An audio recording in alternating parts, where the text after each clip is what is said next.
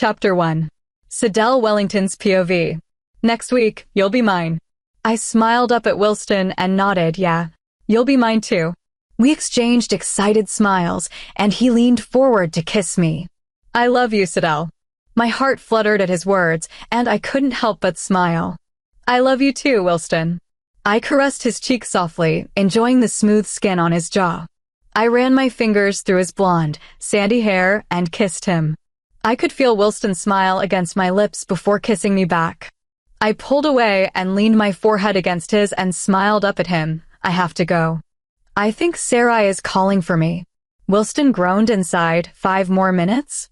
I laughed and stood up and smoothed my dress down before pulling him up. Why? After next week, we'll be together for the rest of our lives and maybe you'll get sick of me by then. You know I won't. I love you, Sid. I gotta go. Duty awaits. He gave one last kiss on my lips before sprinting off, and I smiled happily to myself. By next week, I'll be together with the love of my life, Wilston. However, I was reluctant to leave my elder sister alone in our home with our younger brother, Sean. Sarai was my older sister and the only family member I had besides my younger brother, who was still in high school at the time. She was 25 and still unmated. Sean was 15, and as a male wolf, he would become more aggressive as he grew older.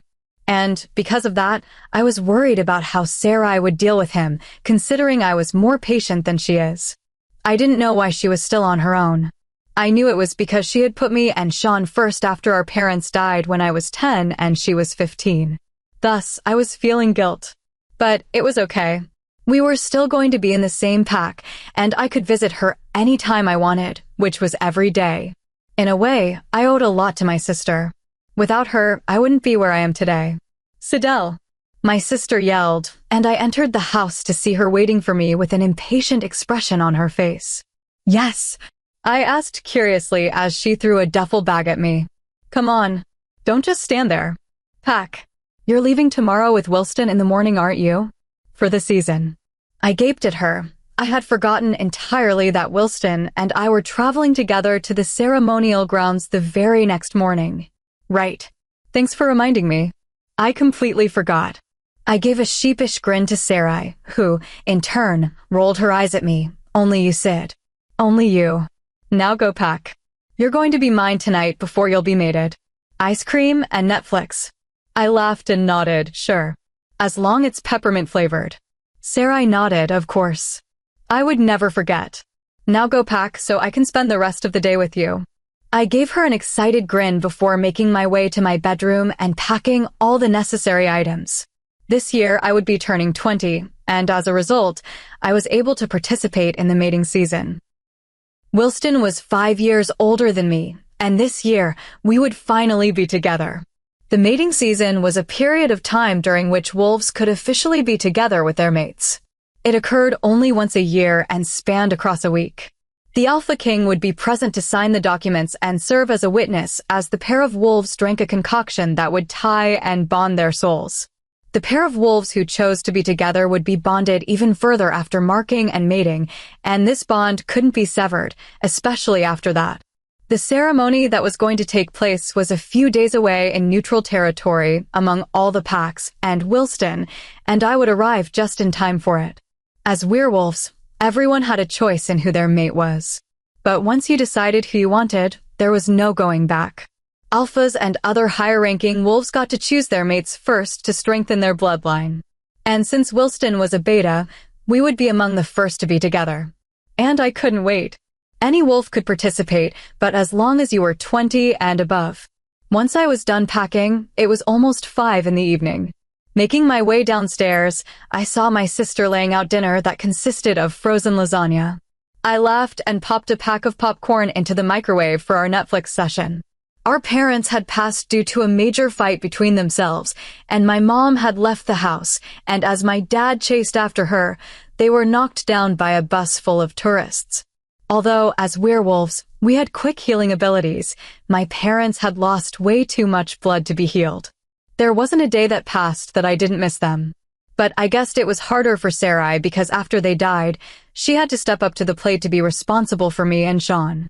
Pack laws stated that all three of us had to be taken in by the Pack orphanage, as Sarai was only 15 and unable to raise my brother and me on her own. But as soon as Sarai turned 18, she managed to take me and Sean out of the orphanage and soon became our guardian. And I owed my sister a lot for that. "What do you want to watch?" I questioned, and Sarai called out from the kitchen, "Anything that is thriller." I hummed as I flicked through the options and soon decided on The Maze Runner. Pausing at the part where Thomas was moving up in the elevator shaft to the glades, I went to the kitchen to see Sarai trying to carry the 2 plates of lasagna, the bowl of popcorn, and 2 cans of soda. Where I inherited my mother's softer features with blonde hair and blue eyes, Sarai had our father's jet black hair and green eyes. Sean, on the other hand, had blonde hair and green eyes, a mix of both our parents. Smiling at her, I helped her carry the food into the living room, where we crashed onto the couch and continued the movie. After a while, Sarai spoke up, "You know it's going to be strange not having you here after tomorrow morning." I turned to her and bit my lower lip. "Yeah, I know. But you still have Sean and we'll be in the same pack and I'll be able to see you every day." Sarai snorted, "Yeah, but I'll miss you. I'm going to miss our weekly sessions of Netflix. Because if I watch anything romantic and cheesy, Sean will make rude noises and throw popcorn at the screen." I grinned at that. It was true. Sean hated anything that had to do with romance or cheesy comedy. He said that it will make his ego go down. "We can still have our movie marathons. I'll come over or you'll come over," I suggested, and Sarai smiled softly at me. "Yeah, you better. But you're my baby sister. I'll miss taking care of you. Because now Wilston is going to do that," she says wistfully. Slightly sad at the somber atmosphere, I tried to liven up the mood, says the one who had to be taken care of by me when said person drank too much during prom. Sarai gasped and shot me a glare as her cheeks turned pink. I thought we agreed to never bring that up. I laughed, and Sarai lunged at me and began tickling me. At that moment, my life seemed perfect, but I should have known that, after today, everything was going to fall apart. Chapter 2. Sidel Wellington's POV. Oh God. I can't believe this is happening. I breathed out excitedly as I sat beside Wilston in his car. Others from our pack who were going to participate in the season were traveling together with us as well. The rest of the pack remained back home along with our alpha, and once we were back, there would be a massive celebration for the newly mated wolves. Wilston took my hand and grinned at me. "Neither can I," he murmured, and I smiled up at him. We continued driving and soon entered a town where we would have a pit stop. We had taken a flight from home and driven for a day and a half, taking breaks here and there along the way. We were stopping in this town for the night and to refuel. Wilston stopped the car and the rest stopped as well. I got out of the car and stretched before glancing around the town. Looking around, I could see that several other wolves from other packs were here. I breathed in the fresh air eagerly and sighed wistfully as I thought back to the moment Sarai and I shared along with Sean. I knew that Sean was acting tough so he wouldn't show that he missed me, but I knew my brother well. And even though we had our arguments and fights, I loved him, especially when I had to be the buffer between him and Sarai when they would get into a huge quarrel, as she had limited patience, while I had more. Sarai had grown very emotional and had teared up, making me tear up as well, which was ridiculous because we would still be in the same pack and I could see her every day if I wanted. But I guess that it was the finality of my moving on when the three of us had been through some tough times with the passing of our parents and whatnot. But it was all right, in a way. I was glad that I was moving on to the next chapter of my life. And that new chapter? It was with Wilston. And I couldn't be happier about it. Wilston and I had met at a party when I was 17 and he was 22. Honestly, at first glance, Wilston had not caught my attention. He seemed like a player with his blue eyes and blonde hair, and I didn't want anything to do with those. But apparently, one of his friends had approached me with a cheeky grin on his face and told me that Wilston was interested in me. I had stared at him cruelly, and Wilston had approached us agitatedly and uncomfortably. That caught my interest because who would have a player introduce him to a girl like that? And from then on, the rest was history when Wilston asked me out repeatedly, and I gave in. I turned to look at Wilston, who was giving the pack instructions and stuff, and a smile crossed my lips. Wilston was an incredible beta, and I was extremely proud of him. Sid, you okay? Do you want anything to eat? Yeah, I'm a little hungry. I smiled at Wilston, who grinned at me and held my hand. Oh well, would you mind waiting? One of the pack members has a little problem.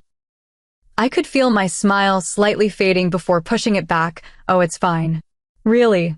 I can wait. Oh, good. Give me a minute. Or if you want, you can go get your dinner first, and I'll catch up with you. He beamed at me, and I smiled half-heartedly at him, of course. I'll see what I can get. Wilston nodded at me before going to the pack member in question and left. I sighed and dropped the fake smile on my face. Wilston was an amazing beta, but sometimes I felt that he loved his job more than me. But it just showed how committed he was to his work, and I guessed that I had to accept that about him. I sighed and walked around the street on my own. This town was small and was populated by humans. There were werewolves around, and most of them were in groups and pairs. My heart sank a little at the sight of several werewolf couples walking around and most probably participating in the werewolf season. I shut my eyes and enjoyed the cool breeze blowing through my hair. At times, I didn't know if I was making the right choice to be with Wilston. I know he loved me, but he didn't make my heart race like how the heroes did to the heroines in my romance novels. But I knew I loved him.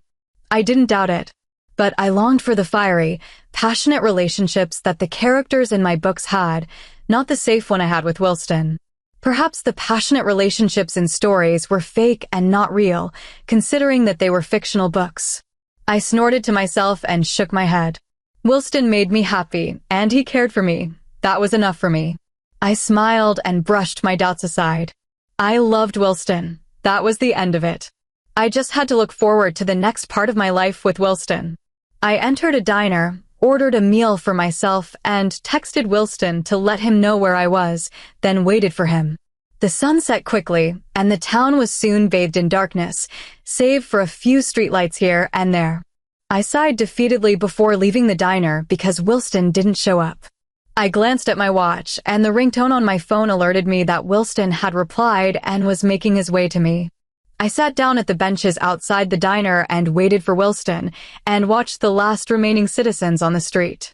It was a quiet town after all, especially when it was in the middle of nowhere in the woods. Crying and shouting suddenly sounded, and I looked around for the source. Standing up, I craned my head and saw a man and a woman holding a child while another man was yelling at the child. "Hey, what are you doing?" I called out and ran towards them. I was a werewolf, and I had extra strength because of that. The man who was yelling stood up and turned to face me with a sneer on his face. "Turn away, wolf. This doesn't concern you." I glanced at the woman and child who were crying and sobbing in fear, and I felt for them. They didn't deserve to see their husband and father, respectively, being yelled at. Unfortunately, the man in front of me was definitely a werewolf as well, and I didn't think I could fight him easily as he was taller and bigger than me. However, I definitely wasn't going to let this go. What this man was doing wasn't right, and I knew better than to walk away. "You're yelling at him in front of his family. Don't you have a heart?" I demanded and glanced down at the woman who was cradling her son in her arms and trying to reach for her husband at the same time. The man scoffed and stalked towards me, and I held my ground. I had nothing to be afraid of. "Who the hell do you think you are, girlie? And maybe you should pick your fights carefully before interfering." He sneered. I shot him a look of disgust. "I don't care. I'm someone who is standing up for what is right. And all I see in you is a pathetic weak man who likes to bully others to make himself feel better." The man growled, clearly not happy with my response, and I could see him shaking. That meant that he was about to shift. "Oh, you really shouldn't have said that." He growled, and he looked as if he wanted to strangle me when a stone-cold voice spoke out. "Kale." At this, I turned to see a tall, muscular man step out of the woods and into the shadows. Since it was dark, I couldn't see him clearly or in fact at all, and the man Kale protested angrily, "Cousin Dash. Kale, enough." He spoke out again, and this silenced him. I glanced at the family on the ground, and they seemed even more terrified than ever. And it seemed that this newcomer was the boss of whatever was going on. "Leave." That one word from the man in front of me caused the family to scramble to their feet and disappear. Oh God, what have I gotten myself into? You're in charge, aren't you? I demanded, and the man said nothing. How could you? Who gave you the right to treat people like that? And especially in front of his family? Do you have no heart? I asked incredulously, and Kale stepped menacingly in front of me. Look here, you're not in charge. Show some respect. He sneered and towered over me immensely. I looked at the man in the shadows and I glanced at him with contempt. If that's the case, I'm glad I'm not in your pack. I shot a condescending glance towards Kale and the Alpha before turning to leave. Once I was back at the benches, I exhaled heavily. I couldn't believe I had done that to an Alpha, no less. If I had done that to my pack's Alpha, it would have seemed like a challenge, and I would most probably have been killed. But I had no regrets. Helping that family was the right thing to do.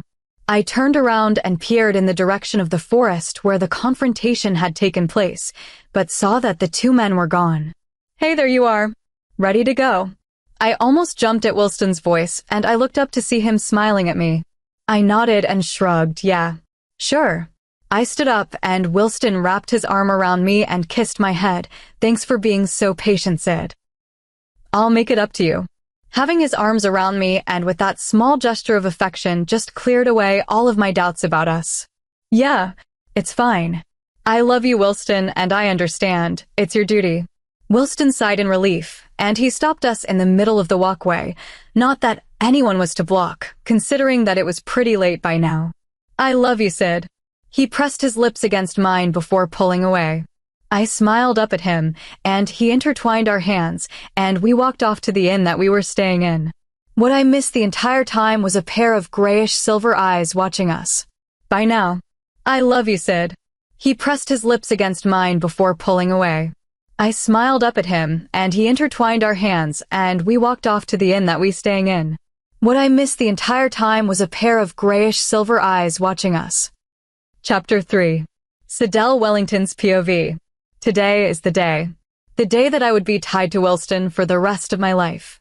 I held Wilston's hand excitedly as we arrived at the ceremonial grounds together. The other members of the pack followed behind, and I could feel the excitement in the air.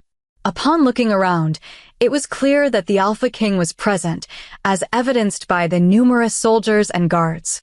I looked up at Wilston, and a small smile graced my lips. Wilston looked incredibly handsome today with his white dress shirt and black pants. I smoothed down my white dress, and we walked to the designated area for our pack. The entire season lasted for a week, and today was the first day. Wolves had to put their names on a register, and the pair that was going to be mated would have their names called out, and together, they would make their way to the altar, where they would say their vows and drink a potion where their souls would be bound together for the rest of eternity. The pair would be seated separately and only be reunited at the altar. This represented the meeting of two souls, lost before, coming together, but becoming one when they finally met. Some thought it was silly, but I thought it was beautiful. Alphas and betas who registered to take part in the ceremony were to be bound to their chosen mate first as a sign of power and respect. After that, the rest of the wolves were to go next. Looking around, there didn't seem to be many alphas or betas participating this year, but many couples were milling around before the season started, when the full moon was high in the sky. By now, the sun had already set, leaving us in the dark, and torches were lit around the grassy plains. All the packs in the world were here. We had 7, one in each continent. And each pack had an alpha and a beta. And all 7 alphas reported to the Alpha King, who was not just an alpha but also resided in the United Kingdom. Wilston and I were in the North American pack, and even though Wilston was only 25 and considered too young to be beta in a pack, he was competent and dedicated to his job. But me? I wasn't sure if I was able to deal with being the mate of a beta. As if Wilston seemed to know what I was thinking, he held onto my hand tightly and rubbed comforting circles on my hand. Looking around once more, I caught sight of a tall, muscular man standing in the shadows, watching Wilston and me. The man seemed familiar, but I was sure I hadn't met him before in my life. because I would have definitely remembered him, as he was in the shadows. I could only see the planes of his defined cheekbones and jaw, and his silver-gray eyes that were observing Wilston and me. "Why is Alpha Kingsley looking at you?" Wilston murmured in my ear, and I stiffened before turning to him. "What?" "That's Alpha Kingsley," I questioned, curiously stunned. Alpha Kingsley was the Alpha after the Alpha King, of course. He was notorious. He was the youngest Alpha to take over, yet he proved to be the most successful among the rest. He was the Alpha of Europe and the most trusted Alpha of the Alpha King.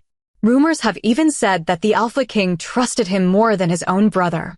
However, with all that success and ruthlessness, and despite his age, Alpha Kingsley was not someone to be trifled with. He hardly ever interacted with the other 6 packs, and he had vast amounts of territory.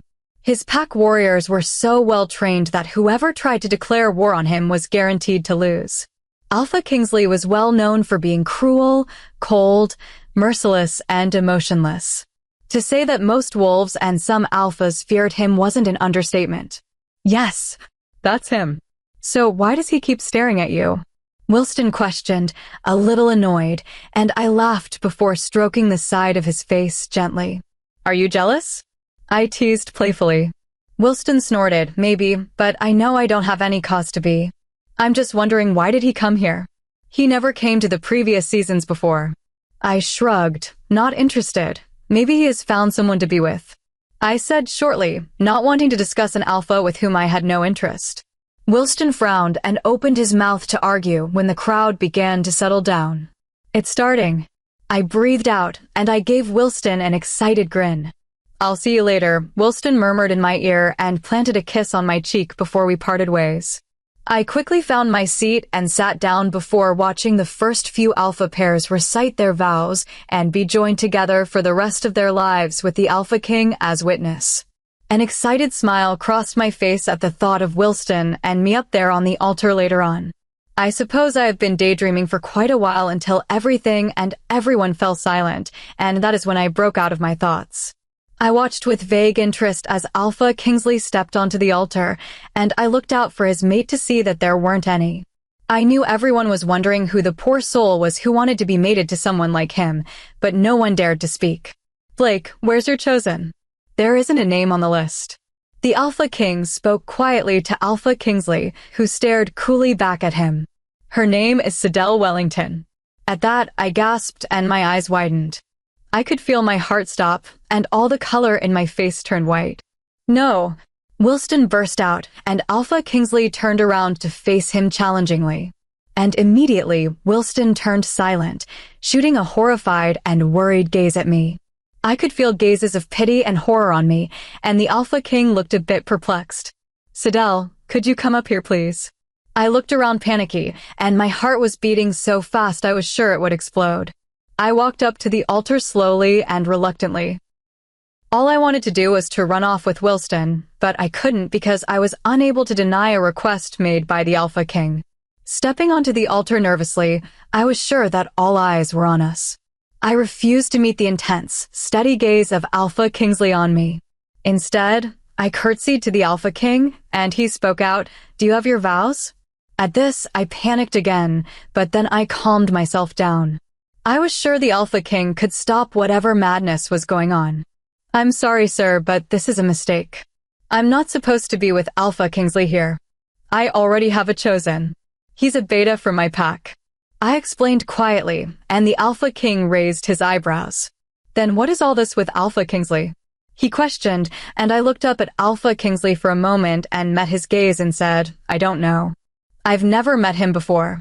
Before I could even finish my sentence, Alpha Kingsley grabbed me and pulled me towards him and said lowly in my ear, "Sean, right? He is now in Scotland for a school trip, isn't he? Accidents do happen at times, I'm afraid." I froze, and the thought of my 15-year-old brother dying because of an accident that I could have prevented made all the air rush out of my lungs. Alpha Kingsley studied me blankly with his grayish silver eyes trained on me, and I swallowed harshly. Alpha Kingsley was right. Sean was having a school trip in Edinburgh now. Oh God. You wouldn't. I gasped and gaped disbelievingly at him. He raised an eyebrow at me and continued, "That depends on you," he stated coldly. Oh God. He couldn't be serious, could he? Was he really capable of hurting a 15-year-old? Looking at his face, I was answered. Yes, he definitely could. Sean was my brother, and I would do absolutely anything to keep him safe. I turned to look at Wilston, and my eyes teared up, and it felt as if my heart broke for both of us. There wasn't a doubt that I was going to sacrifice my happiness for the well-being of my brother. I'm so sorry, Wilston. I thought brokenly, and a tear spilled and rolled down my cheek. This was for Sean. I murmured back defeatedly, what do I do? Alpha Kingsley stared coolly at me. Continue on with the ceremony. At his words, my face blanched and my hand trembled. My heartbeat sped up, and I stared at him blankly, unable to believe that was what I had to do. Could I really bond myself to the coldest alpha in the world? Oh God. I swallowed nervously, and I shifted my head to look at Wilston when Alpha Kingsley said sharply, don't look at him. I looked up at him and stared at him with contempt, but I remained silent. I could feel Wilston's gaze burning into my body, and I held back a sob of sorrow. Sensing the tension, the Alpha King cleared his throat and turned to me, your vows. I couldn't believe I was actually going through with this. I had already prepared my vows for Wilston. They were carefully planned out and penned with all the emotion I had towards Wilston. But this man in front of me? I didn't even know him, and there was no way I would be saying the vows meant for Wilston to him. I pledged to be with him for the rest of my life. I said tonelessly and stared down at the ground, feeling bow rise up in my throat from simply saying those words. I pledged to be with this woman for the rest of my life. Alpha Kingsley repeated mine, and I almost scoffed had it not been for the tears in my eyes. Soon, an antique gold cup with intricate carvings on it was brought towards me, and I could feel my eyes blurring with more unshed tears. This moment was supposed to be one of the happiest days of my life, and not one full of sorrow and resentment. Could I really drink this knowing that there would be no turning back? The image of Sean flashed through my mind, and I shut my eyes and exhaled. I had to for Sean, my baby brother. I took the cup gently, the same time as Alpha Kingsley did, and we both took a sip of the potion. After one sip, I pulled away, and this time, I felt like throwing up. But waves of emotion crashed over me, and it was as if I could feel my soul having a tie with another. The feeling was indescribable, and I gasped at the sensation of it. It was as if my soul was divided into two and given to another, where another half of a person's soul was joined with the remaining piece from me. Claps sounded, and I could feel my eyes welling with tears. I turned to look for Wilston in the crowd, but he wasn't there. Now, it was as if I could feel almost every emotion of Alpha Kingsley, and I hated it. I felt dirty, as if I was violated emotionally, physically, and mentally. I looked around wildly, still unable to actually comprehend what just happened. I got off the altar and ran into the woods and collapsed onto the floor before throwing up. And that was when I lost consciousness. Chapter 4. Sidel Wellington's POV. I opened my eyes and stared at the ceiling in front of me before paling. Jerking up from the bed, I looked around at my surroundings, and my heart started beating even faster. I was in an unfamiliar room. And with a sinking feeling in my stomach, being mated to Alpha Kingsley wasn't just a terrible dream, it was my reality now. I quickly looked down at myself and breathed out a sigh of relief when I realized I was still wearing the same white dress from that day. At least, Alpha Kingsley wasn't that much of a monster to take his mating rights while I was unconscious. Looking at my surroundings, worry and anxiety filled my being at the thought of being stuck here with Alpha Kingsley for the rest of my life. I couldn't stay here. I had a family to get to. And also Wilston. Oh God. Wilston. My heart broke a little at the thought of him.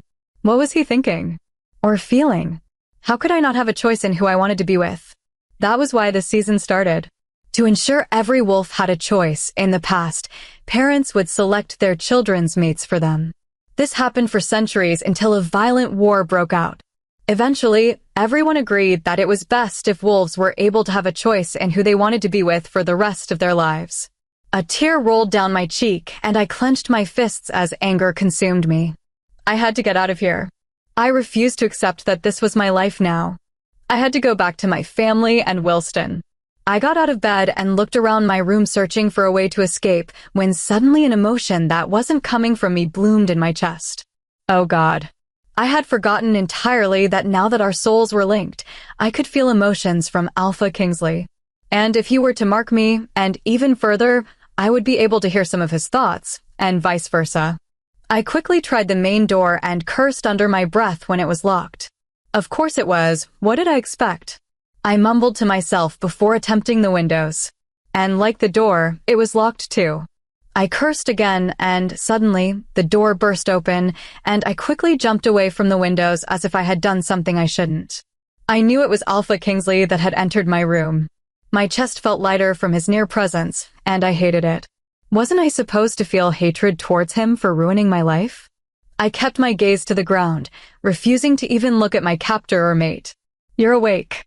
His voice rumbled out, and I pressed my lips into a thin line to prevent myself from answering. I could feel annoyance, and I knew that he was annoyed with me for ignoring him. "Look at me." Those 3 simple words were filled with authority, and I couldn't help but obey. And once I looked up, I was met with an intense gaze and one of the most beautiful faces I've ever seen. As I had not seen his full appearance before, I couldn't help but gape as I took him in. He had thick, black hair and intense, grayish-silver eyes that were framed by a set of dense, dark lashes that any girl would admire. He had a defined jaw and prominent cheekbones, and his skin had a natural, tanned appearance. And of course, some faint scars were marring his face, because how could you be the alpha of one of the largest packs and the most ruthless without scars? He was also very tall and strong. Not that he was overly muscled, but he was lean and muscular enough. How could someone so intimidating look so captivating? I watched as his eyes roamed all over my features and my body before once again settling onto my face. One of his hands reached over to gently caress my cheek, and I flinched. I didn't want him touching me. Immediately, as if the peaceful atmosphere had evaporated, Alpha Kingsley's mood turned dark. I watched him blankly as his gaze on me turned cold. "I trust that you've slept well." It wasn't a question but a statement, and I knew better than to remain silent. "Of course, Alpha. How long have I been here?" I said quietly and a tad defiantly. I wasn't going to bow down to anyone, least of all him. If he was going to kill me, so be it. My life was almost gone when he had coerced me into being mated to him. There wasn't a way out. I would be tied to him for the rest of my life, even though we wouldn't be together. He narrowed his gaze towards me. "You arrived here yesterday. You can call me Kingsley. You're my chosen, thus you're my equal." At the mention of his choosing me, anger flared up and I scoffed indignantly. "You chose me? You didn't. You blackmailed me to be with you." Kingsley's eyes turned hard and he warned lowly. "By drinking the potion, you have agreed to be my chosen." I scoffed and glared up at him, "Because you threatened to harm my brother." "He's 15. Would you really do that? Harm a 15-year-old to get what you want?" I demanded, and Kingsley looked at me with a passive expression. "Answer me." I demanded, and this time, Kingsley glared back at me. "Don't mistake my generosity to be weakness. You may be my equal, but that doesn't mean you can demand for me to do your bidding." He warned, and frustrated tears spilled out from my eyes and rolled down my cheeks. "You don't even know me. Let me go back home. I have a family and my chosen." I said quietly, but I guess Kingsley knew how I was really feeling due to the bond we had, because the next thing I knew, he had cornered me against the wall, and he leaned his head towards me. "Don't you ever mention him in my presence. You're here with me now, not him." He warned dangerously, his silver eyes glaring down at me, and I met his gaze strongly. "Why me? You don't even know me," I said as I looked at him pleadingly. All I wanted was to go back to my pack. That was home. Here, it will never be home. He ignored my question and studied my features once again. Slowly, his thumb reached over and swept away a tear that was lingering on my cheek. I inhaled sharply at his touch, and goosebumps appeared on my body. I didn't like the way my body reacted to him. "Behave, you're not leaving. You're already bonded to me." I watched him insolently, and suddenly a thought crossed my mind. I can always go to the Alpha King, I said as hope bloomed in my chest. I had a chance to escape from this dreadful nightmare. A cynical smile twisted onto Kingsley's face. "He can't help you. He owes me a favor." Immediately, the hope in my chest deflated as soon as it had been inflated. Another tear fell my face, and I glared at him. Why can't you just let me leave so that I can go back to my family and Wilston? I love Wilston. I don't love you. A large hand grabbed onto my throat and clutched it tightly. I choked and grabbed onto his hand, trying my best to pry it away from me. I told you to never speak of him again. He warned dangerously, his silver eyes turning a dark shade. So dark that it was almost reaching black.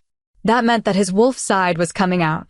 I coughed and scratched at his arms so that he would let go, and once he did, I collapsed onto the floor. My lungs were burning from the lack of oxygen, and I sent him a look full of hatred as I tried to inhale all the air I could get. Instead of showing remorse, Kingsley looked at me passively, his eyes now a stormy gray. This meant that his wolf side was mainly gone. I stood up shakily and sent him a look full of resentment. I will never stop trying to escape from this. From you and your pack. I gritted my teeth, and Kingsley blinked and walked out of my room and locked it. Once his footsteps faded, I slumped onto the ground and stared hopelessly around the lavish room I was in. I was never going to get out of here. But I was never going to give up. I stood up, entered the bathroom, locked it, and sank into the bathtub after removing my grimy clothes. And as I sat under the shower, hot tears rolled down my cheeks. The emotional turmoil I was feeling was overwhelming. So much has happened in just 48 hours, and my mind couldn't seem to process it. My heart longed for Wilston's arms to be around me and to have the feeling of peace, security, and joy with him and my siblings. After sitting in the bathtub for God knows how long, I finally got out and grabbed a towel from the rack and wrapped it around myself before peering into the bedroom to see a bag of clothes with the price tags still attached to them. Frowning, but seeing no other choice, I quickly picked a set of undergarments, a pair of jeans, and a long-sleeved top and shrugged them on. I was not surprised that the clothes were in my size. Toweling my hair dry, I looked into the mirror and I choked back a sob when I noticed the large, angry prints of a hand on my neck. The bruises were a greenish-purplish color and the handprints were visible. I shuddered as I inhaled and realized that a red rose was on the dresser. I frowned. That rose hadn't been there before I went to shower. Feeling the silky petals with my fingertips and catching a slight whiff of Kingsley's scent on the rose, I scoffed and snapped the flower in half. A flower would never compensate for what he did to me. Alpha Blake Kingsley ripped me away from my friends, family, and home. And nothing would ever pay for that. I crushed the rose in my hand, watching the rose petals crumple and tear as my hands were stained with the redness of the flower. I wanted nothing to do with him. I wanted nothing from him. All I wanted was to get away from him. And I would do so, and nothing would stop me from trying to escape from this hell. I thought determinedly. Chapter 5. Sidel Wellington's POV. I observed my reflection in the mirror, cringing when the bruise that Kingsley had given me was now a purplish-brown color. I quickly wrapped my scarf around my neck. I didn't want to see it. I hadn't seen Kingsley ever since he gave me that bruise, and that was 3 days ago. Some of his pack members had been giving me my meals, and I was so very tempted to run past them and out of the room, but I knew that I had to be patient. And besides, I didn't want any of the pack members to be punished for my actions. The people who brought my meals had been courteous, giving me small smiles and a nod as a sign of respect, as I was now the alpha female. But not once had they spoken to me. And I guess that was because of Kingsley's instructions. And I hated him more for that. I was lonely and homesick, and I didn't have any social interaction whatsoever. I had already come up with a plan to escape from the European pack. I would never ever see it as my home. The American pack was where I belonged. I had decided to gain Kingsley's trust and catch him off guard to make my escape. Of course, I wouldn't go back to my old pack. I would go somewhere far, far away and contact Wilston to meet me there. That way, it was safer for my family back home and for the rest of the pack. I knew Kingsley wasn't a merciful sort. Thus, I knew that if he ever attacked my pack, I would never return to him, especially when I wasn't going back to my pack. The door opened, and I stiffened involuntarily as if it were Kingsley who had entered the room. Now that we were mated, we could feel each other's emotions, and it is possible that you could block each other's emotions out. And that was what I had been doing. I didn't want to feel him. But instead of the tense, domineering presence, I felt a happy and jovial one instead. I turned around to see a young girl, not much older than I was. "Hello. You must be Sidel. I'm Sierra Kingsley." Sierra beamed and hugged me. Feeling caught off guard, I hugged her back awkwardly and gave her a weak smile. "Hi." Her pretty green eyes lit up, and her dark hair fell in waves down her shoulders. "Oh, sorry. I'm Blake's half-sister. You're really pretty. And I'm so excited to meet you finally in person." Sierra squealed excitedly, and I couldn't help but like her immediately. She had a warm and jovial personality. Taken aback by her friendliness, I gave her a small smile. "I'm Sidel. I know. We're gonna be sisters. Seeing that you're Blake's chosen. And you're the alpha female too." My heart sank a little at that, and I glanced at her and said shortly, "I'm sorry, but I'm not staying here for long." At this, Sierra frowned and her face fell. "What do you mean?" "You can't leave. You're Blake's chosen, and you chose him," she said as we sat on the king-size bed in my room. Her saying that I chose Blake made me flinch a little, and I looked away. It's complicated." Sierra stared at me with a little frown on her face before she gasped, "No, he didn't." My head turned to her for a moment before I turned away, and she hugged me again. "He forced you to be with him, didn't he?" she stated softly, and I could feel tears well up in my eyes. I hated crying, especially in front of people, but I couldn't hold the tears back. I was sick of feeling helpless and weak. I didn't say a word, and Sierra sighed and hugged me back. "I'm so sorry. My brother can be such an asshole. But you have me now." She comforted me, and I simply shut my eyes, enjoying the feeling of someone telling me that they would have my back. After finally letting out all the emotions, I pulled away from Sierra's embrace and gave her a watery smile. "Thank you. I needed that." Sierra gave me a weak smile inside. "I'm really sorry for my brother's actions. He's a really nice guy, but he has issues." She paused, continued, and pulled out a bar of chocolate from her pocket. "Do you like chocolate?" "I always eat some when I'm feeling down, so I always carry one with me." I cracked a small smile at that and nodded, yes. "All right." Sierra grinned and broke the chocolate bar into small pieces and gave some to me while she had the rest. "So, where are you from? Like which pack?" "Obviously, you're not from the European one because I would have recognized you." "The North American one. With Alpha Jameson." I answered, and Sierra nodded, giving me a grin. "Ooh, there's that cute Beta too, right? Beta will Palmer." Immediately, my heart dropped, and I looked away. "Yes, he is cute." I offered quietly, and Sierra frowned, obviously wondering about my sudden downtrodden mood. And I guess it clicked, and she gasped once again, "Oh God, he was your chosen, wasn't he?" I shrugged, not wanting to say too much because I knew it would hurt. "I'm so sorry, Sidel." "Wait, can I call you Sid?" Sierra hugged me again and changed the topic. "It's all right. It isn't your fault." It wasn't Sierra's fault that I wasn't with Wilston now. It was her half-brother's fault, and only his. Sierra sighed and gave me another smile. "So do you have any siblings? What about your parents? And how old are you?" I laughed softly at her quick shooting of questions and answered, "I'm the middle child, and I'm 20 years old. I have an older sister and a younger brother. We're all 5 years apart. And my parents passed 10 years ago in an accident."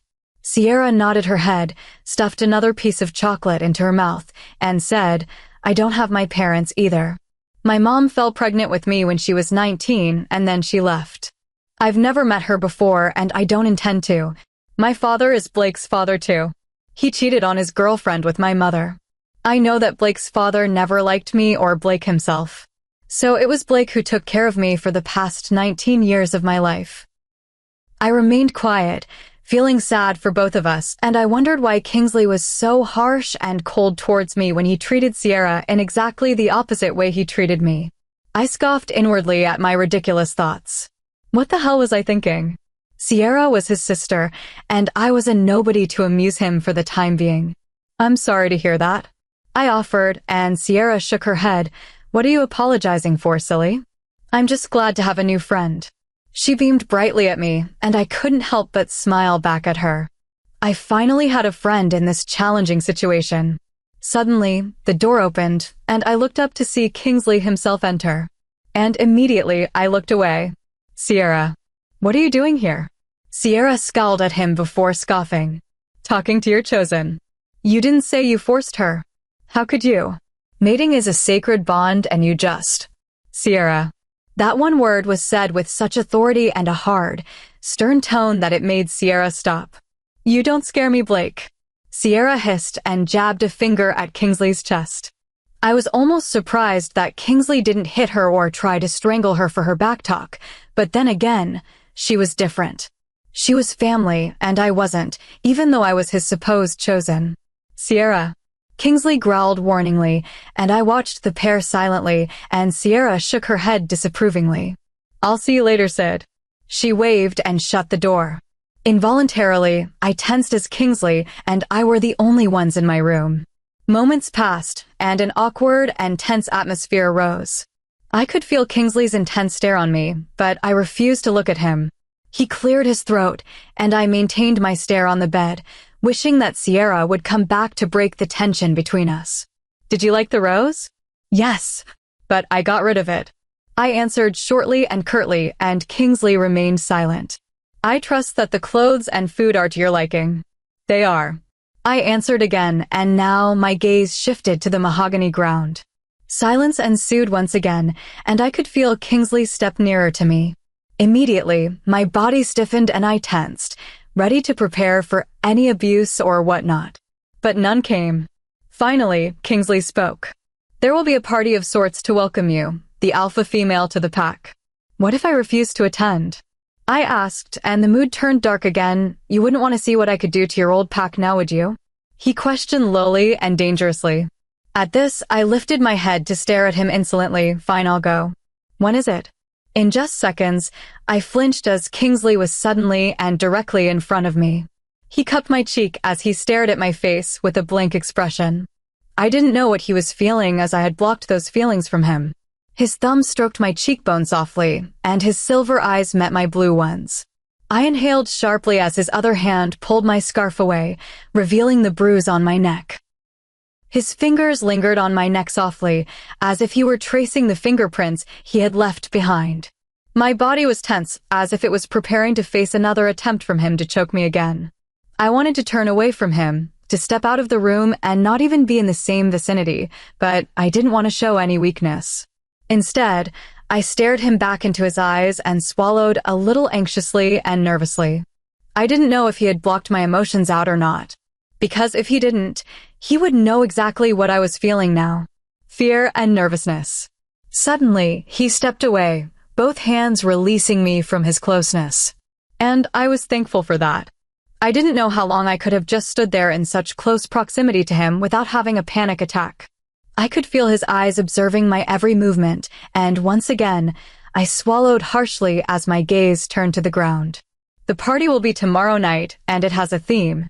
Sierra would help you with the costume. With that, he strode out of the room, and the door was closed shut. I knew he didn't lock the door, and I could simply make my escape. However, I had a plan to follow, and doing that wouldn't have made him trust me. And I needed him to trust me so that my plan could work. I sank onto the bed, my mind running through all that had just happened, and that very moment, Kingsley wasn't harsh with me. Chapter 6. Sidel Wellington's POV. I jerked up awake in bed and breathed heavily. My emotions were a mess. All I could feel now was pure consuming anger and rage. I pressed a hand to my chest to slow my heart rate down. Somehow, when I was sleeping, I guess the block I had placed so that I couldn't read Kingsley's emotions had fallen, and now I could feel him. Intense rage was what I was getting, and I quickly enforced the block once again. Feeling him made me feel dirty. I got out of bed and looked out of the windows. It should be about early morning by now, back in my pack, and I wondered how Sarai and Sean were. I knew Sean would want to come all the way here to get me away from Kingsley, but I knew Sarai would stop him. It was dangerous for them, and I didn't want Kingsley to have that much leverage over me. What I also missed was my set of painting supplies. I loved painting. It was something like a diary to me. Painting helped me overcome my troubles by releasing all the emotions I had onto the canvas. Suddenly, loud voices could be heard, and shouting and yelling started. I found myself itching to investigate, but I knew I shouldn't. Curiosity was a bug I could never get rid of, even as a child. The sound of glass shattering made me worried that Sierra might be in danger. I got out of bed and headed out of the room to where voices were raised and yelling started. Walking down the stairs cautiously because I hadn't been around the house before, I peeped around the corner to see Kingsley and another male with their voices raised in a language I didn't recognize. I squinted through the darkness to see who the other man was, but failed. I guess I was too busy trying to figure out who that other man was that I didn't realize that the shouting had stopped. "What are you doing here?" Kingsley's cold voice spoke out, and I froze. I hadn't realized I had been found out in the dark corner near the stairs. I heard yelling, and I thought Sierra needed help. I answered blankly, and Kingsley stared at me. "Whatever it is none of your business. Go back and rest. You have a long day tomorrow." I glanced back to where the other man was, but he was gone. Most probably, when he realized I was standing there observing the exchange. I eyed Kingsley carefully as if he would strike at me any moment, but he just stood there. I turned to leave, to go back to the safety of my room, when Kingsley suddenly spoke out. "Wait." I stopped and turned around, and Kingsley had a black box in his hand. "This is for you to wear. It shows that you're my chosen and Luna of this pack," he stated and passed the box to me, and I opened it to see a jeweled crescent pin. Immediately, I shut the box and passed it back to him. "I'm sorry. I won't accept it," I stated bravely. I was not a part of this pack. Never in my life would I willingly accept this. You are to wear this. It symbolizes that you are the Luna of this pack and my mate. Kingsley stated forcefully and pressed the box into my hand. I stared up at him and shook my head vehemently. "I am only your mate not because I'm willing, but because the lives of my family and Wilston are at stake. And my allegiance will always be to my old pack. I will never, ever accept this pack as mine."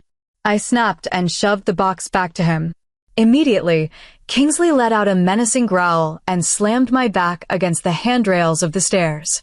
I held in my gasp, and pain shot through my back from the jagged details of the stairway. "I warned you never to speak of your old life anymore. Your life is now with me.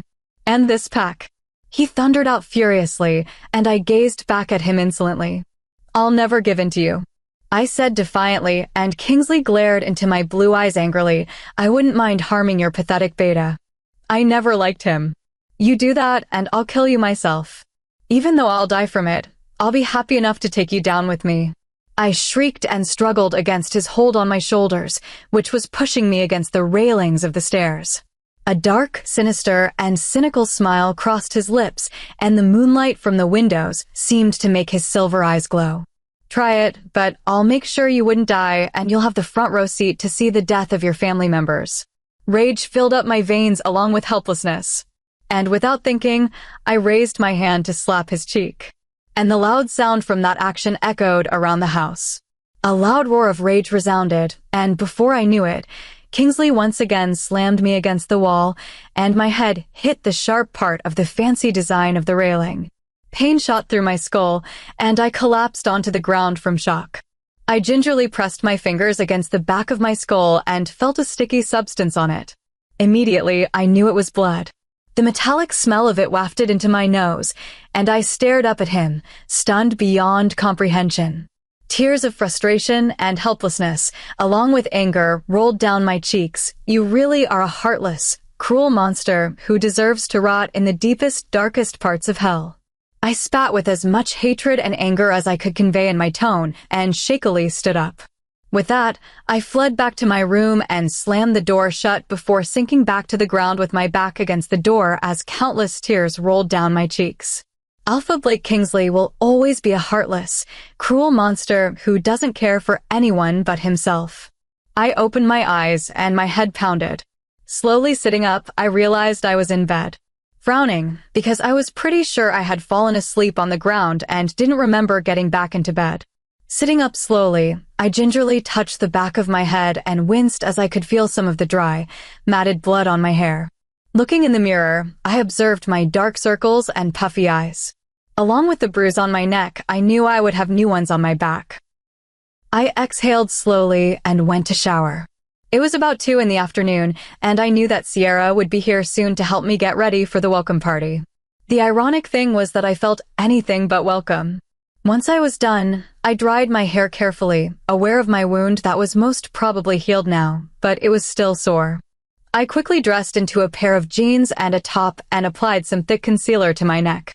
I didn't want anyone to see the bruises on my neck because I didn't want anyone to pity me. Pity was something that I hated since I was growing up. That little orphan girl who had no parents because they had died. Also, I didn't want Sierra to see any of my injuries. She had so much respect for her brother, and he was the only family she had. I didn't want to taint her impression of him. Kingsley clearly was everything to Sierra, and I would never do anything to destroy that image she had of him, even though I thought he was the devil himself. The door opened, and I looked up to see Sierra and another woman enter the room with a rack of dresses and some accessories. "Hello. I wanted to see you earlier, but Blake said that you were still sleeping." She beamed at me, and I gave her a weak smile. "Yes, I was," I answered and eyed the many dresses on the rack. Already, I was dreading this welcome party. The party starts at 6 and we do not have enough time. It's a themed party and the theme is the 1920s. So you can dress as a flapper from those days. Sierra beamed excitedly at me, and I gave another weak smile. "That sounds fun," I answered truthfully. It did sound fun, but in my situation, it was anything but enjoyable. "This is Tracy. She's the PAX costume designer, and she owns some boutiques in town." Sierra introduced, and I gave a sincere smile to the woman who bowed slightly at me. "It's an honor to meet you, Luna." Inwardly, I flinched at that title, and I gave another weak smile to her. "All right, let's start. Tracy, could you help grab a headpiece from my room?" I left it there accidentally. Tracy nodded and left, and immediately, Sierra pulled me into a hug. "I thought you'll need this."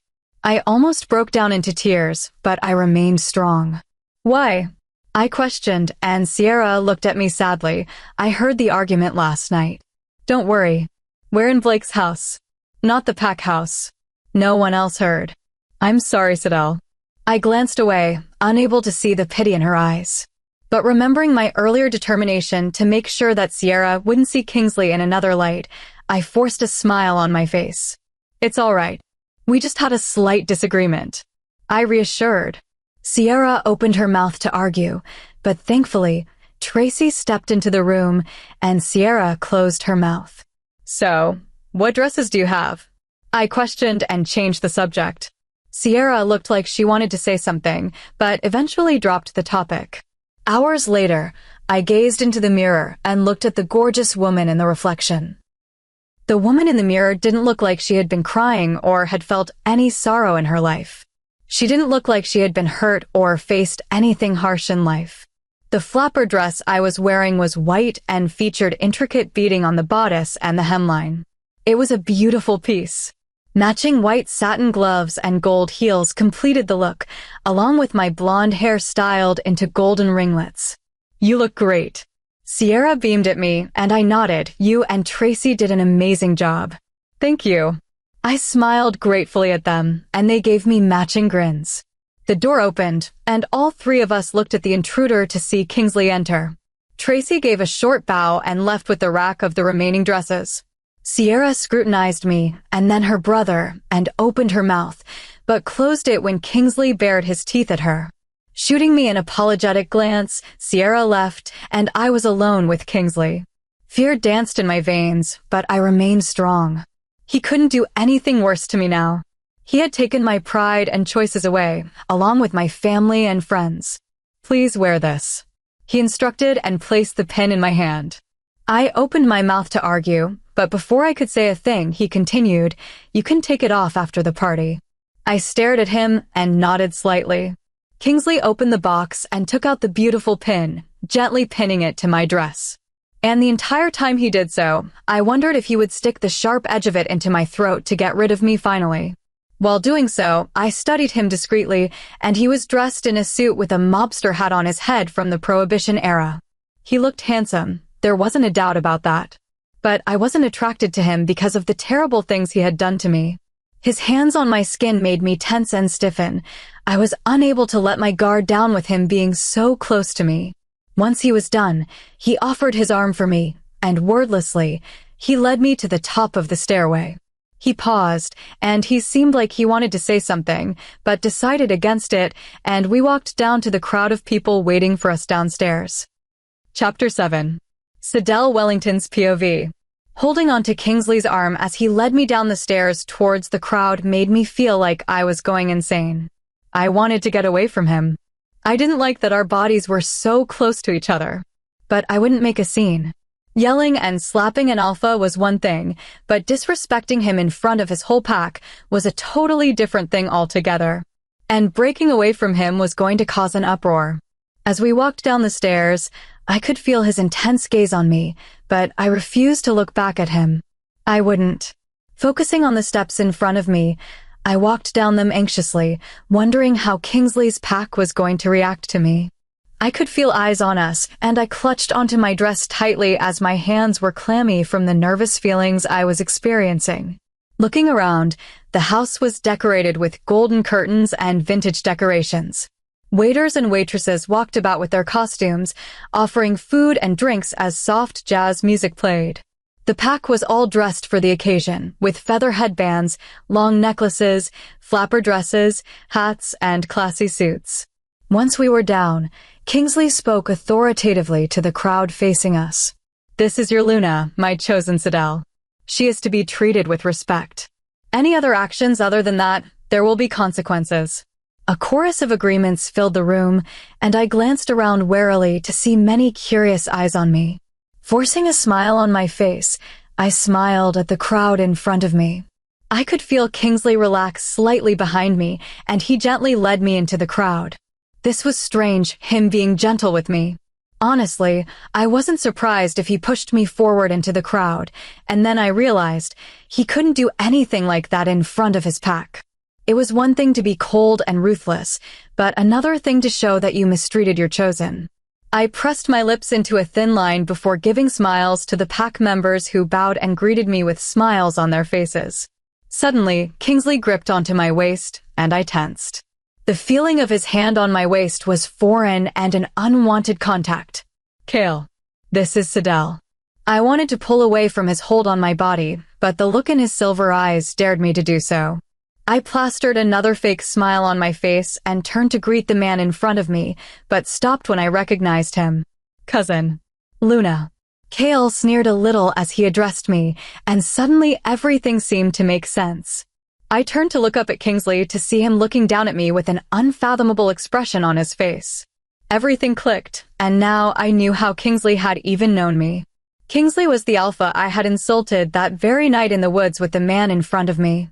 You're the man who was hurting that person in front of his family." I hissed in disgust, and Kale growled at me. "Kale, watch that tone." Kingsley spoke out coldly, and for a moment, I was a little glad that he was picking me over his cousin. And I wanted to slap myself for that. What the bloody hell was I thinking? Being the slightest bit happy that Kingsley seems to care for me? I was a fool. I hated him, but it was the goddamn bond between us that was making all these horrible feelings happen. Sure, the bond couldn't make wolves fall in love with each other, but it intensified every action between mates. Kale growled lowly and stalked off without a word. "You chose me because of that night, didn't you?" I asked softly, and Kingsley remained silent, clearly refusing to answer my question. I scoffed inwardly to myself. If I had known that my actions that night had led me to this, I would have minded my own business and remained seated at the benches outside the diner waiting for Wilston. No, you wouldn't have. My conscience spoke out, and I sighed. It was right, regardless. I wouldn't leave when someone needed my help. Not especially when it was unfair treatment by bullies or anyone like that. I hated bullies. It was at this moment that Sierra bounded over to us and beamed at me. "Sidel, how are you enjoying the party?" I couldn't help but let a soft smile cross my lips at her enthusiasm. "It's lovely. And you look amazing." Sierra smiled happily at my compliment as she twirled around in her gold dress. "Thank you. Blake, lighten up. Dance with her." I tensed at that as the music started and Blake wordlessly took me to the dance floor. His hand held onto my hip and the other onto my hand. Feeling incredibly uncomfortable, I took a little step back so that our bodies wouldn't be so close to each other. Kingsley let out a low growl and pressed me towards him. I stumbled a little and inhaled sharply when I was pressed fully against him. Oh God. I mentally screamed, and he started swaying to the jazzy music playing. I felt so uncomfortable with his hands on me, and I wanted to rip them off me. But I couldn't. We swayed slowly to the music, and I shut my eyes, trying to pretend that I wasn't actually dancing with someone whom I hated and who had mistreated me. You look beautiful. It was said so quietly that I was actually doubting whether Kingsley had even said that. My eyes snapped wide open, and my startled eyes met his cool ones. What? Nothing. Go and get something to eat and mingle with the pack, he stated and led me away from the dance floor and soon disappeared among the crowd. I gaped at his retreating form, but soon I felt that I could finally relax without him being so near to me. I smiled at the people around me and nibbled on some food when Sierra came up to me. Are you enjoying yourself? Blake and I planned the party. Well, mostly me, but he did give some input here and there. She questioned happily, and I smiled at her. Everything is great. The decorations are beautiful, and I think you did a wonderful job. I smiled warmly at her, and Sierra beamed proudly at my compliment, and she didn't seem to notice that I didn't say anything about Kingsley. I hardly believed that he wanted anything to do with welcoming me here. Why did he choose me? I had no idea. Probably to amuse himself until he was bored. I hope you feel welcomed.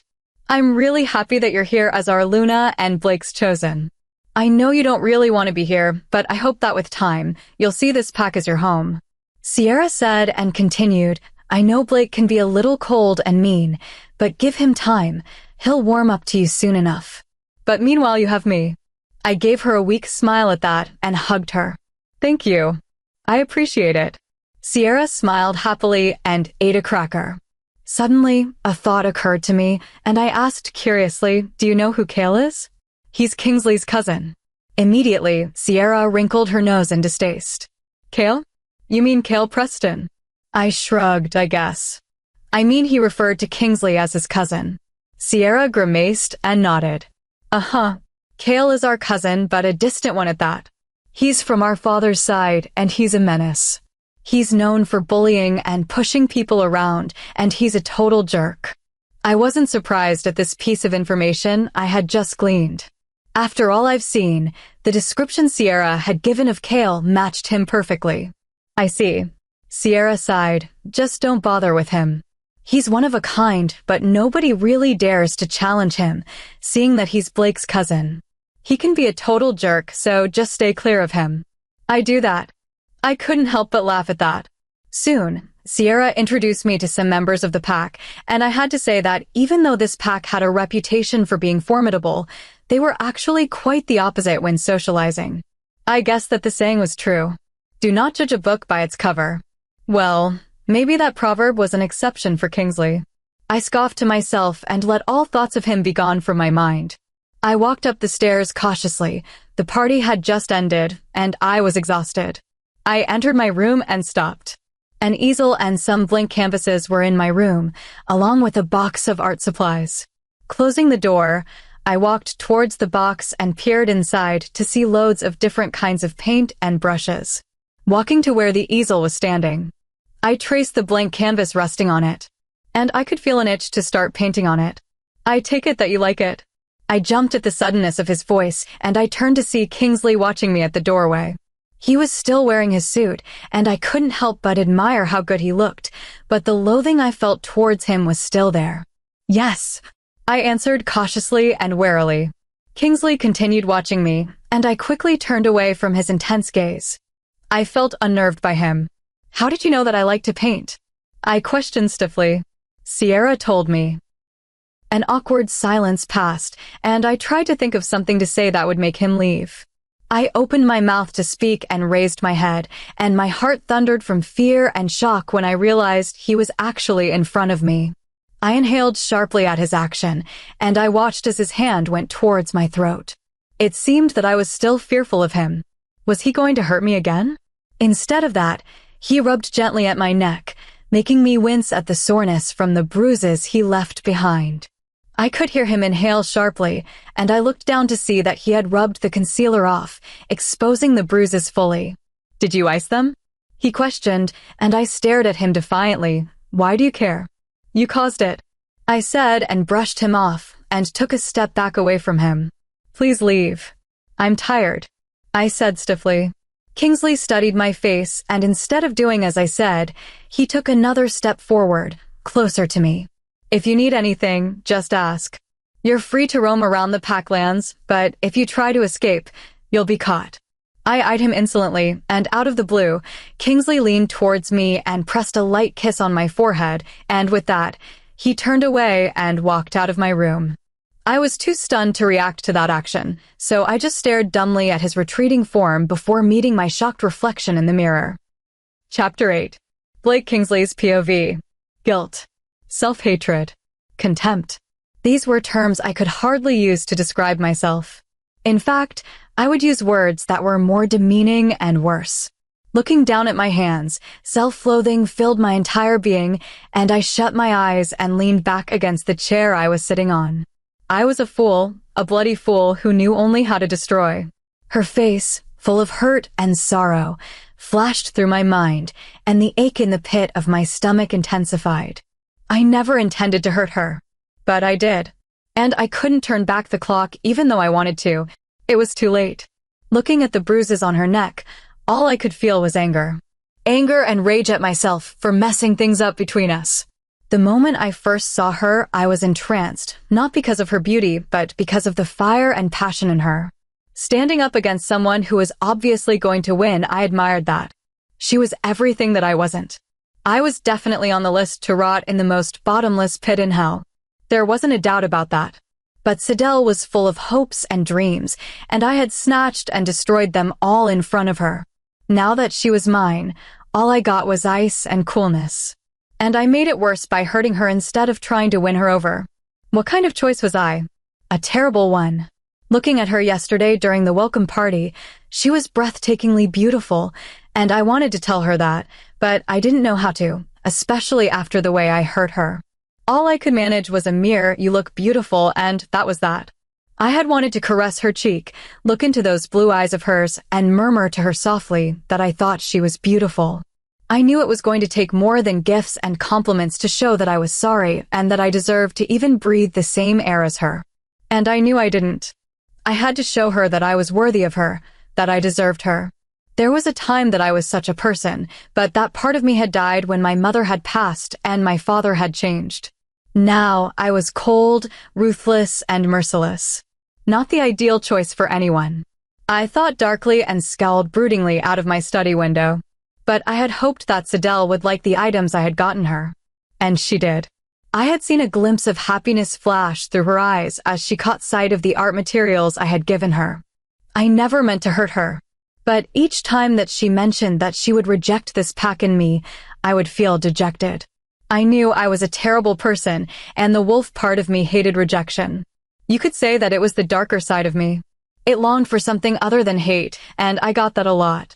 It didn't help when she kept bringing up her chosen. I didn't like being second, but the wolf hated it, resented it. It saw it as rejection, and each time Sidel rejected me, frustration would start before the rage. And because of the wolf-hating rejection, sometimes he would take over, and when I was back in control, I realized that I had hurt her, Sidel. And remorse would fill the pit of my stomach, especially 2 days ago when I had pushed her against the railing and she had gotten hurt. I wasn't even aware of that happening until the wolf part of me had released control back to me. And each time that I've hurt her, I could feel the wolf regretting each action. And to punish myself further, I had never blocked Sidel's emotions out. I wanted to ensure that I felt all the pain, hurt, sorrow, and anger that she was feeling. I wanted to apologize, but each time when I wanted to, my tongue felt like it had been cut off, and I also didn't know how. I wasn't one to apologize, and how could I when it wasn't me that hurt her, but the wolf part of me that did? It was a bloody contradiction. I'm sorry I hurt you. I never had any intention to. It wasn't me, but the wolf in me. What would I even say to that? Especially Sidel? How would she react to that? probably hit me, and I would welcome the pain, but that action would most probably provoke the wolf. Suddenly, the door to my study opened, and Sierra demanded, "How could you, Blake? How could you?" I shot her a dark glance before turning back to my glass of scotch. What? I knew what she was referring to, but I didn't discuss my actions with others. Sidel, how could you? I know you forced her to be your chosen. Why? I also saw the bruises on her. How could you? Sierra exclaimed frostily. I turned towards her and snarled. The wolf in me saw this as a challenge and thirsted for blood. I forced it down. Sierra was my only family, and I refused to let the wolf hurt anyone else. Drop the tone. I gritted my teeth, and Sierra glanced away immediately. How could you hurt her, Blake? She asked quietly, and once again, guilt stabbed at me with a sharp dagger. It is none of your business, Sierra. Leave. I said forcefully, and Sierra shook her head as she gave me a look. A look full of disappointment and hurt. I'm your sister, Blake. Albeit only half, but are you really going to shut me out? Sidel is my friend too, and I can't just stand by and watch you hurt her. Sierra said softly as she looked at me sadly. Christ, I really had a one-way ticket to that pit in hell. I remained silent, and all I could see when I looked at Sierra was the small infant that was shoved into my hands when I was 10 by the woman who gave birth to her before she disappeared.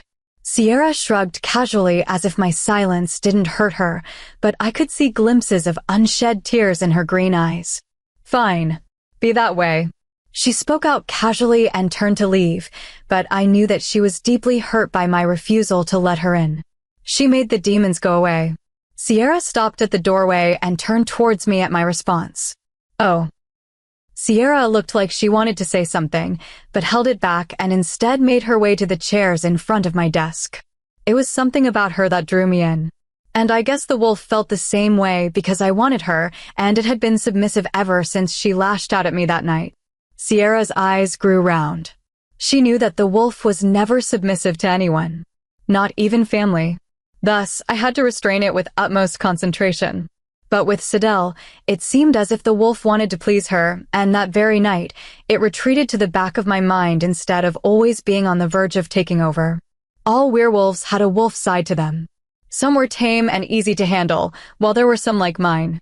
It didn't help that I had a temper, and with the wolf's more intense emotions, I was a volcano, ready to erupt any moment. And whenever Sidel talked of leaving, the wolf would lash out. And she would be the one receiving the other end of the stick, even though we didn't mean to hurt her. I turned away from Sierra's scrutinizing gaze, and she spoke softly. Blake, if you really want her, you have to start winning her over. Not hurt her. Hurting her will only push you further away from her. I turned and eyed her, I know. I never meant to. Sierra's gaze softened, and she looked like she wanted to say something, but held it back. Spit it out, Sierra. I said as I watched her mouth open and close several times. Why her? I mean, why Sidel? That made me stop. Why did I seem so drawn to her? Something about her reminded me of something from my past. It seemed as if there was an air of familiarity about her. And she seemed like home. I remained silent, not wanting to discuss my thoughts about why I was so drawn to Sidel with anyone. Sierra took the hint and sighed heavily before getting up to her feet. If you want her love and respect, you have to earn it. With that, she closed the door softly and was gone. I knocked on the door and opened it to see Sidel working furiously on the canvas. And the moment I stepped into the room, I could see her shoulders tense up and her body posture was stiff and rigid. Sidel turned and looked at me warily as she stopped painting on the canvas, and all the emotions on her face disappeared. She stared at me blankly. I could feel the wolf howling at the sight of her. She was beautiful, and she had that seemingly innocent thing about her. Her blonde hair was stuffed into a bun, and some splotches of paint were smeared on her face. But I thought she was breathtaking. I wanted to take her into my arms and kiss her and caress her paint-smeared cheeks. But I knew I couldn't. My mind raced through things to say, but nothing could come to mind. My eyes wandered over to the canvas where she had been painting, and I could see the dark-colored canvas, where haunting strokes of gray and black were splattered across it. I didn't know you were that good. I offered quietly, and Sidel watched me cautiously. She didn't say anything, but I could sense the turmoil in her. I knew she was wary of me, that I would hurt her again. And I knew I would do my best to restrain my wolf and my temper. I didn't want Sidel to be afraid. I wanted her love and acceptance. Looking at the canvas, I could see that she was pouring her heart and soul into the painting, evident in the angry strokes of the brush and the dull, haunting colors. "Have you had a tour of the Packlands?" I questioned lamely, and Sidel eyed me for a moment before nodding. "Yes. Sierra showed me around this morning." "Good. Come, I have something for you," I said roughly and turned to leave the room. I could feel Sidel scrutinizing me warily as she went towards me. I was a little glad that she was coming with me without any of my harsh commands, but I guessed she thought that I would punish her if she didn't. We continued walking down the hallway when we stopped in front of a room that had a letter S painted on the front. I turned to see Sidel watching me cautiously and glanced at the door before looking back at me. "Open it." At my request, Sidel pushed the door open hesitantly and stared in amazement at the large airy room with a balcony. The room had shelves and boxes of art supplies. Easels, art materials, and equipment filled the room. It was literally an artist's dream. Sidel was silent as she entered the room, and I caught sight of her hands curling as if she was trying to prevent them from touching anything in the room.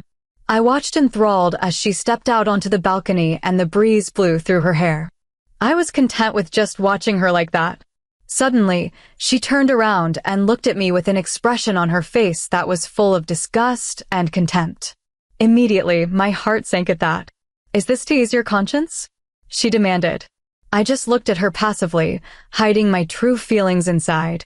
I knew what she was really referring to, about trying to ease the guilt of hurting her by buying her off with gifts. "No, I just want you to be happy here," I answered. Sidel scoffed and looked around the room. "Why would you care if I'm happy or not? I'm stuck here, and if you think that buying me gifts like these would make me even like you or accept my fate here, you're wrong. Dead wrong." I remained silent as she glared at me, and I opened my mouth and responded roughly, "They are here to make you happy, and are to compensate for my ill treatment of you. And I hope that you would accept it," I said quietly, and Sidel scoffed. "Why do you even care? You didn't seem to care much when you slammed me against the railings the other night," she said scornfully, but I could detect a hint of hurt in her voice. Inwardly, I winced, and the wolf was now pacing agitatedly in my head. It felt that it was being challenged. I had to leave now before I hurt her again. "No matter what you choose to believe, I do care, Sidel," I said softly, and with that, I turned on my heel and left. Chapter 9. Sidel Wellington's POV. I stroked the paintbrush against the canvas quickly and scoffed to myself. Painting was a way for me to release my emotions. And right now, my feelings were in absolute turmoil. Kingsley cared about me? Lies. I scoffed and stopped for a moment to wipe the paint off my cheeks. If he truly ever cared about me, he would have let me go back to Wilston, and he wouldn't have hurt me. How could you claim to care about someone and then hurt them?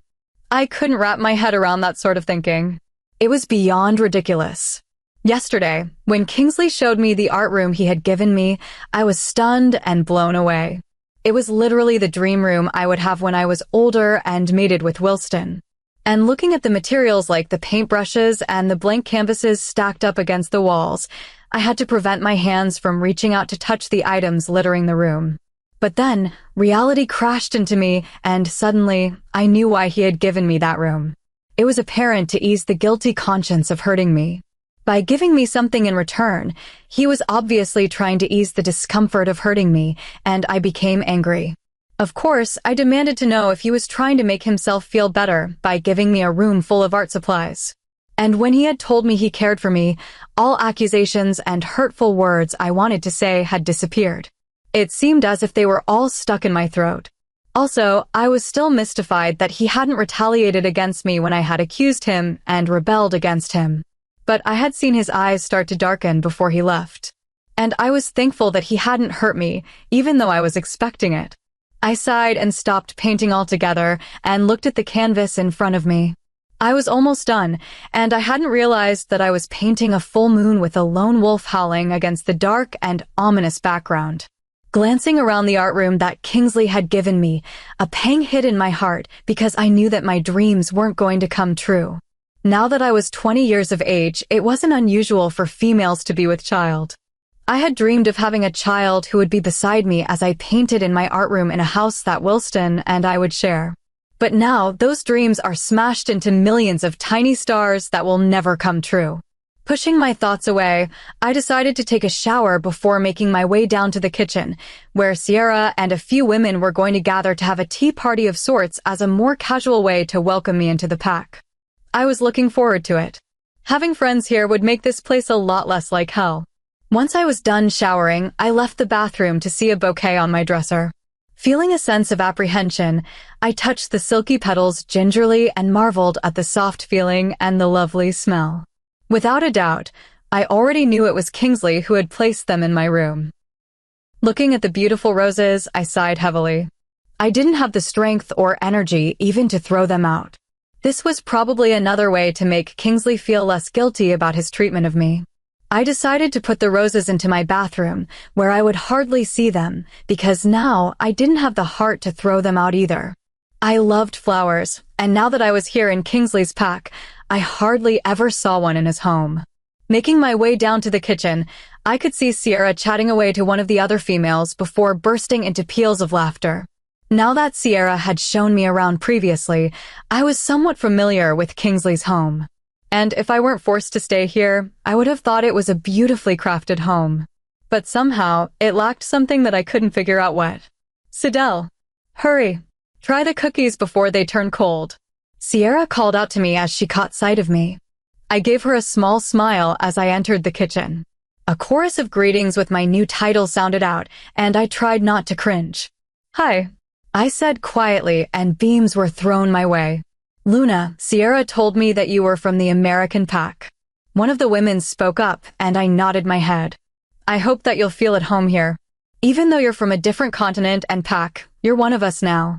A smile crept onto my face at that. The rumors were wrong.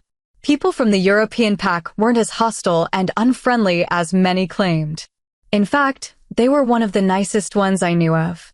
Thank you, I said softly, but with a happy and grateful smile on my face, and the rest of the women smiled at me. I know Alpha Kingsley may seem a little harsh, but once you get to know him, he's a total softie, one of the women said with a wink, and I glanced away quickly. I see, I murmured, and Sierra pressed a freshly baked cookie into my hand. Try it. I couldn't help but laugh softly at that before biting into the baked biscuit. Immediately, warm chocolate bursts into my mouth, and I couldn't help but moan softly as my taste buds were met with the rich chocolate. A few of the women laughed, and I could see that they were pleased that I liked it. At this moment, the doorbell sounded and Sierra immediately stood up to answer it, leaving me alone with the 4 other women in the room. How are you enjoying it here, Luna? Alpha Kingsley says you're still trying to adjust to the changes and whatnot. One of the women questioned, and I forced a smile onto my face. Indeed, it's a wonderful pack. Everyone seems really nice and welcoming. Everyone except Kingsley. I thought bitterly to myself, and the woman beamed with pride. If only they knew what their alpha was capable of, hurting his own chosen. Suddenly, a high-pitched laughter sounded out, and I turned around to see Sierra laughing awkwardly with an attractive younger male who walked into the kitchen together. I raised my eyebrows at Sierra, who seemed flustered just by walking and talking to the male beside her. Sidel, this is Adam. She let out another nervous laugh, and I couldn't help but smirk. Luna, it is very nice to meet you. Adam greeted me, and I guessed he was about 20 to 22 years of age. I smiled at him. Hello, and likewise, I replied softly, and Adam went to one of the women, handing her a parcel before leaving. However, I did notice that he had given one lopsided yet charming grin to Sierra before leaving. Who is he? I questioned curiously and knowingly with a smirk on my face. Sierra scowled at me, obviously knowing the topic I was heading into. He's just a friend, she offered lamely, and I snickered under my breath. The women laughed as well before leaving, as some had chores to do and some had to fetch their children from school, seeing that it was a weekday. Once all the women had left, we stayed in a comfortable silence, and I could sense that she wanted to ask me something. And I turned toward Sierra and smiled gently. I know you want to say something. You can ask me. We're friends, aren't we? Sierra nodded and gave me a hesitant smile. Sidel, I saw the bruises. Immediately, my smile faded, and I looked away. Oh. I know Blake did that to you. And I'm so sorry, but he has issues with his wolf. I mean, his wolf is the reason why he has the tarnished reputation he has today. His wolf is the, darker part of him. I knew Alpha Kingsley didn't have a lily-white reputation. In fact, his was probably bloodied, but hearing this from Sierra did make sense. Every time he had hurt me or threatened me, his eyes had turned pitch black. That meant his wolf was in control, and thus, he had no power whatsoever. But still, I wasn't going to let it go. Ever. I remained silent, and Sierra sighed, about to continue, when a voice called out, Sierra. Immediately, Sierra's mouth snapped shut, and she shot me a guilty expression before leaving. At once, an awkward silence ensued, and I could feel his intense gaze on me. All I wanted was to run up the stairs to avoid him, but he had me cornered in the kitchen. Another moment that felt like an eternity passed, and Kingsley spoke. Did you receive the flowers in your room? My gaze remained glued to the floor as I answered, yes. Did you like them? At this, my gaze flew to see his gray-silver eyes looking at me. Yes, they were beautiful. Looking at Kingsley's face, I could see a hint of relief in those blank eyes of his. Suddenly, without thinking, I blurted out, did you mean it? Once those words passed through my lips, I wanted to take them back. Why on earth was I initiating a conversation with him now? What next? Were we going to exchange baking recipes? Kingsley continued staring at me as he rumbled out. Did I mean what? Do you really care for me? He steps closer to me, and I can almost sense how much he wants to be near me. My heart started beating faster as he drew closer, and I tensed involuntarily. Seeing me stiffen, he stopped and reached out slowly instead. His fingers captured a ringlet of my hair and pushed it behind my ear. I do. I inhaled sharply as my eyes continued to look into his, and he asked, do you? I froze, obviously knowing what he was referring to. What could I even say? Should I immediately answer him or feign ignorance? Obviously, I chose the latter. What do you mean? I asked quietly, my gaze now fixated on the tiled flooring of the kitchen. My hands clenched tightly onto the hem of my shirt as I avoided looking into his intense, steady gaze. I could feel him still touching my hair, as if he was savoring the feel of it against his fingers. This time, he stepped closer to me until he was directly in front of me, without the island counters in between us. Do you feel the same way? I didn't even know what to say to this, and I just gaped at him, stunned. I was speechless. I mean, he couldn't really expect me to say that I cared for him, could he? He was a monster, and I resented him. Just looking at his handsome face reminded me of all I had lost. He had taken me away from everything I loved and treasured, and he wanted me even to like him? No. No way in hell. Looking up at him, I sent him a look full of resentment. I don't care about you. Kingsley looked at me for a long moment with my expression of resentment still etched onto my face. I see. That was all he finally said before caressing my left cheek tenderly, before turning on his heel and leaving. I watched his retreating, and the wolf howled as if I had done or said something I shouldn't. And the strangest thing was that it seemed as if I regretted my harsh words to Kingsley. Guilt slammed into the pit of my stomach, and I exhaled heavily as my body was finally able to relax. Because what I saw in his gray-silver eyes was a sliver of hope. Hope for what? Me to like him?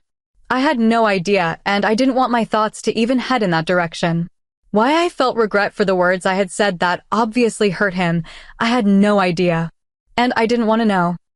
Chapter 10. Sidel Wellington's POV. I looked at the flowers that Kingsley had given me and sighed as his words repeated once again in my mind. No matter what you choose to believe, I do care, Sidel. I groaned in distaste and scowled at the roses that Kingsley had given me. Why on earth was I still keeping them? Was I going crazy? I stood up to get rid of the flowers, but something tugged at my heart. The emotion that had flashed in Kingsley's eyes when I told him that I didn't care for him made me feel guilty. I wasn't one to be mean or nasty, but it seemed as if Kingsley yearned for my affection. That was something I couldn't wrap my head around. If he really cared for me like he had claimed, why had he hurt me? Was this some sick game he was playing? To let me drop my defenses and then hurt me again? If so, I wanted no part of it. But something tugged at me, and I guessed it was the wolf urging me, reassuring me that it wasn't so. It wanted me to give Kingsley a chance, which was ironic, considering that when he had hurt me, the wolf wanted to take control to get back at him. I sighed. I knew the mate bond was working between my wolf and Kingsley's, and it wouldn't be too long before the wolf would urge me to go to Kingsley and accept him. The mate bond was that strong. Still, I was determined not to give in. Or should I accept it? I groaned. This was already the wolf talking. I stopped and stared at my reflection in the mirror, studying myself. The bruises on my neck were gone, and I was sure that the wound on my head was healed by now, too. My eyes were still bright, and my hair was shiny and full. In fact, I had never looked better in my whole life. It was ironic that, despite being somewhat miserable, I looked my best. Sighing and still conflicted with my thoughts, I quickly slid on some clothes meant for painting and headed to the art room that Kingsley had given me. Now that I'd been in the European pack for more than a week, I realized that the land they owned was vast. It wouldn't be easy to escape, but I would. Also, as Luna's mate to Kingsley, he had given me a whole new wardrobe. I wasn't about to complain about that. I was a girl who liked shopping and dressing up. Who didn't? Maybe Sarai. The thought of my sister Sarai made my mood turn sour. I wondered constantly about my siblings and how they were doing. Was Sean all right? Did he make it back home safely? Gone were the days when I could have TV marathons with Sarai, or spend time with Sean, helping him with his homework. I missed them terribly. They were all I had left of my family, and I yearned for them to be with me now. Tears blurred my vision, and I paused from painting to wipe them away. But at least I knew they were safe back home. If they were here with me, Kingsley would always use them against me to do his bidding. And I didn't want that life for my siblings. I wanted them to have the happily ever after I knew I could never get. I sniffled and continued painting. It wasn't long before I realized I was painting a lake in my old pack where my parents would bring our whole family every weekend. I was about to put my brush back on the canvas when the door burst open, and I tensed, thinking it was Kingsley, but Sierra's voice shrieked. "Sid!" "Oh my God!" Adam asked me out. I turned around and looked at her, amused as she entered the room, all frantic and full of excitement. "What did you say?" I questioned curiously with a smile on my face. Sierra paled and gasped, horrified. Oh God. I forgot to give him an answer. I bit back a laugh as she turned around and dashed back down the stairs, where I assumed Adam was waiting anxiously for an answer. I turned back to my painting, and this time, I could feel Kingsley's stare on me. I remained silent as I continued to paint, trying my best to ignore his presence, but it was impossible. Kingsley was the sort of man who had a presence that commanded attention and respect from the moment he arrived. And I probably guessed that he knew I was aware of him. I was the sort to wear my heart on my sleeve. It was both a good and a bad thing at times. "Where is that?" He spoke up, and I turned to him and answered quietly. It was a lake at my old pack. Kingsley didn't reply, and I didn't know why I continued the conversation. My parents would bring my siblings and me there every weekend before they died.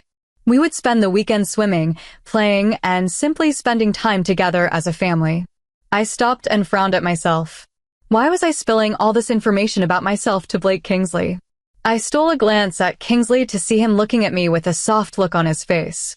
He stepped towards me, and this time, I didn't step back. He rumbled out, "I'm sorry that they passed." I let out a small smile before replying softly, "Me too." I never got to say goodbye. A comfortable silence started, and I sighed before realizing that I was actually having a normal conversation with Kingsley. About my parents, no less. I guess Kingsley knew roughly what I was thinking as the atmosphere turned awkward, and he moved away from me before glancing at me. "I have a meeting to go to. Would you like to join me for dinner later?"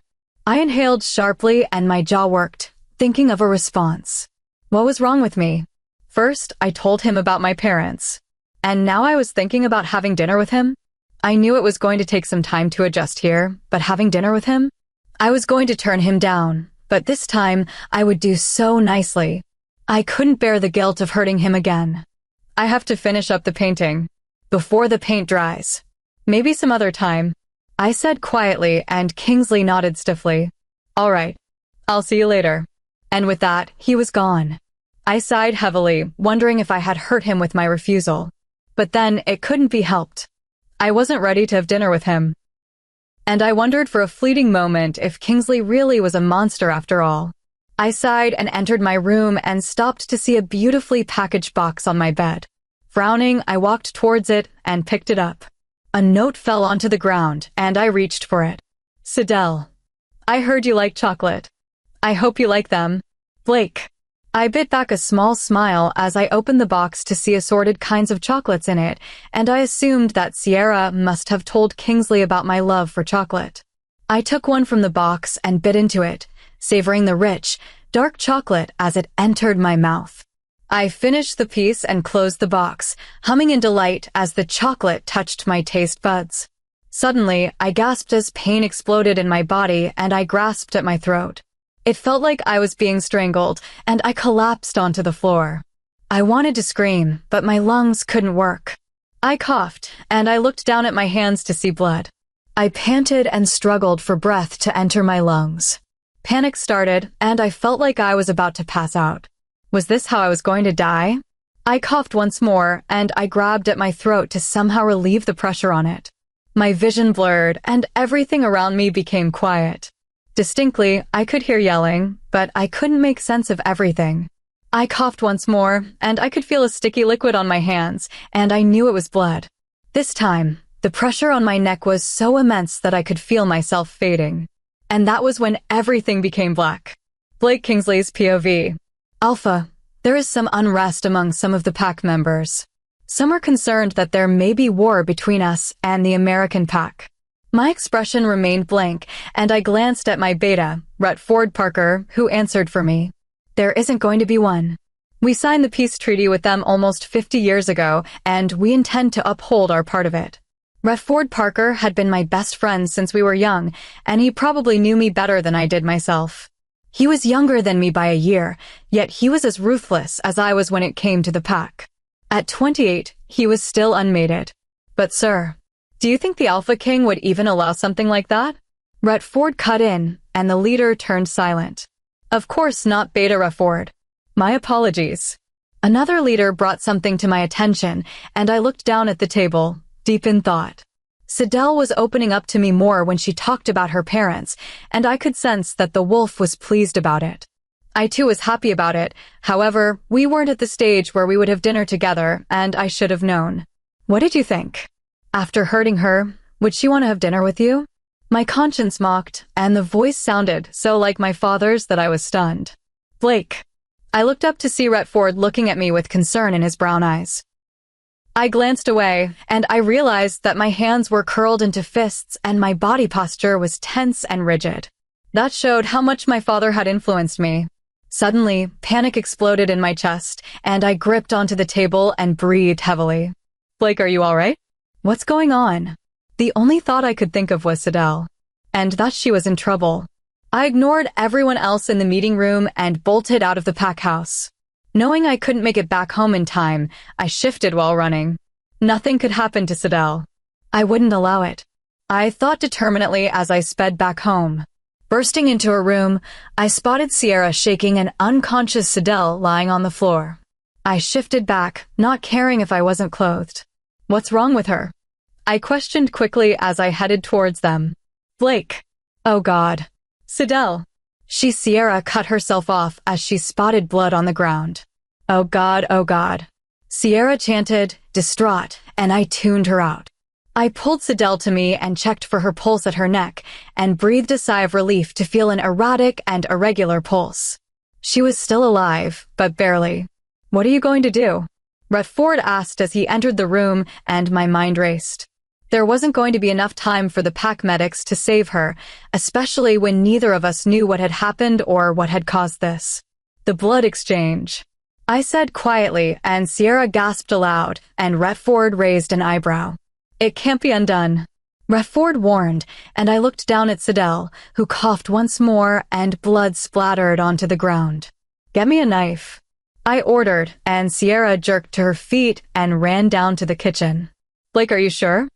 Ford asks carefully as he pulls up the sleeve of Sidel's shirt on her left wrist. She's dying, I said quietly, and I knew I sounded lost and pathetic, but Ford nodded. It is your decision. Now, Sidel's heart rate was even slower, and I growled impatiently for Sierra. I'm here. She shrieked and passed the knife to me. I took a steady breath and rested the sharp blade of the knife just above my right wrist. Without hesitation, I sliced my wrist and put it against Sidel's mouth, letting the steady trickle of my blood flow into her mouth. Once my wound started healing, I pulled my wrist away and did the same for Sidel, and I enclosed my mouth over her left wrist and swallowed a few drops of her blood. And I murmured, "My life for yours." Immediately, Sidel's wrist healed, and my name appeared on it in a black scroll. All of us watched with bated breath as Sidel's breathing evened out, and her body heaved from the effort of having to breathe. The blood exchange was for mates who wanted to be bonded beyond death. If one died before the other would die at the same time as both mates shared their life force. The blood exchange would be completed when both mates said the vow, "My life for yours," and the proof of it would be on the wrists of each other. As I have said the vow, my name will be on Sidel's left wrist. And because Sidel hasn't said the vow, her name isn't on my right wrist.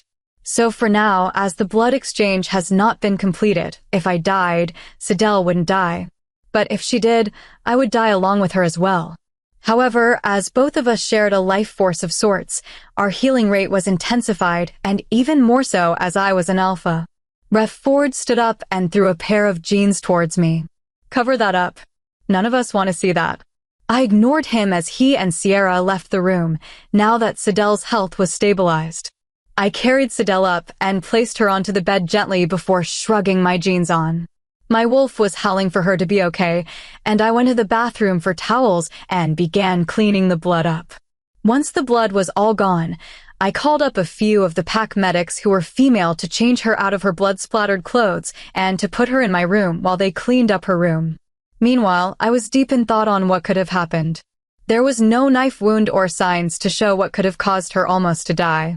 Now, I was sitting beside the bed where Sidel lay, and I gently held her hand, caressing the soft skin.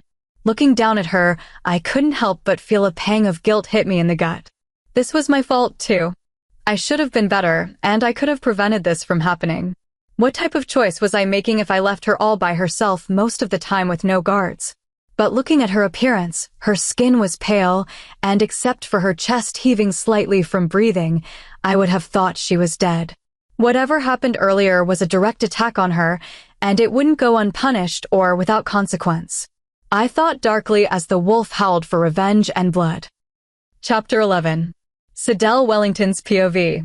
I opened my eyes and blinked in shock to see Kingsley watching me. The room was dark, and I guessed it was probably really early in the morning, or it was rather late at night, but we just sat there watching each other. Well, for me, I was quite confused as I looked around the room. It wasn't familiar at all. The room I was in wasn't the room I had been using here in the European pack. Looking back at Kingsley, I chewed on my lower lip before asking, "Where am I?"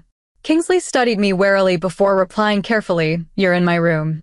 At this, I froze and looked down at my attire. I was dressed in a white nightgown that certainly didn't belong to me. "Why?" I asked nervously, my heart pounding. Had Kingsley crossed boundaries? But how? And everything came back to me. The note. The chocolates.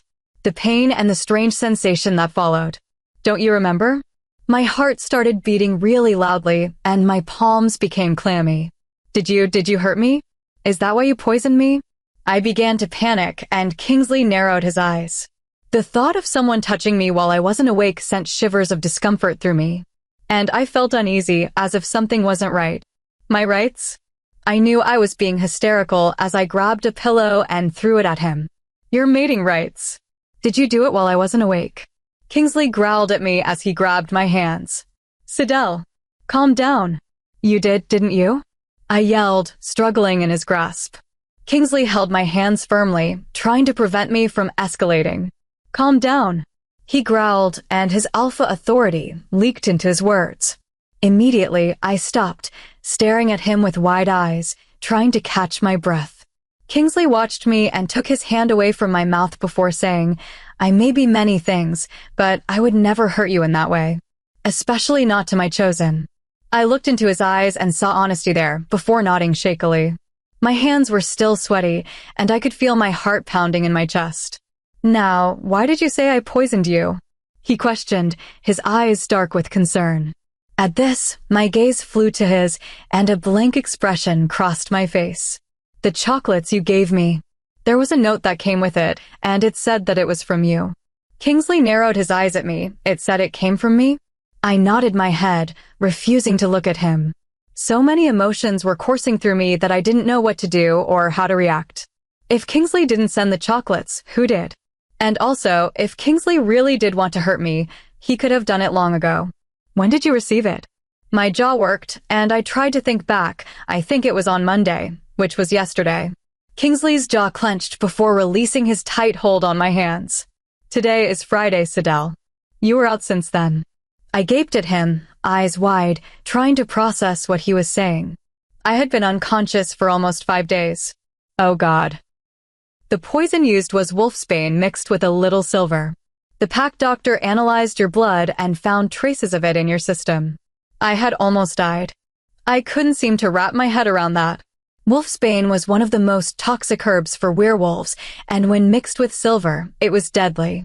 While silver could be worn, when ingested, it was venomous. And a combination of both? Death was a guarantee. How did I survive? I would have been dead by now. I said, stunned. In fact, any wolf would have died if they had consumed both within minutes, even alphas. Kingsley looked at me with an expression on his face I couldn't identify before saying, I didn't give you those chocolates, Sidel. Someone else did. Someone who wanted to hurt you. Someone who wanted you dead. Now, my head turned to face him, and I demanded softly, how can I even believe you? You've hurt me before. Kingsley's jaw clenched, and he glanced at the ground before his eyes met mine once again. I never meant to hurt you. But you did. I said quietly, looking away, my hands clutching tightly onto the covers. I could feel his intense stare on me, and I wanted to look at him so badly, but I refrained from looking at him. What the hell was happening to me? I wanted to look at him. I was losing my mind. I'm sorry, Sidel. I truly never wanted to hurt you. And I did not send those chocolates to you. Someone must have wanted you dead. At his apology, my head snapped toward his once more, and my lower lip trembled. All the emotions I was feeling were too overwhelming, and I shut my eyes and leaned my head back against the pillows. I didn't know what to think. It couldn't have been Kingsley who sent me those chocolates, that was for sure. But if it wasn't him, who was it? Who would want me dead? Had I offended anyone? I hardly knew anyone here in the pack, and I've only been here for about 2 weeks. I could feel tears of frustration and helplessness well up in my eyes, and I swiped them away angrily with my left hand. Noticing something black on my left wrist, I stopped and looked at it to study the black scrawl, and my eyes widened. Oh my God. I breathed out stunned. On it, in thick black cursive letters, was Kingsley's name. Blake. That only meant, you jerk. I hissed, and tears fell. Kingsley watched me grimly with a wary expression on his face. My lower lip trembled, and I stared at the lettering on my wrist. Oh God, oh God, oh God, oh God. I chanted inwardly. How could you? Without my agreement. I asked in horror and shock. Kingsley watched me with those gray-silver eyes of his that were turning a little dark. You were dying, Sidel. I had no choice. There wasn't enough time for the pack medics to get to you. That can't be. I don't remember saying the vow to you or to anyone. I argued, and Kingsley looked at me passively. I did.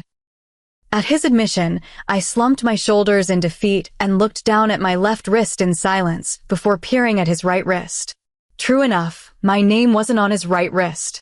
For females, the mark was to be on their left wrist, and for males, it was to be on their right wrist. I remained quiet as thoughts sped through my head with lightning speed. What was this going to mean between the two of us? Now, for sure, there was no way I could escape from Kingsley. Now that we shared a life force, I could never be truly free of him. Why? I asked tearfully, and Kingsley glanced away from me before looking back. His eyes were no longer dark but were filled with so much emotion that all the words I wanted to say died in my throat. You were dying, Sidel. I'm sorry that things have to be this way, but I couldn't let you die. I do care for you, he said softly, and I shut my eyes in sorrow. You don't care about me, Kingsley, I said softly and defeatedly. I could never be truly free from Kingsley, I thought dejectedly. Kingsley sighed and held onto my hand, rubbing small circles on my palm. I do, despite what you want to think. I would have done anything for you.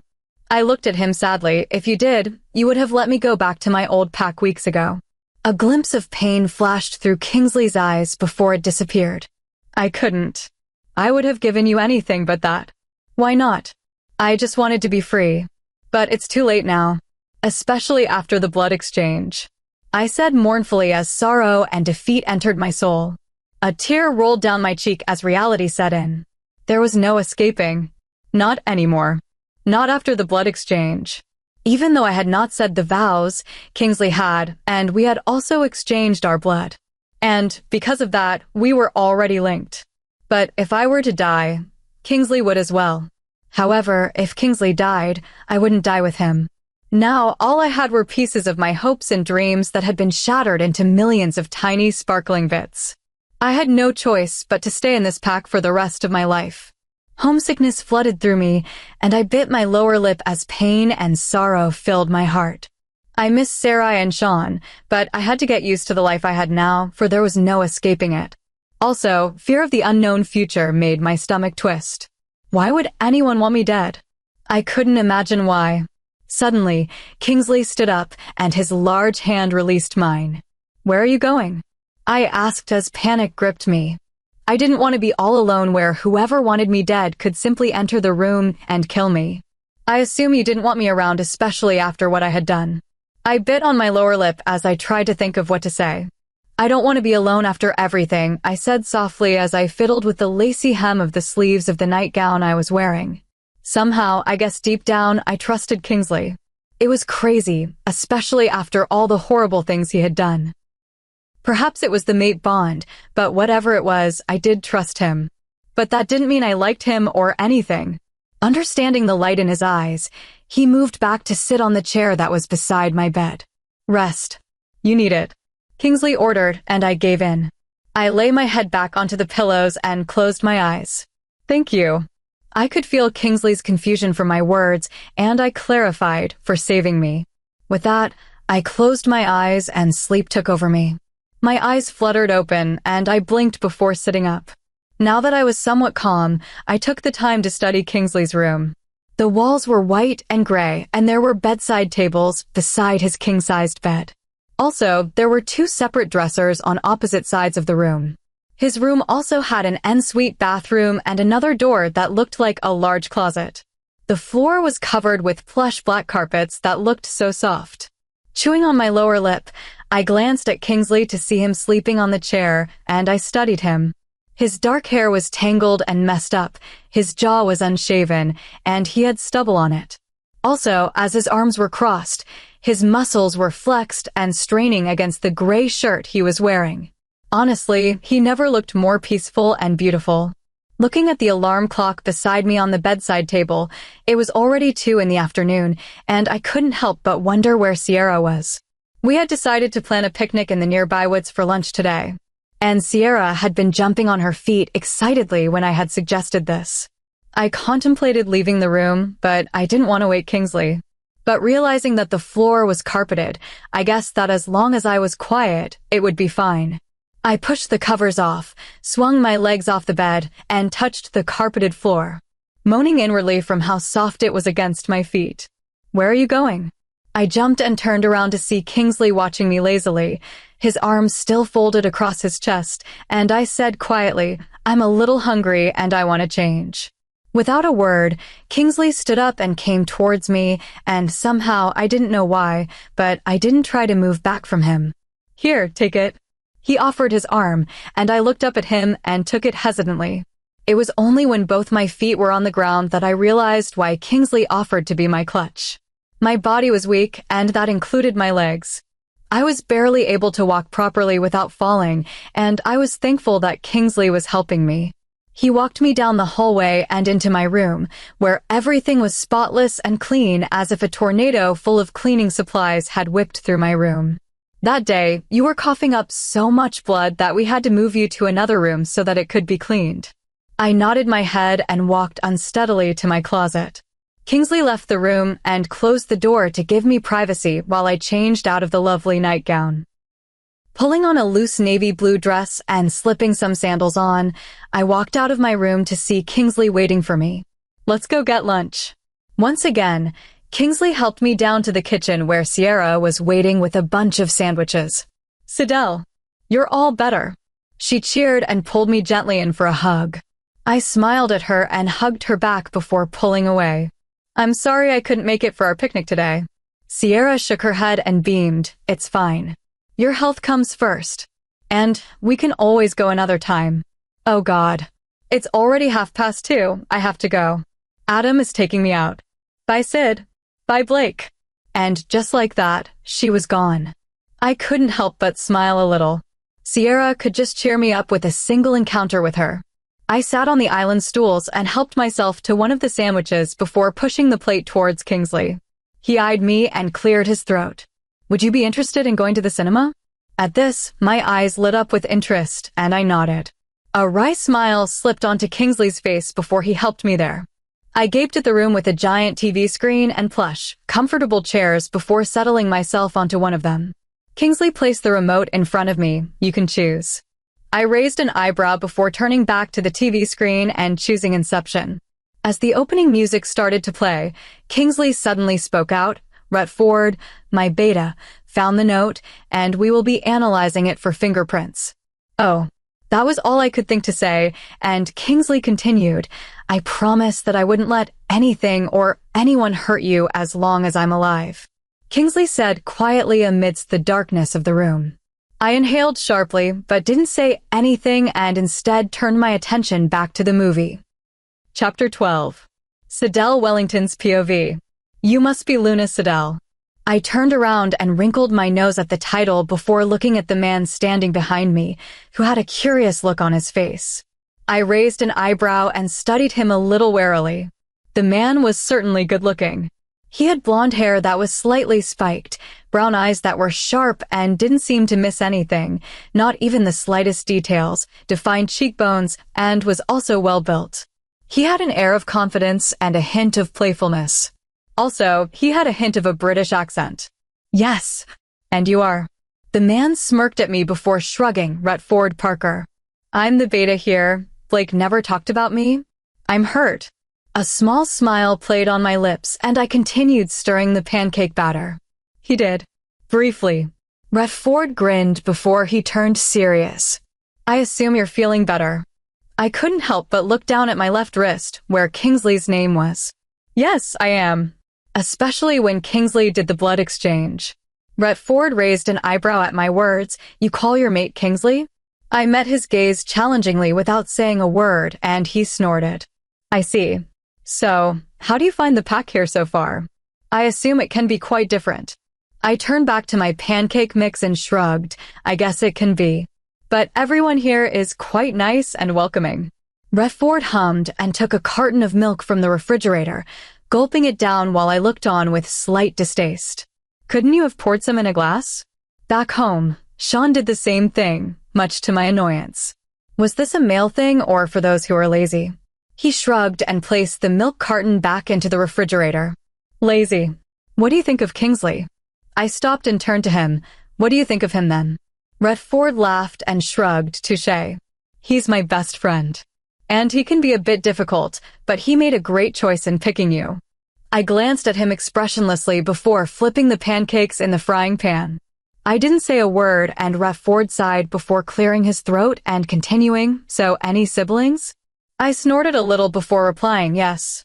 A younger brother and an older sister. Retford nodded before shrugging. How's the sister? Pretty as you. At this, I laughed incredulously. Someone's a flirt, isn't he? I teased lightheartedly, and Retford gave me a shameless grin. Maybe. Sarah, I wouldn't be interested in someone like you. No offense. You're not her type. I smirked at him, and Retford rolled his eyes. I'm everyone's type. Even yours. He winked playfully, and I snorted as I placed the pancakes onto a plate. So why aren't you mated? You look to be about Kingsley's age. I asked curiously, and Retford shrugged as he stole a pancake. I haven't found the right one to be with for the rest of my life. I nodded, and an awkward silence filled the air. I liked Retford. He was like that friend who would offer sarcastic comments and also possessed a dry sense of humor. He was fun to be around. In some ways, he reminded me of Sean, and my heart ached at the thought of him. Why are there so many pancakes? I shot Retford an annoyed look as he stole another pancake before devouring the whole thing in his mouth. They're for Sierra and me. Well, now only for Sierra.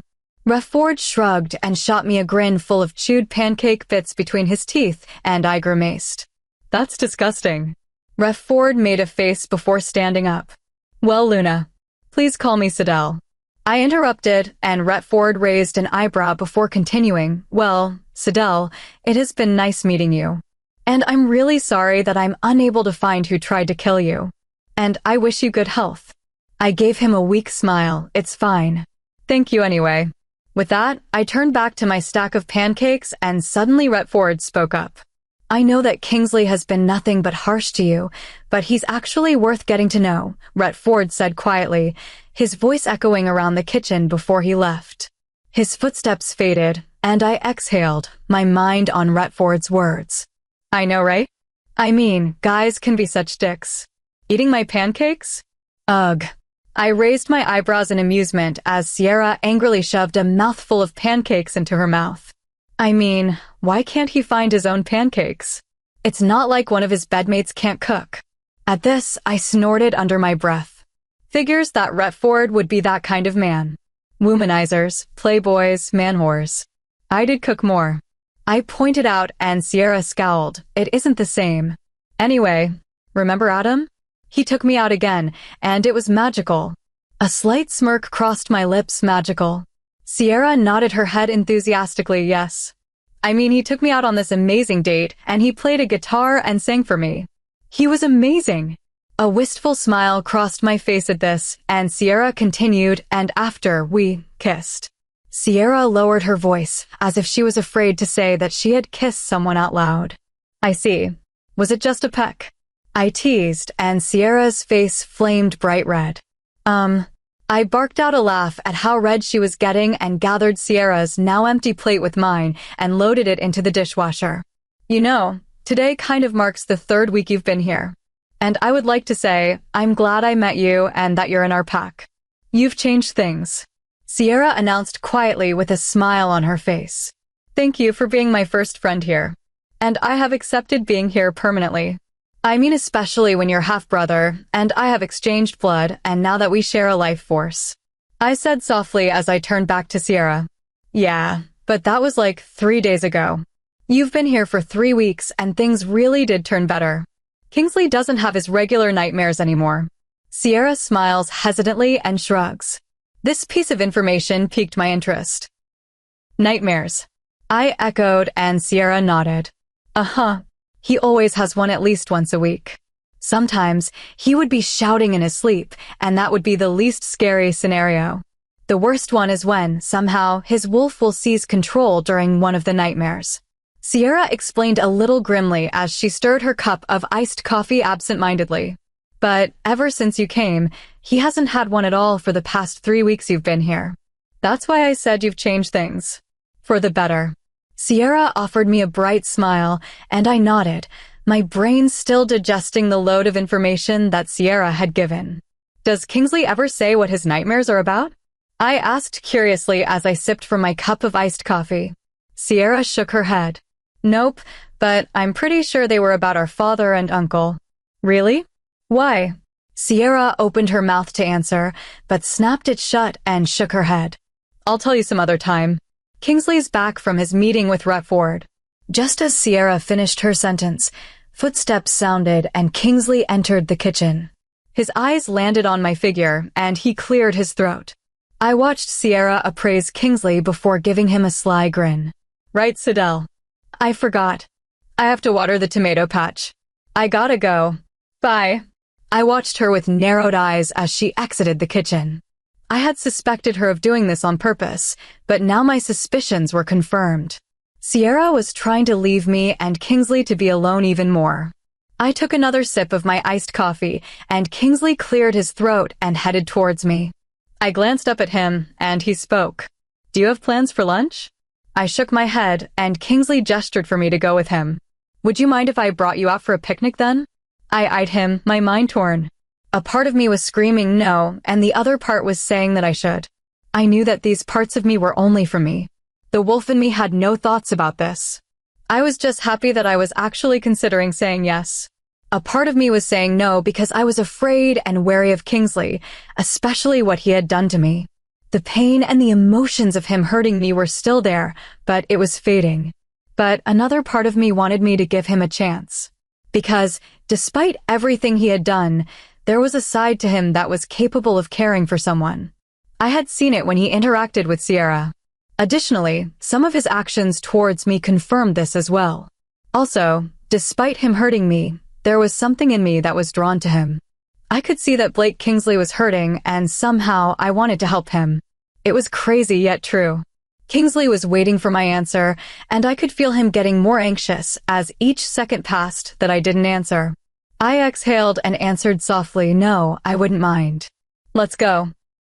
I could feel Kingsley's intense stare on me, and I looked up at him to see a flash of surprise cross his face before it changed to one of passiveness. But I could see in his eyes that he was a little relieved. He waited for me at the entrance to the kitchen, and I looked up at him, and I could see a hint of admiration in his gray-silver eyes. We walked out of the house in silence, and surprisingly, he opened the car door for me. Where are we going? I asked curiously as he started the car. You'll see. He answered shortly, and as we drove in silence into the forest on a trail. The part of me who wanted to say no was screaming at me now. Was the real reason why Kingsley wanted to take me out deeper into the forest to kill me? No, of course not. I was just being paranoid. If Kingsley truly wanted to get rid of me, he could have let me die when I was poisoned instead of doing the blood exchange.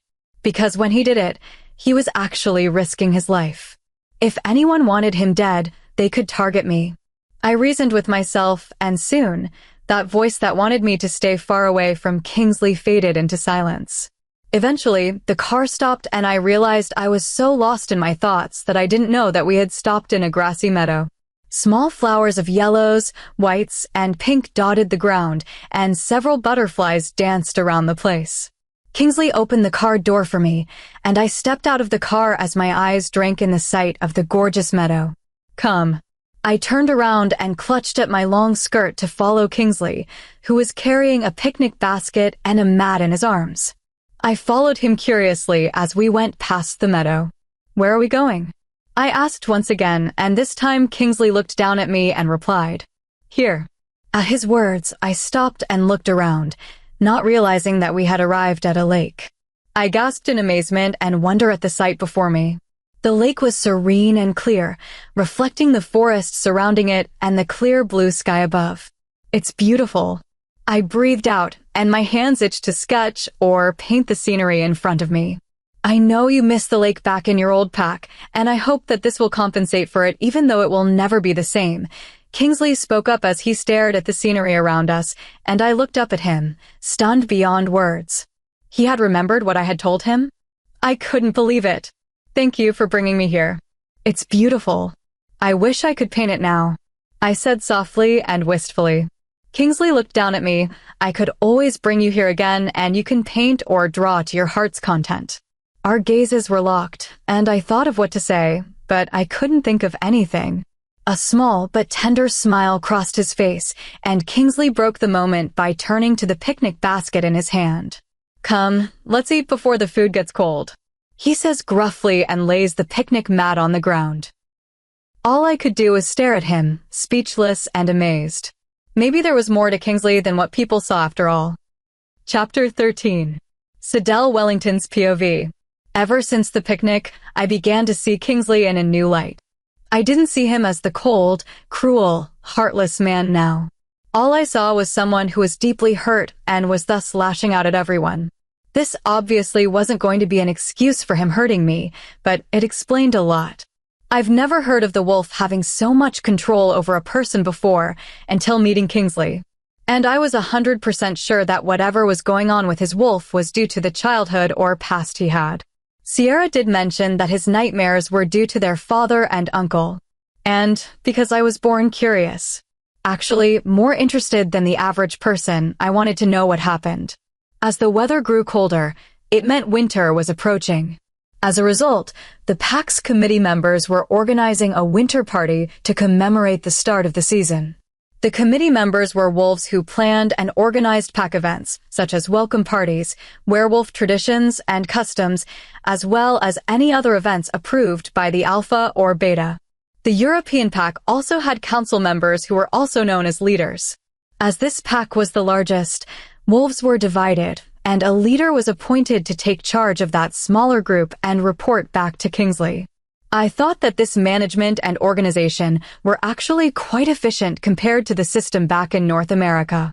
There, everyone reported directly to the Alpha. So, in less than an hour, the winter party will start in the pack house, and I will have to be there earlier, along with Kingsley, to start it off, seeing that I was the Luna and Kingsley was the Alpha. Sidel, are you ready? Oh, good you are. You look amazing. Sierra beamed excitedly as she caught sight of me. I smiled and shrugged a little awkwardly. I wasn't one to take compliments easily. You look really nice, too. I'm sure Adam must be really lucky. Sierra blushed and I laughed. I was dressed in a pale blue strapless knee-length dress. It was figure-hugging up to my waist before flaring out to my knees. When the pack's dressmaker handed it to me, I was stunned and amazed. It was a beautiful dress. My hair was straightened and I applied light makeup. Silver ballet flats adorned my feet, and the pin that Kingsley had given me to wear was pinned on the right side of my dress. Right now, things between Kingsley and I were not as strained and awkward as before. We would converse, and he would take me out for meals and such, or he would even cook for me. But at times, there would be the occasional awkward silence here and there where Kingsley or I would have no idea how to fill it. And things weren't going to be perfect, but they were getting better. All right, Luna. Later, when the music starts, both you and Alpha Kingsley would step onto the podium. Alpha Kingsley would make a short speech, and you will be there to support him. Is that okay? I nodded and smiled at the planner in front of me. Yes, thank you. The planner beamed at me before moving on to brief someone else. As I walked past some pack members who bowed to me, I smiled back at them and continued on my way. Sidel, could you find Blake? The planner has to brief him. I think he's upstairs in one of the bedrooms getting ready. Sierra questioned as she came back to me, and I nodded, all right. I headed up the stairs of the pack house, and my shoulders slumped in defeat. The pack house was the most prominent building on the site. In fact, it was more like a mansion instead of a home. And right now, I was looking at over 20 doors. The pack house was where meetings took place, hosted pack events like parties, and was also a gathering place for people who wanted to stay together as a large community. Wolves here had a choice, if they wanted to build their own house nearby, or they could remain in the pack house. But most wolves chose to live on their own on pack lands, mainly for privacy. Because of sensitive hearing, privacy would be severely lacking if one stayed in the pack house. As I turned around the corner, I stopped to see a woman leaving a room, dressed casually. She quickly passed me as Kingsley stepped out of the same room. I silently moved away from his view and leaned against the wall, shocked. What had I just seen? Hurt sliced through me, and I pressed my lips together in a thin line. The entire time I've been here, had Kingsley been seeing other women? Oh God, I was starting to feel a little sick. My mind flashed through all the caring actions he had done, and I shuddered. What if he had been with other women while I was here? I wasn't sure whether I should confront Kingsley about this. We weren't in love, and I only cared about him a little. If he were to die, I would mourn him, but only for a little while. Also, we weren't together like other mates, thus he was free to do as he pleased. But claiming he cared for me while being with other women? I scoffed to myself. I was a fool. Kingsley didn't honestly care for me like I thought. I was probably here to amuse him. I exhaled shakily and smoothed down my dress before making my way down. I was hurt and I didn't know why. Kingsley and I weren't together, and I didn't understand why I was feeling this way. It wasn't very clear. Strangely, my wolf was silent, and I swallowed harshly. I was a fool to think that Kingsley really cared for me like mates were supposed to. Betrayal stung and hurt filled my entire being. I guessed Kingsley knew something was wrong with me because the whole time I stood beside him as he made his speech, I couldn't look at him, and I was mostly silent the entire time. Kingsley finished his speech, and clapping sounded, but I could feel his gaze on me, as if he was trying to peer into my mind to find out what was wrong with me. "Sidel, is everything all right?" he asks slowly as he helps me off the platform. His large hand on my arm made shivers of discomfort roll through me. That hand of his had touched other women, and now he was touching me.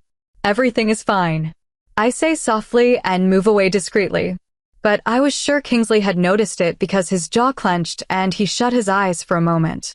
"You look very beautiful tonight," he says quietly, his gaze burning into my blue eyes. I just looked at him and turned away, disappearing into the crowd.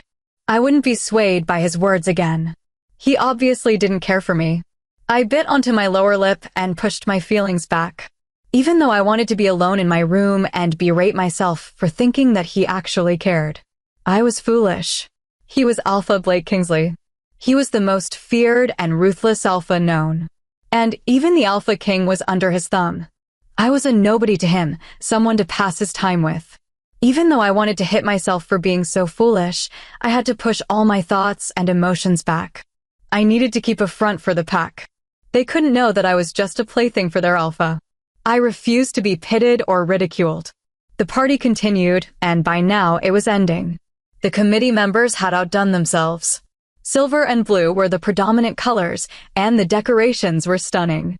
Most of the pack had left, and now only a handful remained. I wondered how I was going to face Kingsley when the party ended, seeing that we shared a house. Does the North American pack party like this? Ref Ford questions as he holds a large bottle of hard liquor in his hand. I raised an eyebrow at him and tried not to laugh as he tried to avoid a couple of children running in his direction. "No, not as extravagant like this. Are you going to stop drinking? I can smell your breath from all the way here." Rhett Ford grinned and shrugged. "What can I say? I'm attractive either way. Tell Sierra thanks for the pancakes I ate the other day." I laughed and took a bite of an angel-shaped cookie. She wasn't too pleased with you about that. "And speaking of Sierra, is there something going on between you two?" Rhett Ford grimaced and shook his head vigorously. "No way. We're sort of really distant cousins. Her mother is my great-grandmother's grandniece. And changing her diapers when I was younger is something that will always stick in my mind no matter how much I want it gone." At this, I burst into laughter at the sight of Rhett Ford's grossed out and horrified expression. Suddenly, the music stopped, and I turned around to see Kingsley looking right at me. And that was when I knew something bad was going to happen. "Everybody leave," he growled out, his tone hard and cold, but his harsh gaze was on me. Without hesitation, everybody left the party, and soon, Kingsley and I were the only ones in the hall. He headed towards me, and my gaze returned to the ground. "Sidel, talk to me. What's wrong?" I mentally scoffed and shook my head. "Nothing." I could feel Kingsley getting frustrated, and he tilted my head up with his fingers and looked into my eyes. "Since when were you and Rhett Ford so friendly?" I remained quiet, not wanting to reply. "Sidel," he warned lowly, and I stared at him unfazed. "What I do is none of your business. The same goes for you, doesn't it?" Clearly, not liking my response, Kingsley snarled, "Of course it does. You're my chosen and Luna." "But you were not mine," I replied as I stared at Kingsley. And before I knew it, Kingsley held onto my shoulders and pulled me closer to him. I gasped as I spotted that his eyes were pitch black. That was all I saw before I felt it. He was so quick that I didn't realize what he was doing until it was too late. His canines sprang out, and they sank into my shoulder. Pain erupted into my being, and I gasped in shock. All I could feel was the agony of being marked. I struggled in his hold, and when his canines retracted from my shoulder, he released me. I was too stunned to react, and all I could do was just gape at him in horror and disbelief. Kingsley's eyes were still dark as he looked at me. I could see some of my blood around his mouth, and without thinking, my left hand reached over to my right shoulder to feel what Kingsley had done. Feeling the jagged skin and blood, I looked down at my hand to see my blood on it. Reality set in, and I looked up at Kingsley, stunned beyond belief. My knees went slack, and I collapsed onto the floor. "I hate you." I spat out as tears ran down my cheeks. Kingsley looked down at me, shocked as if he couldn't believe what he had just done. My lower lip trembled, and a tear rolled down my cheek. "How could you?" Now, I was just simply numb. I didn't know what to feel. Kingsley started before cutting himself off as he looked down at me. His eyes were no longer black, but a dark, stormy gray. He knelt beside me and reached out to pull me into his arms, but I slid away from him. "Don't touch me." I shrieked as I stared at him in hurt and anger. I quickly stood up and backed away from Kingsley. "Why can't you just let me go?" I asked quietly as more tears rolled down my cheeks. My tone was full of hurt, sorrow, anger, and sadness. Faster than lightning, Kingsley backed me against the wall, his forearm against my throat. With one swift movement, he could end my life. But he couldn't, and I knew it. If he killed me, he would die as well. His silver eyes glared down at me coldly. "Don't speak about leaving ever again. You're with me. You can't leave." Kingsley's stare met mine before he released me, before turning around and leaving. With that, I was alone. More tears rolled down my cheeks as I finally broke down. My hand shakily moved up to touch the mark Kingsley had left behind. I looked into the reflection of one of the mirrors hanging in the room and stared at the mark. A mark that I didn't want. My shoulder had fang marks where Kingsley had bitten into it. The mark was still bleeding, and the skin around it was torn from when I had struggled as he marked me. It was a place where I imagined Wilston leaving his mark once. And with that, I lost it. I let out a scream, smashed the mirror into pieces, and I quickly exited the room. I had to leave. I needed to get away from Kingsley. Seeing that I had been here for more than 3 weeks, I had a rough idea of where the items I needed were. I grabbed the set of keys and snuck into Kingsley's study in the pack house, where he had some cash around. And as I exited the pack house, I stopped, and the duffel bag I had picked up with me crashed into my back. "Sidel, you know I can't let you leave. I can't stay here, Redford. I can't. Not anymore. Not after what he has done," I said tonelessly as Redford stood before me. Redford opened his mouth to say something, but I cut him off. I did give him a chance, and he shredded it into pieces. "Please, Redford, let me leave. Please." I begged, and he took in my tear-stained face, along with the bloodied mark on my shoulder. Sympathy and sadness were etched onto his face.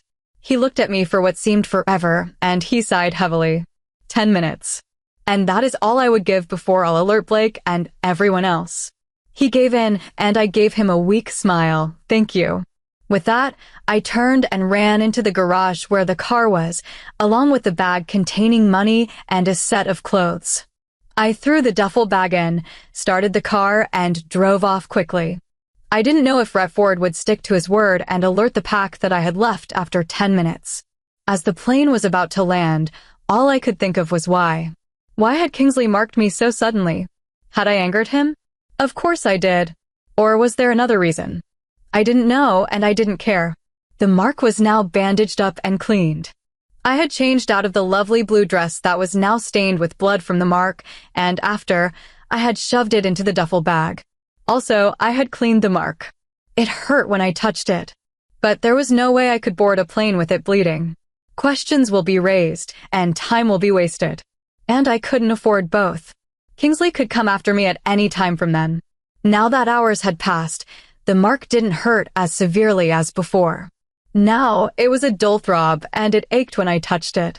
As the plane landed and I exited the airport, I took a moment to relax. I was finally going home. Chapter 14. Sidel Wellington's POV. I stepped onto the North American Pac territory line, and immediately, a guard stepped out of the shadows. "Who's there?"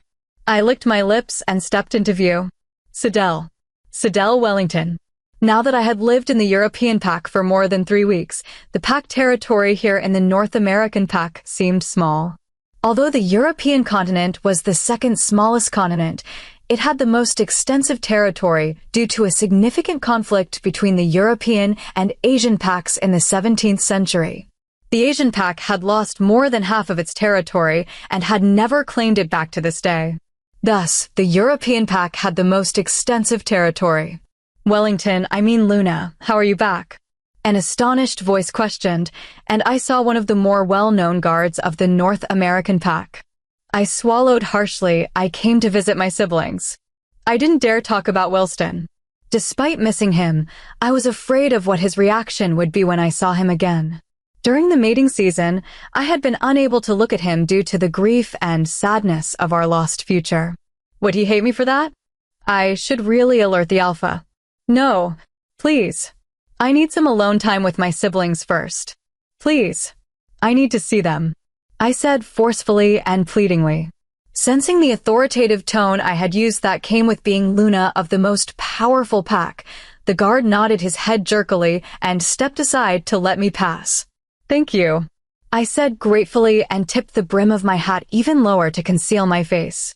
I didn't need anyone seeing me now so that they could alert the alpha that a trespasser of sorts was here in pack territory. I walked casually, concealing my scent with heavily scented perfume, and walked towards my old home. I glanced around inconspicuously to see if I had been noticed before knocking on the door. Moments passed, and nobody answered. Frowning, I became confused. It was a Saturday night, and Sarai and Sean should be home. Pressing my lips together, I bent down beside the potted plant and dug for the spare key that we had kept there. Picking it up, I inserted the key into the keyhole, unlocked the door, and stepped inside. The house looked the same. Dirty dishes were piled up in our sink, courtesy of Sean. Flowers were all around. The floor was clean and tidy, but somehow, the house lacked something. And I didn't know what it was. "Sarai? Sean? Are you home?" I called out as I walked around the house. Climbing up the stairs, I entered my room, and nostalgia hit me. Upon examining everything, it seemed that it had remained untouched since the day I left with Wilston for the ceremony. But yet, everything in the room didn't seem like me anymore. The old me was gone. Forever. I was now a little more jaded in life. More grounded in reality. The old me always had her head in the clouds, fantasizing about a white night that would sweep her off her feet. Now, I realized that you couldn't rely on a white knight that isn't real to help yourself. In fact, you had to depend on yourself to get out of trouble or any issues you were facing. Shaking my head from the depressing thoughts in my mind, my eyes lingered on my paint sets, and my thoughts went back to Kingsley. Unconsciously, I touched the mark on my shoulder and shut my eyes as I leaned against the wall. I knew I couldn't really escape from Kingsley, especially after he had marked me along with the blood exchange. But I just needed some time away from him. Away from the European pack. Just away from my life. I needed a break from reality, no matter how crazy or stupid it sounds. I just wanted to see my family again. They were all I had. Pushing myself off the wall, my eyes swept across all my old possessions in my room, and I turned to leave when I caught sight of a framed photo of my family before my parents had died. Heading towards my desk where the frame lay, I picked it up and brushed the dust away from the glass as I looked at my parents in the photo. This I couldn't leave behind. I took the photo with me and shut the door to my bedroom. As I walked down the hallway, I opened Sarai's door and looked around the room in horror. It was bare of her items. Sure, the furniture was still there, but her belongings weren't. My heart started to beat even faster, and I turned and sprinted into Sean's room. It was the same. Some of his clothes were gone, and so was his favorite baseball cap, which he never wore but treasured because it belonged to our father. What had happened? My stomach flipped, and I wanted to throw up. I quickly bolted to the study room where I knew Sarai kept a stash of money for a rainy day. Frantically, I pushed the carpet back and lifted a wooden plank from the floor and swallowed harshly. The small bag of money was gone. What on earth happened? Had any harm come upon my siblings and me, and I didn't know? I felt ill, and I breathed harshly. Nothing could happen to them. Nothing. Or had Kingsley taken them? I scoffed at that thought and shook my head. He couldn't. Even though he was ruthless, kidnapping wolves from another pack would be like declaring war. and nobody wanted that. But if that didn't happen, what did? I was left with no choice. I had to face Wilston now. With the photo frame in my hand, I left my home anxiously. Nerves were eating away at me, and butterflies were swarming in my stomach. I slid the photo frame into the duffel bag I had brought with me and packed it carefully by sliding it between the layers of clothes. This way, the glass of the frame would not crack and the photo would remain undamaged. Walking to the pack house, I kept my eyes on the ground, but my head was swamped with thoughts. What was going to happen when I spoke with Wilston? What could I say? Or what should I say? I didn't even know what to say or how to start. And, honestly, now that I have thought about it really well, I didn't know I was in love with Wilston at all. I loved him, but I didn't really think I was in love with him. Now that I had reached the pack house, I stepped in cautiously and looked around. My wolf howled and moved away from the back of my mind as if to protect me. Frowning, I walked up to Wilston's study and knocked once and then twice. Hesitating, I knocked once again but received no answer, and then I opened the door. Wilston, I cut myself off when what I saw made me inhale sharply before gasping. Wilston pulled away from the girl he was kissing and stopped as he looked at me. Sidel, he trailed off, stunned. The girl on his lap scowled and turned to me, and I took a tiny step back in shock. You, what are you doing here? I'm sorry. I knocked. I said, stunned beyond words. Oh, really? Why the hell are you here? Giselle demanded and stalked towards me angrily. Giselle, stop. Wilston spoke out, and he looked at me passively. Giselle was the alpha's daughter here in the North American pack. She was the popular kid even from a young age, and I knew she never liked me. Wilston came up to me, and Giselle scoffed and turned away from me. What are you doing here, Sidel? With my wide eyes, I turned to look up at Wilston, astounded beyond words. I came to see my siblings, but they're not here. Where did they go? I asked quietly, and Wilston sighed and shrugged. I don't know. They just vanished a week ago. What do you mean you don't know? I demanded, shocked but a little angry. He was the beta, wasn't he? Look, Sidel, they are just two members that aren't significant enough to worry about. I gaped at him, horrified beyond words. They're my family. They're all I have left. And you liked them. How could you say that? Wilston sighed and ran his fingers through his hair. Look.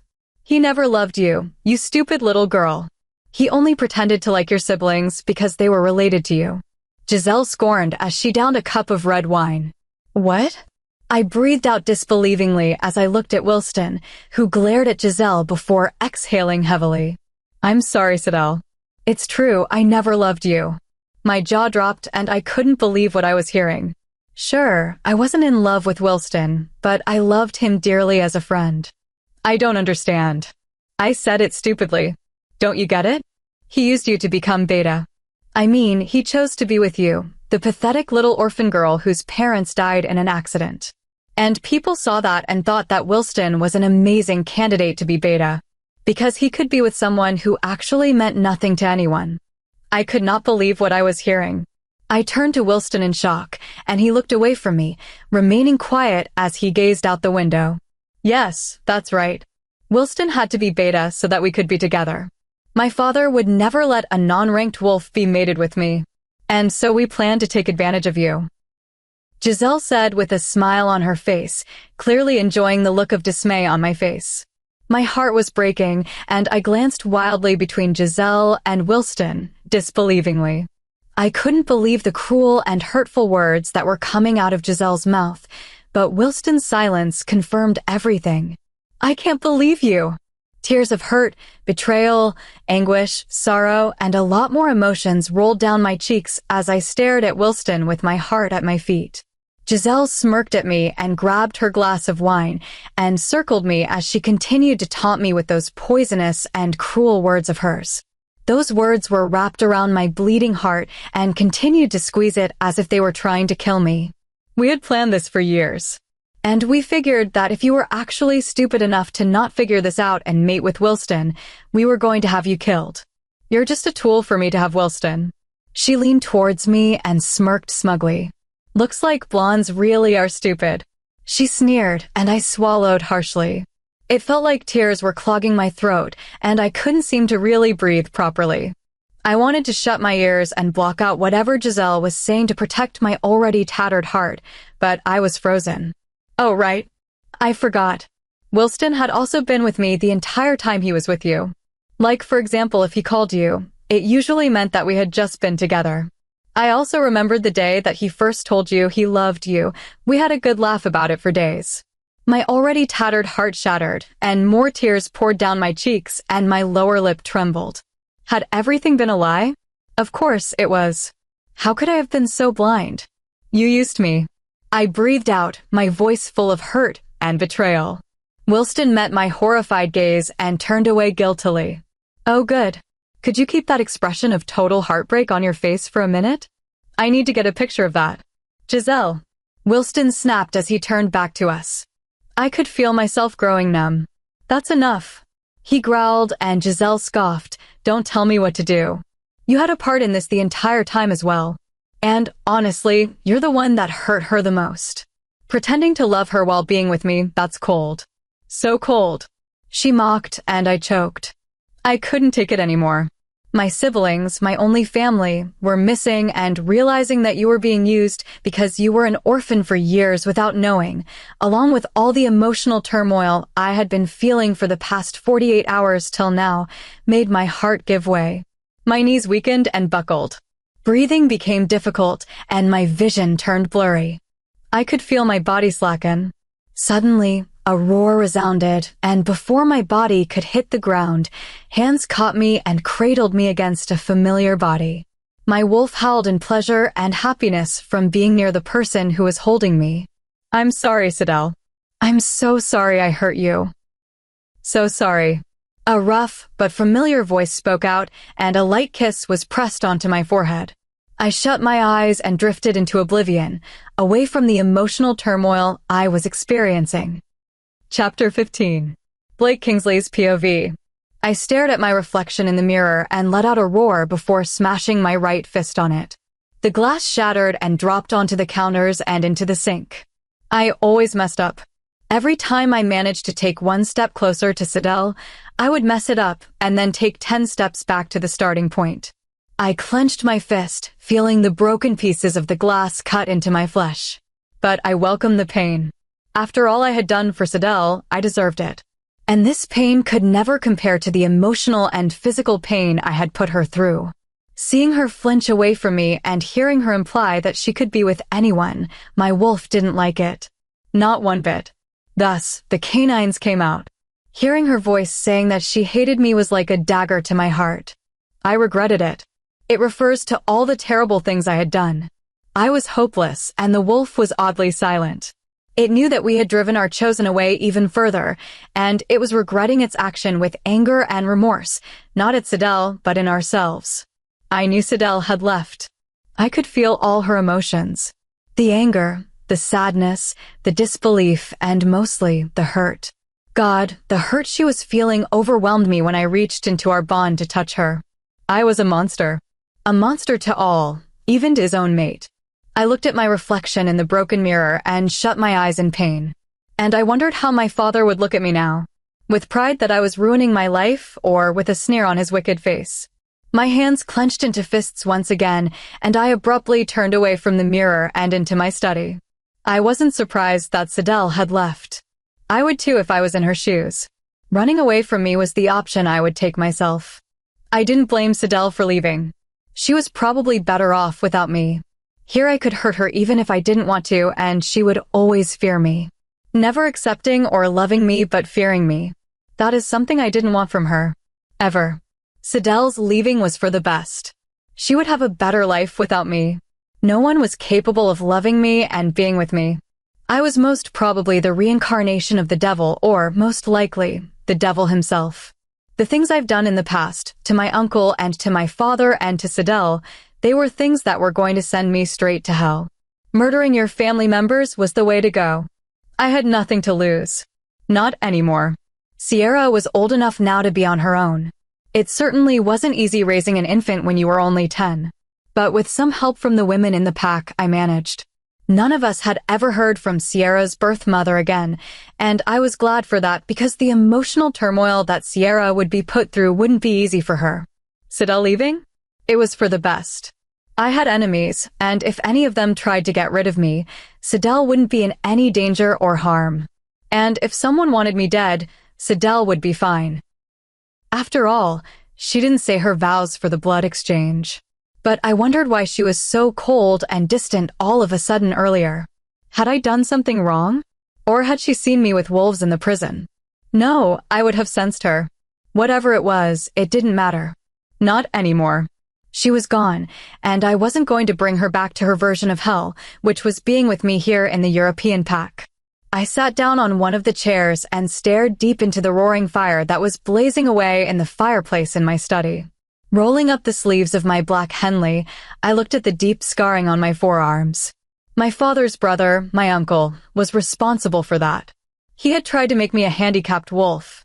That meant that I couldn't be alpha, because who wanted an alpha that wasn't in complete form? If I were handicapped for life, he could take over instead. I let out a roar full of rage, resentment, tea, and bitterness at the life I had.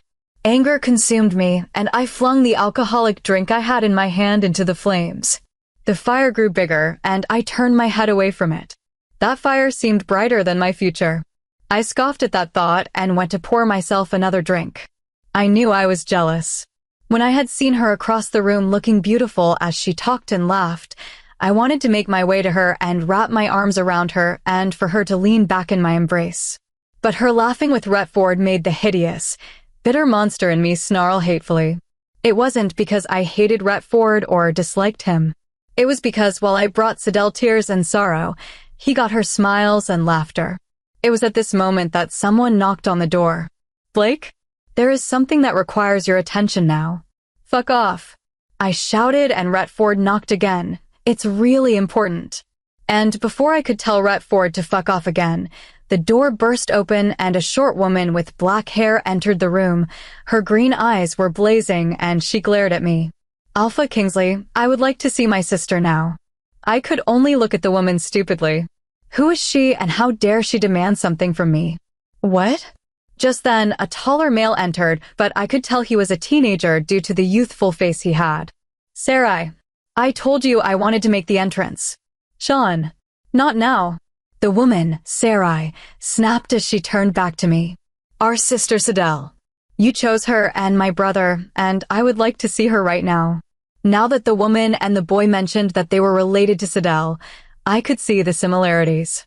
Sarai, although shorter, had the same determination and stubbornness Sidel had. Even though her hair and eye color were different from mine, both had the same oval face shape. Sean, the brother, was obviously taller than the two and was a mix of both. He had blonde hair and green eyes, but I could sense the impatience he was feeling for me. Teenage male wolves were more aggressive, and I wondered how Sarai and Sidel had dealt with him. However, both looked a little weary, and I guessed it was from the long journey to see their sister. Honestly, I was a little surprised that someone so short and small could make such a demand from me politely, but also not hiding the slight disgust and resentment she felt for me. And I guessed that Retford felt the same way because his eyes kept straying to her trim figure. Alpha, I would like to see Sidel now, please. Sarai prompted me again, and I turned to Retford to dismiss him with a short nod. She isn't here, I said quietly. Sean burst out, What do you think we are, idiots? You took her from us. Sean. Sarai snapped angrily before continuing harshly, Control yourself. To me, she bowed her head in regret. I apologize for my brother's words. We are just deeply concerned for our sister's well-being. I nodded, and surprisingly, my wolf didn't flare up from Sean's outburst. I suppose we were still sorely regretting our actions for marking our choice without her consent. How did you come all the way here from the North American pack? Was the Alpha so willing to lose 2 members? I questioned, and Sarai looked away uncomfortably. Sean, and I don't matter much to the pack, so our disappearances doesn't matter. So may we please see Sidel now? She isn't here. She left. I said quietly, and Sarai looked disbelievingly at me. Where did she go? Back to her chosen. The beta from your pack. She just left 30 minutes ago. I said tonelessly as I took another sip from my glass of drink. Sarai and Sean exchanged horrified glances, and I caught onto it. What? I demanded, and Sarai turned to me. Sidel can't go back. She'll be crushed if she knew what's going on in the pack. I let out a bitter scoff. She'll be better off back there. I always hurt her when she's with me. I didn't care much for pack politics, especially those from the other packs. It was full of gossip on who was challenging the reigning alpha or beta and other crap. Sarai seemed taken aback by my admission while Sean growled, "What do you mean by that?" I barely glanced at him, and Sarai glared at Sean. "It doesn't matter. She's free to leave," I said emotionlessly, my gaze meeting both astonished and stunned gazes.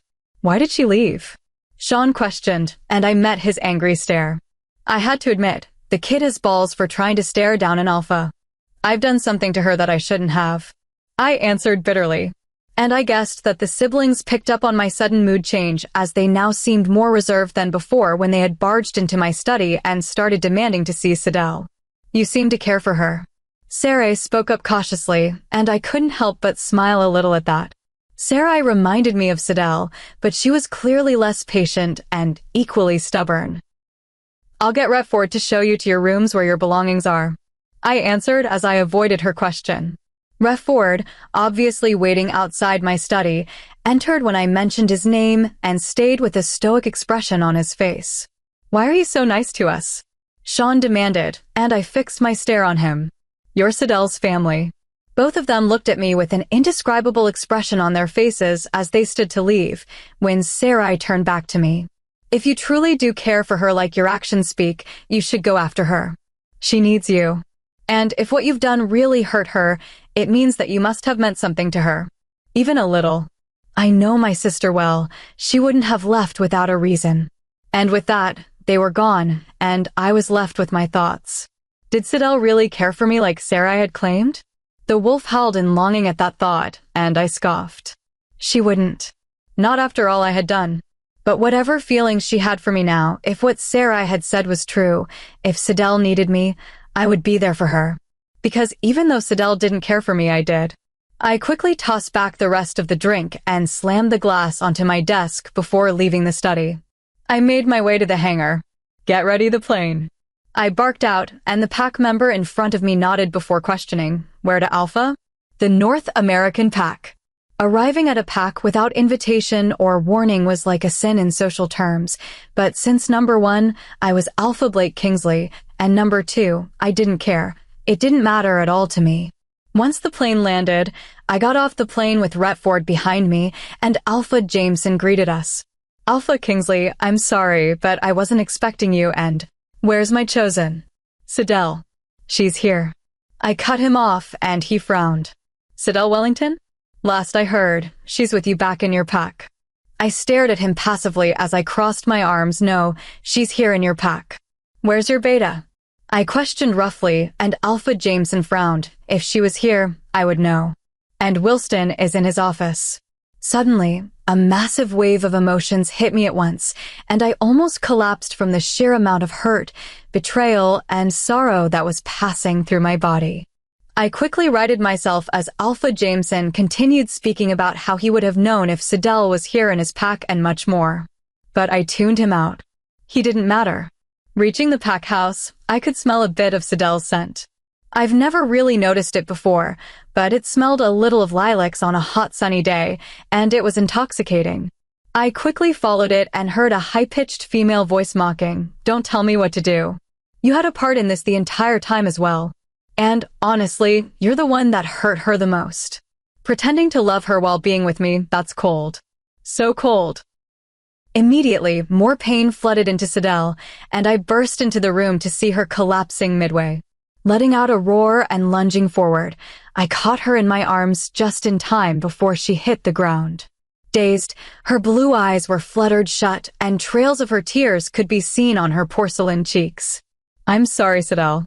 I'm so sorry I hurt you. So sorry," I said softly before pressing a quick kiss on her forehead. The wolf was happy that Sidel was by our side again, but soon it became furious that she was hurting.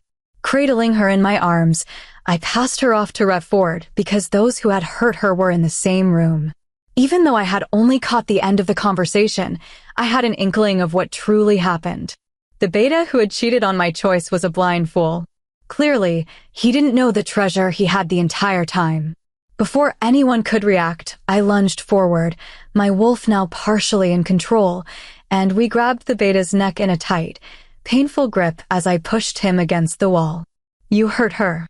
I gritted out. I could feel the wolf pushing for control, and this time, I honestly didn't mind handing the reins over. The beta's face was almost white, and his hands continued to pull at my hand, trying to let some air into his lungs, but anyone could tell he was getting weaker by the second. "Stop. What the hell are you doing? Let him go." The female who had said all those hurtful things to my mate screeched annoyingly and clawed at my arms with her long fingernails. I bared my teeth at her and growled before speaking lowly, "Even though you're a female, that doesn't mean I won't hurt you. After all, I believe in gender equality." Immediately, the female flinched backwards, her overly done face, caked with makeup, was ruined by her tears. "Alpha Kingsley, please. That's my daughter and her chosen." Alpha Jameson shouted, and I let the beta go and watched in dissatisfaction as he crumpled onto the ground and heaved for air. The female I had threatened had run towards him anxiously.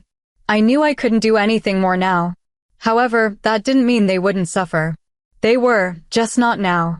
I took Sidel back into my arms and watched in satisfaction as she curled towards me, as if seeking my embrace. "You dare say she wasn't here?" I spoke dangerously, my voice low as I glared at Alpha Jameson. His eyes avoided mine as he spoke, no one had informed me. "And you have guts to come into my territory and threaten my daughter and her mate."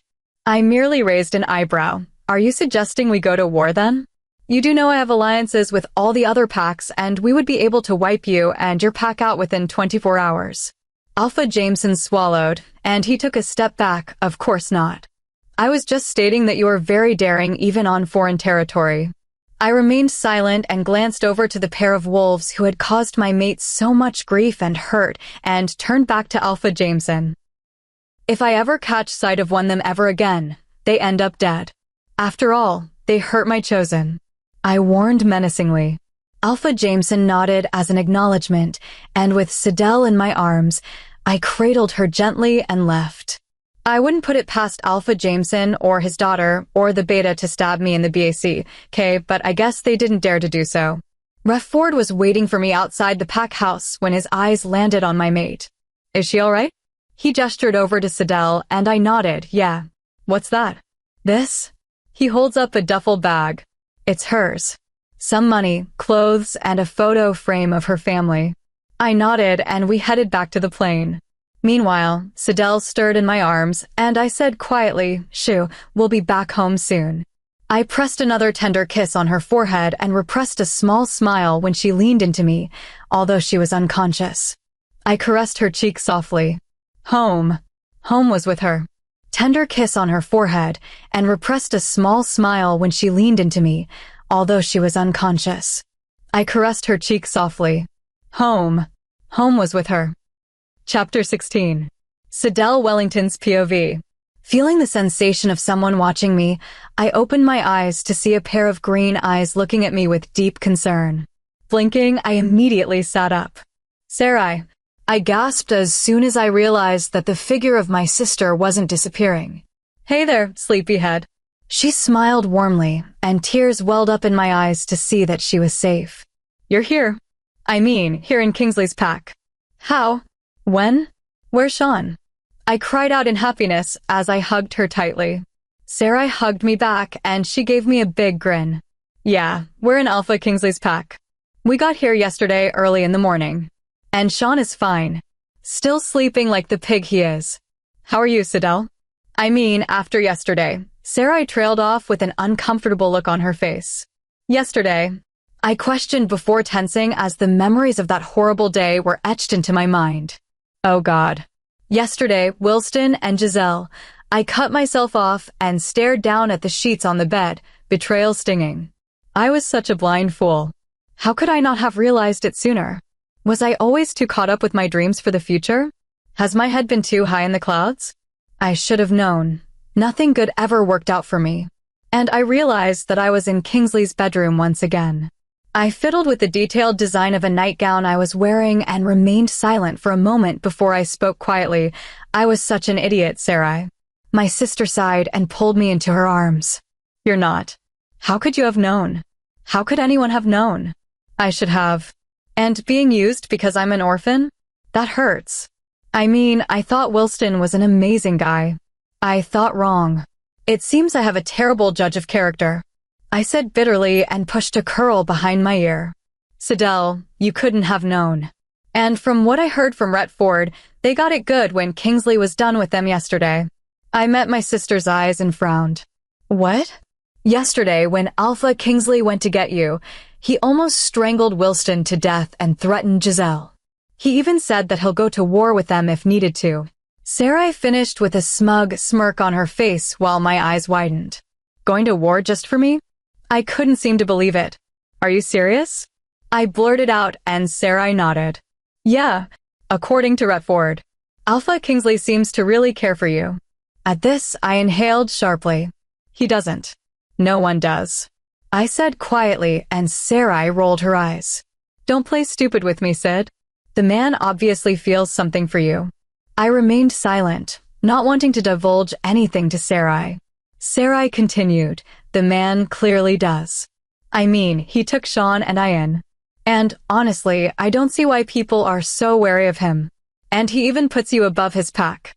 Shouldn't that say something? Seeing that I was still silent, Sarai prodded curiously. Alpha Kingsley said he hurt you. What did he do? My gaze flew to hers, and my mouth worked, thinking of a response that wouldn't make Sarai fly into a rage that would make her confront Kingsley. We Carringtons had rage issues. We were sorely protective of those we cared about, and we wouldn't care about the consequences till later. I couldn't tell Sarai that Kingsley had choked me, marked me without my consent, blackmailed me, and threatened my siblings. She would go into a flying rage. It's in the past. It doesn't matter. Sarai seemed a little surprised by my response, and she nodded. All right, but look, if anything happens, you've got me and Sean. We're family, aren't we? We stick together. A small smile crept onto my face, and I nodded. Yeah, thank you for coming here for me. I threw my arms around her and hugged her tightly. Sarai sniffled, and I could tell she was getting emotional. Uh-huh. We missed you so much. The house wasn't the same without you. Overwhelmed by relief and joy that my siblings were okay, I teared up. I missed you too, and I'm really happy that you're here with me. Sarai pulled away from our hug fest, swiped some tears away from her face, and smiled warmly at me. Me too, Sid. At least we can have a fresh start. Away from everything. I smiled and nodded. Yeah, so how is the pack like? Sarai questioned curiously as she shoved her hair into a messy bun. I pursed my lips as I sat cross-legged on the bed. Everyone is really welcoming. And they aren't as cold and distant as people say they are. The people here are really nice too. I only guess that they are more detached from people from other packs. Sarai raised her eyebrows, clearly surprised. Because rumors were that the European pack was cold and reserved. Nobody really knew much about them, and they themselves didn't offer much to others. We were mostly a private pack that kept to ourselves. But from what I've seen and experienced, the European pack was the friendliest people I had ever met. A comfortable silence passed, and I sat there, deep in thought. I didn't know what possessed me to ask anyone, this, especially Sarai, but it was something that was tugging at my heart to speak my mind. What do you think of Kingsley? Sarai looked up at me curiously before a knowing glint entered her eyes. You want my opinion? At her question, I nodded. When people say he's cold, merciless, I see all of that. But what people don't see is that he cares for those that matter to him. But he tries to hide it. Yes, I'm sure he can be what people say he is, but all of us have a darker side to us. After all, we're werewolves. We have the instincts to kill. We just don't. At her words, my mind flashed back to all the moments where Kingsley had shown his vulnerable side to me. I bit my lip, deep in thought, as Sarai sighed before continuing. The man truly cares for you, Sidel. When he said that he hurt you, I could see regret in his eyes. And it wasn't that sort of regret that goes easily. He's tormenting himself over it. Over what he has done to you. I could only manage a no. I didn't know what to say. My thoughts were all jumbled up. Some parts of my brain were still stuck on the hurt and betrayal from Wilston. The other part of my brain was still on my siblings being here with me. And lastly, my remaining thoughts were about Kingsley. That wasn't much of a surprise, considering he was in most of my thoughts anyway. Blake Kingsley was like an enigma. With his dark allure, mysterious past, and his brooding good looks, I was drawn to him. I groaned inwardly, and I froze as I just realized something that Sarai had said. Wait, you and Retford? Sarai stopped fiddling with her hair as she turned to me. A light blush formed on her cheeks as she frowned, obviously feigning confusion. What? Me and the beta? No way. I snorted. Sure. I watched, amused, as Sarai grumbled under her breath while insisting that there was nothing going on between her and Retford. The door burst open, and my brother entered before jumping on the bed and engulfing me in his arms as he started exclaiming how much he missed me. Sheesh, when did Sean become bigger than me? Listening to Sean shouting at Sarai and her arguing with him about some trivial matter made me grin. It was as if things were back to normal. I was glad that my siblings were with me. I stroked the brush against the canvas furiously. All the pent-up emotions were bubbling, and they needed an outlet. Sarai was downstairs having lunch with some of the pack members, while Sean was getting to know some other teenage boys while playing football. I was glad that they were socializing with the other members of the pack.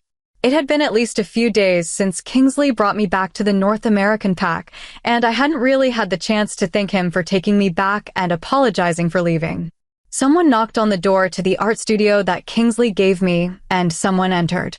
Immediately, I knew who had entered, especially with the way the wolf was acting. How do you feel? His voice asked gruffly, and I looked up at him and nodded. I'm all right. Just feeling like an idiot. 50 Shades of an Idiot.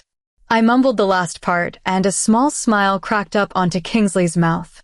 My mouth had almost dropped wide open from how handsome he looked with a smile on his face. Albeit it was a tiny one, it was a smile nonetheless. Thank you for taking my siblings in. You didn't have to, but you did. I spoke up, and Kingsley shoved his hands into the pockets of his jeans.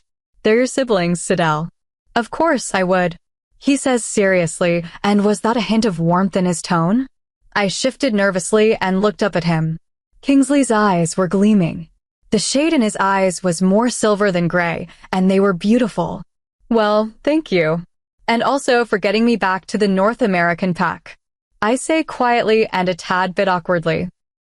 I know it was immature and childish of me to just run away, and I'm sorry about that. I wasn't thinking. I'm impulsive. It's a trait that I have that gets me in trouble. I was embarrassed. In truth, running off like I had done was plain stupid. Kingsley stepped closer to me, and I could sense that the mood had turned somber. No, it was my fault. I should not have marked you when you were not willing. My gaze flew to his, but his eyes were on the mark he left on my shoulder. Regret and remorse were in his eyes, and I frowned a little before asking quietly, Why did you then? Why did you mark me that day? At my question, it was Kingsley's turn to shift uncomfortably. I was jealous of you and Retford. Me and Retford? I echoed, a little confused, and Kingsley sighed impatiently. You were getting along with him so well, and that night, you were unhappy with me again. He explained reluctantly as his eyes watched me observantly. Immediately, I remembered why I had been so distant that day with Kingsley. I had seen him with that girl in one of the pack house bedrooms. If you had someone else, why did you pick me? I asked emotionlessly, and Kingsley looked at me with confusion on his face, immediately picking up on the sudden mood change from me. What do you mean I had someone else? I don't, Sidel. I only have you. He says quietly, his silver gaze burning into my being. My heart fluttered at that, and I watched him closely for any signs that showed that he could be lying. His eyes met mine with such intensity that it made my breath hitch. On that night, the winter party, I saw you coming out of the room with a woman who was barely dressed. I said awkwardly but softly, my fingers were clutching onto the paintbrush tightly. Confusion marred his face before realization settled, and then understanding crossed his face. Sidel, I'm not the sort to cheat. But I'll admit I wasn't exactly a saint before I met you. That night, she was someone I used to be around with, but now that I have you, I rejected her advances. Oh, I mumbled, my gaze now fixated on the ground. A low chuckle sounded, and my eyes flew up to meet silver ones. Kingsley's face had a small smile etched onto the corner of his mouth, and my heartbeat sped from the sight of it. Kingsley was handsome as hell when he had a smile on his face. Never mind that it was a small one. It was a smile nonetheless. His eyes were lit up with mirth and happiness, and he stepped closer to me. What? I demanded, and Kingsley shook his head and pushed a curl behind my ear. I'm pleased. It seems that you do care. My eyes widened, and thoughts flashed in my head. Did I care? If I didn't, I wouldn't have felt so hurt and betrayed by the sight of him and that woman. Oh God, I did care for Kingsley.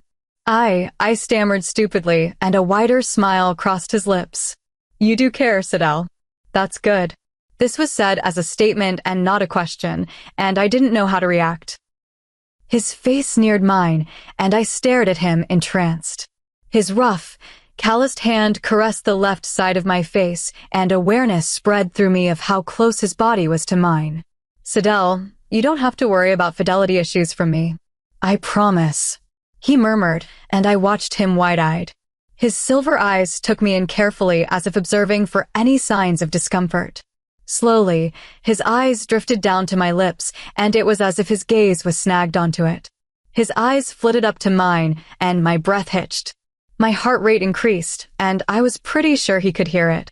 Was he going to kiss me? Silver eyes went back to my mouth, and my lips parted as he stroked my cheek with his thumb. Once more, his intense gaze met mine as he spoke. Like I said, I wouldn't have an affair. Not that I could or want one anyway now that I have you. His baritone voice said lowly as he withdrew his hand from my cheek and moved away from me. My shoulders slumped slightly in disappointment, and I caught myself for that. Disappointment? Did I really want him to kiss me? What the heck was wrong with me? Just because he was handsome as hell and showed me he could be nice and charming didn't mean that I wanted or should kiss him. I'm not going to be like that beta from your old pack. And speaking of that, how are you feeling about it all? He questioned as he sat down on one of the chairs in the room and watched me. I sighed. Did everybody seem to know about my humiliation? I could feel tears prickle in my eyes at the thought of Wilston and freaking Giselle Jameson. I was still deeply hurt about it, and why did everyone want to talk about it with me? Those few days that I was back, it seemed that Sarai offered to talk about it with me, and so did Sierra, but I turned down their offer. I'm fine. I mumbled and turned back to my painting as I fought back from crying. Sidel. Kingsley warned impatiently from across the room. I groaned, but remained fixated on the dull blue and gray painting in front of me. I'm fine. Really. I don't know why everyone keeps bringing it up. I would like to not talk about it at all. I say, emotionally, and suddenly Kingsley was just beside me. Sidel. He growled lowly and crossed his arms across his chest. I sighed, annoyed. I just wanted to put everything behind me and move forward, but obviously, that wasn't happening. Why do you want to know anyway? I demanded and was met with Kingsley's hard glare that meant he wasn't going to budge on the subject. Putting my brush down and facing him fully, I knew that Kingsley could see the unshed tears in my eyes. You want to know how I'm feeling? At my question, Kingsley nodded and gestured for me to take a seat beside him. I did so reluctantly. The dam was on the verge of breaking, and all the emotions were bubbling up in me. I feel like a fool, all right? A humiliated one, in fact. I shared with Wilston everything, all my fears, my hopes, my dreams. Every single thing. And to have the relationship I had with him thrown in my face like it was something dirty made me feel sick. Knowing that he cheated on me and used me is another ballgame, in fact. I mean, I never dreamed that he was this sort of guy. I continued sorrowfully, tears streaming down my cheeks as I wore my heart on my sleeve. But I should have known. Every time he told me he had to work as he canceled a date, he was probably with her. And I feel so hurt and betrayed by that. 3 years this had been going on, and I cut myself off as the dam broke, causing all the tears in my eyes to fall uncontrollably. I sniffled and swiped at the tears away in vain as they were coming down so fast that it was useless. All the hurt and sorrow bubbled out of me, and I cried even more. I hated talking about feelings. Suddenly, arms pulled me against a hard body and hugged me tightly.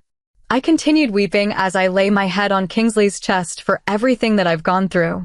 I didn't know how long I was in Kingsley's arms, but when the tears stopped, I hiccuped and sniffled before pulling away. My body felt stiff from staying in the same position for too long, and I noticed a dark patch on my gray Henley from my tears. "Sorry about your shirt." I croaked out, and Kingsley shrugged. "It doesn't matter." "Feeling better?" he asked, and I nodded my head jerkily. Suddenly, I felt embarrassed. Like, why was I spilling everything I felt to Kingsley? It was kinda ironic considering that maybe a month ago, I didn't even want to be in the same room as him. Also, it was now that I realized I was sitting on his lap, and my hands were on his chest as I tried to get off his body. This was incredibly awkward. I cursed myself for getting into this sort of situation. It was typical.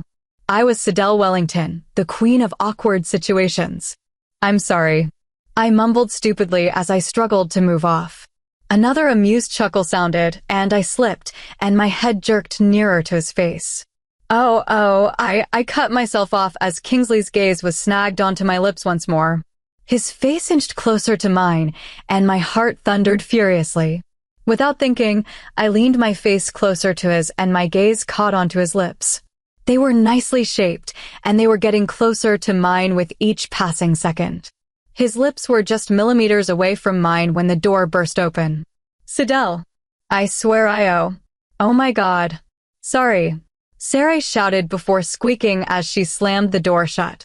Immediately, the spell was broken, and I pulled away from his magnetic allure. I'd better get back to my painting. The paint is gonna dry up soon."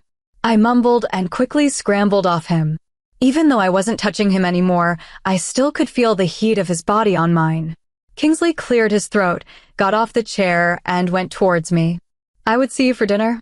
Was it me, or did Kingsley's voice turn huskier? Sure, his voice was low and rough, but was it rougher from the encounter we shared? I nodded and looked up at him to see that his gleaming silver eyes were bright. "Yeah, I'll see you later." I offered a smile, and Kingsley nodded and gave me back a small smile in return before leaving. The door shut gently, and I placed my brushes and the paint sets back on the table and exhaled deeply. Unconsciously, my hands touched my lips as I wondered how Kingsley's lips would feel against mine. Chapter 17. Sidel Wellington's POV. "No, please go away." Sarai groaned in annoyance as she entered the kitchen. I watched in amusement as Retford entered soon after. "I'm thinking of something you should do with me. It's a 4-letter word, and it starts with F. Retford said as he stole a piece of bacon from my plate. Sarai grimaced as she crossed her arms over her chest. "You're disgusting." Retford smirked and shrugged. Feed me, I'm hungry." "What word did you think it was?" I stifled back a laugh, and Sean choked on his cereal. "That was stupid." He groaned, and Retford glared at him. "Shut it." Sarai, on the other hand, was trying not to laugh, but failed as a wry smile crossed her face. "You're so ridiculous." Retford flashed her a charming grin. "I know." I smirked inwardly. Even though Sarai denied it vehemently, it was clear that something was going on between her and Retford. And it seemed as if Sean felt the same way because he wrinkled his nose. "Gross, if you two want to flirt, do it when I'm not here." Immediately, Sarai colored up and glared at Sean, and the arguing started. Once the arguing stopped, Sarai groaned angrily and stalked out of the room with Sean following to goad her even more. "So, what's going on between you and my sister?" I asked curiously as I ate the lunch I had cooked. Kingsley was away for another meeting with the leaders, and Retford, skipped, feigning illness. Retford shrugged and flashed a charming grin at me. "Nothing. Like I said, she's pretty as you." I snorted and crossed my arms. "You're funny, but not that funny." "Come on, Spill. What's up with you two? I've never seen you chasing after a girl so hard." At this, Retford scowled at me and made a face. "Yeah, exactly. Why is your sister so stubborn?" I burst into laughter at that and shook my head. "You're that interested? I assumed that you would have given up when my sister wasn't going to give in to you." Ref Ford snorted and crossed his arms. She'll give in, he said stubbornly as a determined expression crossed his face. Suddenly, he grumbled, "Why are you Wellington women so stubborn?" I shot him a scowl. "What?" A sly grin crossed Retford's face as an innocent one took over. "I mean with you and Blake. Like he's really making an effort with you, and you're still in your old room." I raised an eyebrow before rolling my eyes. "I don't see how that's any of your business, Mr. I can't seem to chase a girl, but I'm a player." I mocked playfully, and Retford shot me a smug look before standing up abruptly. "I'll prove it to you. Sarai will like me." He smirked, and I snorted disbelievingly under my breath. I knew my sister well. She wouldn't give in without a fight. "Anyway, do you know the location of the lake near the pack?" I questioned, and Ref Ford opened his mouth to answer when a throat cleared. "I'll take you." I turned around and sighed inwardly at how good he looked. He was dressed in a black buttoned-up shirt and dark blue jeans. "I'll be painting, and you'll get bored if you come along." I answered a little nervously as I turned my attention back to the granite table, and Kingsley shrugged. "It doesn't matter. I'll take you there now." I nodded my head at his command, which was laced with his words, and went up to the art studio, took the necessary art materials, and then went down the stairs. And as I reached the foot of the staircase, Kingsley was waiting there for me. Without a word, he took the bag in my hand and carried it for me while I followed behind quietly. Ever since we had almost kissed in the art studio, I couldn't really look at him properly without my cheeks flushing bright red. And I was pretty embarrassed because I had acted like a flustered teenager who didn't know what she wanted. Additionally, I wasn't sure how Kingsley felt about it either. So far, every time we've interacted, it's been pretty awkward. Mostly on my part, I guessed. Considering I couldn't quite look at his face or his eyes without my face turning into a tomato. And now that I had really thought about it, I wondered if I would actually kiss him if Sarai had not broken the moment. I sighed inaudibly and shifted on the leather chair of the Jeep. It was quiet, and it was then that I realized that a briefcase was among the bags I had brought. "What are you going to do while I'm painting away?" I asked curiously and wondered if he was going to watch me paint, because I would feel really awkward if he did. I wasn't one to paint while someone was watching. It was one thing for a pair of eyes to be studying you as you painted, but it was a totally different thing if a particular pair of gray-silver eyes. "I brought paperwork that is related to the pack. You don't have to worry about me studying you the entire time, though I'll confess I would do so at times because it's captivating watching you paint." He answered and glanced at me through his dark sunglasses before turning back to the road. From his statement alone, I could feel heat creeping onto my neck before reaching my face, and I quickly looked down at my hands, which rested on my lap. "Oh, I see," I murmured, and I knew my face was getting redder by the second. A low chuckle sounded, and I looked up once again to see a slight, amused smile twist on Kingsley's lips. And again, my heart sped up, and all I could do was stare at his male beauty. I knew he was aware that I was staring at him at times, as evidenced by the knowing edge of his lips, which would lift when he caught me looking at him. I was appalled by my reaction towards him. This was definitely not the first time I had seen a good-looking guy, so why was I acting like I was 14 and my favorite boy band was just in front of me? "Get a grip, Sid." I berated myself, took a deep breath, and got out of the car. I was about to grab the bag containing my art materials when a large hand took it instead. "You know I could take it. It isn't that heavy," I offered, and Kingsley took a side look at me as he walked on. "You know you could say thank you," he called out, and I rolled my eyes. Men and their need to prove that they were useful. I scoffed under my breath and hurried after him. "Well, thank you, but you're carrying enough things already and I don't." "I don't mind." Kingsley cut me off and stopped walking towards the lake. I eyed his suitcase, along with a picnic basket and a mat that was draped over it, and lastly, my art materials. "Well, at least let me carry the basket." I offered and reached out for it when Kingsley continued moving again. "Kingsley!" I almost growled out in annoyance. I didn't like being hand-waited on, and I really appreciated the fact that he wanted to be a gentleman by helping me carry the bag, but I didn't want to seem like I was taking advantage of it. A low chuckle sounded, and I slumped my shoulders in defeat as I followed after him.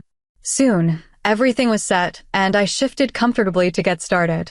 The weather was beautiful and the sunlight reflected on the lake, making it sparkle. All in all, it was a perfect day to paint, and I took the time to study my surroundings before starting. As I painted, all thoughts and self-consciousness about Kingsley watching me vanished from my head.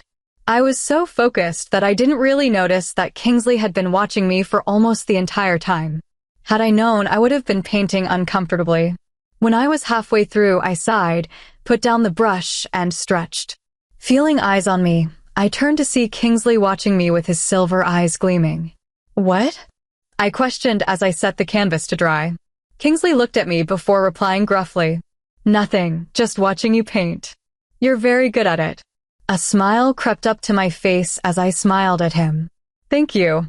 I mean, it's just a hobby and for me to release all the thoughts and emotions I have. My mother introduced me to it. She herself was a painter as well." I replied, and I just realized that if Kingsley had really been watching me paint so far and I hadn't noticed it, that meant I was really comfortable being around him. My eyes widened at that thought. Not even I was comfortable enough with Wilston to watch me paint. But why Kingsley? Was it because on some soul-searing level, I actually trusted him and was comfortable being around him? I sighed at that thought and decided to ponder it later as Kingsley stood up and sat beside me. "Here, eat." I took the muffin in his offered hand and bit into it. "Thank you." I gave him a small smile and Kingsley seemed to be taken aback by it. We enjoyed the meal, especially the fruits that Kingsley brought along with a knife to slice them. And I just realized that if it were 4 weeks ago, I would have thought that Kingsley would try to get rid of me by stabbing me. But those morbid and dark thoughts were long gone. Because it didn't make sense for Kingsley to try to get rid of me after all he had done. He had bound his soul to mine, and if I died, he would die too. I didn't think an alpha of the most powerful pack would want to wish death on himself. Additionally, his actions demonstrated that he genuinely cared for me. After all, actions speak louder than words. "Tell me something about yourself." I blurted out, and Kingsley raised an eyebrow at my random and sudden question before settling down comfortably on the mat. "What do you want to know?" I pursed my lips and shrugged. "Anything. Like a favorite color or movie or food." Kingsley frowned thoughtfully. "I don't have a preference for movies because I hardly watch them. My favorite food? I don't have a preference either, as long as it's edible and not made by Retford. Favorite color would be blue. Deep sapphire blue." I could feel my cheeks heating up from the way he looked at me. I know he was referring to the color of my eyes, and a small smile graced my lips at his words. Sheesh, Blake Kingsley could be such a charmer. "What about you?" he questioned, his eyes burning with curiosity. I hummed under my breath before sipping from my bottle of lemonade. I like the color gray, any kind of dessert, especially chocolate, and my favorite movie would be anything that is thriller. I could see that Kingsley was taking note of what I had just revealed about myself, and I wondered if he knew that he was the reason my favorite color was gray. His eyes were the most beautiful shade I've seen in my life, and when he wore a gray shirt, his eyes seemed to stand out even more. We lapsed into comfortable silence, and suddenly a thought occurred to me. Maybe now was the perfect opportunity to ask Kingsley about his wolf? But I knew I couldn't ask him what was wrong with his wolf directly. I sat there thoughtfully as Kingsley turned his attention to the paperwork in his hands. "What color is your wolf?" There, that seemed like a sensible question. I thought I was satisfied that maybe Kingsley wouldn't see right through me. His head lifted up to meet my gaze, and he answered, "Black with hints of brown." "Oh, that's what I kinda expected," I said lamely, and Kingsley chuckled before turning serious. "I know you have questions considering both Sierra and Retford have big mouths that can't keep shut." I flushed guiltily. Was I that freaking transparent? Kingsley smirked knowingly at me, and for a while, I was speechless. I hadn't really seen him be so carefree around me. Sure, he was concerned, but smiling, smirking, and laughing, and I had to admit that I was actually really warming up to him. Yeah, I trailed off, embarrassed, and Kingsley chuckled lowly again, and that sound did something to my insides. I didn't know what, but I felt something shift in me as if a side to me had changed drastically. I couldn't explain it, but I was left breathless. "I'll let you know whatever you want to know. But I have to grab something from the car. Give me a minute." He explains and stands up before leaving. I watched his retreating and sighed to myself, because damn the man for looking as good from the back as the front. What kind of questions should I ask? I knew what I wanted to ask first. Why had you hurt me? Why did you choose me? What did Sierra mean that your wolf is the darker part of you? What issues do you have with it? I sighed. It seemed as if I had a million more questions to ask, and I didn't know how forthcoming Kingsley would be with his answers. I lay down on the picnic mat, shut my eyes, and enjoyed the cool breeze rushing through my hair and against my face. Somehow, my mind wandered back to that intimate moment where Kingsley and I had nearly kissed. His lips were mere millimeters from mine, and my hands were on his rock-hard chest. His gaze was locked on my lips while mine was on his face. I remembered the feel of his cool, minty breath on mine, and for a brief moment, his eyes flashed to mine, and I saw hesitancy in them before his resolve hardened as if he made up his mind. And at that moment, his face leaned toward mine, and if I imagined closely enough, I could somehow feel the barest hint of his lips brushing against mine. And that was when Sarai interrupted us. I opened my eyes and pressed my hands against my blushing cheeks. They felt hot to the touch, and I felt uncomfortable as if I was wearing too many clothes, which was ridiculous because I was wearing a thin summer dress with a black jacket. The incident concerning my trip to the North American pack was something that I didn't want to talk about ever. But I didn't know why I spilled my guts out to Kingsley. And at least I was getting over it, over the pain and hurt from Wilston's deception. I no longer cried about it because they didn't deserve my tears, but now I was more cautious about trusting people. And I guessed in a way it could be a blessing. A rustling sound caught my attention, and I sat up. Kingsley was back, and I was finally getting the answers I needed. I turned around, and it wasn't Kingsley that I met. Instead, a snarling brown wolf appeared on the edge of the forest. Without warning, it lunged towards me, and my fight instincts switched on. I grabbed the knife from the picnic mat and quickly avoided the snapping jaws and claws as they came towards my face. Clutching the knife, I sprinted away from the picnic mat with the wolf following after me. It pounced on me, and I dropped to the ground and swung the knife against its neck. The flesh gave way and blood flowed, and the wolf howled in pain. Clearly, the wolf wasn't happy with that action and let out a loud, enraged growl and began clawing at my body. Adrenaline was pumping through my veins, and I plunged the knife into the front of the wolf. The wolf took a step back in pain and growled as it yanked the knife out of its chest. I cursed under my breath as the wolf made another attempt to swipe its claws near my throat. I gasped inwardly. That was a kill shot. This wolf wanted to kill me, and now that my knife was gone, I was once again defenseless. It took a lot to kill a werewolf, and it was tough with a blunt knife. As the wolf lunged towards me and pinned me under it, my hands grabbed its snout and pushed it away with all my might so that it wouldn't sink its teeth into my throat. As each second passed, I knew I couldn't stand the pressure of holding the wolf away, and I shifted.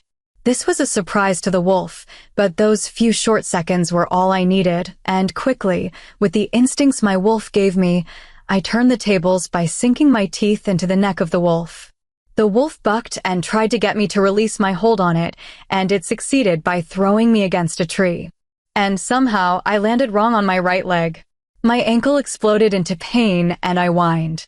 The other wolf shook its head and advanced towards me slowly, clearly noticing that I wasn't able to attack too well. I growled warningly, and an evil sneer crossed its face if that was possible. From its size, I guessed that the wolf was either a female or a really small male. I tried to catch its scent, but there were too many distinct ones. Whatever it was, I wasn't going down without a fight. I tackled it quickly, and my claws sprang out and dug into the flesh of the wolf. Suddenly, an enraged roar sounded, and the ground trembled as a black wolf with black eyes bolted towards us. Immediately, my attacker shook me off and sped off into the forest where it could hide. A breath of relief sounded as Kingsley's wolf made its way to me. My ankle was burning, and I knew I had several deep scratches on my body. Kingsley's wolf neared me, and I gasped inwardly at how giant his wolf was. He was around the size of an average male human. His wolf nudged me at my side, and I slumped onto the ground, beyond exhausted from the fight I had put up. Soon, he shifted back to his human self and crouched beside me. His eyes were pitch black, and he was vibrating with barely concealed rage. His fingers gently stroked my fur, and he murmured as he calmed down, "Your wolf is beautiful." In my mind, I could sense my wolf purring in satisfaction that our mate liked what he saw. I nudged my head back against his hand, and a small smile crossed his face before a murderous expression took over as he felt the several deep scratches on my body when some of my blood was smeared on his fingers. Kingsley looked as if he couldn't decide whether to leave me on the ground to chase after my attacker or to take care of me and let the wolf escape simply. He shook his head and stroked my head, choosing the latter. "Come on, shift back. I'll take you to see the pack medics." His eyes ran over me worriedly, and his jaw was set into a hard line as he stood up. Immediately, I was thankful that I was not in my human form because I would have been blushing furiously. When Kingsley and I had shifted, our clothes were gone, and well, he was standing totally naked and not in the least embarrassed or ashamed. I was not going to shift back because I wouldn't have any clothes to wear and didn't want to be naked in front of him, and second, I didn't think I could look at Kingsley with a straight face after all I had just seen. And dear God, he was huge. Now that the adrenaline was fading, pain hit me square in the face, and I gingerly stood up on my paws and whined when my ankle throbbed. By my guess, it was dislocated. Definitely not shifting back. I mused, and Kingsley frowned and crossed his arms. "What's wrong?" "Your ankle," he questioned, and I limped slowly towards him. "Jesus Christ." He swore under his breath and carefully touched my ankle. I growled at him as the pain increased for a minute. "We're gonna have to set it later." I shut my eyes, knowing that the pain for that would be worse. "You don't have any clothes in the car, do you?" He questions roughly as he swallows harshly and scoops me up in his arms. I was surprised that he could even lift me when I was in wolf form, because I should have weighed a ton. But the way Kingsley carried me was as if I weighed nothing. "You know I wouldn't mind if you shifted back, right?" He asks with a hint of a playful smirk, and I swatted him on his face with my tail, and he let out a laugh. Although he was laughing, I could see the rage and concern in his dark eyes. The fact that his eyes weren't the beautiful shade of gray and silver, but almost black showed that his wolf could be taking over any moment from now. The fight with that wolf seemed like hours when in fact it was only mere minutes. And I was glad that Kingsley had come in time because I didn't know how long I could last without collapsing onto the ground from exhaustion and the pain. But I was pretty proud that I managed to hold my own against the attacker for quite some time. Kingsley gently placed me in the back seat of the Jeep, taking special care of my dislocated leg. I watched him, and that change in my body shifted even more from how gentle he was being with me. Fortunately, as I was still in my wolf form, Kingsley couldn't see how awkward and uncomfortable I was due to him being naked. I mean, his body was beautiful, like well-defined pecs and rope after rope of taut muscle with tanned golden skin.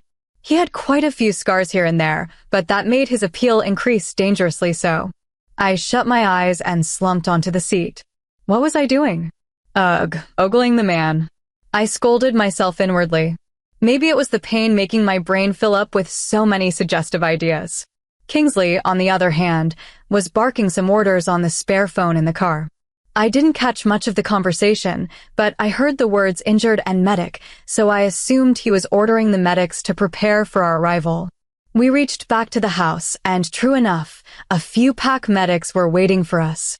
Kingsley got out of the car, not caring that he was in the nude, and lifted me out of the car and into the house. He placed me on the floor of my room gently and ordered me to get dressed, with Sarai helping me, so that the medics could quickly check me for any more injuries. Shifting back, Sarai gaped at my scratches and my awkwardly shaped ankle and helped me into my undergarments and a dress. The medics came in and propped me against the bed and took care of the scratches just as Kingsley barged into the room. His eyes scanned my face and pure relief swamped him when he saw that I was all right. I did notice that he was just dressed in a pair of jeans that were slung low on his hips, and he was bare-chested. Oh God. He came towards me and barked at one of the medics. "Have you checked up on her?" The medic nodded and murmured something quietly to Kingsley, who in return growled, "I'm not leaving the room." The medic shrugged and gently extended my ankle. Immediately, I knew what was coming and bit my lip as he pushed my ankle back into its proper position. I shut my eyes in pain, and a large hand enclosed my left hand and stroked it comfortingly. "All right, Luna, your ankle will be fine, but do try to stay off it. The wounds on your torso aren't too deep, so I'll recommend you to have bed rest." I nodded, and the medics left, and Kingsley and I were all alone in the room. Damn it. Kingsley swore out all of a sudden. I looked up at him in surprise, and he shut his eyes as if he was in pain. "What's wrong?" "I shouldn't have left you by yourself. Whoever attacked you wanted you dead, and it was probably the same person who sent you those chocolates." He growled angrily, his voice full of anger and rage. I clutched onto his hand tightly. "It isn't your fault, and I managed to hold my own." "I'm just glad that you got there in time," I offered quietly, and Kingsley raised an eyebrow, but visibly calmed down. I smiled at him, and Kingsley sighed and brushed my hair behind my ears before gazing at me tenderly. "Rest. I'll send your siblings to look after you." I nodded and shifted comfortably on the bed before giving Kingsley one last smile. "Thank you," I said softly, and without thinking, I reached out and kissed his unshaven jaw before closing my eyes. Chapter 18. Blake Kingsley's POV. I clenched my fist as frustration filled me at the thought of that wolf attacking Sidel. When I first saw her in that town before the season, I assumed she was too soft to be the Luna of the European pack, but I was too selfish to let her out of my grasp. There was something about her that just pulled me in. But after seeing her fight off the wolf from the clearing and remaining calm about it, I was shocked, and my perception of her had changed. I no longer saw her as the soft-willed, meek chosen, but someone with a great deal of inner strength and toughness. After everything she had been through, Sidel was still standing tall and strong. And I was proud of that for her. I was wrong to assume she would be like most of the she-wolves who panicked when bad things happened. Sidel? She fought for her rights and was stubborn, fighting until the very end. Shouting and shrieking broke my thoughts, and I sighed in irritation. Why had I thought housing Sidel's siblings together in my home would be a good idea? At first, it was to get into Sidel's good graces, but after a while, I was glad for the companionship that a silent house could not give. Back then, both Sarai and Sean had a healthy dose of fear for me, but now that they lived together with me, that fear had disappeared. Yes, they still respected me, but at times it was challenging to deal with them when they began arguing. I groaned in annoyance as Sarai shouted angrily about how Sean was not respecting her, as she was the eldest, and whatnot, while Sean retorted that age didn't matter, as height trumps all. I really considered getting them their own home on the pack grounds, away from my house. It was only when I slammed my study door open that silence reigned once again. I stalked into the living room where both siblings sat quietly with Sidel in between them with her arms crossed. "This has got to stop." I snarled and glared at all three Carringtons. Sidel shrugged, stood up, and moved away from her siblings and entered the kitchen. I followed after her impatiently, Sidel.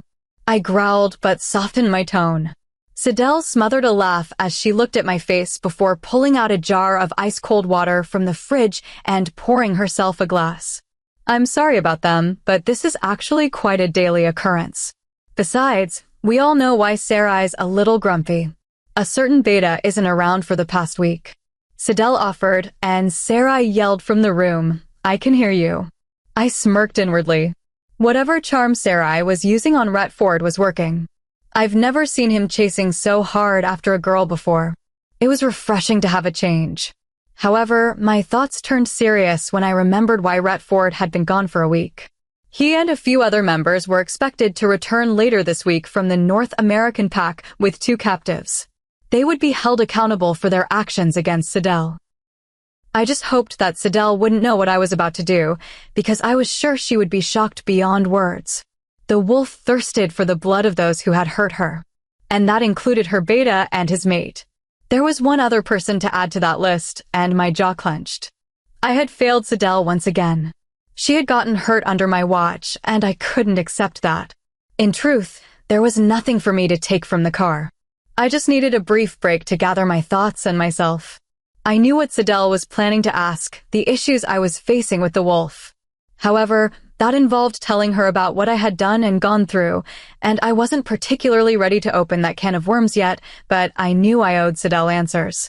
She had figured out that I barely had any control over my beast. It was my lack of control over the wolf that made me hurt her. And I guessed I owed her my answers. I was a fool. I snarled to myself inwardly. Never in my wildest dreams had I thought that Sidel would open up to me this quickly. I assumed that after all I had done, it would take months or even years for her to even talk to me without me initiating the conversation. 2 days have passed since her attack, and the feeling of her touch against my jaw is still ingrained in my brain. I was surprised that she had initiated it, and when her touch pressed against my skin lightly, my heart leaped.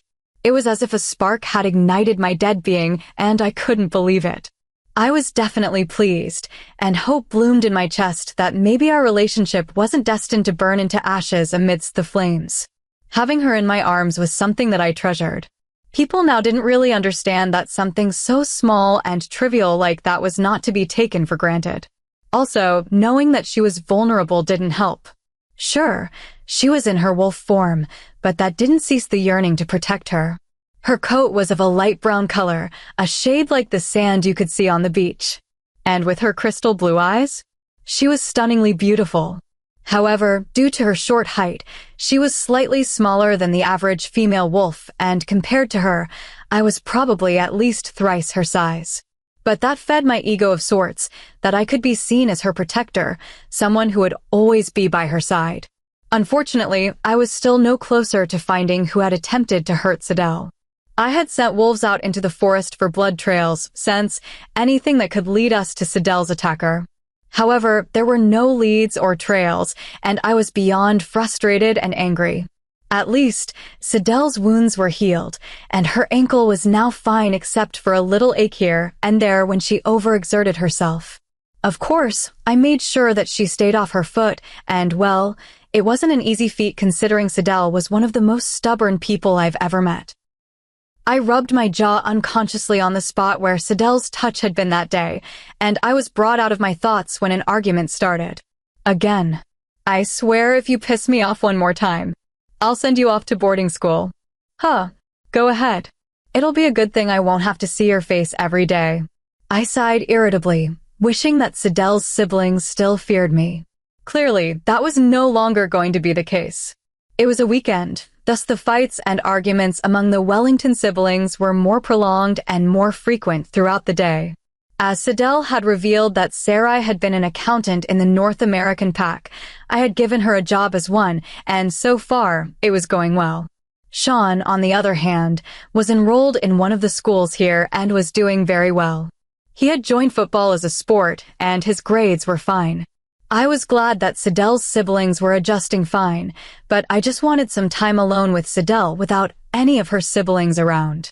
But from the way things were looking, Sarai could be moving out any time from now with the way things were going with her and Rhett Ford. Sierra was hardly at home now, due to her life as a university student with a major in design and her boyfriend, Adam. It was an opportunity not to be missed, considering that Sidel was more open towards me than ever. The awkwardness and silent, uncomfortable moments had significantly decreased. Now, she was smiling and laughing more around me and being her true self. There were a few new things that I had learned about her now that she was less reserved. Sidel had a sharp tongue, and with that came wit and dry humor. I never would have expected those traits from her, considering she looked so reserved. Sidel was also more open with her feelings and expressions around me. I no longer saw the cool blank mask she had on a month ago. Now, if she was displeased or unhappy, I could see it from her face, and I didn't have to feel her emotions through our bond. And, of course, I took this as another step forward. Sean, stop it and stop goading Sarai. I could hear Sidel snap as annoyance leaked into her tone. Also, another thing I had learned about my chosen was that she could have a mouth that rivaled that of a sailor. I had heard her swearing once when she had hit her knee against the leg of a table. Honestly, I had never heard so many combinations of colorful swearing before in my life. This was surprising as I had dealt with people who were less than satisfactory, and they had cursed me to the pits of hell and insulted my parents and whatever words they had deemed horrible and demeaning. Thus, I was surprised but amused. Who knew that Sidel Wellington had such a strong vocabulary? A small smile curved onto my face at the thought of Sidel swearing. And I guessed I must have missed part of the argument because a smacking sound could be heard, and Sean yelped out in pain. The dynamics of the Wellington siblings were something I'd never experienced before. It was simply refreshing, but at times trying. As a child, I didn't have any siblings until I met Sierra, my half-sister, when I was 10 years old. Seeing the circumstances we had grown up in, arguing and fighting amongst ourselves over petty things was something that could not be tolerated, or there would be dire consequences. It didn't help much that our father never liked children.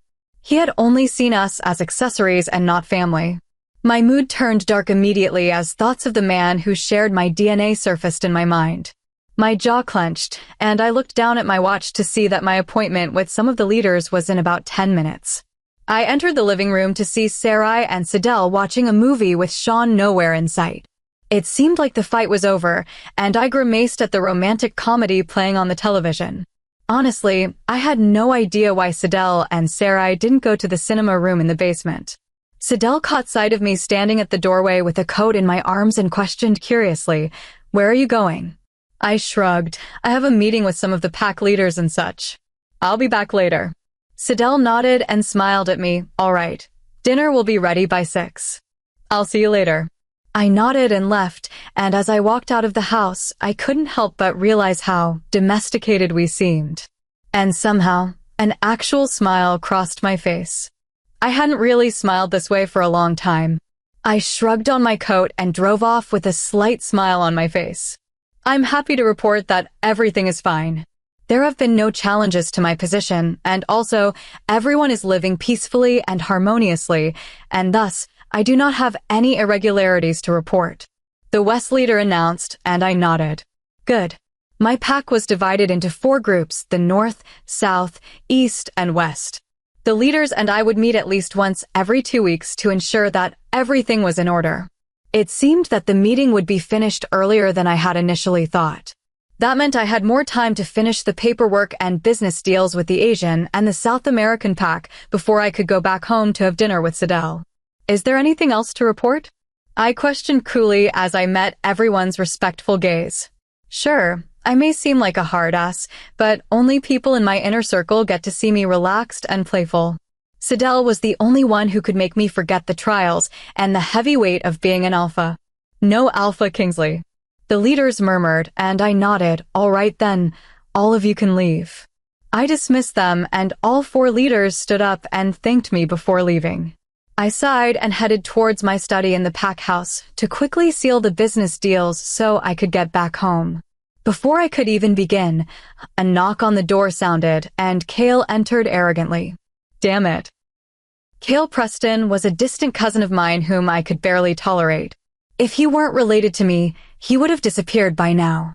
But he was family, and there wasn't anything I could do about it. However, I could tell that at times, he thought I wasn't fit to run a pack, but he had kept his mouth shut. But he respected me and listened to my orders, but at times, he was a pain in my ass. Cousin, how are you? He greets, and I sigh inwardly before placing my cold facade on. I'm fine. How are you? Fantastic. I'm just here to discuss some issues with you. He drawled out, sat down opposite me, and took some papers out of his folder. Cale was one of the head guards in the pack and a key member of the pack's army. He was ruthless, and perhaps that was why he was in charge of some issues related to the pack's security. I've been thinking about this a lot recently. Our pack growth rate has been expanding a lot recently. The population has tripled since the 7th century, and because we now own at least 2/3 of the Asian pack's territory, why don't we fully claim it? I shut my eyes in exasperation before staring coldly at Cale. Are you suggesting we go to war with the Asian pack? Cale nodded coolly and shrugged, of course. We'll definitely win. His nonchalance about this made me snap, and I slammed my hands down on the desk. At what cost? Families will be broken up, and people will die. Nobody wants war. I snarled angrily. Not liking my response, Cale retorted, well, you wouldn't mind if we had to go to war with the North American pack for your little blonde. This was the last straw. With deadly silence, I clenched my jaw before asking dangerously as my eyes turned dark. Are you challenging me, Cale? The wolf paced and stalked about agitatedly. This was definitely an unspoken challenge. The wolf howled and thirsted for the fight, but I pushed it back with all the strength I had. Of course not, cousin. I apologize for overstepping. Kale bowed down exaggeratedly and left, while I exhaled deeply and did my best to calm myself down before I went on a rampage. Looking down at the paperwork I had, I growled before shoving it into a folder and leaving the pack house. I couldn't stay there anymore for a single minute. The rage was building, and I took slow, deep breaths to calm myself down. It didn't help much, but knowing Sidel was home when I arrived did help. I entered the house as my wolf paced agitatedly in my mind. Kale was always going to be trouble, but what could I do? He was family, even though distant. As I stepped into my home, I was met with the delicious smell of actual food and a hint of lilacs. Immediately, my wolf calmed down and my dark mood disappeared. Amazing, I marveled at the effect that Sidel had over my wolf. Entering the kitchen, I stopped to see Sidel bending over, reaching for something in the oven. I quickly refocused my thoughts, refusing to let myself be distracted. I had to keep my self-control intact. Sidel sighed and pulled out the food, placing it on the table. Oh good. You're back just in time. She states and moves to discard the packaging on one of the counter tables. I frowned when I noticed the boxes and the wrapping. You said dinner would be ready. That's frozen pizza. I pointed out, and Sidel crossed her arms defensively, raising an eyebrow. Yeah, I said dinner will be ready. And it is. I snorted, and Sidel frowned and shrugged. Hey, if you don't want to eat it, I'll give it to Sean. She reached out for the plate on the table, and I took it away from her grasp. I never said I didn't want it. I pointed out once again, and Sidel sighed before studying me. Okay then. She turns around to grab the mozzarella cheese shaker from the fridge, and I chuckled softly before taking a bite of the cheesy goodness. Sidel was just full of surprises. Do you want to watch a movie while we have dinner? She questioned as she took a tiny bite of her slice of pizza. Sure. Why not? I answered, and it seemed like my stomach did a flip when a beautiful smile crossed Sidel's face. Okay, let's go. We made our way down to the cinema room carrying the food and drinks, and I realized I had never been this relaxed in a long time.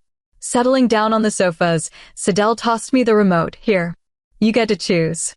I raised my eyebrows in surprise and flicked through the different movie options before settling for a film that looked vaguely interesting. The opening credits started, and Sidel let out a laugh. The Dark Knight. What? I frowned, confused. You've never watched this before? Sidel asked incredulously, and I raised an eyebrow. Is that a sin? No. It's just I assumed all males must have watched this at least once. After all, it's Batman. Sidel explained as she took another bite of her slice of pizza. I shrugged and glanced at her. Well, I told you that I hardly watch movies. Gunfire sounded, and I watched as men started robbing a bank. I see. Well, I think you may like this film. Sidel answered back as her eyes were glued to the screen. During the film, I was actually paying more attention to my choice than to the movie itself. I enjoyed watching her. Seeing all the different expressions on her face as she unconsciously nibbled on her pizza, her attention was fixed solely on the screen. Stupid. Trusting someone like that. She scoffed at one of the characters, and I bit back a smile. Soon enough, the film ended, and I had to say it was an enlightening experience watching a movie with Sidel. What did you think? Was it good?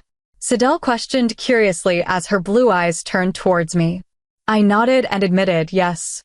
Sidel beamed at my response, and I couldn't help but let a smile cross my face. A silent moment passed before Sidel hesitantly asked, "Were you lonely as an only child before Sierra arrived?" At this question, I stiffened and shrugged before answering. Back then, I didn't have time to be lonely or to have any sense of a childhood. So I guess I would say no. But looking back, I guess you could say yes.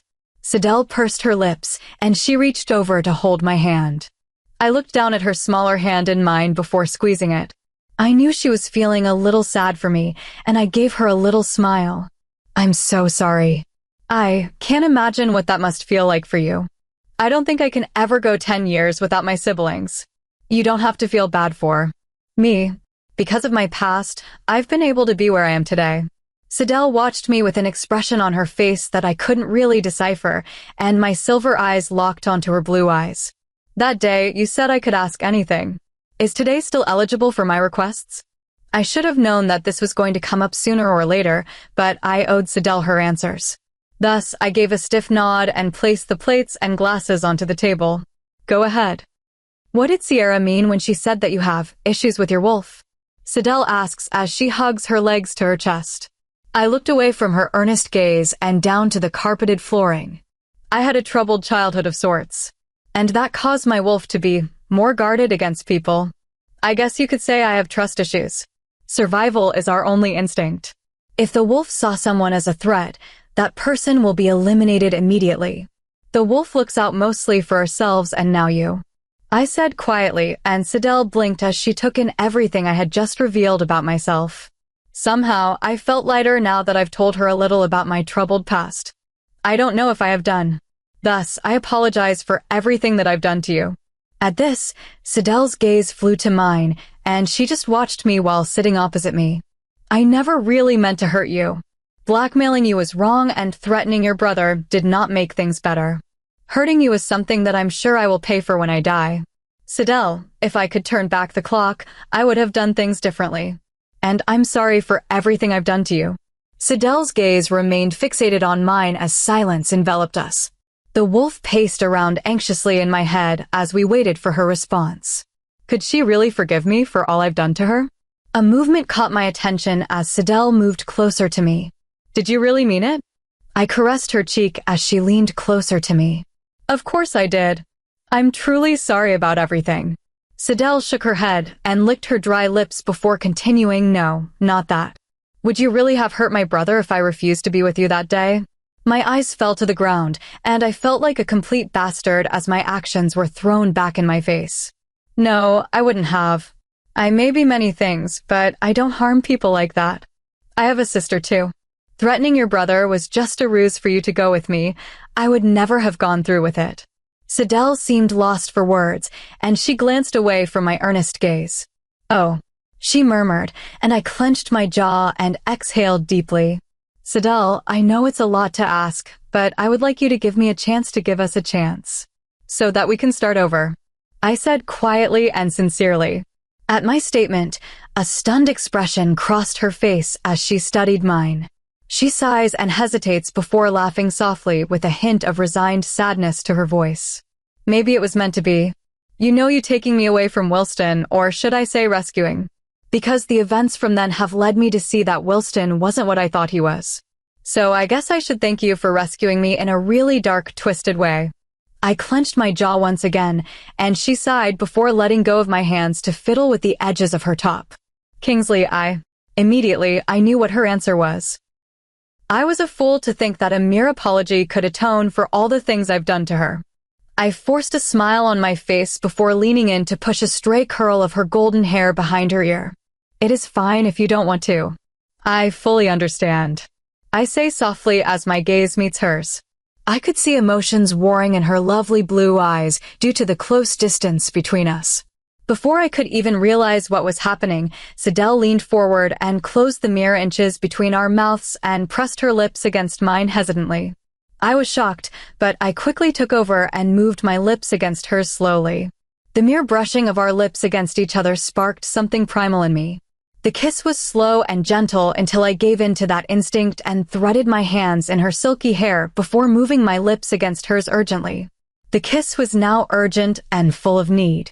Distinctly, I could feel her hands cradling my jaw, her fingers brushing against my cheeks, and I growled lowly before lifting her onto my lap, where we continued kissing without interruptions. The scent of her lilacs and one of her perfumes sent a rush of feelings into me, and one of my hands left her hair and made its way down to her waist, where it gently rested on her back. She let out a soft sigh against my lips, and Sidel's lips were warm and inviting as my mouth moved against hers. My heart was pounding, and I was sure my breathing was ragged between kisses, but I didn't care. Kissing Sidel was nothing like I've ever imagined. Perhaps it was because she was my chosen one, not just another face that I didn't care about. Whatever it was, I was glad that she had made the first move this time by leaning forward to kiss me. All I wanted to do was to carry her up to my room and be with her. But I knew it would be too soon for any of that. Sidel meant something to me, and I wasn't going to ruin whatever progress we had made just because I was an impatient fool. I slowly pulled away from the kiss, and the only thing that could be heard in the dark room was panting and ragged breathing, along with the thundering beat of our hearts. Leaning my forehead on hers, I stroked her cheek gently, and her dazed expression let male pride flow through me. Her lips were red and swollen from the kiss, and the effect was amplified by the reflection of the television screen's lights.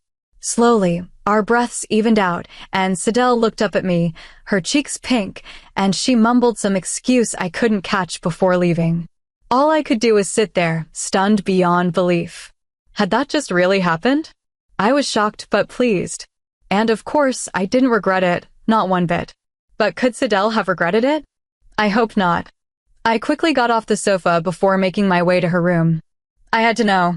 I had to see if she regretted it. Because I certainly didn't.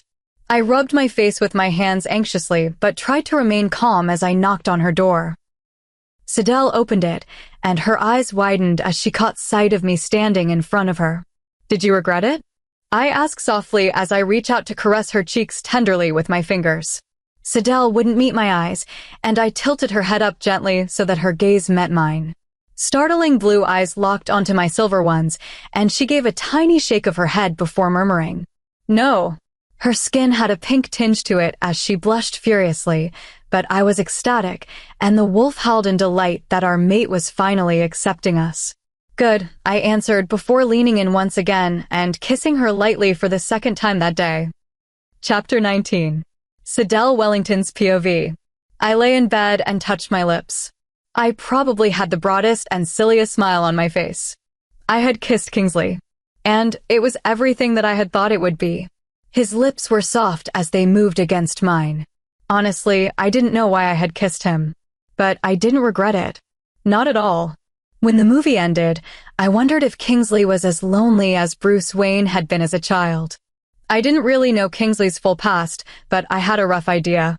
I knew his parents were dead, and Sierra only made her appearance when he was 10. Kingsley had answered that he didn't really have an actual childhood, and my heartstrings tugged for him. I could never imagine life as a child without my siblings. Sure, they quarreled a lot and at times annoyed me, but I loved them dearly. Feeling a little sad for him, I reached out and took his hand in mine. His facial expression had turned into surprise before he squeezed my hand. However, what he said about how his past had shaped him into the person he is today sparked curiosity. I was curious as hell. Why did he have issues with his wolf? What was the story about his parents? His uncle? Sierra did say that his father and uncle had a big part to play in who Kingsley was today. And that was when I remembered that I could have asked him anything that day at the lake when I was attacked. So of course, I questioned him about it. And that led me to ask him about his wolf. The answer that Kingsley gave was less than satisfactory, but I wasn't going to push. Obviously, whatever he had gone through must have been really hard to talk about. His body posture had been tensed, his eyes were cold and emotionless, and it was as if he was reciting from a script. What surprised me was that he apologized for everything that he had done to me. He had said it so sincerely with his gray eyes locked onto mine as they burned with an intensity so hot that I thought I would melt. But one thing had tugged at me. Did Kingsley really mean to hurt my brother if I had refused that day? I had to know. So I asked. Kingsley's response surprised me once again. He had said that he didn't hurt wolves that were under 20. However, rumors claimed that Alpha Blake Kingsley had hurt babies, toddlers, and children. Any wolf of any age, he had hurt at least one of each. But they were rumors. And I would be an idiot to believe them. After all, rumors were 1/3 true and 2/3 wrong. And when he had asked for a second chance, for us to start our relationship over, I was stunned. I was lost for words. I had never in my life thought that Kingsley would ask for that. I had thought that he would most likely assume that we were okay and move on with it. But I was pleased. Pleased that he was actually asking for my input and that he cared about how I felt and what I thought. And once again, the comparisons between Kingsley and Wilston flared up in my brain. Now that I knew, it was so blatantly apparent that Wilston did not really love me. I was kinda embarrassed and a little ashamed of how naive I had been. But after everything I've been through, I wasn't that ignorant girl anymore. I used to see the world in black and white, but now I do. There were shades of gray. And Kingsley was definitely an example of that. While I was deep in my thoughts, I was sure that Kingsley would have assumed that I meant to reject him, as he had assured me that it was all right if I didn't want anything to do with him.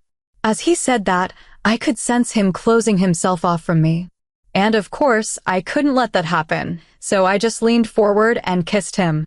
Up until now, I hadn't known why I had done it. But I knew that I wanted to press my lips against his for so long. At first, the kiss was so gentle and tender, but as Kingsley took charge of it by threading his fingers through my hair, that was when it became electrifying. His lips had moved against mine with such urgency that it took my breath away. His kisses were nothing like I've ever experienced. They were hot and passionate. Things had gone one step further when he had lifted me onto his lap, and I could feel the pressure of his body against mine. Desire pulled when one of his hands had toyed with the hem of my blouse and stroked the exposed skin of my waist. I had wondered if he was going to take my top off, and for a moment, I was sure that I would allow him to do so. His cold touch on my waist had sent shivers up my spine, and I let out a soft sound due to the sensation his rough fingers caused on my skin. My heart was beating so loudly that it felt like I had just completed a vigorous workout session without stopping. My breathing was erratic as I kissed him back urgently and tangled my hands in his silky hair. I didn't know how long we had been kissing, but when Kingsley pulled away slowly, I was disappointed until reason and logic hit me like a truck. I was a little mortified that things had gotten so carried away, and I quickly adjusted my top and mumbled some nonsensical excuse before fleeing to my room. I didn't regret the kiss. I was just a little embarrassed about how passionate I had been. Once I was in the safety of my room, I mentally berated myself for letting things go so far. My mind had been replaying the kiss over and over again, and it wasn't until Kingsley had gone to my room to confront me about the kiss. Kingsley had asked if I had regretted it. My cheeks flamed as I shook my head and mumbled a no. I couldn't quite seem to look into his eyes, where I knew that those beautiful silver eyes would be staring at me so intensely. And once again, his lips had claimed mine for the second time that night. That was 4 hours ago, and since then, I've been unable to sleep. My mind was stuck on the kisses we had shared, and it has been replaying the memory over and over again. All I could think about was the way his lips felt against mine and how much I liked his touch. Just great. I scowled to myself and glanced at the clock on the bedside table. It was already 3 in the morning, and my brain was still wide awake. Everything with Wilston was all about being safe, but with Kingsley, it was exhilarating. Every touch and caress was magnified, and his kisses sent sparks of excitement all over my body. It was everything that wasn't there when I had been with Wilston. It was something new that I had never experienced before. I let out a laugh and pressed my hands against my blushing cheeks. Oh dear God, if anyone had seen me now, they would have thought I was insane due to the way I was behaving. Sighing, I slipped under the covers and tried to get some sleep. It had been a long day, and Sean wanted to move into the pack house to stay with his friends there. I had helped him a little with his packing. I switched off the lamp and closed my eyes, willing my body to sleep. Suddenly, a thunderous roar echoed around the house, and I jumped a little from the suddenness of the sound. A crashing sound followed, and then shouting and more howling began. Getting out of bed, I switched on the lamp and waited to hear anything else. No one else was in the house tonight except for Sarai, Kingstow, and me. Could someone have attacked us? I knew Sarai slept like the dead. Nothing could wake her. No, Kingsley would have been aware of it. He was the sort of person who didn't miss anything. Another deafening howl sounded, followed by a smashing sound. And I figured that this was what Sierra meant by the nightmares that Kingsley had. I could never imagine anyone having this sort of violent nightmares. The way he had shouted and stuff made me all the more curious about his childhood and past. But I knew Kingsley would tell me in his own time, and I would wait. I pursed my lips, deciding if I should investigate. But I hesitated, not knowing whether I had crossed a line. An agony-filled shout sounded out, and that caused my mind to be made up. I got off the bed and exited my room before making my way to Kingsley's room down the hallway. Hesitantly, I knocked on the door and a loud growl responded. Licking my dry lips, I knocked once more and another growl roared out, "Go away." Strangely, the voice didn't particularly sound like Kingsley's low and husky voice. Instead, it was Kingsley's voice with another voice layered in his. Straightening my resolve, I entered cautiously, wondering what I was going to see. The sight that greeted me didn't disappoint. Shards of glass littered a corner of the room, the bed sheets were tangled up, and the room was in disarray. Also, the room was in total darkness, with the exception of the pale moonlight entering from the windows. "I told you to leave, didn't I?" A figure in the shadows snarled, and once again, the voice of the person was strained and full of anguish and rage. It was layered with another voice as Kingsley growled out once again. "Kingsley, it's Sidel. Are you okay?" I asked softly as I tried to peer into the darkness of where Kingsley was. I stepped closer towards him, and a growl sounded as I took another step closer to him. At my words, Kingsley stepped out of the shadows and glared at me menacingly. "What the hell are you doing here?" he demanded as his body shook with barely concealed rage. His voice was trembling as he headed towards me. It was disconcerting to see Kingsley so out of it. I've never seen him so out of control before. His eyes were pitch black and looked a little wild. His body was drenched in sweat, and he was shuddering. Also, his fists were clenched, and a muscle ticked in his jaw. "Are you all right?" I asked him once again, and Kingsley opens his mouth to snap at me until he suddenly hunches over onto the ground and yells in agony as both his hands grab onto his head. Horrified, I rushed towards him and cradled his face in my hands as he started shouting words that didn't make sense. To my absolute horror, tears were streaming down his face, and I brushed them away gently before pulling him into my arms. "It's all right, calm down." "I'm here," I murmured as I sat on the ground with Kingsley's head lying on my chest. His body was quivering, and it became more violent as each second passed. I knew he was about to shift, and I hugged his large frame tightly and stroked his face gently and tenderly to try to calm him down. But my efforts were in vain as a loud howl ripped from him, and he moved out of my arms before he shifted. I watched with bated breath as he let out an agonized howl before collapsing onto the ground. His body heaved in exhaustion, and I reached out to stroke his head gently. He let out a whine, and without warning, he shifted back to his human form. His hair was damp from sweat, his eyes were closed, and his body was tense and rigid. I averted my eyes before standing up to search through his closet for a pair of shorts and then passing them to him. Wordlessly, Kingsley took them from me and put them on. "Please leave." He spoke out emotionlessly as he avoided my gaze. I stood there watching him, and I wondered what was going through his mind right now. Never in my life had I seen something so terrifying and yet achingly heartbreaking. Kingsley's nightmares must have been so terrible to bring about this sort of destruction, and also for his wolf to come out. I watched him quietly as he breathed heavily. "You're scared of me, aren't you?" he says as his dark gray eyes looked at me as they burned with some emotion I couldn't name. At his words, I shook my head before answering no. "No, I'm not. Don't lie. I can see fear in your eyes." He roars, and I glance away before meeting his gaze once again. "I'm not scared of you. I'm scared for you." Hearing my response, all rage and anger seemed to leave Kingsley's body as his body posture slackened slightly. I did notice that his arms were crossed and his fingers kept rubbing at the scars on his forearm. "Sidel, just go back to sleep, all right?" His tone was emotionless, yet tired, as he turned away from me. I wet my lips and moved towards him. Did whatever happened in the past cause the nightmares? Silence reigned, and I wondered if I should have brought it up. Kingsley remained motionless before his shoulders slumped. "Yes, I assumed Sierra told you." He questions as he turns around, and I look away guiltily. "This was the worst one yet," he says quietly, and his hand keeps rubbing on the scar on his forearms. "What's wrong with your arm?" I questioned worriedly as I took said arm in my hand to inspect it for any wounds. There were no visible wounds, just a severe scar that left the skin raised slightly. "Nothing. Just making sure my arms are still attached to my body considering my uncle tried to cut them off." At this, I inhaled sharply and let out a horrified gasp. What? A cynical, bitter smile crossed his face before he turned away from me and stared out of the window. I was barely sure if I heard him correctly. His family member tried to cut off his arms? Oh my God. I don't know what to say. I stammered, and Kingsley let out a dark laugh before turning towards me. It doesn't matter, I killed him. You should go back to sleep.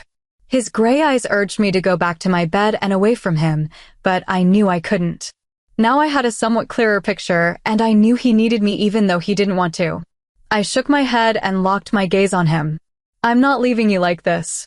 Why don't you go back to sleep? I'll help you clean up. I offered, and Kingsley let out a bitter laugh. I can't. Not now.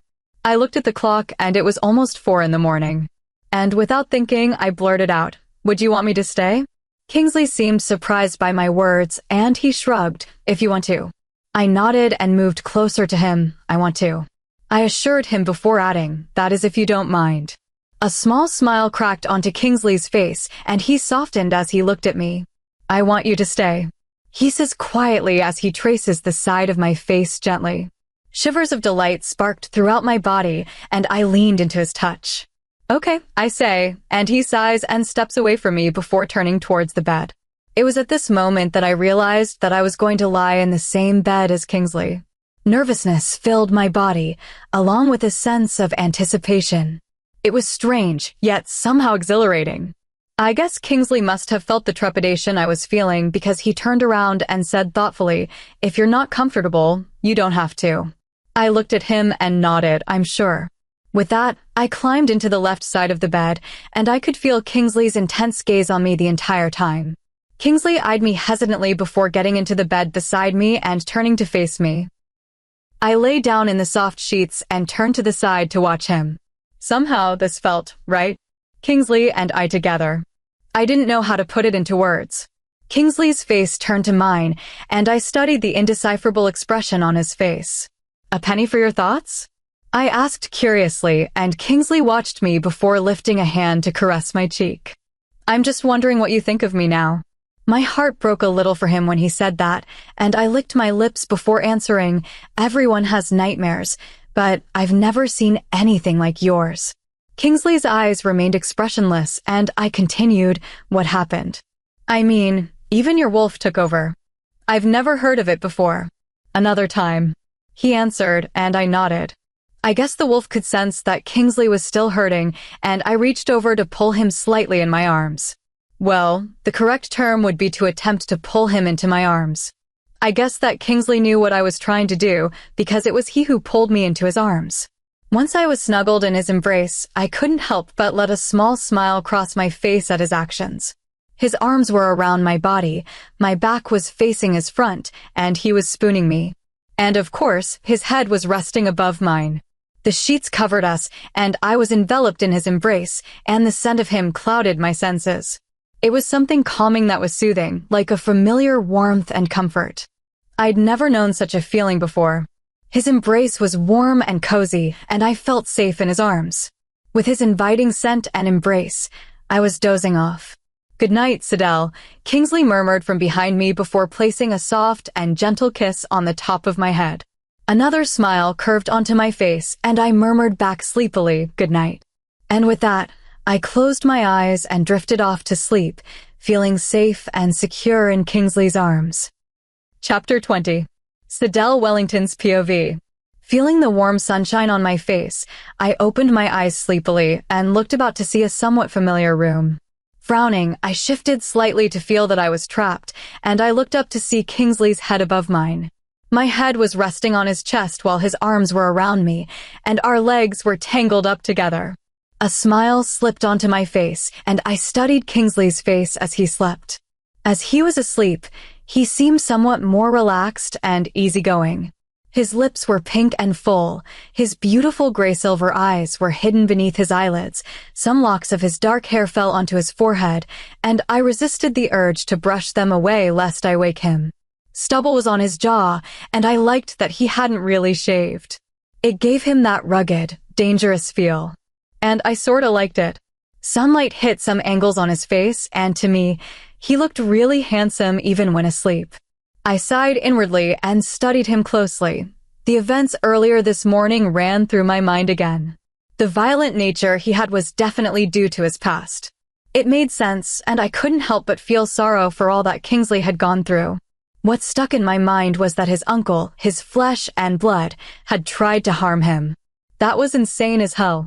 I couldn't believe someone would actually do that to anyone. I mean, all the pain and sorrow I had gone through in my life was nothing compared to what Kingsley must have felt in his younger life. And, because of last night's events, I had a clearer picture of the enigma that was Kingsley. I now understand the violent, cold, and untrusting personality. If my own uncle could do that to me, I wouldn't even trust anyone. I studied his face again and wondered how Kingsley survived everything in his life. I knew I couldn't. And for that, I admired and respected Kingsley for having such inner strength to move on with his life. God knows how hard his life was. I leaned closer towards him and peered up at him. Even though Kingsley was ruggedly handsome, a few scars marred his face. I could spot one on his eyebrow, another minor one on his cheek, and his nose was a little crooked as if it had been broken too many times. A lock of his dark hair fell onto his forehead, and I couldn't resist reaching out to brush it away. At my touch, Kingsley frowned before tugging me closer to him, and I couldn't help but let out a smile at that. Suddenly, a thought occurred to me. I had shared a kiss with him, and even shared his bed. How was I going to act around Kingsley now? Friendship was out. That line had been crossed long ago. Whatever it was, I didn't know, and I cursed myself for overthinking. It was another trait that I had, and it was mainly a bad one.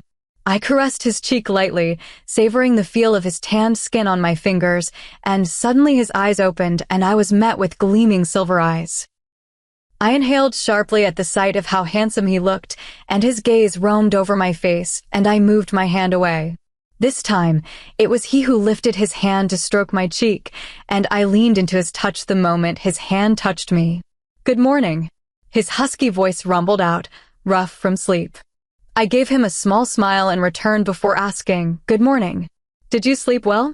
"I only did when you were with me," he said unabashedly, and I could feel my cheeks turning warm from his admission. My heartbeat sped up, and I licked my suddenly dry lips. Oh, I stammered, not knowing how to respond to that. It was at this moment that Kingsley realized the position we were in, and his eyes dropped to my lips before lowering them down to the neckline of another nightgown I was wearing. I looked away and quickly scrambled out of his embrace. I'll prepare breakfast." I got off the bed and made my way to leave when a hand grabbed my waist and pulled me towards a rigid body. I let out a slight shriek at the suddenness of it, and I stumbled slightly as I landed on Kingsley. My hands were flat on his bare chest, and my body was pressed flush against his hard body. His arm was holding onto my waist tightly, and as soon as I landed onto him, Kingsley's arms wrapped themselves around my waist. My eyes widened, and a slight smirk curved onto Kingsley's mouth. "Don't I get a morning kiss?" My cheeks reddened at that, and I gaped at him, and I was sure I pretty much looked like a fish out of water.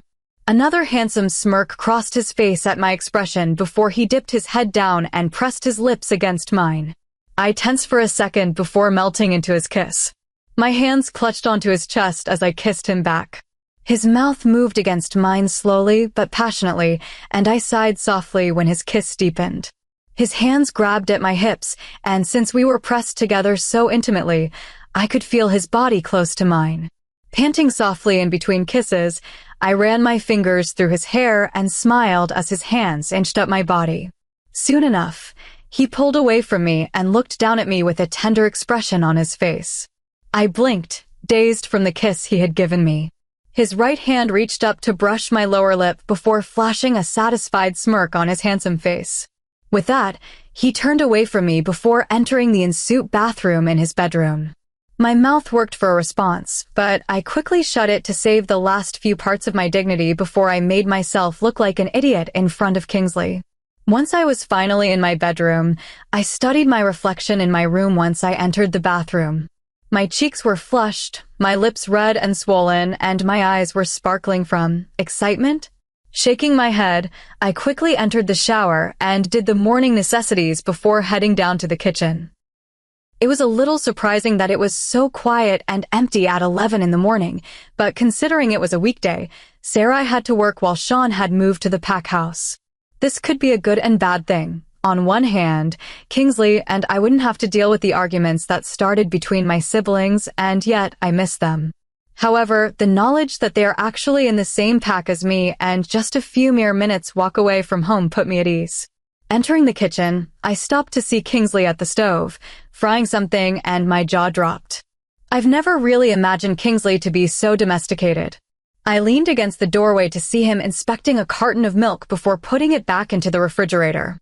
"You're cooking," I blurted out, and Kingsley glanced at me before turning back to the frying pan. "Yes." I stepped into the kitchen and around the island table before choking silently on my own saliva. I had assumed Kingsley was at least wearing some pants or jeans, but no. He had a towel wrapped around his waist, slung low on his hips. His hair was a little damp, indicating that he had just taken a shower. "Dear God, where are your pants?" I questioned after pulling myself together and entered the pantry so I wouldn't have to look at Kingsley in just his bath towel. Kingsley ignored my question and placed a plate of omelets on the table, along with a bowl of fruit yogurt. "Eat," he ordered as his eyes watched me. I nodded and slid onto the chair and spooned some yogurt into my mouth. Satisfied that I was eating, Kingsley turned back to the stove and brought back his share of food. We ate together in comfortable silence, and I tried to ignore the fact that Kingsley was just in his bath towel. "Your cheeks are turning pink," he pointed out, his silver eyes gleaming slyly. I glanced away before narrowing my gaze. "Well, where are your pants?" I retorted, and Kingsley shrugged before flashing a smirk in my direction. And briefly, I wondered if Kingsley was trying to distract me from the events of last night. The more I thought about this, the more it made sense. I wouldn't be too surprised if Kingsley didn't want me or anyone to know about last night. "You must be wondering about last night, aren't you?" Your face says it all. I lifted my head in surprise before groaning inwardly, figures that I would be so easy to read. "Yeah." Kingsley sighs heavily before cutting me off mid-sentence. "I'll tell you about it one day. Just not today, all right?" I nodded in response, and we resumed eating, occasionally asking about each other's schedules before I went to wash up the dishes, and Kingsley kissed my cheek before leaving. It was as if we had this routine down for years. And I liked it. Days passed, and well, things were changing. For most of the nights, I would be sleeping in Kingsley's room with him. And I would say I had no idea how that started. I liked sharing a room with Kingsley. It gave me the extra sense of security and comfort. The wolf wasn't complaining as well. She enjoyed being close to Kingsley. We could all say she bonded with him faster than I did. I guessed it was the bond working through the wolves first. Honestly, I was too awkward and embarrassed to let Kingsley know that I wanted to share a room with him. However, I guess he roughly knew that and had saved me the embarrassment. The first night, we had watched a movie in his room before going to sleep in his bed, and soon after, without any questions asked. Kissing him that night also led to our lips being locked together more often than once. But anything further than that had not happened. But lately, we had only shared a few chaste kisses. And I guessed we were still getting used to this new stage in our relationship. I sighed thoughtfully as I sorted through some of the paperwork. Kingsley was out and well, so I decided to help him a little. He was a little reluctant, but eventually gave me instructions and the necessary details, seeing that he was busy. I frowned when I caught sight of one of the folders. The contents were similar to adoption papers. Frowning, I flipped through it curiously, and there were just papers for child adoptions from the Pack orphanage. Raising my eyebrows, I was surprised. It didn't really occur to me that the European Pack had an orphanage. But again, it was ridiculous not to think that we had one. Unfortunate things happened, and children were left alone. Just like me. I pursed my lips and decided that I wanted to help these orphans in the orphanage. I knew what it felt like, and back in North America, orphans were mostly treated as outsiders. I straightened up and exhaled. I wanted to be involved in the Pack orphanage, and besides, it would give me something else to do besides sorting out Kingsley's files. Once I was done, I exited the study and went into the living room to almost scream at the sight of Rhett Ford, who was all dressed in black, sitting in the dark. Holy hell! I swore and glared at Rufford. What the hell are you doing? I demanded as I tried to calm my racing heart. Retford burst into laughter. Nothing. Waiting to impress a certain Spitfire. He gave a lopsided grin, and I sighed and rolled my eyes. Sarai isn't back yet. And welcome back. I haven't seen you for a week. Kingsley said you were on pack business. Where did you go? I questioned curiously as I switched on the lights. Retford shrugged. Official pack business. And why, my dear Luna, do you smell so closely of Kingsley? He raised his eyebrows and narrowed his gaze on me with a growing smirk on his face. I could feel my cheeks heating up and quickly turned away. It isn't any of your business.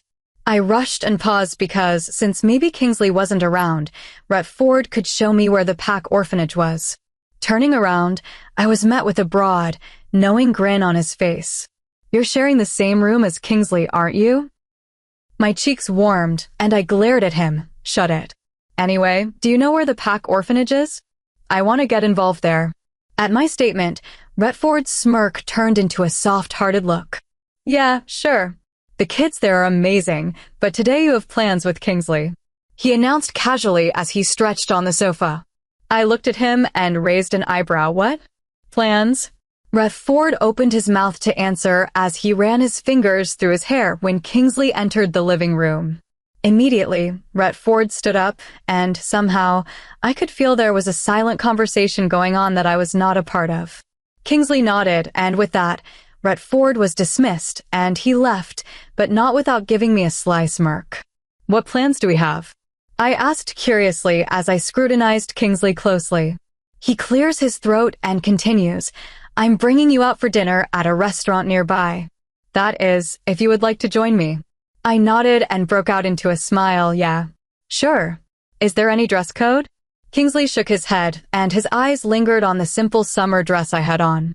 No, you look perfect and beautiful. Are you ready to go? I smiled, yeah. A slow smile crossed his face, and he took my hand before leading me out of the house.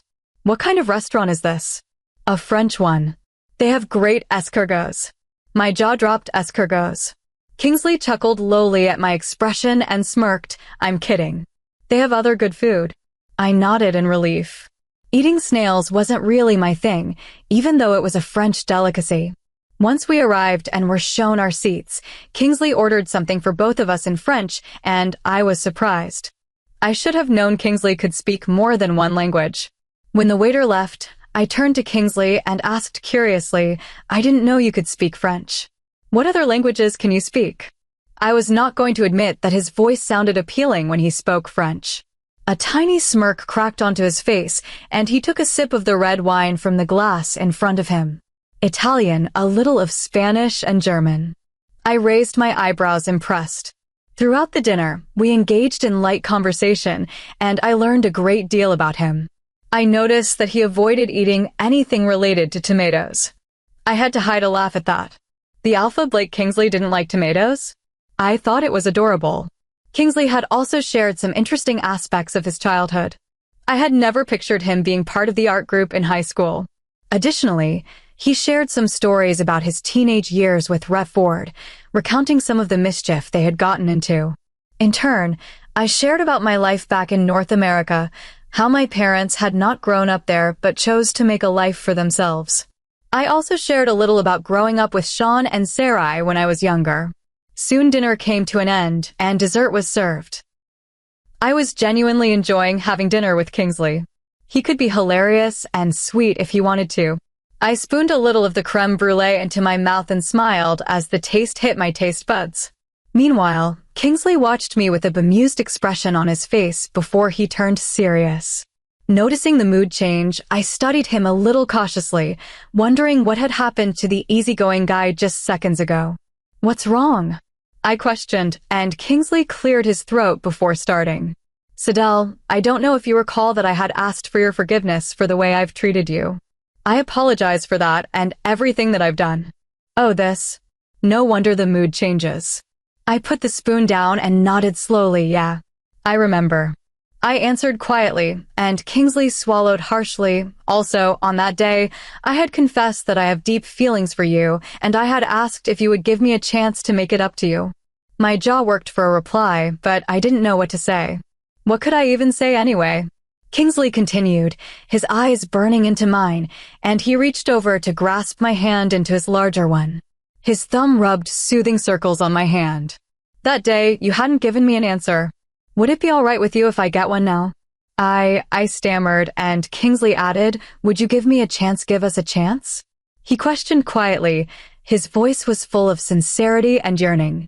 My gaze was locked onto his, and without a moment of hesitation, I nodded, and Kingsley's eyes flashed with surprise before relief and happiness took over. Without warning, he leaned forward and cradled my cheeks with his hand before gently kissing my lips. Chapter 21. Blake Kingsley's POV. Waking up, I was once again met with the sight of blonde hair tickling my nose. My heart warmed at the sight of Sidel in my bed as she cuddled up to me. A slow smile crossed my face as she shifted before pressing her head into my chest. I gently raised my hand to stroke the back of her head as I filed this memory among the others I had of her. In her sleep, Sidel was the type of person to cuddle. Some people hogged the whole bed, some stayed in the same position, but Sidel? She always moved closer to whoever was in the bed. Now that Sidel slept in my room, I felt closer to her. I looked down at her and the peaceful expression on her face. Occasionally, her eyelids would flutter and her nose would scrunch up slightly. I enjoyed watching her while she slept. It may be creepy, but she was fascinating. Who knew that under her angelic looks, she was such a spitfire? Looking down at her, even when asleep, Sidel was beautiful. Her golden curls were in disarray as they tumbled around her shoulders and fanned across the pillows. Thick eyelashes dusted the top of her cheekbones, and her plump pink lips were open a little. Her cheeks were slightly pink due to the cool weather, and the nightgown she wore was simple yet elegant. As I observed her, Sidel once again shifted, and this time her hand nearly hit me in the face if I had not moved my hand away. I sighed before glancing at the clock. It was already 9, and I had things to do. I knew Sidel was a little bored here and there, but I didn't want to burden her with all the issues going on with the pack, and that included whatever I was doing. Reluctantly, I released my hold on her and climbed out of the bed. After showering and doing whatever needed to be done, I headed down and stopped when I just remembered that Retford and the rest had arrived safely with our hostages a few days ago. I had yet to see them again, and at the thought of them, anger from the wolf surfaced. Before I went to bed with Sidel, it was silent and content as we spent some time with her. But now, at the thought of those who had hurt her, the wolf wanted retribution. A low snarl ripped from me at the thought of them. No one knew that they had been taken. Everyone thought they had gone off on a long holiday. Thus, no one could accuse me or the pack of taking them. A cynical smirk crossed my face as I flexed my fingers. Walking down the stairs, the yearning to be back with Sidel entered, and I sighed and forced my legs to move on. I had things to do, and the faster I did them, the faster I could get back to her. Things were finally moving accordingly. It has been 2 months since she arrived here, and now we are starting anew. I had seen the difference in Sidel when comparing her to one that I had blackmailed and the one that came to me freely. I was captivated by her. All of her. Heading towards my study, something tugged at my subconscious. It was still bothering me that I didn't know what Sidel felt so familiar to me. Could I have met her before? I didn't think so. Sidel was from the North American pack and a wolf with no ranking, while I was from the European pack. I couldn't have met her before. We were worlds apart. But why did it seem that I knew her? It was strange, and I would probably puzzle over it later. A knock on the door broke me out of my thoughts, and I called out, "Come in." Retford entered, and a sly smirk started. "Blake. So, how is it sharing the same room as your maid?" I kept my gaze on the papers in front of me and answered casually, "How is it now that Sarai is sleeping in your house?" Retford choked before clearing his throat. "Touché. Anyway, the prisoners are ready if you're interested." Everything went according to plan. Alpha Jameson wouldn't suspect a thing until too late. I nodded and stood up, good. As I packed the folders, Retford asked hesitantly, "Blake, would you want Sidel occupied today? After all, you get quite a mood after dealing with prisoners." At this, I stopped and thought about it silently. Retford was right. the more intense part of myself appeared, and I wondered if Sidel would be frightened of me. I nodded, yes. Keep her occupied. She doesn't have to know what's going on today. Retford nodded his head. Of course, I'll get her to the Pack orphanage. She's been wanting to go there. Once she's occupied, I'll join you. Sidel was interested in the orphanage? I shook my head slightly. Why was I so surprised? She was from an orphanage, and it was likely that she wanted to form a bond with the children. My heart warmed at that Sidel wanted to be more involved with our pack. All right, I answered, gave a short nod, and walked out of the house. As I headed towards where the prisoners are held, my body thrummed in anticipation of retribution.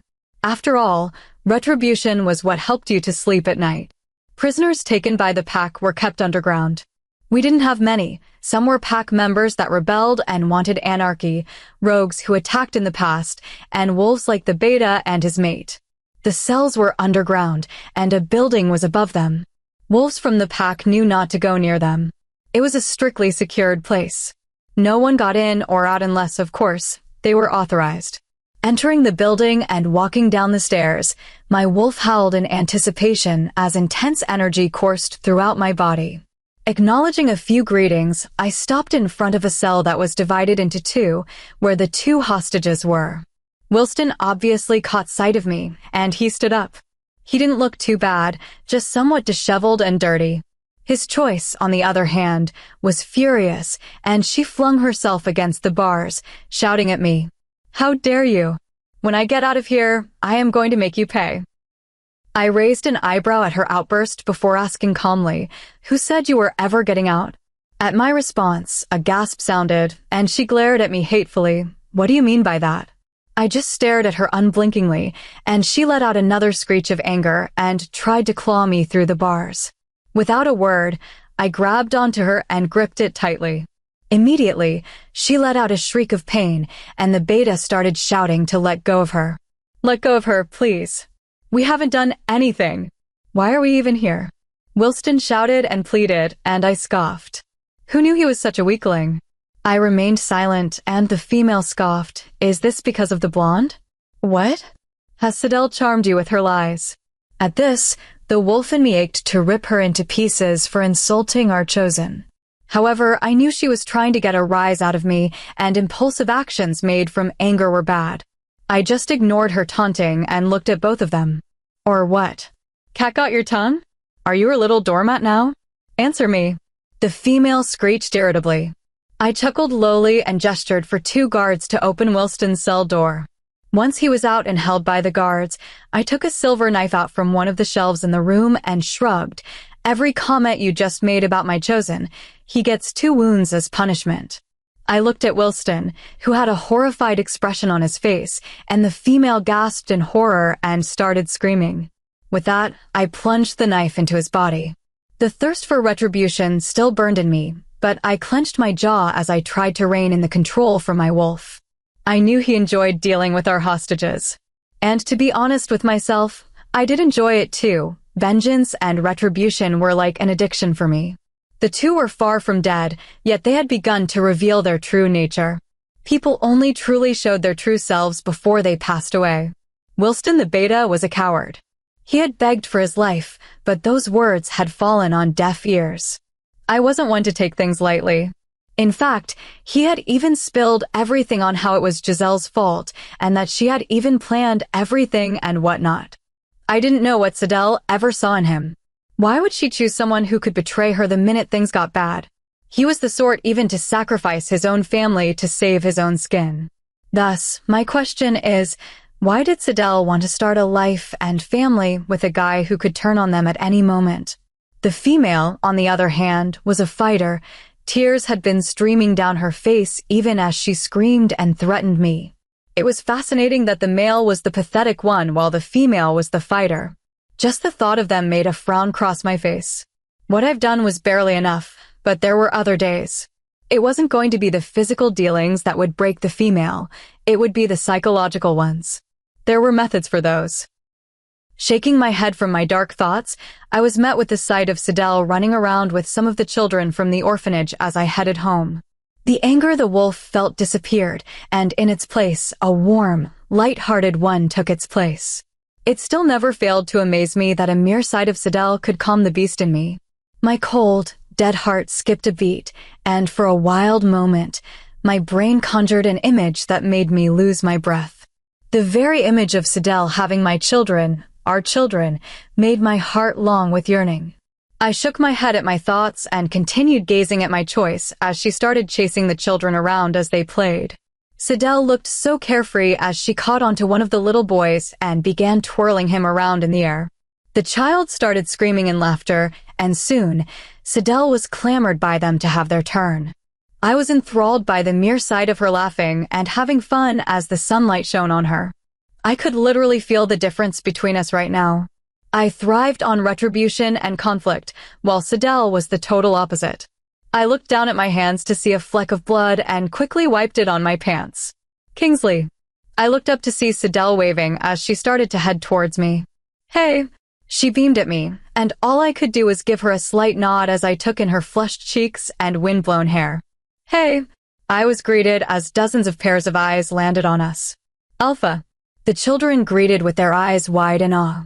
I nodded in acknowledgement, and they scattered off to play. I see you've made some friends. I stated, and Sidel nodded. Yes, the children are really lovely. She sighs and gives the children a few sympathetic glances before turning back to me. How are you? I didn't see you this morning. Rev Ford says you had some business to get to. I nodded. I did. Have you had lunch? Or are you hungry? A light blush bloomed on her cheeks, and she shook her head. I know, it's okay. You have business to get to. Let's go. I ordered and tugged her gently towards me. What? It's okay, you have work. I cut her off before staring her down. It's okay, you're my mate Sidel, and the business can wait. Let's go get something to eat. With that, I continued walking and stopped when I realized that Sidel wasn't with me. Turning around, I spotted Sidel still standing in the same spot with a stunned look on her face before she headed towards me and threw her arms around me tightly. I stood there awkwardly, unsure of what was happening, before I hugged her back, enjoying the sensation of her in my arms. She pulled away after a moment, and a brilliant smile crossed her face. Let's go get lunch, I said, and without thinking, I wrapped an arm around her waist before kissing her lightly on the forehead as I led her towards my car to go to a restaurant for lunch. Once we were seated, I was met with a scrutinizing stare as Sidel sat opposite me. What? She shook her head as she studied me before a smile crossed her face. Nothing. By the way, is there any other duties I could be doing besides taking care of the orphanage? I raised my eyebrows in surprise before replying, why? You don't have to. I'm fine managing things on my own. She sighs and reaches over for my hand and holds it tightly. I know, but I want to feel needed, Kingsley. I mean, today at the orphanage, I felt great spending time with those children. And I really want to help you with your duties. Not paperwork. I want to be more involved. I am your mate and chosen, aren't I? I inhaled sharply and nodded. I didn't know she felt this way, and I was extremely pleased. All right, when we get back, I'll find some duties for you. Sidel beamed as the food arrived and we began eating. Once we were home, Sidel sighed and suddenly hugged me tightly. Her head rested on my chest, and her slim arms were around me. Taken aback by the sudden display of affection, I stiffened before embracing her. Her head snuggled before she stopped and pulled away from me, frowning. Why do you smell a little like Wilston? Oh, bloody. I cursed inwardly and maintained my stoic expression. What are you talking about? Sidel frowns and crosses her arms as she scrutinizes me. Her blue eyes were narrowed, and she took another step closer to me and sniffed. Yes, you smell like Wilston. What is going on? She demands and crosses her arms. I clenched my jaw and looked away before she sighed. He's here, isn't he? In the European pack. At my silence, Sidel shakes her head and bites on her lower lip, while I was confused. How the hell did she know? It was just a scent. She couldn't come to that conclusion all on her own. Where is he, Kingsley? At this, anger flared, and I could feel my wolf tense. She still couldn't have feelings for him, could she? Jealousy raged a battle in me. I wanted to lock her up in a room until Wilston was dead, and then whatever pull he still had on her was gone. And finally, she would be free from him to love me. You can't possibly have feelings for that idiot. I shouted and slammed my hand on the desk. Without flinching, Sidel sighs before stepping forward, grabs my face, and kisses me. Her lips move against mine, and I pull her to me, swiftly forgetting all the jealousy and rage. Slowly, she pulls away and caresses my cheeks with her fingers. It's not that. I don't want you to do anything stupid that will have dire consequences. I relaxed slightly, and a small smile quirked up on her lips. I shut my eyes before opening them and glared at her. He's in the pack prison with that female of his. And it's already too late. Sidel's eyes widened, and she seemed to be struck silent before swallowing harshly. What does that even mean? Giselle is here, too? Why? What's the point? You could be causing a huge war. Giselle is the daughter of Alpha Jameson, Kingsley. I looked at her, mildly amused that she didn't seem to think that I had cut off any loose ends. Sidel, they hurt you. I don't take this sort of thing lightly. And right now, everyone thinks they are on a vacation. But that's revenge. Justice and vengeance aren't the same thing. Sidel points out, and I crossed my arms. It is when it helps you to sleep at night. Sidel frowns and starts shaking her head disapprovingly. I get that you're doing this for me. But this is wrong. You have to forgive to truly be free. Revenge wouldn't help. I scoffed at that, and Sidel scowled. Does it really help you sleep at night? Can you honestly tell me that getting revenge helps you to be at peace? Yes, I answered coolly, and Sidel glared at me and jutted her index finger into my chest. Liar. If that was true, you wouldn't be tormented by those nightmares of your uncle or your father. My scowl deepened, and I snarled, how can you expect me to forgive someone who wanted me dead and basically tortured me for years? Sidel licked her lips and held onto my hands as she stroked comforting patterns on the rough surface of my palms. You can because it lightens and frees your soul. Revenge is for those who are the weaker ones. She says quietly and hugs me once again and kisses my cheek. I just stood there, stunned beyond belief, as this time, Sidel held me in her arms, giving me comfort. Chapter 22. Sidel Wellington's POV. Blake Kingsley. The name was scrawled on my skin as if it were a tattoo. My fingers lingered on the letters, and a shiver racked through me. Just touching it had such a reaction. I sighed and traced the lettering on my left wrist gently.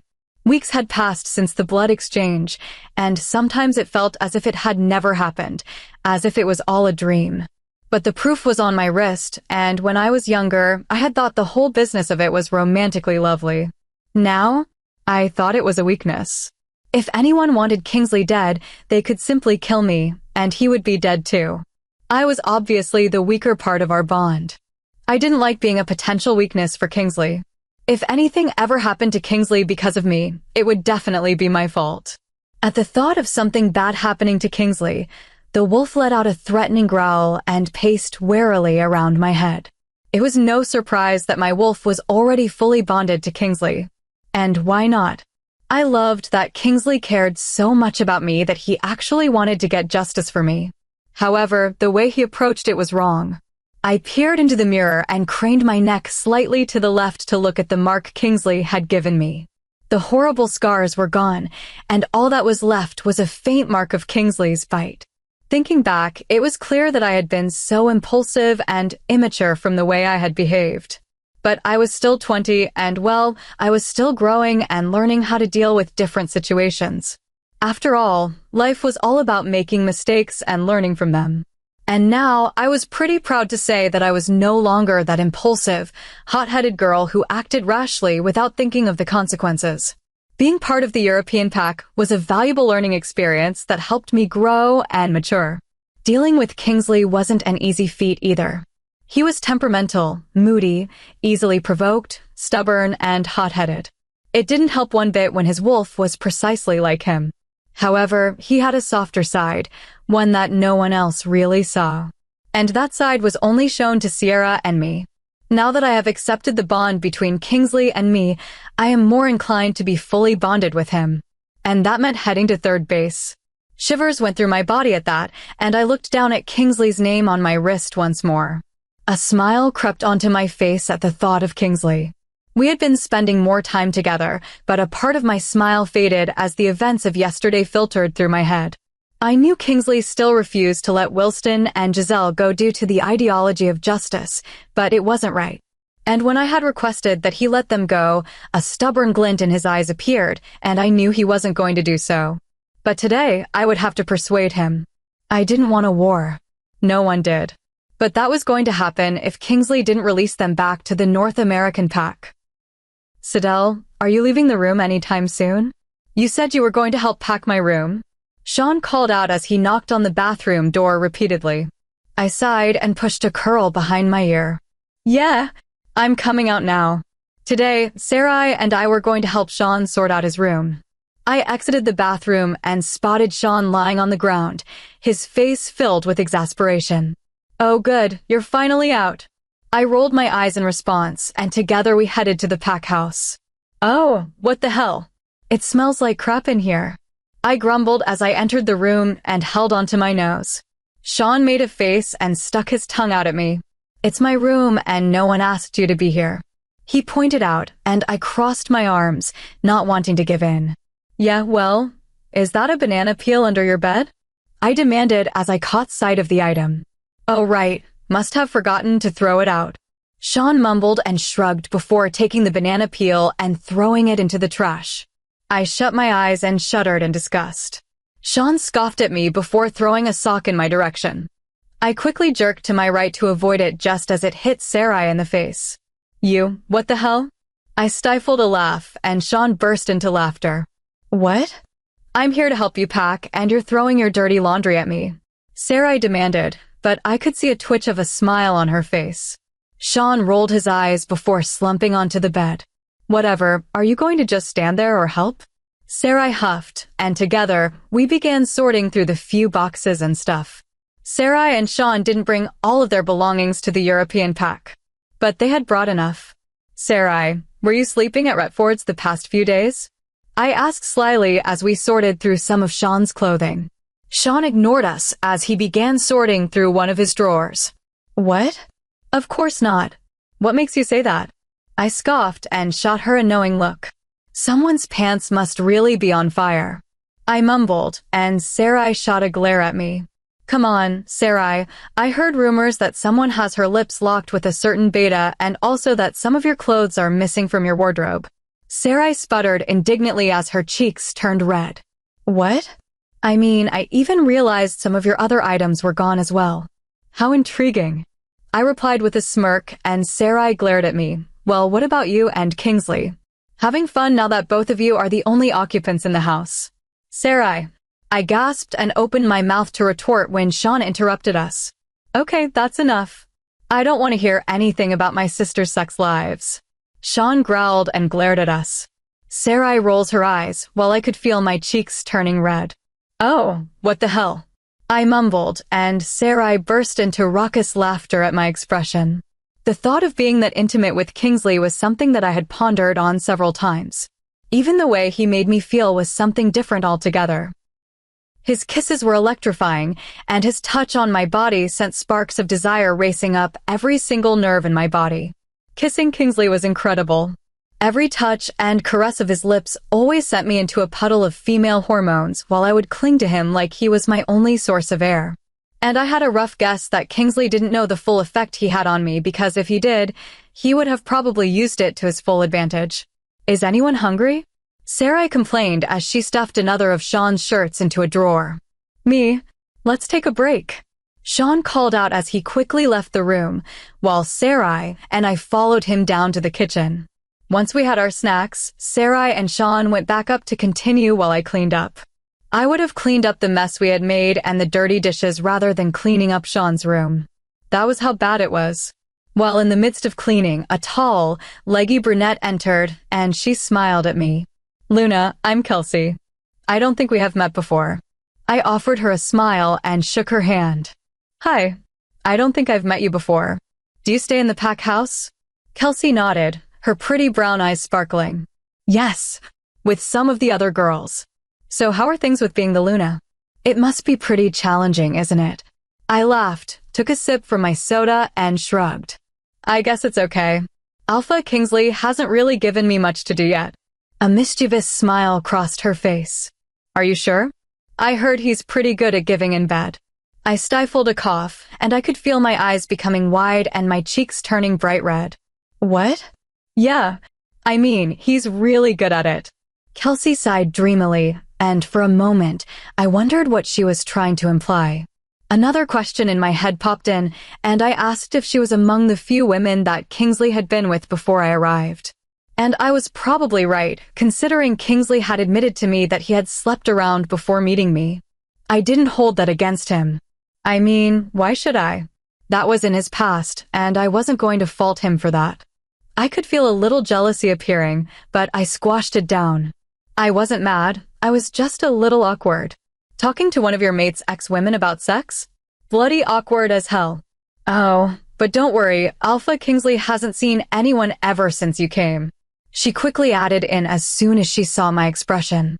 I nodded and looked away before sipping from my glass of soda.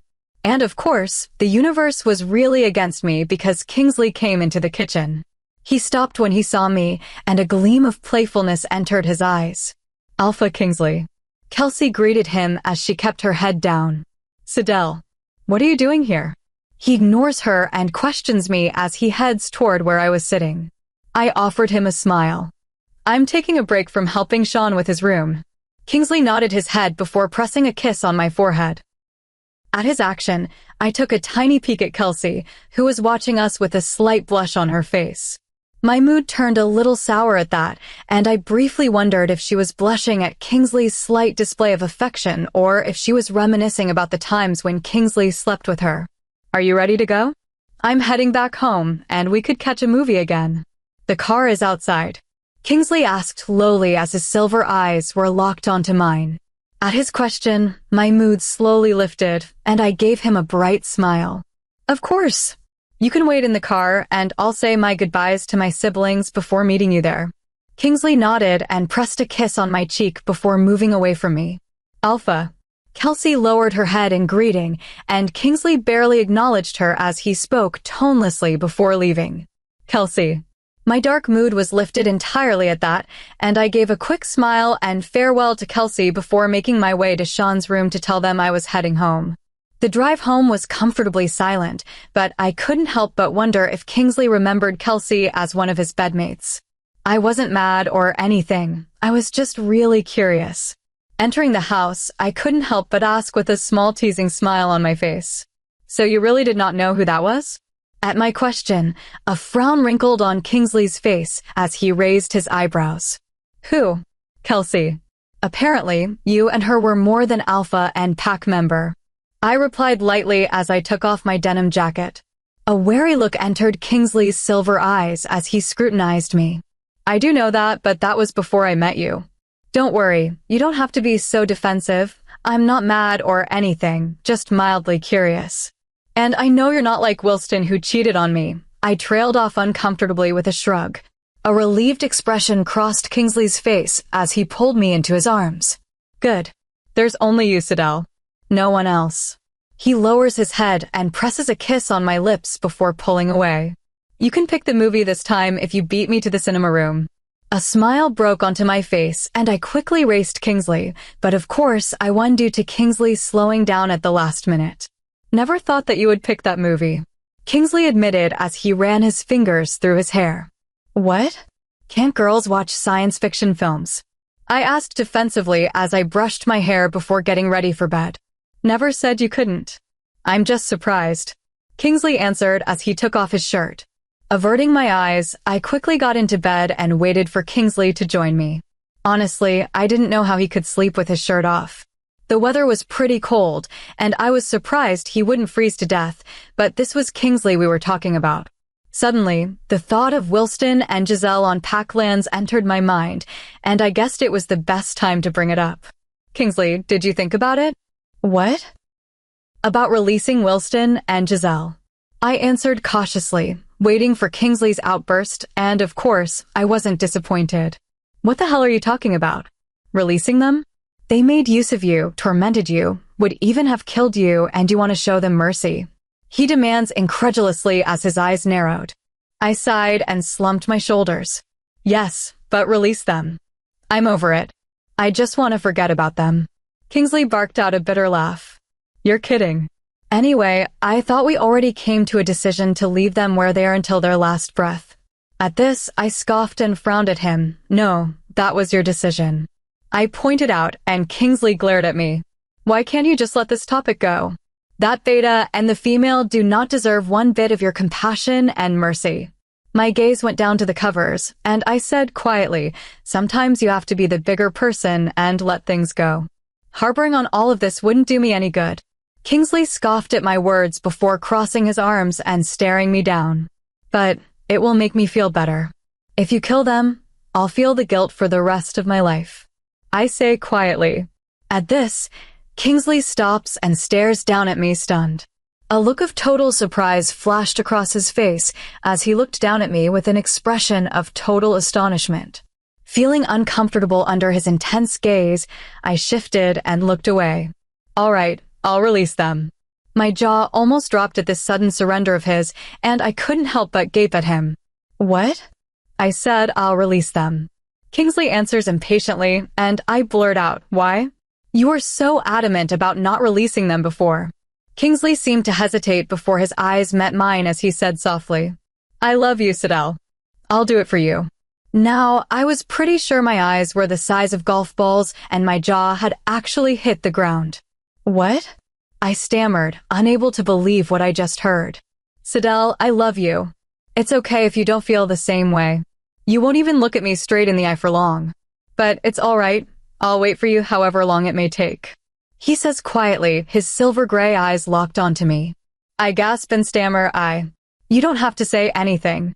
Maybe one day, you'll say the vows back. He says quietly as he rubs his thumb affectionately on my left wrist, where his name lies from the blood exchange. With that, he caressed my right cheek gently, tracing my cheekbones before pressing a kiss on my forehead and walking out of the room, leaving me still sitting on the bed, shocked beyond belief. I was too stunned to react and was left staring at his retreating figure. Chapter 23. Sidel Wellington's POV. You're serious? I can go. Kingsley shot me a dry look. Technically, you were always welcomed, but this time, it would matter considering you'll be in charge of some of the communities. I rolled my eyes at his tone and crossed my arms. You would think Kingsley would be acting differently around me after he had confessed his love for me. That was about a week ago, and I was still stunned by that declaration. I hadn't said those words back. And, well, I didn't know when I would, even though I wanted to. All right. I'll go to the meeting with you tomorrow. I smiled as I sorted through another set of paperwork. Apparently, Kingsley was swamped with too much work, meetings, and spending time with me to sort out paperwork, and as a result, his office was a mess. Thus, I took it upon myself to help him out with it. I have to head out to grab something from the pack house and see the North Leader. I'll be back in an hour or so, and then we can go for lunch. I nodded and beamed at him. Of course, I'll see you later. Kingsley pressed a kiss to my forehead before leaving, and my heart fluttered at how loving he was with me. Once Kingsley was gone, I was back to sorting out the paperwork, but my head went back to those very words he had repeated. Sidel, I love you. It's okay if you don't feel the same way. You won't even look at me straight in the eye for long. But it's all right, I'll wait for you, however long it may take. As the words echoed in my brain, I sighed deeply. I knew Kingsley meant every single word spoken that day, even the part about waiting for me, and I guessed that my not returning the words must definitely hurt. But I knew I wouldn't say those words until I was truly sure about the feelings of my heart. Now, I was still slightly unsure. I cared deeply for Kingsley, but declaring to him that I loved him when I myself wasn't 100% sure? No. I looked down at my wrist, where Kingsley's name was scrawled, and my heart ached from how Kingsley must be feeling. Now that we were comfortable around each other, neither Kingsley nor I used the mate bond to feel each other's feelings, and I stopped blocking him out. Why read emotions when you could see them for yourself? I used to think that Kingsley was a very closed-off person, not showing anyone his genuine emotions and thoughts. That was until I got to know the real him. The one who was so full of hurt and raw emotions that he could barely express himself without flying into a rage. Sighing once again, I sorted the papers before stopping when a picture caught my eye. The picture was decades old and probably misplaced, as it was among papers related to land expansion and other documents. Curiosity picked at me, and I lifted it to get a closer look. What was in the photograph made my heart stop. There were two couples in the photo. One of them was Kingsley's parents, and the other was mine. There wasn't a doubt about it. It was clear that it was Kingsley's parents, considering he was the spitting image of his father. Confusion swarmed through me as I stared at the photograph with shaky fingers. How could my parents know the late Alpha and Luna of the European pack? As far as I knew, my parents had met each other in the North American pack despite being from another pack, and thus, they had decided to build a home there. Warring thoughts battled each other, and millions of questions were buzzing in my head. How could my parents possibly know Kingsley's parents?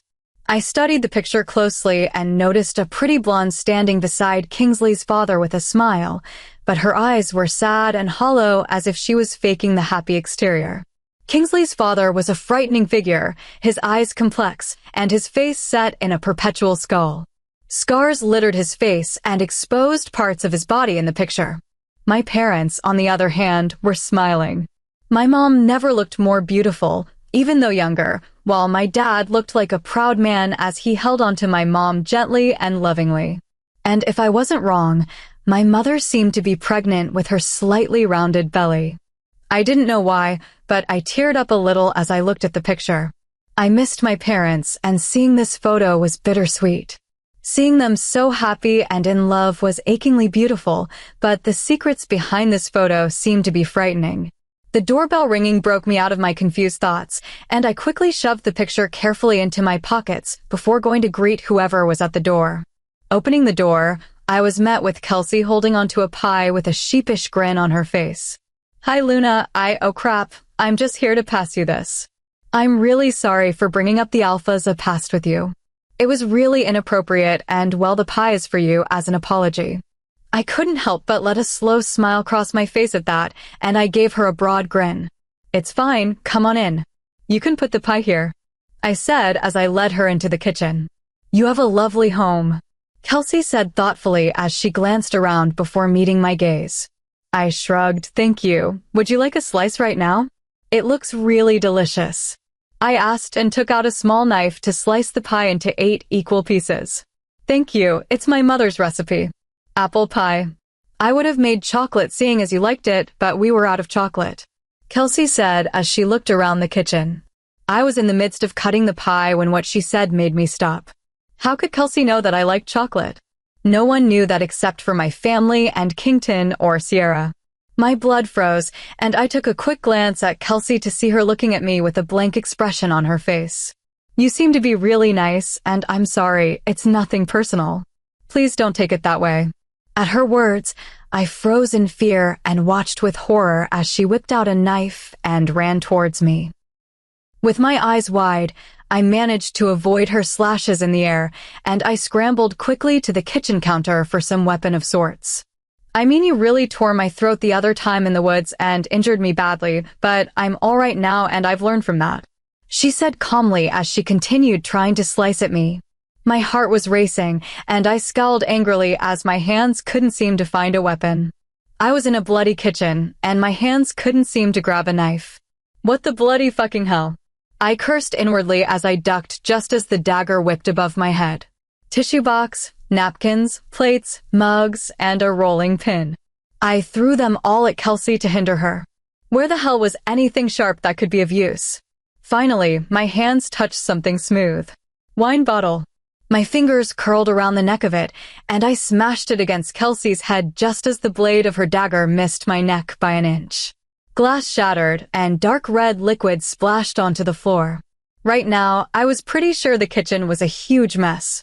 Shards of glass were littered all over the floor, red wine was everywhere, and things I had thrown at Kelsey were lying around the kitchen. As she was distracted, I turned around and a glint of a sharp blade caught my eye, and I lunged forward and shoved it into Kelsey's stomach just as she was about to stab me once again with the dagger.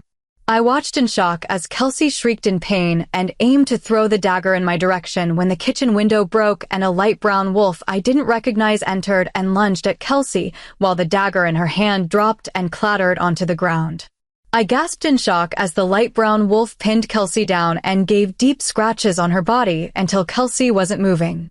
The light brown wolf got off and shifted into a young man who bowed at me respectfully. "Luna, are you all right?" I watched him with wide eyes and shook my head to clear my thoughts. "Who the hell are you?" "Your bodyguard, Owen," he answered, and I averted my eyes, realizing that he was naked. "Right. Get the medics," I ordered as I looked down at Kelsey, who was gasping for breath as blood pooled around her body. "Why are you trying to kill me?" I questioned, and Kelsey shook her head. "I had no choice. If I didn't, he would have killed my mother." She gasped out in pain, and I frowned and bent towards her. "Who?" I demanded, and Kelsey opened her mouth to reply, "Preston." "K." Before Kelsey could finish, a gunshot sounded, and Kelsey died immediately.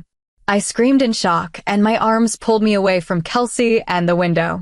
"Sidel, are you all right?" I was too stunned to reply as my eyes remained on Kelsey's dead body. Her eyes were wide open, and blood was everywhere. "Answer me. Are you all right?"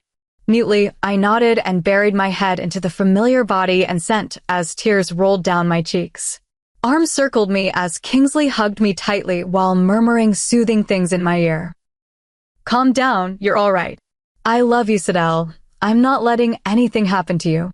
He rubs the mark on my left wrist, and I shudder, feeling a sense of sadness and comfort run through my body. Sadness for the loss of a young life. In fact, Kelsey barely looked like she was 25 years old. I sniffled and turned my head away from Kelsey's body into Kingsley's chest. Once I was relaxed, I pulled away from Kingsley's embrace, and he studied me quickly before pressing a kiss on my forehead. "You're all right." He breathed out in relief, and I nodded. It was at this moment that Owen entered the kitchen, this time fully dressed. His demeanor was in defeat, and he shook his head. "Alpha, the shooter is gone. No sign of him." At this, Kingsley cursed and glared menacingly at Owen. "You haven't done your job right. I put my chosen, my mate, your Luna in yours and Sam's hands, and you can't even protect her properly from a girl." I tuned out the conversation, still too stunned and in shock to say anything. Sadness filled my heart as I looked down at Kelsey before leaning down to close her eyes shut. "Sidel, watch out." Kingsley roared and pushed me down onto the ground, and the sound of a bullet hitting flesh sounded out. I looked up to see Kingsley's face scrunched up in agony. Horrified, I quickly scrambled off the ground and shook Kingsley. "Oh fuck, Kingsley." I screamed, and behind me, I could hear Owen calling for the medics and for Sam to find the shooter. Kingsley winced in pain, and I looked down at my hands to see that they were covered in warm, fresh blood. Tears of frustration welled up in my eyes, and I quickly hugged Kingsley to my chest. "Oh God. I'm so sorry. I'm so sorry." I wept, and Kingsley shook his head. "Sidel, I'm fine. I love you." His voice was weak, and his hand shakily reached up to touch my cheek gently. "I love you, Sidel. I'll be paying for my sins in hell, but one thing I don't regret is meeting you." His voice was hoarse, and I looked down at his chest to see that he was shot in the lungs, and the amount of blood was horrifying. Tears choked in my throat as I wept furiously and shook my head. "Don't say that, please. You're not going to die. You'll be fine." I managed as more tears rolled down my cheeks. Kingsley let out a low chuckle before a small smile curved onto his face as his breaths got shallower. "I love you, Sidel." With that, his body went slack, and my eyes widened in horror, and I screamed as devastating pain hit me in the heart. Kingsley couldn't be gone. I wouldn't allow it. "Blake, fucking wake up." I begged and cried as I fell onto Kingsley's limp body. I was barely aware that the medics had arrived and pulled me away from his body. Everything was mute, but I caught onto a few words that the medics were saying. "Silver. Wolfsbane. Low chance of surviving. Nothing can be helped." Each word from them brought such devastating pain into my soul, and it was at this moment that Blake's name on my wrist caught my attention. With this sudden burst of clarity, I grabbed Kelsey's dagger from the ground, sliced it into my palm, and pushed a medic away before letting my blood flow into Blake's mouth. Once I was done, I quickly bit into his arm and drank a little of his blood before murmuring, "My life for yours." With that said, Vast amounts of emotion crashed over me, and I quickly took hold of his hand to see that my name was slowly appearing on his right wrist.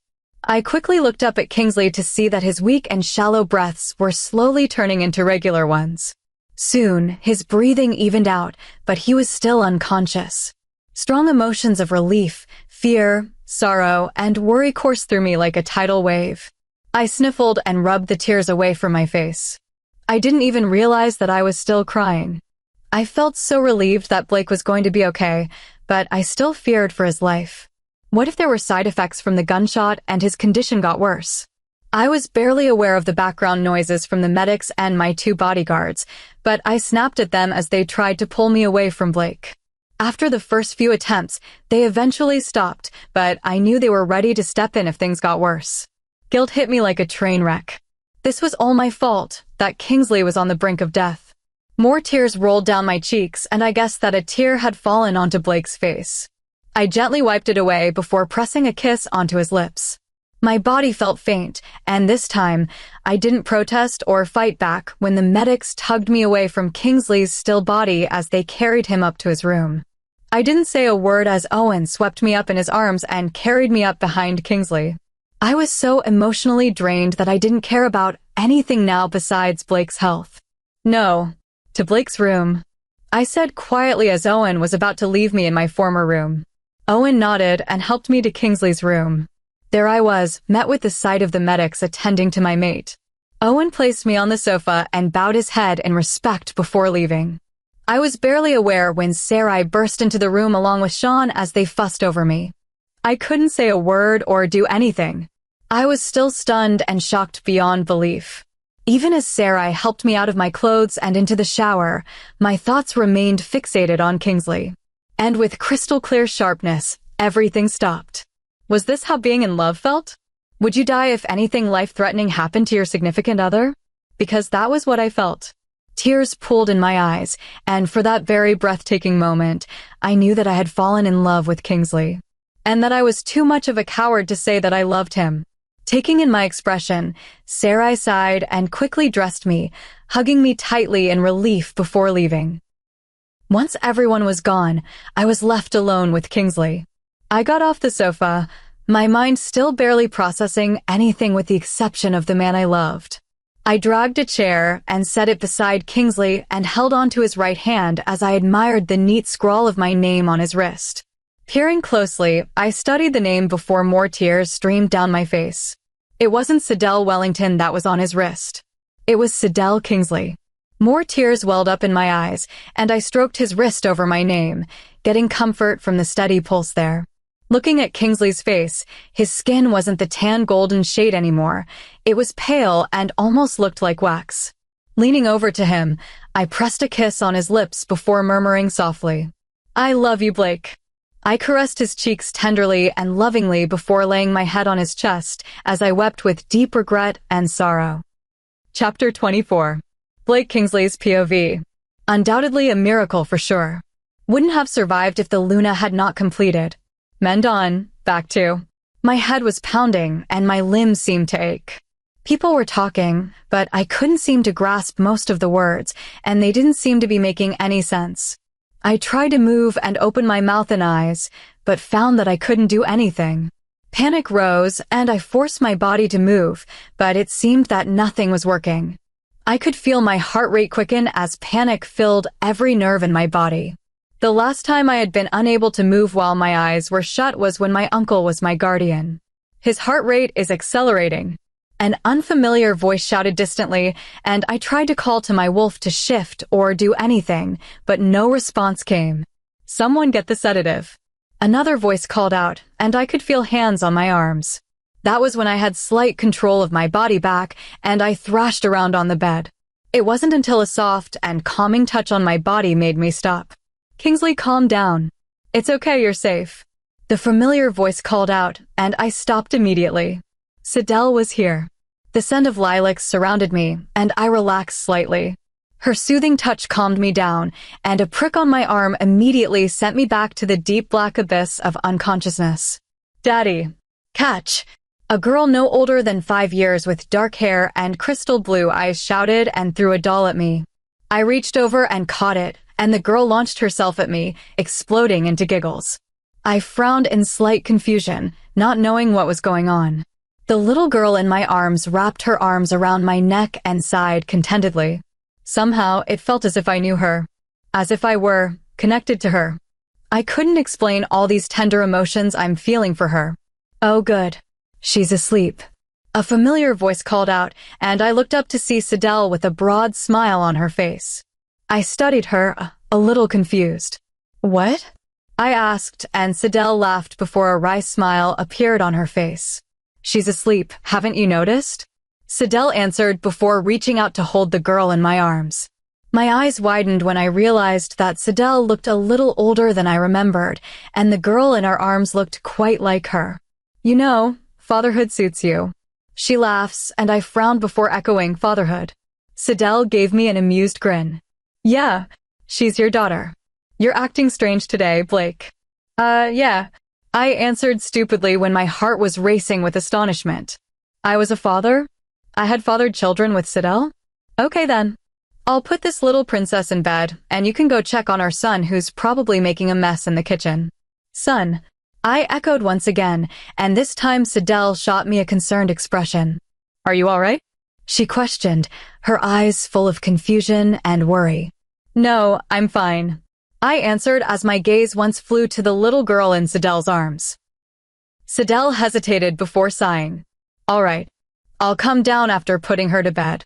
Hurry, the little monster in the kitchen whom we call our son is probably creating havoc. With that, Sidel turned around and started walking back into the house.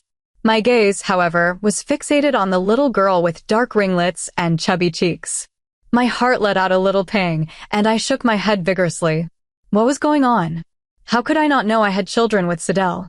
I would have definitely remembered them and how they were made. Fatherhood was a thought I'd entertained before, but never believed it would come true. And seeing the little girl earlier and hearing that I had a son made my heart burst with so many emotions that I was overwhelmed.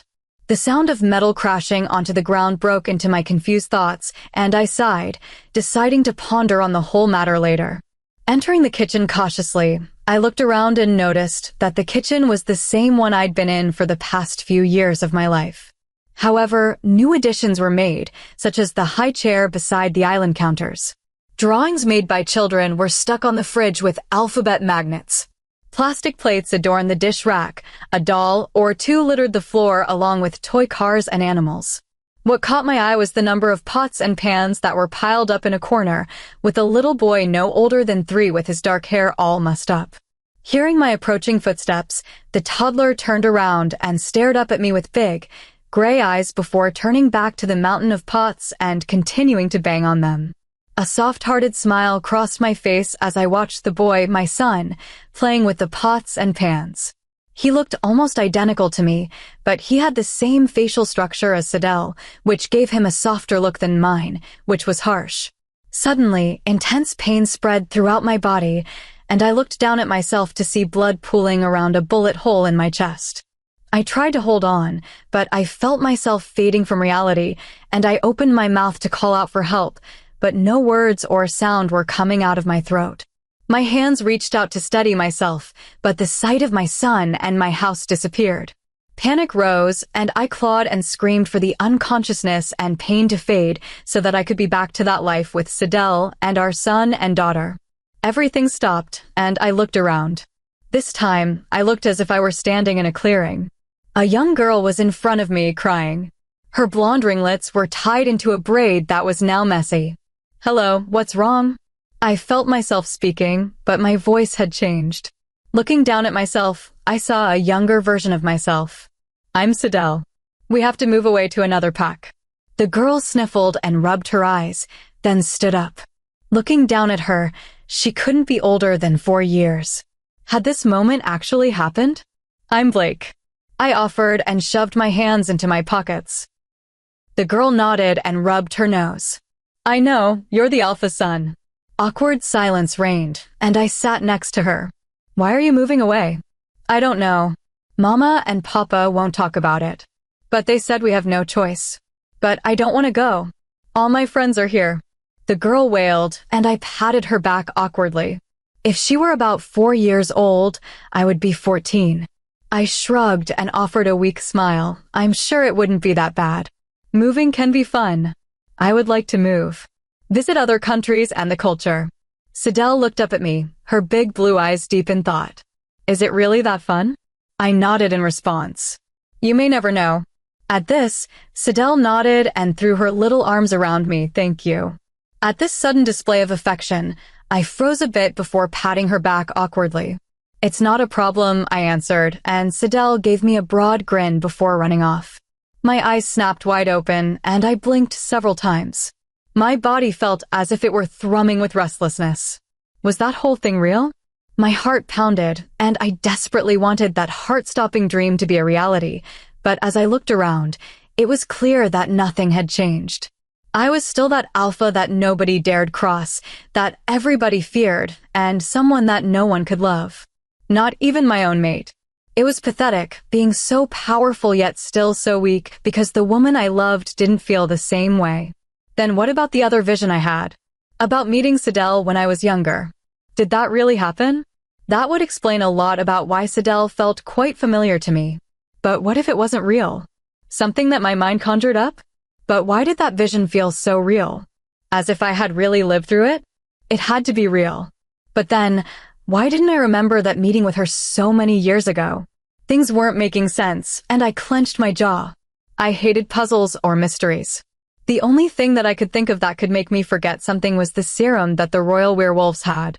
I sighed and forced my breathing to slow down, then willed my body to relax, but restless energy still coursed through me. I exhaled deeply and lifted my hand to rub my face when a black scrawl on my wrist caught my eye. Sidel Kingsley.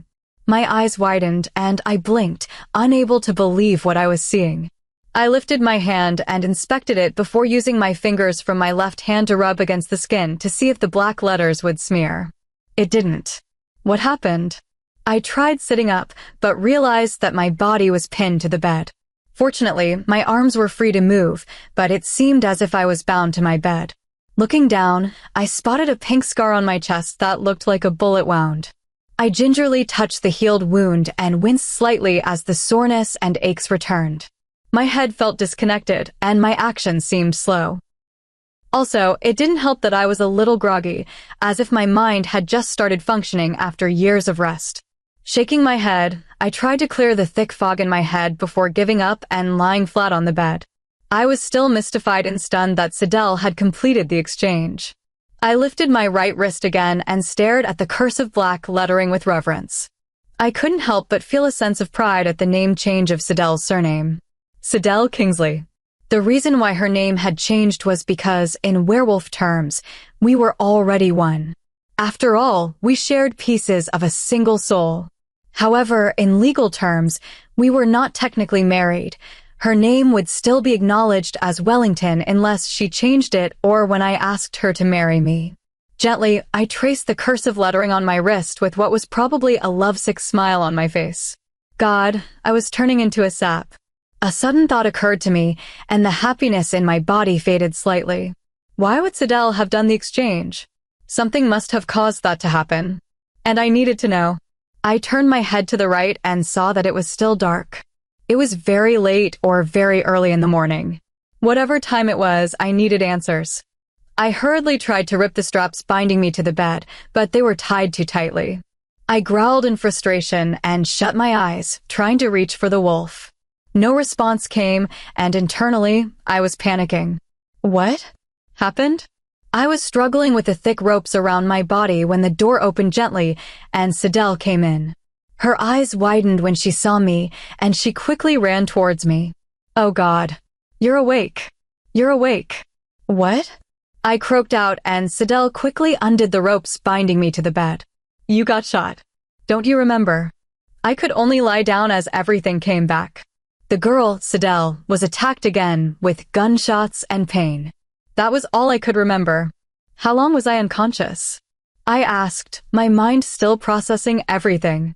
About 3 days, Sidel answered, gazing at me with relief and a hint of guilt in her eyes. I'm so sorry, Blake. It was my fault that you got shot. If I hadn't gotten near the window so that the shooter could have a clear shot at me, you wouldn't have gotten injured. I froze, not sure if I had heard her correctly. What did you say? I questioned a little hoarsely and awestruck as Sidel finished undoing the straps. I said it was my fault. No, the other thing. You called me by name. I finished and sat up slowly as I turned to her. Her blue eyes frowned in confusion, but understanding soon replaced them. Right. I did. A blush formed on her cheeks as she tucked a stray curl of her hair behind her ear. I'm sorry, if you would like, I could refer to you as Kingsley again. No, I almost shouted, but caught myself before clearing my throat. No, Blake is fine. I prefer it actually. I finished and studied in Sidel. All right then. She answered, and I could detect a hint of amusement in her voice, which made me almost want to hit myself. Was I that obvious? Clearing my throat once more, I questioned, what happened after I was shot? Why was I tied up, and why can't I sense the wolf? Sidel looked up at me and sighed. Her eyes were fixed on the floor. You were thrashing around on the bed so much that we couldn't give you your injections, so you had to be tied up, and the fact that you were powerful didn't help either. You would be able to sense the wolf once all the medication is out of your system. Sidel continued, the medics came and said that you weren't going to make it, so I did the blood exchange. Thus my name on your wrist. Ever since, you were in a state of unconsciousness. The bullet was poisoned with silver and wolfsbane, like the chocolates. Why did you save me? I'm sure you actually can't stand me. I wouldn't be surprised if you wanted me to die. I said emotionlessly, the hurt of her not reciprocating my feelings for her surfaced, along with the dark whispers from my father and uncle.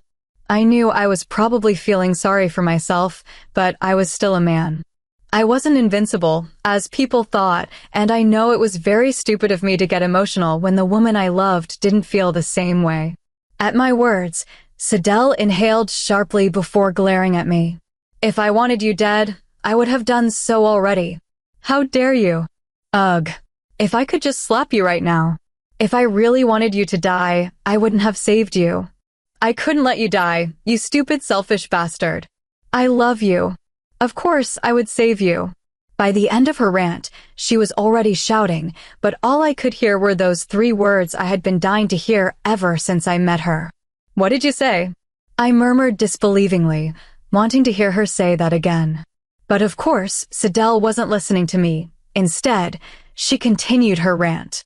And since you obviously think I can't stand you, here's a knife to stab yourself with since you want to die so much. Here, stab yourself. See if I want to save you this time. She shouted and shoved the handle of a knife at me. And of course, the only thing I could do for her to stop her rant was to kiss her. I pulled her into my arms and pressed my lips against hers. Immediately, Sidel melted into my touch, and her lips pressed against mine. At first, the kiss was a little tentative before it turned hungry. It spoke of all the unsaid emotions and thoughts between us. Relief and joy that I was okay, uncertainty as if Sidel couldn't believe I was awake and all right, as if I was just a dream. And some anger was also from Sidel. But the one thing that was fueling the kiss was love. Her lips moved against mine before her hands cupped my cheeks, and she pulled away. Her lips were swollen, and she seemed dazed for a bit before glaring at me. I wasn't finished. I sighed before studying her. I know I just wanted to hear you say it again. Your feelings for me. A knowing look entered her eyes, and she gave me a gentle smile. My feelings for you?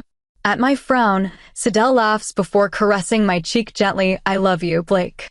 When I thought you were going to die, I just knew I couldn't let that happen, and I guess that was when I realized I was in love with you.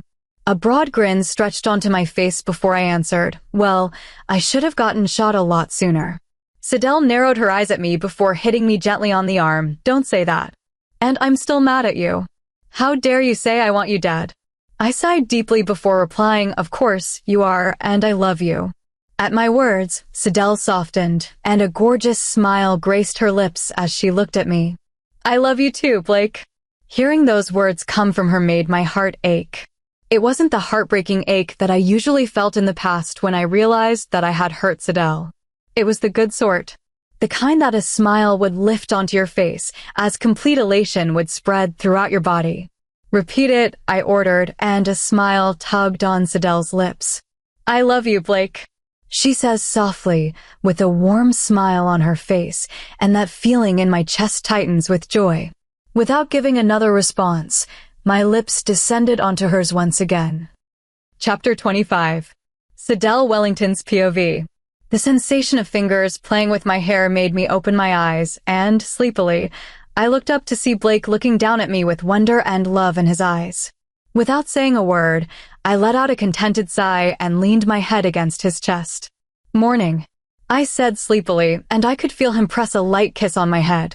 Morning. His husky voice spoke out, and I sighed and snuggled into his arms. How are you? How's the wound feeling? It's okay.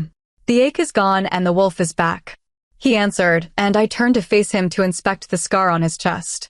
Tracing the scarred part of the tan skin on his chest, I could feel him shudder a little the moment my fingers touched his warm skin. I hummed and sighed, that's good. That means the medication is out of your system. How's the wolf feeling? His voice rumbled out, happy that you're here with me. I couldn't help but let out a grin at that and pressed my head against his chest to feel the steady beat of his heart. Blake, can I ask you something? Why did you really choose me that day? The moment those words left my mouth, I could feel Blake tensing before forcing himself to relax, and he sighed heavily before starting, Sidel, that day when I saw you something struck in me. I don't know what, but the first time in my 29 years, my wolf seemed to be silent and submissive, and he seemed to call for you. He paused and stared into my eyes, his beautiful silver eyes burning into mine. From that mere gaze, I could feel my heart rate speed up as I met his gaze. But that wasn't the only reason. Of course you were insanely gorgeous, but that day you were arguing so much with my cousin that I was immediately drawn to you, because of your fire and the spirit in you. And it didn't help that something about you seemed so familiar. He finished before clearing his throat. I sat there stunned. I couldn't really understand the effect I had on Blake, but it was different. A thought crossed my mind, and I questioned a little curiously, if your wolf was really submissive to me, how could you have hurt me? At my question, Blake dropped his head and sighed deeply before meeting my gaze once more. Guilt and shame were on his face, and he answered quietly. When you always threatened to leave or bring up the topic of the beta, I would lose my temper, and when I got angry, the wolf would feel the same way too. And he lashed out. He didn't want to hurt you, but when he lashes out, anything or anyone could be fair game. I chewed my lip before tracing the side of his face with my fingers. Would you ever tell me what happened in the past? Why your wolf is so defensive and all? Blake looked away before murmuring, maybe someday. I nodded in response and curled against him to sleep once more. It was just last night that he had woken up, and the speed of his recovery astonished everyone. The medics guessed that because he was an alpha and I was a Luna, the healing process would speed up faster than usual. We had spent the whole night staying in each other's embrace. I, for one, was unable to believe that he was all right. As I was lying there, a thought occurred to me, and I frowned before turning to Blake. That day, when you blackmailed me, you said the Alpha King owed you a favor. What was it? At this, Blake raised an eyebrow before shrugging. The Alpha King, Andrus, had a threat of being overthrown by his cousin. And if news of that had gone viral, Werewolf Order would be gone. Thus, I stepped in and disposed of the problem. I nodded thoughtfully. It was true. Any hint of a royal uprising, wolves around the world would be concerned. Democrats would rise and ask questions about whether monarchies are needed. And that couldn't happen. If a monarchy weren't around, wars could erupt. Any pack that wanted to declare war could go right ahead.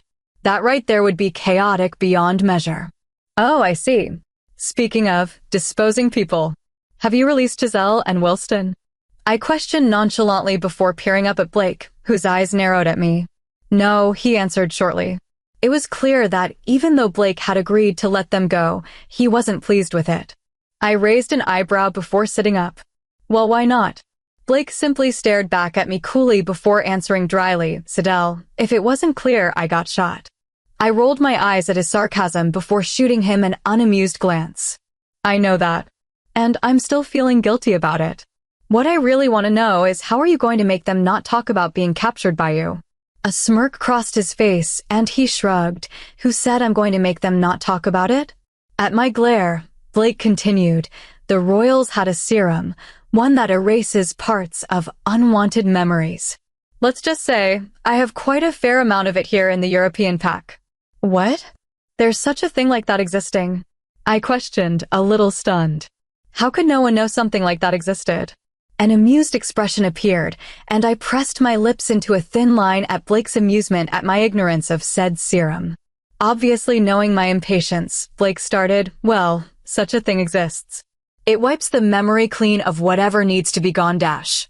Blake stopped abruptly, and my gaze flew up to meet his to see him staring at the wall, deep in thought. Blake? Are you okay? What's wrong? I asked, concerned. I'm fine, it's just now that I've mentioned it, I'm wondering if it had been used on me when I was a child. His voice had a weird quality to it, and he had a confused expression on his face. And to be honest, he looked a little adorable. That made me stop. Why would you say that? While I was unconscious, I had a vision of sorts. It was of me and you and our younger selves knowing each other. That would certainly explain the familiar feelings I have for you. And if I did somehow take the serum, it would cause me not to remember you. The serum removes memories but not feelings. My breath got stuck in my throat, and my mind ran over his words at the speed of a bullet. It would make sense, but I, too, couldn't remember him. At that moment, my mind flashed to the photograph of our parents lying in one of the bedside drawers. That would make sense, but what about this? I asked quietly as I took the photograph and handed it to him. Blake studied the photograph silently, his eyes lingering on my parents. But I did notice that he had avoided looking at his father's face. You really look like your mother. He spoke out, and I nodded. Yes. I'm sorry, Sidel. I don't have the answers, but what I can guess is that your parents were from here, and they left a few years after you were born. Maybe they were running from something, but they had to leave, thus leaving this pack and starting anew in another one. That would certainly make sense for you, because some of your verbal expressions don't particularly seem American. I glanced away from him to look at the photographs of my parents. Maybe. I answered nonchalantly, and Blake continued, perhaps you were given the serum as well. Because I'm pretty sure at the age of 4 or 5, you would remember being from another pack. At this, I looked up at Blake to see him staring at me thoughtfully. Sidel, I don't think your parents were just any ordinary wolves with no ranking. They must have had a position of sorts if they had a formal photo with my parents. Could your father be Beta? I shook my head, I really don't know. I answered, my mind was a mess, and I frowned. If my parents had to leave because of something, it must have been pretty bad, and what if the trouble had followed them all the way to North America? Could that be why they had died? My head didn't want to believe it, but it may look like my parents had been murdered. Believing it was all an accident was easy. No one was to blame, but if someone had taken them away from my siblings and me on purpose, I wanted justice done. What did you exactly see in that vision of yours? I questioned. My heart was racing, not from anticipation, but from anxiousness. What if everything I've known as a child was a lie? You were probably 4 or 5, and you were upset that you and your family had to leave abruptly. That vision felt quite real, as if it was actually a memory. Something that I had experienced. Blake answered, and I stopped. If Blake's vision was right, Sarai and I were most probably born before my parents had left the European pack. Sidel, don't worry, I can sense where your thoughts are going, but I'll do my best to help you get your answers. He promised and pulled me into his arms, and I nodded mutely. I wasn't thinking about Blake's promise. The only thoughts running through my mind were what if they had been murdered? Being nestled into Blake Kingsley's arms made me feel safe, but looking at the bullet wound on his chest, it just proved to me once more that Blake wasn't invincible. He was still capable of dying, and that gunshot proved it.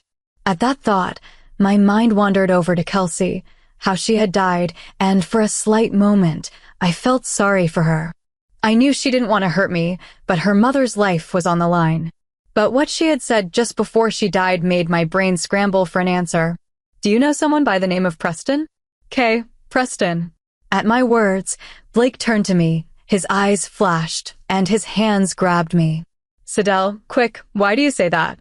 He demanded. His tone was low and urgent. Kelsey said that right before she died. She said that's the one who made her attack me. I said quickly, and in just a few seconds, Blake got off the bed and pulled on a pair of jeans before disappearing out of the room. I was left on the bed, staring at the door where he had gone. Quickly springing into action, I quickly dressed myself before running out of the room. If what I had said caused such a reaction, Blake most probably knew who Preston was. Leaving the house, I was met with chaos. Men in guard uniforms were running here and there issuing orders. All the men in guard uniforms were armed, and I frowned a little, confused. It wasn't until I spotted Refford that he came up towards me and frowned. "Where are your guards?" he questioned, and I frowned. "Guards?" "Yes. Owen and Sam. They have been guarding you for quite a while now." "Where are they?" he questioned, and I frowned. "Refford, what's going on? Have you seen Blake?" I asked worriedly. "What we're doing now is to find Cale Preston. He's behind everything, according to Blake." Refford answered and started giving orders to two men who arrived behind me, who were most probably my guards. Meanwhile, my mind was still stuck on the words he had said. Cale Preston. It made sense to a certain extent. Ever since day one, it was clear that he didn't like me. In fact, he probably resented me, and I had no idea why. It would make sense to get rid of me, but why? To be alpha? It did make sense. Before I completed the blood exchange, Blake was only linked to me. And if I died, Blake would die too. It would make sense to get rid of me first. After all, I was obviously the weaker link compared to Blake. "Luna, please come with us. We are to take you to Alpha Kingsley." One of my guards, I think Owen, asked and gestured for me to go, and I nodded before following after him. We entered the pack house to see guards positioned everywhere. Entering a room, I stopped to see Blake pacing menacingly around the room with the man in question. Cale was seated in a wooden chair. His limbs were bound to the chair, and even though bruised and bloodied, he had a knowing, arrogant smirk on his face. "Is that all you got?" he demanded with a cynical twist to his lips. With another roar, Blake snapped and turned to throw a powerful punch into Cale's gut. I watched in horror as Cale let out a cry of pain before coughing up blood. His pain-filled cry turned to a dark, bitter laugh as if he was enjoying the beating that Blake was giving him. Somehow, I must have let out a gasp of shock because Blake turned towards me, his eyes wide with surprise, before frowning. "Sidel, what are you doing here?" My gaze couldn't seem to leave Cale, and I answered, "You said to bring me here to you." At my response, Blake's gaze grew hard as he snarled at my guards. "I told you to bring her here to the pack house to be safe, not here in this fucking room." I shook my head. It's not their fault. I stepped in front of my guards, and immediately, Blake's gaze softened as he looked at me. "Sidel, please leave. You don't want to see anything like this." His tone gentled, and his eyes were now a stormy gray. I opened my mouth to reply when Cale spoke up. "She leaves. I won't give you answers." Blake threw a murderous glare at Cale. "You will be giving me answers whether you like it or not." He roars forcefully, and Cale shook his head before giving me a smug grin. "No, I won't." He mocked, and I knew Blake was going to lose it, and I quickly stepped forward. "I'll stay." Blake threw me a glare, and I shot him a frown before repeating myself. "I'll stay." With a resigned sigh, Blake gave in, and I started, "Why are you trying to get rid of me?" "So that when I die, Blake would die too, and you could be alpha." Cale shrugged, and his eyes were bright with amusement. "Yes, you're quite smart. I'll give you that. So why did you use Kelsey?" "I mean, she's innocent in all of this." I asked once again, and Cale shrugged. "She's an easy target. She was one of Blake's sluts. It would make sense for her to come after you. She'll play the jealous ex-girlfriend and all. But unfortunately, I picked the wrong one. She wasn't the sort to become jealous over guys, but by then it was too late. I revealed my plans, and I had to force her to go through with it. She was pretty difficult even after a few threats, because she still wouldn't give in. That was until I threatened to kill her mother." I inhaled sharply. Cale had manipulated Kelsey. My stomach felt sick, and I could feel a few tears well up in my eyes. How could Kelsey have survived at all? I felt like throwing up, and I stared at Cale in disgust as bile threatened to rise in my throat. "You're a monster." I breathed out, horrified, and Cale let out a dark, bitter laugh. He shrugged. I may be one. But so is your mate. We're pretty alike. We both thrive on giving pain and leaving destruction. Just look at him. Look at him and tell me the truth. Can you honestly say he isn't enjoying torturing me? I looked up to see Blake avoiding my gaze, and I looked down at the ground. You can't tell me that, can you? Just look at him. We both love it. Causing pain is in our blood. After all, we're family. Cale continued mockingly, clearly enjoying the fact that the little scene in front of him as I tried to look at Blake, who was avoiding my gaze. I mean, back when he hit you in the past, he must have enjoyed it deep down. I'm sure he won't admit it, but I know he liked it. Cale added as I stared up at Blake, wishing he would say something. My heart was racing and my palms felt clammy. Enough. Blake roared and slammed his hands on the table before reaching out and grabbing Cale's neck. Tell me, is there any more tricks up your sleeves before I kill you? After all, you planned everything. Blake demanded dangerously, his grip on Cale's neck tightening. Cale smirked before saying arrogantly, as though he didn't have a care in the world. Blood was dripping from his nose and his mouth, and bruises littered parts of his face, but still, he didn't seem to notice them. Who said I was behind everything? He finished before giving up a cynical grin, before bursting into maniacal dark laughter. At his words, my heart sank, and I looked up to see Blake with a furious expression on his face before looking down at me. His gaze softened before he turned away and threw one more punch to Cale, which left him unconscious. I entered the house and went into the kitchen, where I pulled out a pint of peppermint ice cream and began spooning it into my mouth. As I took a first mouthful, Blake entered and watched me cautiously. Sidel. He started, and I looked up at him before replying, yeah. What Cale said, they were all lies. I never enjoyed hurting you. Each time I did, I was already thinking of ways to make it up to you. Please believe me. He said softly, his gray eyes were serious and pleaded with me. I nodded my head. I believe you. It's just I couldn't help but think there were some truths to what he was saying. Upon earning my words, Blake looked away from me. I enjoy giving out justice. He answered. His voice was tense and rigid, and his body posture was stiff. I sighed, not wanting to get into the same argument again about how vengeance was not justice. All right, I answered and spooned another mouthful of ice cream into my mouth. Sidel, something is bothering you. I can see it and feel it. His voice coaxed, and I sighed. I'm just worried about Cale, about his plans, about the one who is actually behind all of this. Just everything, I guess. I answered worriedly before placing my spoon and my ice cream onto the table. Blake wordlessly took me into his arms, and I shut my eyes, leaning into his embrace and enjoying the comfort and security he was offering. Everything will be fine. I promise you that. We have Cale and he's a show-off. Eventually, he would say who's in charge and everything will be over. Blake assured me as he rubbed soothing circles on my back. I nodded and looked up at him. Okay. Blake looked down at me and laced our fingers together. Whatever happens, we'll get through it together. He says gently, and I lean against his chest before shutting my eyes. Despite all of Blake's assurances, I was still worried. With whatever was coming up, along with my parents' secret, I couldn't help but feel that they were connected. I blew out a breath, and I guessed that Blake roughly knew what I was thinking as he pressed a loving kiss on my forehead. A small smile appeared on my face at that before I strengthened my resolve. Like what Blake said, we'll get through everything together. I thought determinately and tightened my hold on his hand. Chapter 26. Sidel Wellington's POV. I gently stroked the brush onto the canvas before stepping back to admire the half-completed painting of my parents. It was Blake's idea to paint a portrait of my parents, and I thought it was an excellent idea. I sighed before gazing at the photo a little longingly. It had been 2 days since Cale was found out to be the culprit behind everything. Unfortunately, he had claimed that he wasn't the one planning everything. Blake and Retford claimed to think he was lying, but I knew better.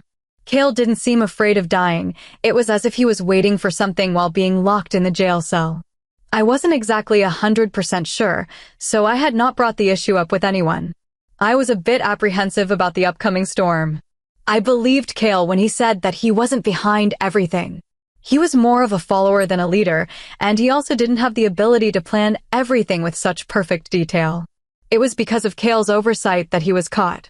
But whatever was going to happen, I would be prepared. For the past almost 5 months that I've been here, I've grown up a little more. Now, I was a little more cautious of people. But that didn't mean I lost my faith in them. It just made me more careful of who I trusted because, being Luna of the European pack, it wasn't going to be easy or safe, and I knew it. It was a little ironic when I thought about it. Before, when I was Wilston, I had been worried if I would be able to handle being the mate to a beta. But now, I was already the Luna of the most powerful pack, and I was getting on well. While Blake went on to investigate everything about his cousin, I would help out with the orphanage, the different communities around the pack, and a little bit of Blake's work when he was too busy. It was pretty refreshing to be needed and appreciated for once in my 20 years, other than my family members, of course. And it felt amazing to be quite independent on my own and treated as Blake's equal. Looking back, you could say I was a little ashamed of how silly I had been. But I was glad that I had grown up a little. A voice cleared, and I looked up to see my handsome mate watching me with a silver gleam in his eyes. I gave him a bright grin. Hey. Blake wordlessly walked towards me before wrapping his arms around my waist and leaning his chin on my shoulder as he studied the uncompleted painting. Hi. He murmured in my ear before pressing a kiss on my cheek.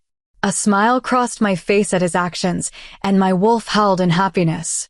I turned my head slightly to face him before smiling. What do you think? I told you before, you're really good at this. Maybe one day you can paint me naked. His husky voice crooned in my ear. My cheeks flushed, and I tried not to let a laugh bubble out of my throat. Oh God, Kingsley. You're such a cad. I laughed before pushing his head away gently. A roguish grin crossed his face before a slow smile took over as he pulled me into his embrace once again.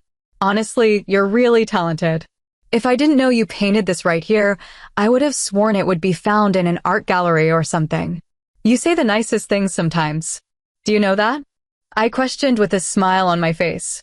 Blake raised an eyebrow at that before shrugging and walking around the room, looking at the other paintings I had painted that were stacked against the walls. You know, maybe we could hang some of your paintings around the house. It's a waste to have them just lying around here. He suggested, and I beamed. Really?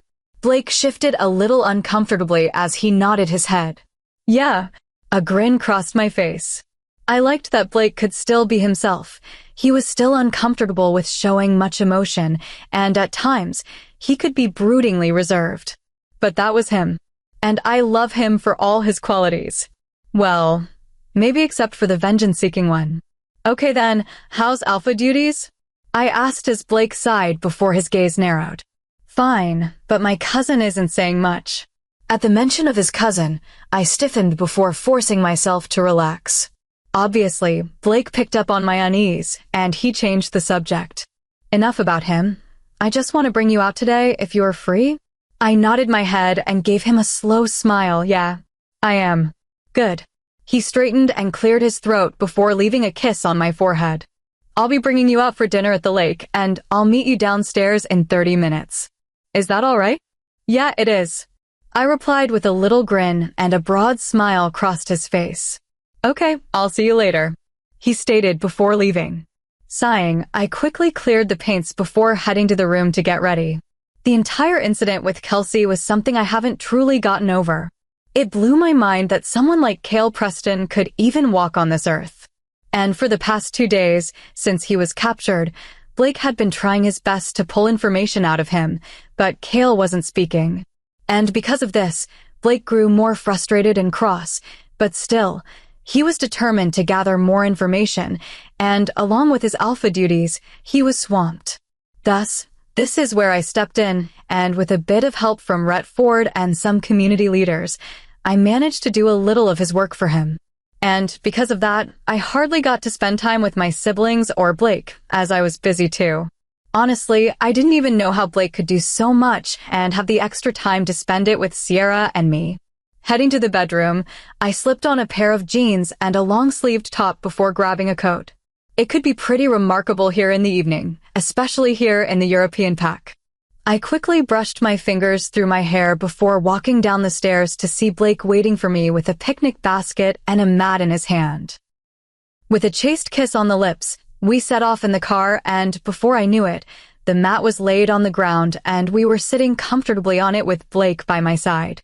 I thought it was pretty funny that Blake brought us back to the lake once again. So far, I've experienced some unfortunate events here. Maybe this time, things would be different. The tranquility of the lake made me relax, and I lay down on the picnic mat, enjoying the cool breeze. Beside me, I could feel Blake studying me pensively. "What's wrong?" I questioned as I turned to look at him. Blake raised his eyebrows quizzically. "How did you know?" I shot him a knowing glance. "Your face says it all." "So, what is it you wanted to tell me?" The seriousness of his facial expression made me sit up as I watched him warily. "Sidel, I did some digging about your parents." Naturally, I couldn't find anything about them, but curiously, while looking through the pack records, things weren't adding up. There was one whole year that was missing. Not a single thing. That very year, you would have been 4 years old.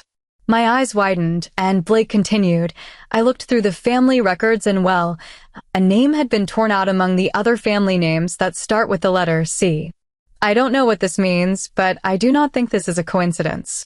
I swallowed harshly, and I blurted out, "Do you think my parents could have been murdered even after they left the pack?" Blake shook his head. "I'm sorry, Sidel, I don't know. But something big must have happened that made them try to disappear."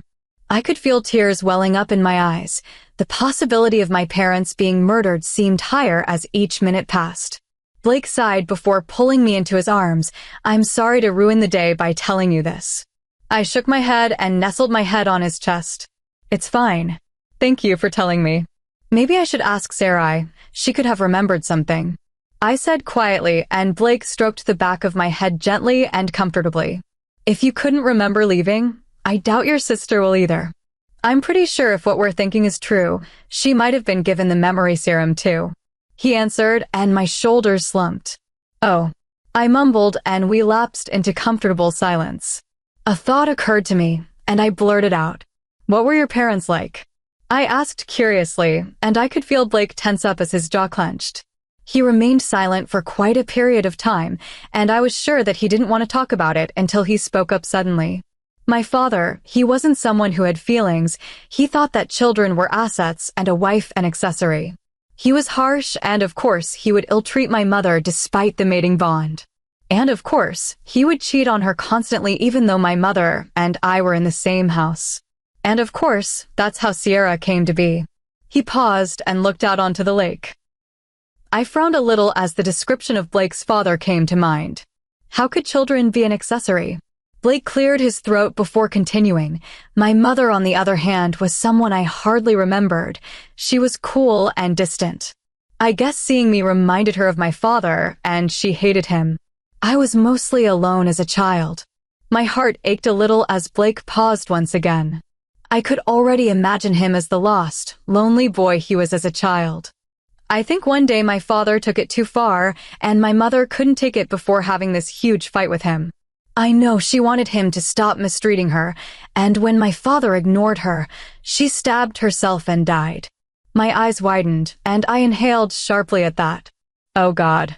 I whispered in shock, and Blake shook his head before a cynical smile appeared on his face. What my father didn't know was that my mother had poisoned him before she killed herself. So he died that very day as well. I was speechless. I had never known that things like that had happened to him as he grew up. I digested everything he told me before asking hesitantly, "So how did your uncle come into the picture?" Blake remained motionless at my question before replying emotionlessly, "Another day, all right?" I nodded, knowing that Blake had revealed more about himself than I expected, and I wasn't one to push. "What about your wolf? What about it?" I didn't know what made me possess the urge to ask him this, but I did. "Your wolf, may I see him?" I asked hesitantly, and Blake narrowed his gaze at me before studying me intently. "You want to see him?" I nodded my head in response. "Yeah, I want to meet him." Blake frowned and opened his mouth to argue, but I cut him off. "You don't have to worry. You don't have to give him full control if you don't want to. I just want to meet him officially after everything." Blake's jaw worked for a while as he tried to come up with something to say before sighing and turning to me. "Are you sure?" I nodded. "Yeah, I'm sure. I didn't know why I was doing this. I just knew that I wanted to meet and get to know the other side of Blake Kingsley. Blake hesitated before standing up reluctantly, and without warning, he took his shirt off, and I quickly averted my eyes. The sound of clothes hitting the ground and the crack of bones made me see a giant black wolf standing before me. I watched him a little nervously. Blake's wolf had a black coat with brown hints in it. His eyes were almost pitch black, and I knew Blake was still having some control over the wolf. I hesitated before reaching out gently to stroke the wolf's fur. His fur was a little coarse, but softer than I expected. I could feel the wolf shudder a little as my fingers threaded through its fur. "Hi," I murmured, and he let out a little whine before rubbing his head against my hand. A slow smile spread across my face, and I could sense my wolf trying to push me to shift so that she could spend some time with Blake's wolf. Blake's wolf stepped closer to me before curling up against me. Looking into its eyes, the gray rim around its pupils was gone, and its pupils were entirely black. This meant that the wolf was in complete control. A little bout of anxiousness crept in, and I hastily pushed it away. As if sensing my emotional turmoil, the wolf let out a whine before looking up at me with regret and sorrow in its eyes. I stroked its head softly, marveling at the fact that this wolf in front of me, known for being harsh and merciless, was in a way asking for forgiveness. A slow smile crossed my face at that before I murmured, "It's okay." The wolf looked up at me with what seemed to be surprise, and before I could react, it was gone, as Blake had shifted back to his human form. My eyes widened as I took in his impressive physique, and somehow I couldn't seem to drag my eyes away from his lean, muscled body. My eyes seemed to pull over his scarred body, the way his arms flexed as he stood up, and my eyes widened even further as I caught sight of his excited friend. Feeling an intense stare burning through my body, I looked up to see a pair of gleaming silver eyes locked onto me. A shiver of nervous anticipation fluttered through me, and I could feel myself swallow harshly as Blake stepped closer to me. As he neared me, all I could think of was that he was going to kiss me. I could feel my veins throb with longing and desire for him, my mate. I inhaled sharply as his head neared mine, his lips inches away from mine. My blue eyes were locked onto his, and without warning, his lips crashed against mine hungrily. This was no soft, gentle kiss. It was the passionate sort, the kind that consumed you entirely. I had never really experienced it before, and feeling it now was mind-blowing. The scent of him, chocolate, and something spicy filled my senses, and I pulled him closer to get more of the kiss and him. He bit onto my lower lip lightly, and I moaned softly as his tongue entered my mouth. His hands moved to my waist and stroked the soft, exposed skin there, where the hem of my shirt had ridden up. Carrot. I didn't know why, but Blake quickly pulled away and hurriedly zipped my jeans up before shrugging his clothes on. "What's wrong?" I asked, a little dazed, and Blake glanced at me. "Someone's coming," he answered, his voice rough and husky. No sooner had he answered me than a guard burst out of the forest and into the grassy meadow. "Alpha. Luna. What the heck is it?" Blake snapped, and the guard swallowed nervously as sweat beaded down his face. "Cale Preston Alpha. He has escaped. Someone must have helped him out. Luck is it?" Blake snapped, and the guard swallowed nervously as sweat beaded down his face. "Cale Preston Alpha. He has escaped. Someone must have helped him out." Chapter 27. Sidell Wellington's POV. Cale Preston Alpha. He has escaped. Someone must have helped him out. Without a word, Blake jumped to his feet before cornering the guard. "What the heck do you mean he's out?" He snarls furiously, and the words kept echoing in my head that someone had let Cale out. My heart pounded, and I glanced around the trees warily, fearing that Cale was watching us this very moment. I took a deep breath before hastily making my way to Blake, who was interrogating the guard harshly. "Blake. Hey, relax. Calm down," I murmured soothingly into his ear and clutched onto his arms. He took a deep breath before letting go of the guard and shutting his eyes. Once he was calmer than he was before, Blake turned his attention back to the guard and growled harshly. "How did he escape?" He gritted out, and the guard answered. There weren't any signs of forced entry or anything like that. The door to his cell had been unlocked. Someone had let him out. Those very words sent a shiver down my spine. That could only mean that there was a traitor in the pack. And I guess Blake realized that fact too as his eyes turned dark before he headed back to the car. Exhaling deeply, I quickly gathered all of our stuff before rushing to him. This was bad news. If there really were a traitor in our pack, it would be almost impossible to seek him out. Our pack lands were vast, and our membership was numerous. It would take months of searching and questioning to find out anything regarding this whole issue. And by then, it may be too late.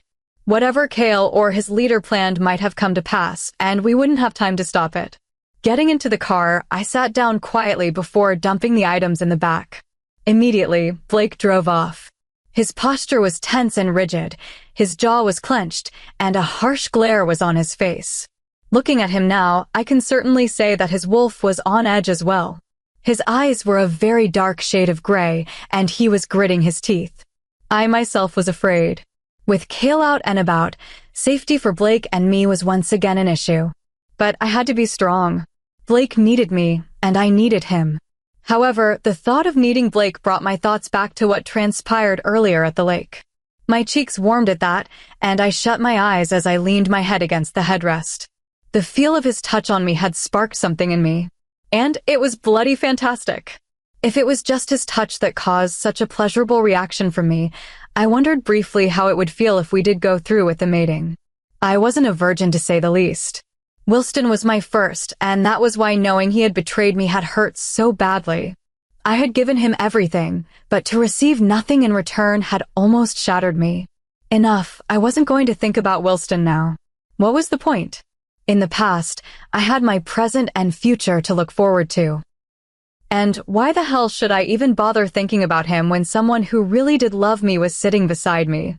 I opened my eyes and peered up at him. Earlier, his eyes were gleaming silver as he leaned on me. His lips had moved against mine so hungrily, and my nerves had felt like they were on fire as his fingers. Sidel, I know what you're thinking. I can smell it. My eyes snapped wide open, and I glanced at him with my cheeks flushing furiously. Blake's eyes were a lighter shade of gray now, and a slight smirk curved onto his face. What? Blake let out a low, husky laugh that made my insides quiver before reaching out for my right hand and intertwining our fingers together. I looked down where our hands rested, and my breath hitched. We'll have time for that later. After all, I'm not done with you yet. He spoke out huskily as his smoldering gaze burned into mine. Heat burned in me, and I inhaled sharply from just that look.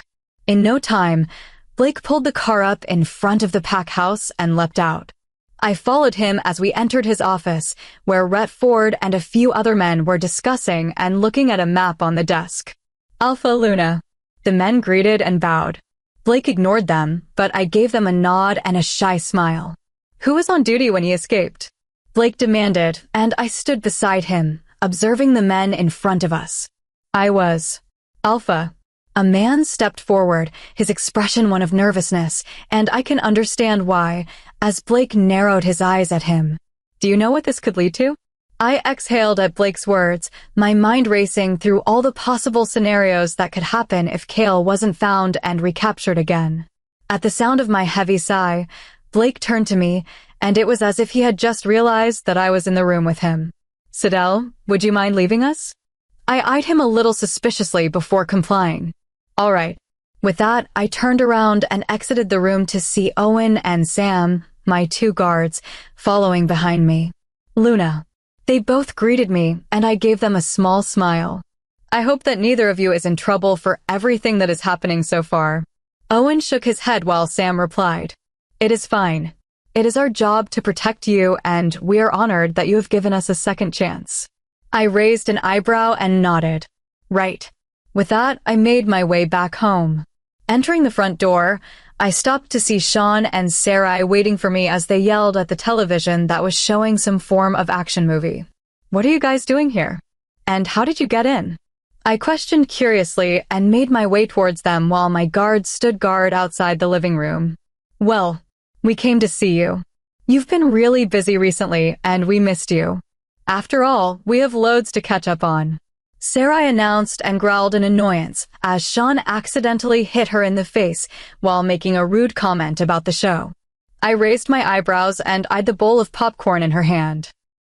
All right then. What have you guys been up to? Sean, how's school? Sean shrugged before throwing a popcorn at the screen. Oh, is he an idiot? Look. He shouted and groaned exasperatedly before slumping back into the sofa. I rolled my eyes and turned to Sarai, who shot a look of disgust at our younger sibling before turning her attention back to me. We're great. How are you? How are you dealing with everything? I mean, the attacks and now the prison break. I sighed and pushed a curl behind my ear. I'm fine. I'm just afraid for everyone's safety now. Okay, enough about this. How are you in Retford? At this, Sarai rolled her eyes and scoffed. I knew you were going to ask this. I gave her a pointed glare and Sarai sighed before starting. We're good. He can be such a dork, but he's a great guy. A smile graced my face as I watched Sarai talking about Retford, and I tucked my legs underneath me on the sofa, leaving me seated cross-legged. So do you think he's the one? Sarai barked out a laugh before shrugging. I don't know, I think it's too soon to say, but he thinks we're good. He even brought up the subject of going to the season with me next year. I raised my eyebrows. Who knew Retford was the one chasing commitment under all his playboyness? Really? I questioned disbelievingly and in awe. Sarai nodded, her green eyes sparkling with amusement. Really, I mean, I got a shock when he brought it up, but I'm not saying I hate the idea. A grin formed on my face and I teased. Sarai is in love. At my words, Sarai scowled at me, but I could see a hint of a smile on her lips as she made a face. Knock it off. I haven't said anything like that to Retford, and I don't want him to hear that. I laughed and quietened down before glancing at Sean, who had fallen asleep amidst the shouting and gunfire from the movie and was now snoring. Holy crap, he's bloody loud. Sarai groaned in annoyance as she shot a glare towards him. A smile formed on my lips. It was when I spent time with my siblings that I realized how much I actually miss them. Something tugged in my mind, and I pursed my lips. Maybe now was the appropriate time to ask Sarai about our parents' mysterious past. Glancing at Sean to see that he was deep in sleep, I turned to her. Sarai, do you recall anything about living here in the European Pack when you were about 9? Upon hearing my question, Sarai frowned and shook her head slowly. No. What are you talking about? We were born in the North American Pack. Seeing my silence, Sarai pressed. Sid, what's going on? Why the weird question? I hesitated answering because what if my theory was wrong? But I decided on it anyway, I don't know. I suspect that our parents were from the European Pack and that we moved over to the North American Pack when I was 4. I looked up to see Sarai staring at me with a strange expression on her face before she frowned. I don't know what to say. It's just that when you brought this topic up, I remember these dreams I had. It was of us in an unfamiliar house, and I don't even know what I'm saying. She groans and covers her head with her hands. Sarai, I'm sorry for bringing this up. I started, but Sarai interrupted me. It's fine. But if what you're saying is true, then why can't I remember anything? I shook my head. I don't know. That's why I asked you if you knew something. But it's fine. Whatever it is, it happened many years ago. I finished, and Sarai remained silent. A comfortable silence started, and I guess both Sarai and I were deep in thought about what could have happened 16 years ago. It was about 6 hours since I had come home from the pack house, and I guessed that Blake was still at his meeting with Retford and the other men. I yawned sleepily and sipped at my hot chocolate before continuing with my book. The door opened, and I looked up to see Blake entering the house with a scowl etched onto his face. Hey, is everything all right? Has he been found? I questioned and placed my mug and book on the table. Blake sighed heavily and stopped to stand in front of me. It's fine and no. It's like he vanished off the face of the earth. I reached over and held his hand, squeezing it. It's going to be fine. I soothed, and Blake pulled away from me. No, it's not. He growled and slammed his hand on the table. I pursed my lips and looked up at him before I stood up and pulled him over to the sofa to sit. He sat down reluctantly, and I sat beside him. What happened? Blake narrowed his eyes at me, obviously not wanting to tell me anything, but I shot him a glare. Come on, I'm your equal, aren't I? I coaxed, and he sighed and gave in. After you left, I gave out punishments to those on duty when he escaped. Blake stopped and gave me an insolent look as if to dare me to say something. I shrugged and frowned before pressing. Continue. He sighed after some of the leaders brought up concerns about pack security and some were indirectly questioning my leadership. Of course, I dealt with those with the challenge of a fight. We sent out men to search for him, but nothing. We got not one single clue as to who helped him or where he is. He roared angrily. I wet my lower lip and looked up at him. He was tense, and I could see that something was still bothering him. Kingsley, spit it out. I know something is bothering you. Blake narrows his eyes at me, but I meet his glare evenly. I wasn't one to be fazed by his infamous glare. Seeing that I wasn't going to budge, Blake looked away and continued. I'm worried, Sidel. I failed you. Again. My deranged cousin is out free, and he could hurt you any time because of me. What if I can't protect you or save you in time if anything happened? I pressed my lips in a thin line before reaching over for his hands, and I interlaced them with mine. Blake, hey, look at me. We'll be fine. I mean, there is no way we can know what's going to happen, but we'll be together. We can get through this together. I said softly, and a rueful smile crossed his face. And who said I need saving? Maybe it's you who needs it. I pointed out with a smirk on my face. Blake rolled his eyes, and I grinned at his face.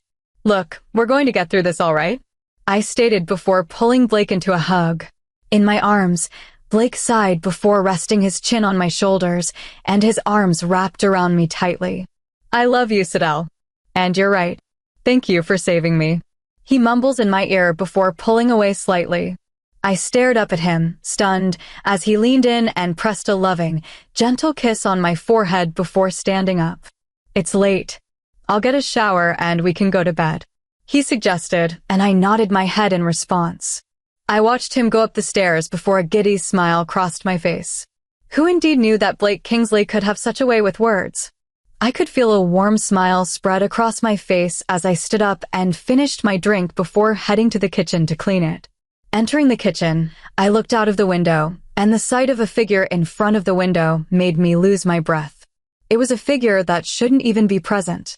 I let out a little shriek before I could feel myself turning weak. As a result, I dropped the mug, and it shattered into millions of pieces on the tiled floor. Mom? It was the figure of a woman who had died 10 years ago. Chapter 28. Sidel Wellington's POV. The face of my mother hadn't changed much. She looked older and more wrinkles lined her face than I remembered. I could feel my knees turning weak as I gazed at the figure that belonged to my mother through the kitchen window. There was no doubt that it could be her. I recognized her immediately. After all, I had been painting a portrait of her and my father recently. She was wearing a black cloak, and I didn't know I was practically screaming until a pair of strong, muscular arms wrapped around me and pulled me away from the window. I wasn't too sure what I had done, but I was 100% sure that I was in shock. It couldn't be real, could it? Could my mother actually be alive all this time? All these years? Instantly, the figure of my mother vanished from sight, and I struggled against the arms holding me. Let go. She's just there. I shouted and struggled to look out the window for a glimpse of my mother. Sidel, calm down. Blake gripped me tightly, and finally, my knees went weak, and I would have collapsed onto the ground if he hadn't been holding onto me. She's just there. Can't you see? Let go of me. I pleaded, and Blake gently lifted me to sit on a chair. Immediately, I craned my neck for the figure of my mom, but she was gone. Blake stood in front of me, eyes scanning all over me, searching for any injuries. Sidel, are you all right? What's going on? He demanded, his tone full of worry and concern. I ignored him and pushed him away before heading toward the window, hoping for another sight of the figure of my mom. All I could think of was my mother. I swallowed harshly, my eyes scanning through the darkness of the backyard, looking for the black-clothed figure. Who are you looking for? Sidel, please tell me what's wrong. Blake pulled me away from the window to face him. His gray eyes were full of concern and worry as he looked at me. My lower lip trembled, and I cast one last longing glance towards the window. My mother. I saw her outside. I murmured, my voice shaky, and looked down at my hands, which were trembling. It was only when I looked down that I realized that Blake was only in his bath towel and that he was dripping wet from his shower. Oh. I stuttered at the sight, and Blake was frowning, his eyes peering out of the window. Your mother? Hadn't she passed 10 years ago? At that, I quickly averted my face and nodded shakily. She did. In an accident along with my dad. My gaze went back to the window, and my heart thundered. Could my mother really be alive? Or was I imagining things? Where did you see her? I looked up at him and pointed. There. Right there. She was just standing there looking into the house.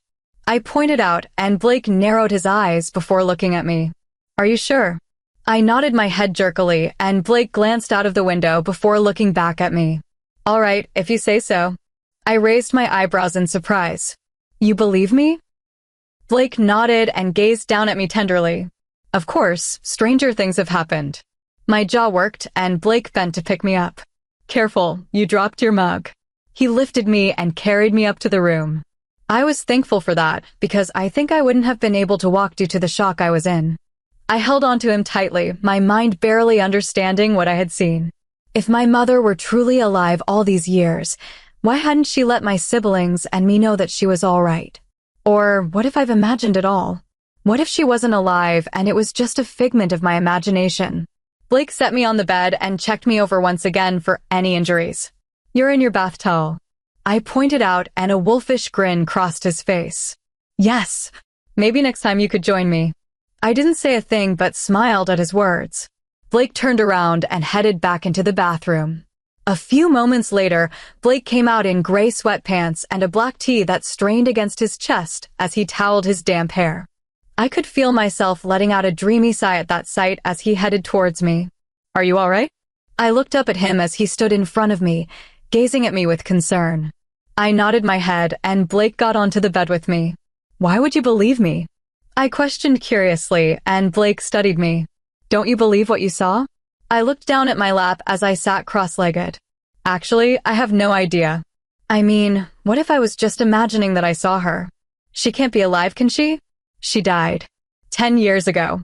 Blake kept quiet, and I continued. And if she really was alive, why didn't she let my siblings and I know? I finished and fiddled with my fingers. Sidel. Look, I believe you. You are the most sensible and level-headed person I've ever known. I highly doubt that you've imagined seeing your mother. I pressed my lips together and sighed. I don't even know what to think about this anymore, and I certainly don't know what to say. Blake sighed before switching off one of the lamps in the room. Whatever it is, we ought to sleep. It's late, and we'll deal with this tomorrow. He stated firmly, and I nodded wordlessly before slipping under the covers, and with Blake's arms around me, I fell asleep. I'm sorry to say that your parents had been killed in a tragic accident. A pack guard entered the living room, and I could see that Sarai started shaking her head in denial. No, they can't be. We're very sorry. The guard repeated and left. Immediately, I crept out of my spot to see Sarai still staring at the closed door in shock. Sarai. I called out, fear in my voice, and the sight of Sarai turning around to look at me with tears in her eyes and sorrow made my lower lip tremble before I burst into tears and ran towards her. I jerked awake and stared around the room in confusion. My heart was racing, and I could feel that I was a little sweaty. I was tense, and my mind was preoccupied with the dream I had just had. It wasn't really a dream, Peresi. It was more of a memory. And I hadn't dreamt of that memory for years. I shut my eyes and willed myself to calm down. By my guess, I figured that it was about 7 in the morning, and I hastily got out of bed to grab a cold shower. I was disoriented, and my thoughts were in a jumbled mess. I knew it was seeing the figure in the backyard last night that brought this memory back. And now that I was more awake, it didn't feel genuine. The likelihood of seeing my mother was most probably an imagination. She had to be dead. Nevertheless, I quickly pulled on a light blue dress and exited the bathroom before rushing out to the backyard, where I had seen the figure of my mother. It had to be an imagination. Standing in the backyard, I looked around desperately trying to look for a sign, any sign that last night was real. And of course, it wasn't. There wasn't a single thing that proved my mother was alive and that what I had seen yesterday was all in my head. I sighed, feeling somewhat disappointed and yet relieved, before turning to leave the garden when I spotted a scrap of black material on the rose bushes. With trembling hands, I reached out for it and gently plucked it from the thorns of the bush and studied it. Sniffing it, I recoiled and dropped the scrap of cloth. There was no doubt that it belonged to my mother. A hand landed on my shoulder, and I jumped and let out a shriek. "Luna, it's just me." I turned around quickly to see Owen looking down at me in concern. "Oh, it's just you." I breathed out deeply, trying to calm down.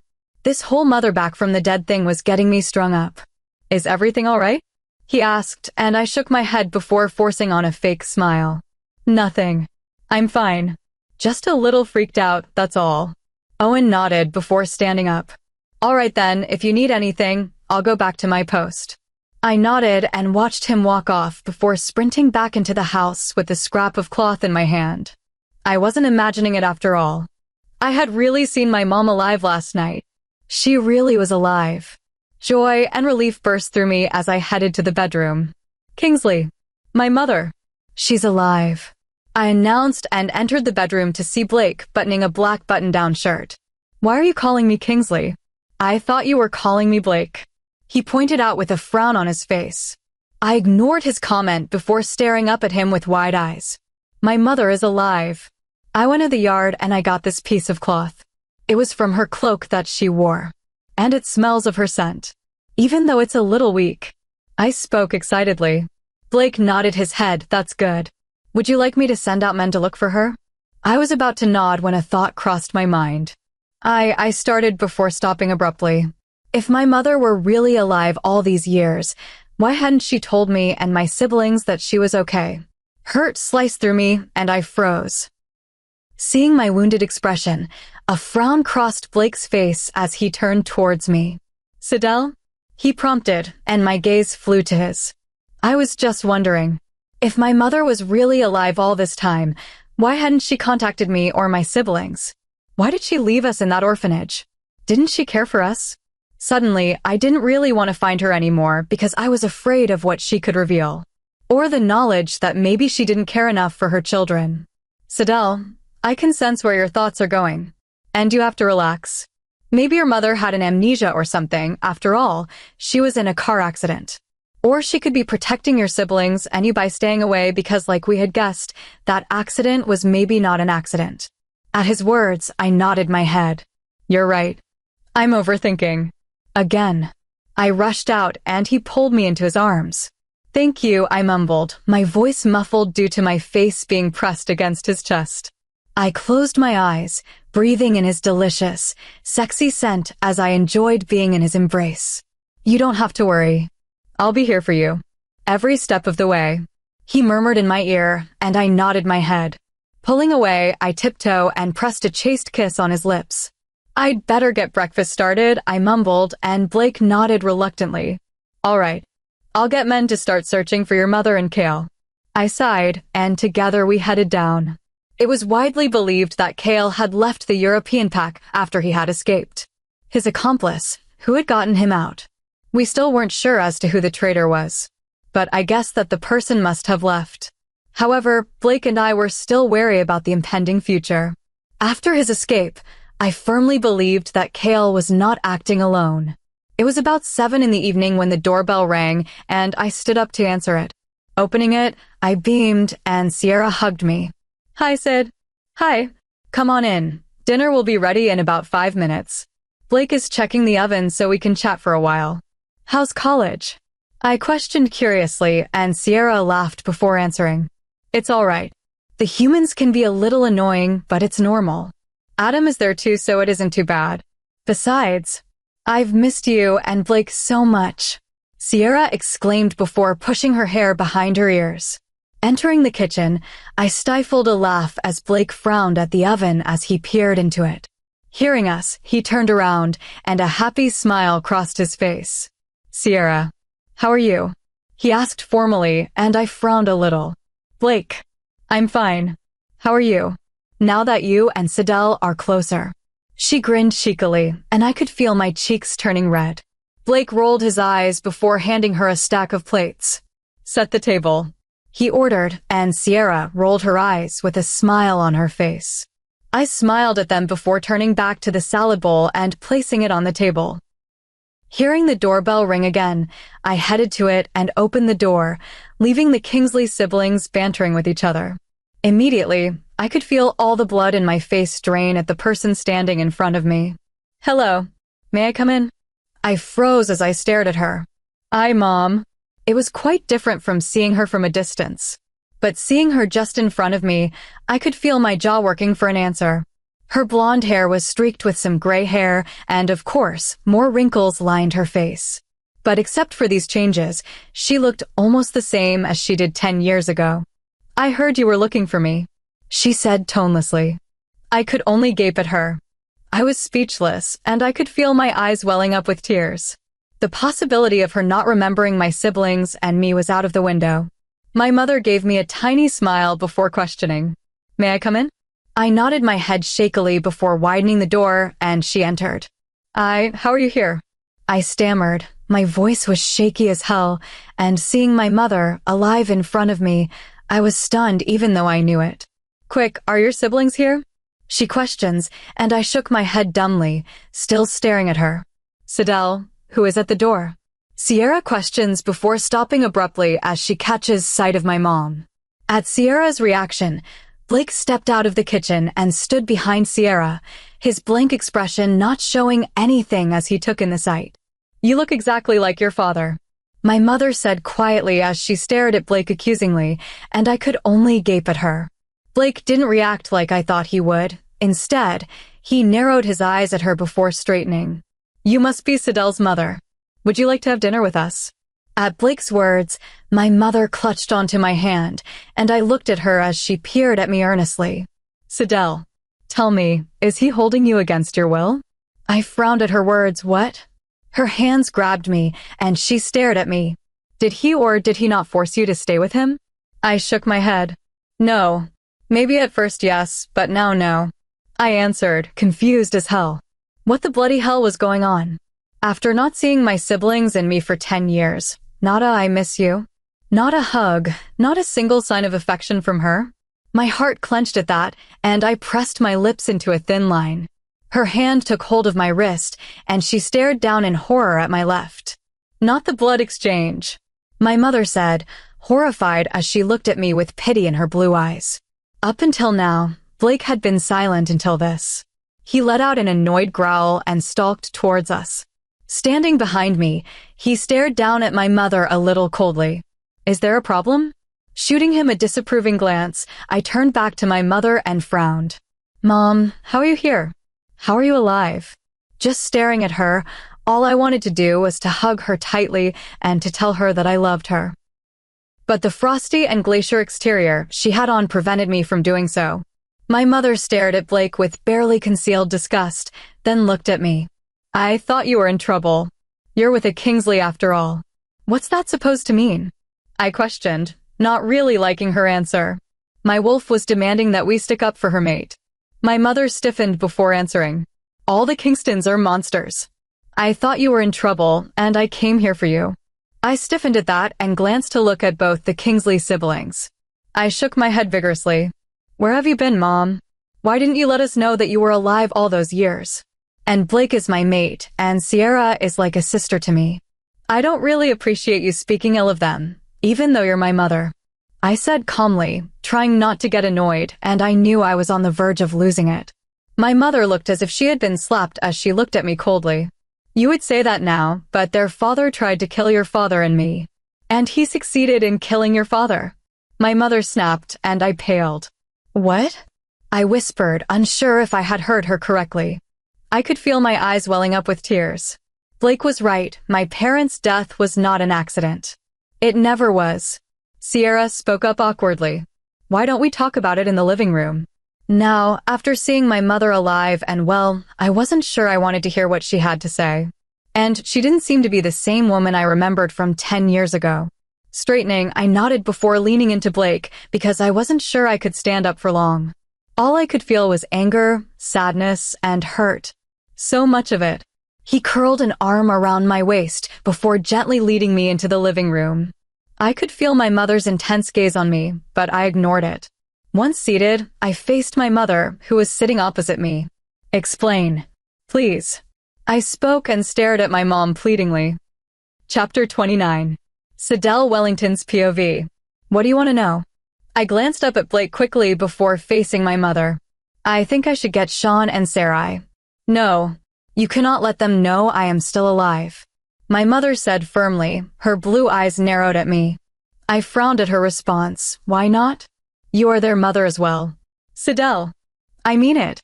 My mother snapped, and I recoiled from her tone. I pressed my lips into a thin line as I stared at her.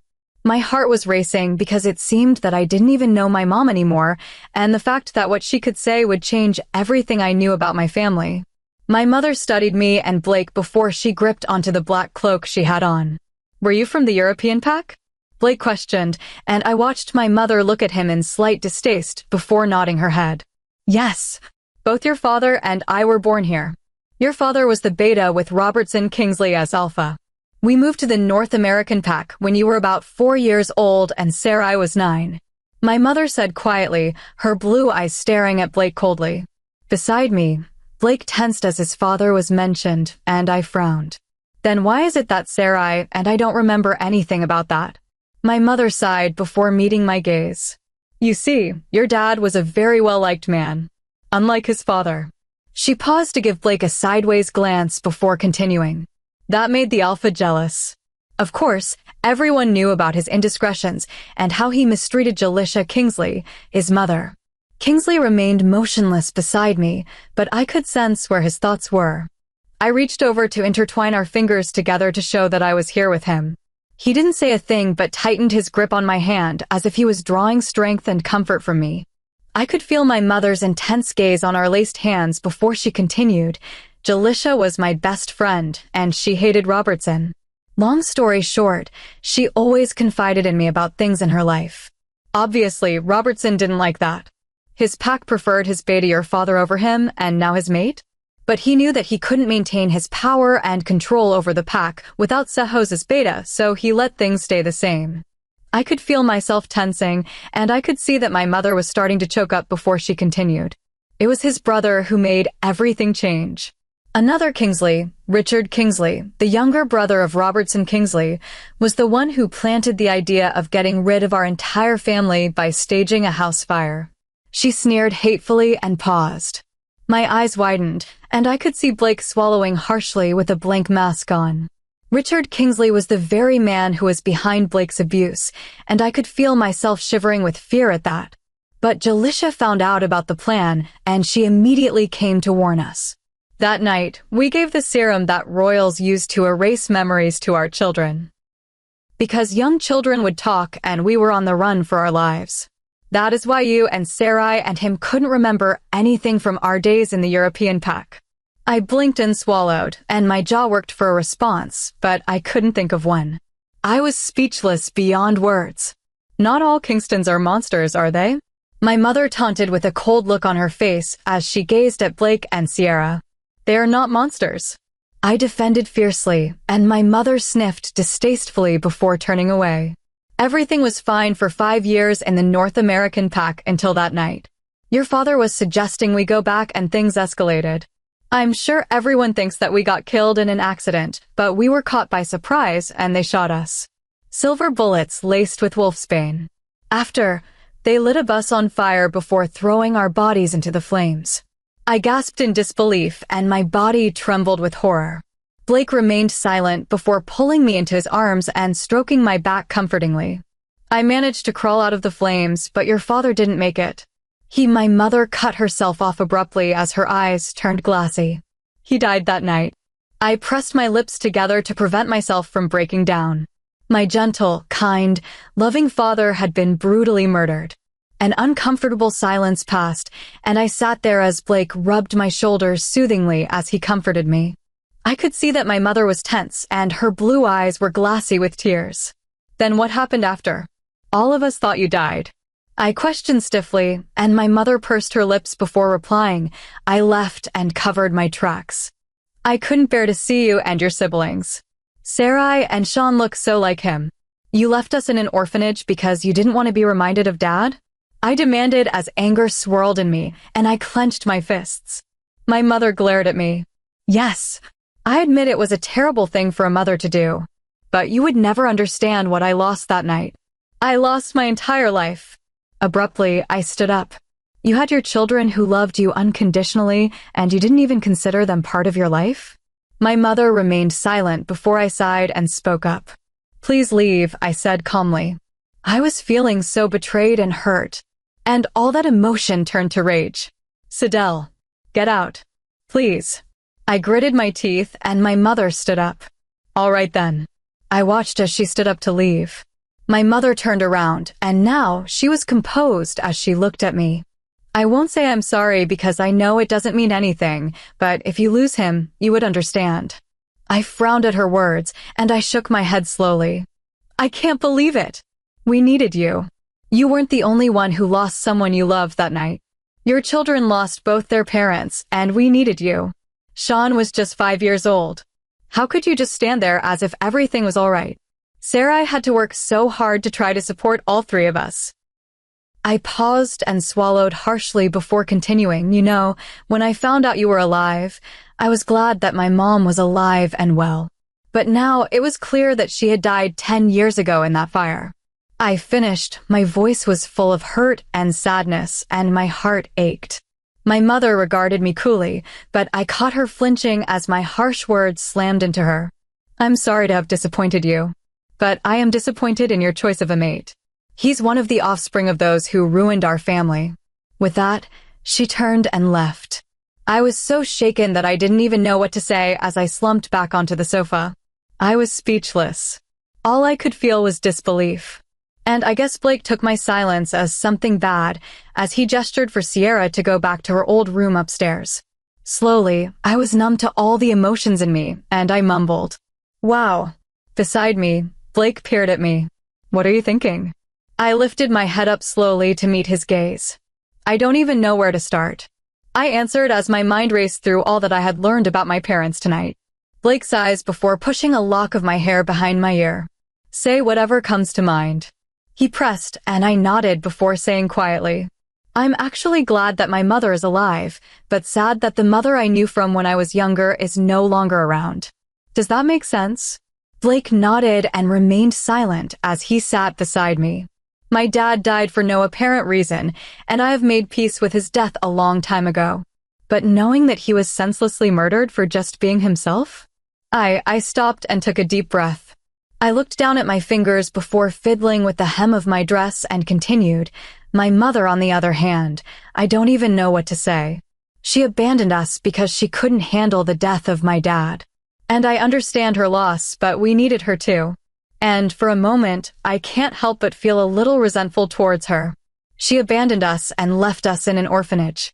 I remember Sarai working so hard so that we could all be in one roof together when she turned 18 and she could become our legal guardian." I finished off and stared down at my hands. Without warning, Blake pulled me into his arms, and I shut my eyes and leaned my head against his chest. Blake was so quiet that I had absolutely no idea what he was actually thinking or feeling. For the first time, I searched through the mate bond to figure out what Blake was thinking or feeling. I could sense anxiety, worry, and a hint of panic, along with a surge of anger that caught me off guard. "Sidel, I'm sorry for what my father and uncle did to your family," he says quietly, and his eyes were a dark gray and full of guilt and worry. I frowned in confusion before reaching out to cradle his left cheek with my hand.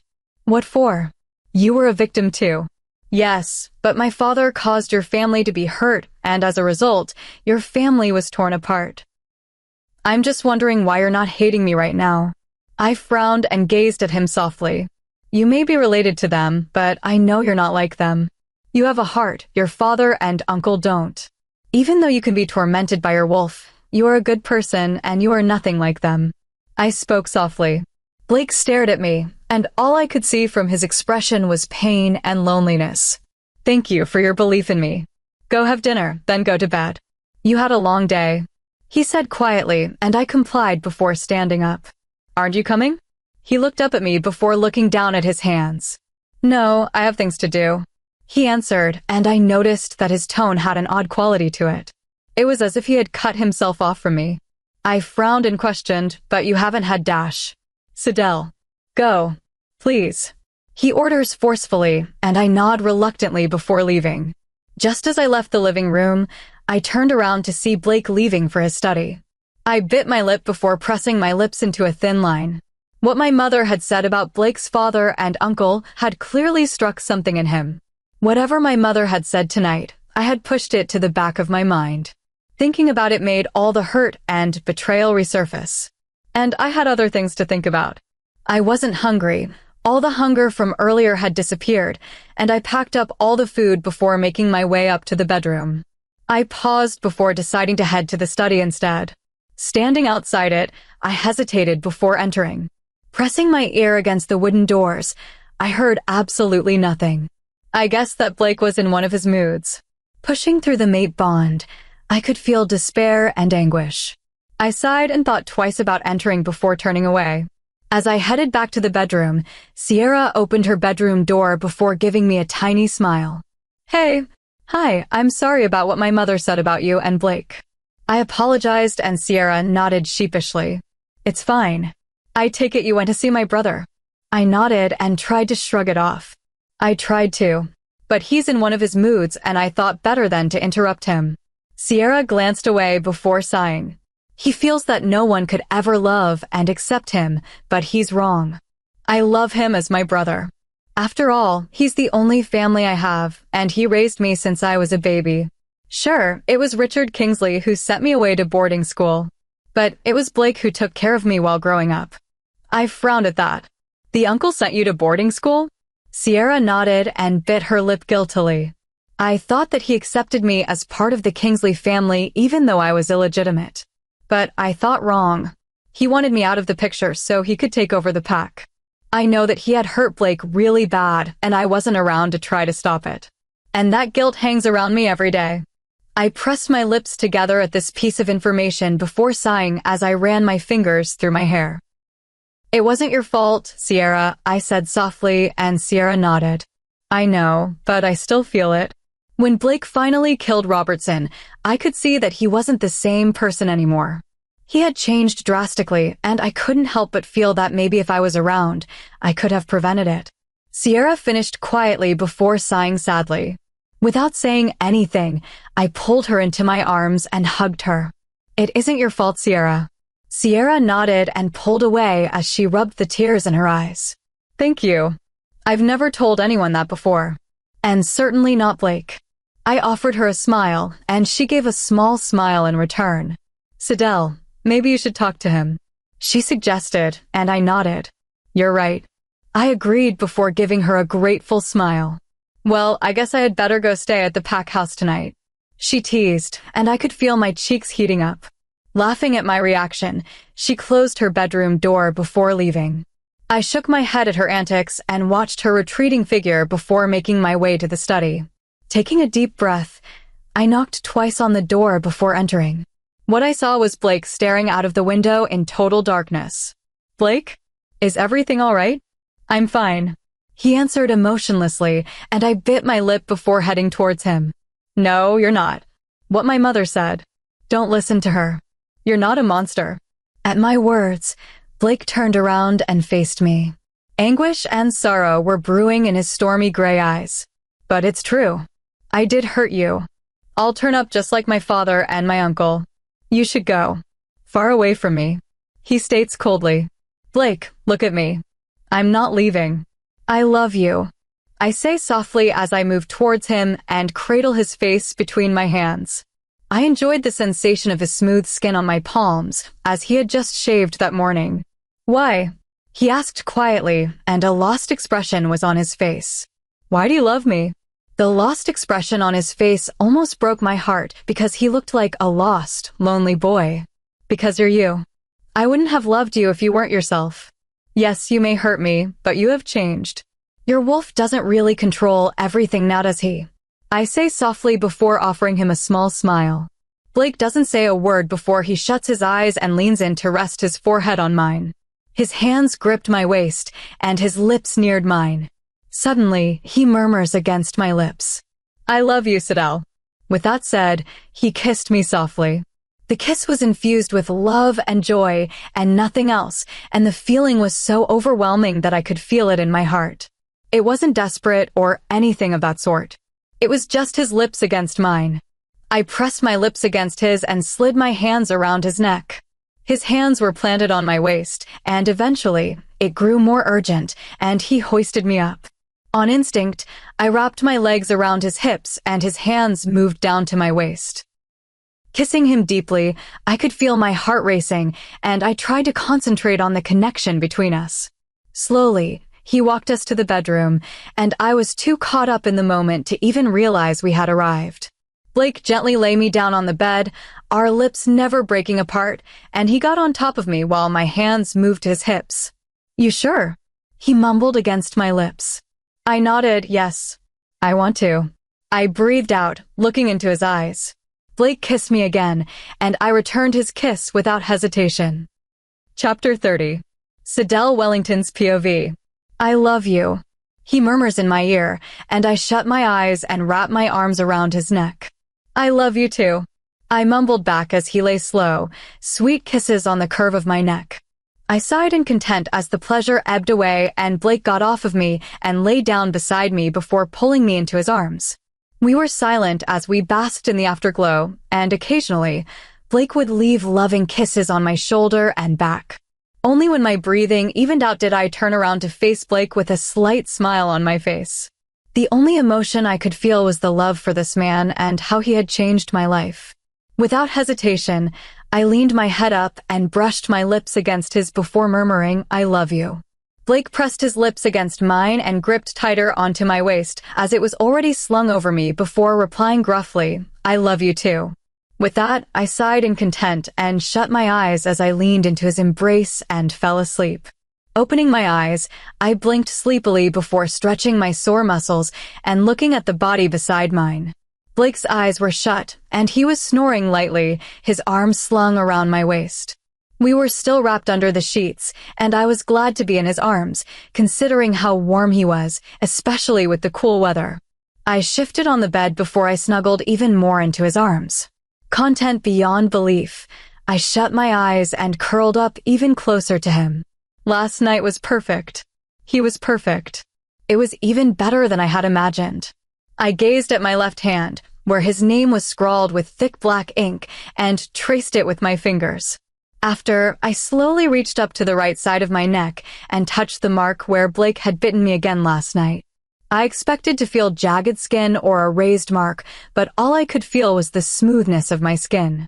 It was as if Blake had not marked me again last night. "Good morning." I looked up to see Blake looking down at me with half-lidded eyes. "Good morning."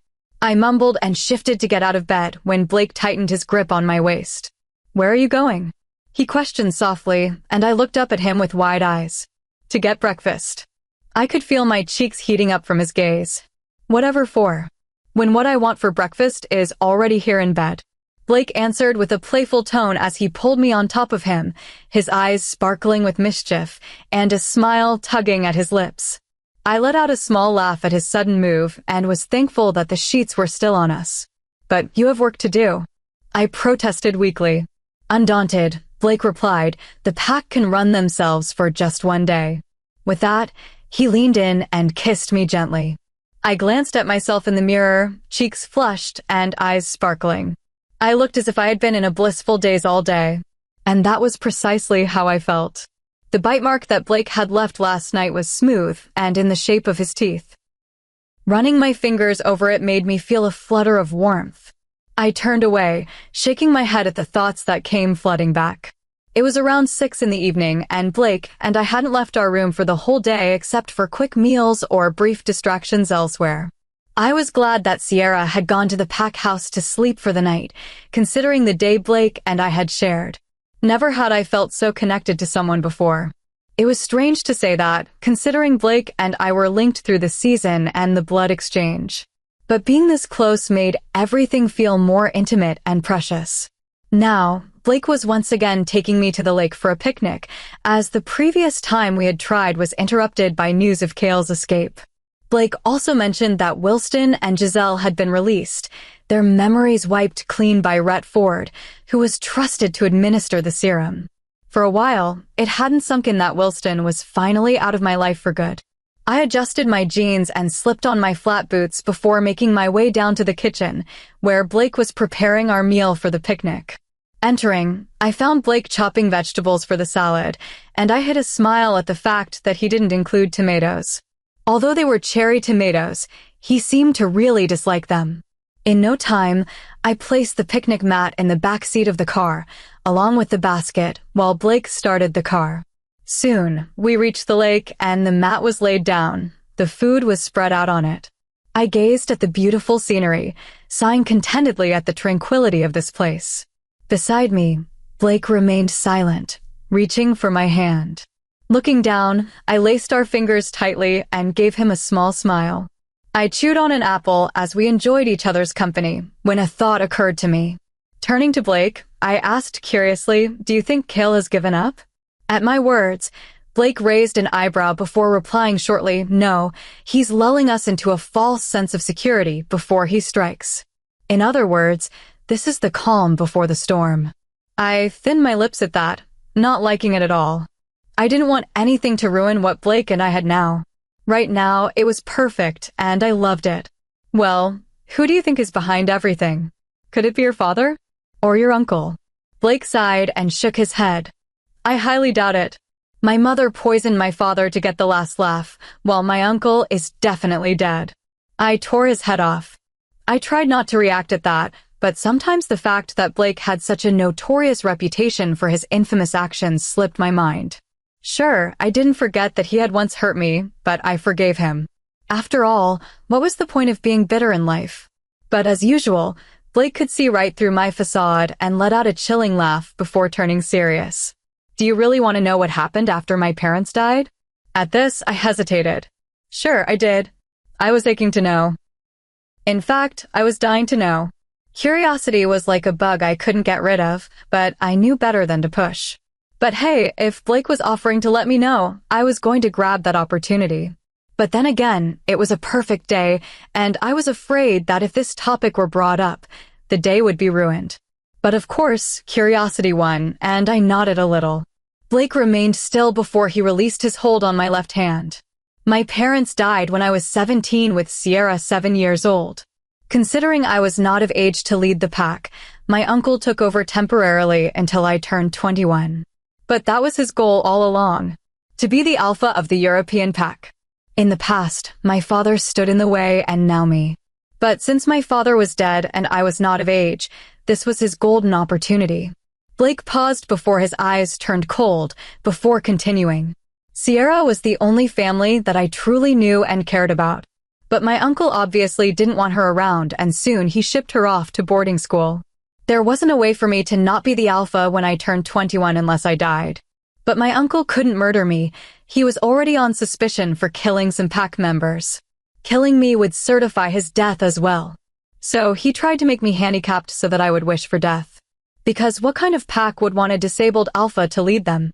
I sat still, listening intently, but I could sense something in Blake was so close to breaking, so I reached out for his hands and clasped them with mine. Blake paused once more to look at our hands before looking up at me. So it began. He tried various ways to make it all seem like an accident. These scars on my arms were meant to cut them off, but he thought better than to do so because there wasn't a believable explanation to give if my arms were gone. This carried on for a year when I managed to break out of my chains and caught him by surprise and ripped his arms off before beheading him. My eyes widened at that, and Blake turned away from me to stare at the lake. Harming me wasn't the only thing he did. He even harmed the wolf, making it distrust anyone and attack whoever challenges or looks at me wrong. I gaped silently at that. Everything was finally making sense. That would definitely explain why Blake's wolf was so hostile to everyone. I had only figured that Blake's uncle had tortured him, not his wolf.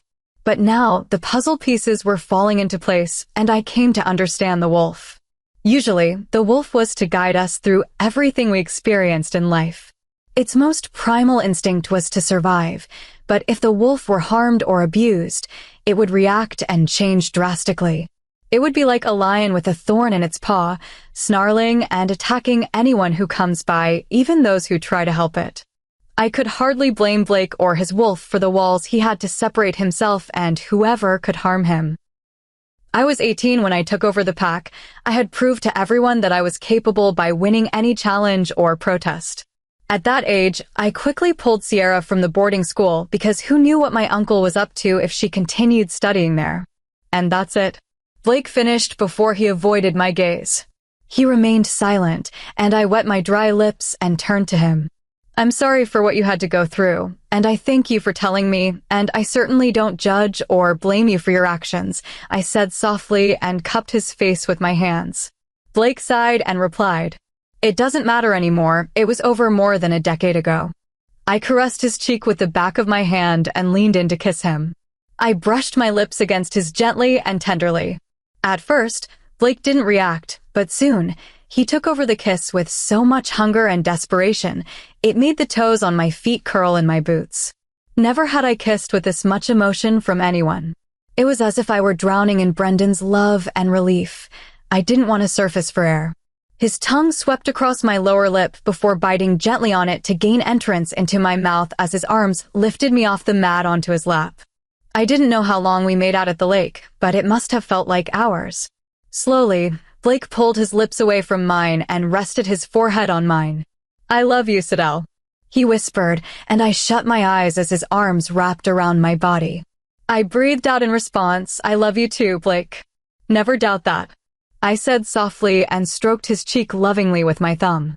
I leaned in to kiss him once more, but Blake shook his head and pushed my curls behind my ear with his free hand.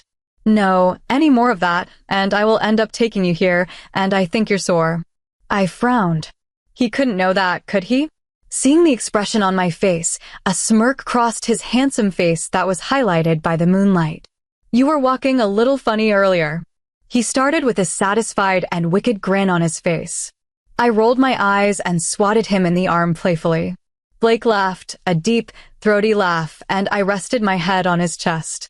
I knew that when Blake and I went back to reality tomorrow, I would have to tell my siblings that our mother was alive and to prepare ourselves for whatever the future would bring. But for now, I was going to put them in the back of my mind. The night was perfect as Blake and I lay down on the ground with the millions of stars above us in the night sky. Chapter 31. Sidel Wellington's POV. You can go back first if you're feeling tired, Blake said lowly in my ear, and I nodded. Okay. We attended a monthly pack meeting where the leaders of the 4 locations reported any issues, both good and bad, to the Alpha and Beta. It had been 3 hours since the meeting started, and I was tired. I had stayed up late completing the painting of my parents. Whatever my mother had done, I decided not to fault her for it. It was in the past, and I wanted it to stay there. On the subject of my mother, I had spoken to my siblings about it because I firmly believed that they had the right to know that our mother was alive all this time and that she had abandoned us in an orphanage. As I had expected, neither Sean nor Sarai took it too well and wanted nothing to do with our mother. I agreed, but my heart ached at that. No matter what, Sabrina Wellington would always be my mother, and nothing could change that. But was she my mom? I didn't think so. Also, it has been almost 2 weeks since, and I realized that being Luna was hard work but very rewarding. I stood up from my chair and gave Blake a quick peck on the cheek before leaving. Sam and Owen were behind me as I left the meeting during the fast break. Speaking about my guards, I had gotten to know them, and I liked that they were serious but knew when to loosen up. They were about in their mid-30s to 40s, and I appreciated that they were willing to protect me even though they had families. I knew it wasn't going to be easy protecting me, considering that I had a giant bullseye target on my back.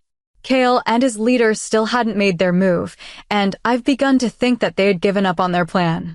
However, another part of me knew that it was simply wishful thinking. Honestly, I wish that Kale and whoever wanted to harm Blake and me would just leave us alone. Entering my house with Owen and Sam trailing behind me, I stopped at the sight of him standing in the middle of my living room. My eyes widened at the sight of Kale in my house as he waited for me. Sidel, good to see you. He taunted coldly, and immediately, both my guards shifted and pounced onto him. I was too stunned to see him in my house, but I quickly pulled myself together. I couldn't freak out at this.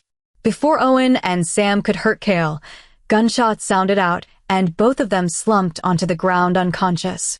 I ran towards them, but found no blood pooling around their bodies. The sound of footsteps diverted my attention away from my guards, and my head snapped to the right where the shooter was. The sight of the shooter in view made my head spin. Oh my God. I couldn't believe it. The shooter stepped out of the kitchen with a rifle, and all the breath was knocked out of my lungs. Sierra? I breathed out, stunned. Was Sierra the traitor all along? Oh my God. Sierra avoided my burning gaze. All I could think of was that a person I treated as a sister had betrayed me. Immediately, my thoughts went to Blake. Don't worry about them, they're just tranquilizers.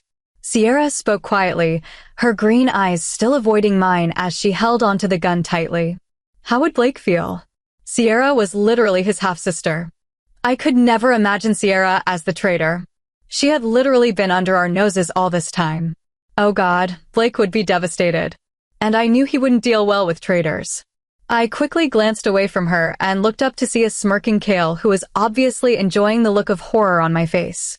Anger burned in me, and within seconds, I shifted and lunged towards him, my claws scratching his face as I attacked him. Anger clouded my mind, but I didn't care. I bit, clawed, and scratched whatever part of Kale came in contact with. You could say that I lost control of my wolf. Kara, shoot the bitch. Kale roared, and a gunshot sounded, and I felt something prick me, and my sight turned blurry. I moved away from Kale as dizziness swarmed through my veins. Why isn't she out yet? She's in wolf form. Sierra snapped, and by now I was so close to blacking out, but I fought it as hard as I could, and eventually I lost consciousness. The sound of footsteps around me made my eyes snap wide open, but I remained still. I didn't want anyone to know that I had already woken up. It's your fault. I'm fucking injured because of the blonde bitch. Kale snarled. And by my guess, he wasn't in the same room as I was in, and I shifted a tiny bit to gauge the situation I was in. It wasn't looking good for me. I was tied to a metal chair with ropes around my body, my legs, and my hands. There was no way that I could untie myself or struggle free of the ropes. I shut my eyes and tried to reach Blake. Maybe he could feel the panic and betrayal I was feeling, but somehow I couldn't reach him. More panic swirled through me. Why couldn't I touch him? Could something bad have happened to him? No, I wouldn't think that way. I swore and glanced around the living room for something worthwhile to free myself. My eyes ran over the objects in my living room. There was literally nothing I could use to cut myself free. The sound of footsteps drawing nearer made me freeze, and I went back to my original position to seem as if I was still out from the tranquilizer. Bitch is still out. Kale called out as he neared me. Hey, bitch. Kale snapped as he slapped my cheek lightly. I opened my eyes and glared at him and remained silent. She's up. Kale called, and Sierra stepped into the room awkwardly. Sidel, don't talk. I spoke coldly and glared at her. How could you do this to Blake? He raised you when your mother left you. I snarled. Sierra looked down at her feet. You wouldn't understand. I pressed my lips into a thin line. You're right, I won't, and I don't think I want to. Sierra looked at me sadly. I'm sorry things have turned out this way, but I never meant to harm you or Blake. I remained silent and stared at her coolly. This is rich. Kale barked out, dragged a chair, and propped it in front of me. Not to harm them? I already did. How's Kelsey? Wait, she's dead, but she was a good lay. He mocked, and I fisted my hands. You disgust me, I said as I looked at Kale, who let out another bitter laugh at my words. So, what's the point in doing all of this? Sierra is the traitor, but I don't see how she is in the position of power to grant you to be alpha. I questioned, and once again, I tried to reach out for Blake, but it was as if a concrete wall was separating us. I know, but someone she knows does have the power to give the title to me. And she makes a very good traitor, doesn't she? No one suspects her. After all, she's the little sister that Kingsley took care of. Kale sneered, and Sierra stiffened and shot a glare at Kale. Shut up, you know why I'm doing this.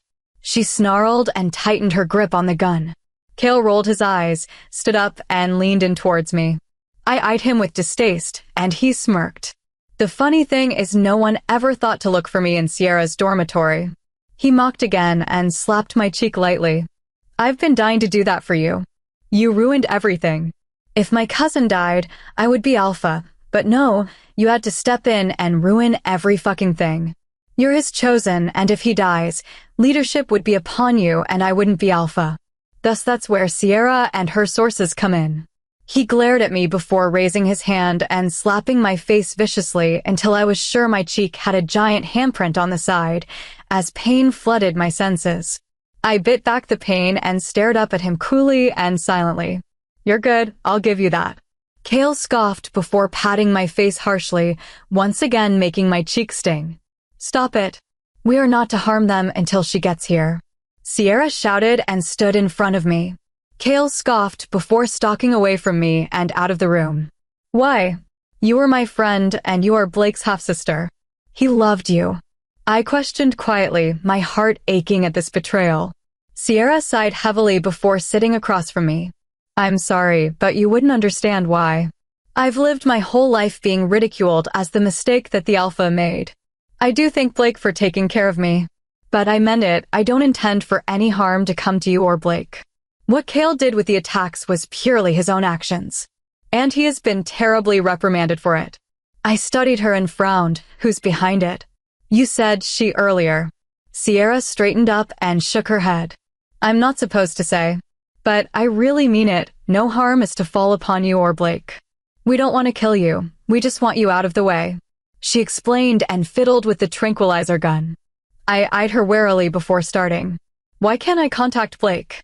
Sierra looked up at me before looking down at her boots. The darts are laced with a small amount of wolfsbane. It just makes you lose your wolf for a day, and that's why you can't contact him. It just weakens you. I struggled against the bonds inside. Doesn't Blake taking care of you when your mother abandoned you mean anything? Sierra glared at me, I know that. I appreciate it too, but like I said earlier, you wouldn't understand. And that's why I've requested that you and Blake are not to be harmed in any way. What wouldn't I understand? Try me. I said and hid a triumphant grin as I managed to unknot one of the knots binding my wrists together. I needed to stall, and making Sierra talk was one way to do it. It was even better that the tranquilizer gun was with her.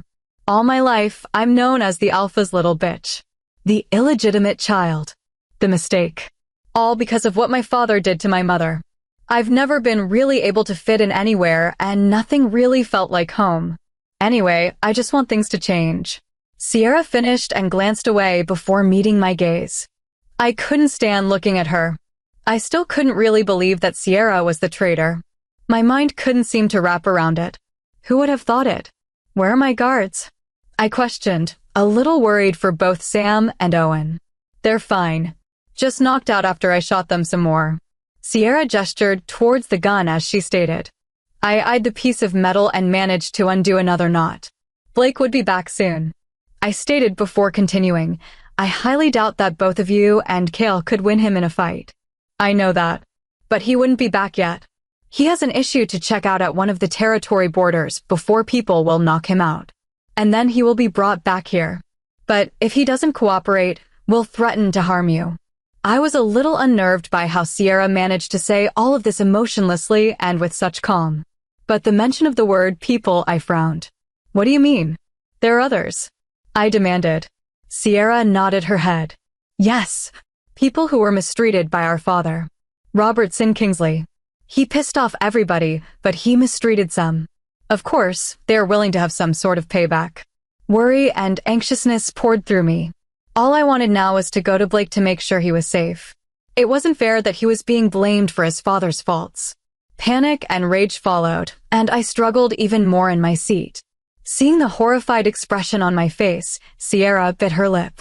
Don't worry, I made sure that they wouldn't harm him physically. They would just knock him out with the tranquilizer darts. She stated calmly, and I glared murderously at her. How the hell do you think Blake would feel if he knew you're helping Kale? It's not too late for you to change your mind. Sierra looked at me sadly, tears welling up in her eyes. I'm afraid that it is already too late. But really, no harm will come to you and Blake. She repeated, and I resisted the urge to sock her in the face even though I was restrained. At this moment, the door burst open and footsteps pounded into my home. For a brief moment, I thought that it could be someone who was here to help, but that thought faded when I caught sight of an unconscious Blake being dragged on the floor by 4 masked men. "Blake!" I shrieked and struggled and bucked about in my chair. Bruises marred his face along with some cuts, and his arm was bleeding from a knife wound, and the blood from the wound stained his white shirt. "He's hurt. You said we wouldn't be harmed. You liar." I shrieked at Sierra, who seemed speechless and stunned at the sight of Blake, all bruised and bloodied. Cale dragged in another chair, and the 4 men tied him up in it. "Did anyone see you?" Cale questioned the men, and they shook their heads in response. "No, we came in through the forest. It took about 10 darts for him to be out. We had to kill the other man who came with him, though." My eyes snapped to them. Did they mean that they had killed Retford? He was Beta after all, and he would follow Blake for any threats to the territory. Oh my God. I looked at Blake, who was a meter apart from me, and willed for him to wake up. Why is he harmed? "I thought I told you that they can't be harmed," Sierra demanded and glared at the 4 men. "Shut up, princess. You're not the boss," one of the men yelled. Immediately, Sierra flinched as the reality of what she had seemed to have done hit her. "I meant it, no one gets hurt," she ordered and aimed the gun towards one of the masked men. The men narrowed their eyes at her when the door burst open and a small group of 5 men and women entered, followed by 2 women. My eyes widened, Mom. Chapter 32. Sidel Wellington's POV. "Mom?" I sputtered out in horror and disbelief, and all I could do was gape at my mother, who entered the living room with a group of men and women.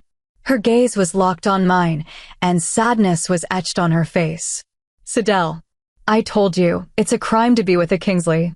I narrowed my eyes at her as anger swarmed through me. "You're behind all of this? What does Blake have to do with this? He is nothing like his father or his uncle," I shouted, and my mother regarded me coolly. "Who said I was behind all of this? I'm just a part of it. His father killed my husband," my mother said calmly, and I frowned, confused. "Then who is it?" "I am." The woman who was standing beside my mother spoke up.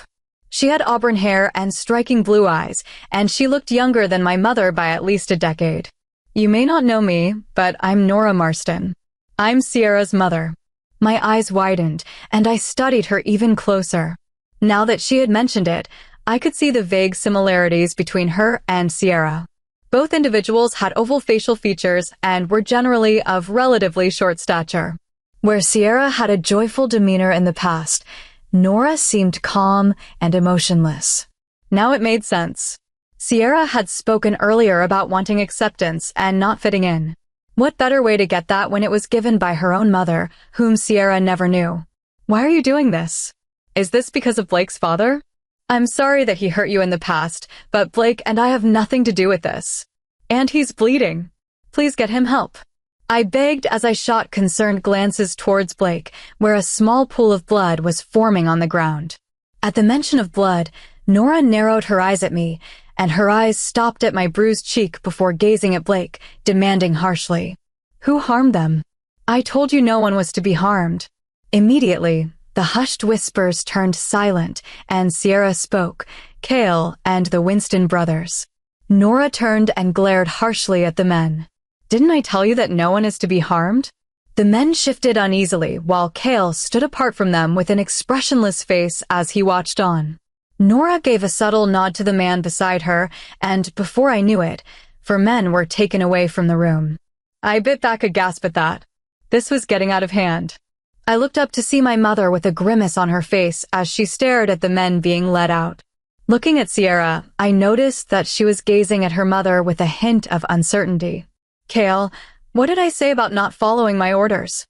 Nora questioned, and Cale shifted his feet under the scrutiny of her hard stare. "She attacked me. It was all self-defense." I remained silent, not bothering to defend myself, and looked to see Nora staring at Cale for a long moment before dismissing him as she turned back to me. "I'm sorry you had to see that. People who do not obey orders are the worst sort to deal with. It shows the lack of discipline and order," Nora stated calmly as if she hadn't just punished 4 men.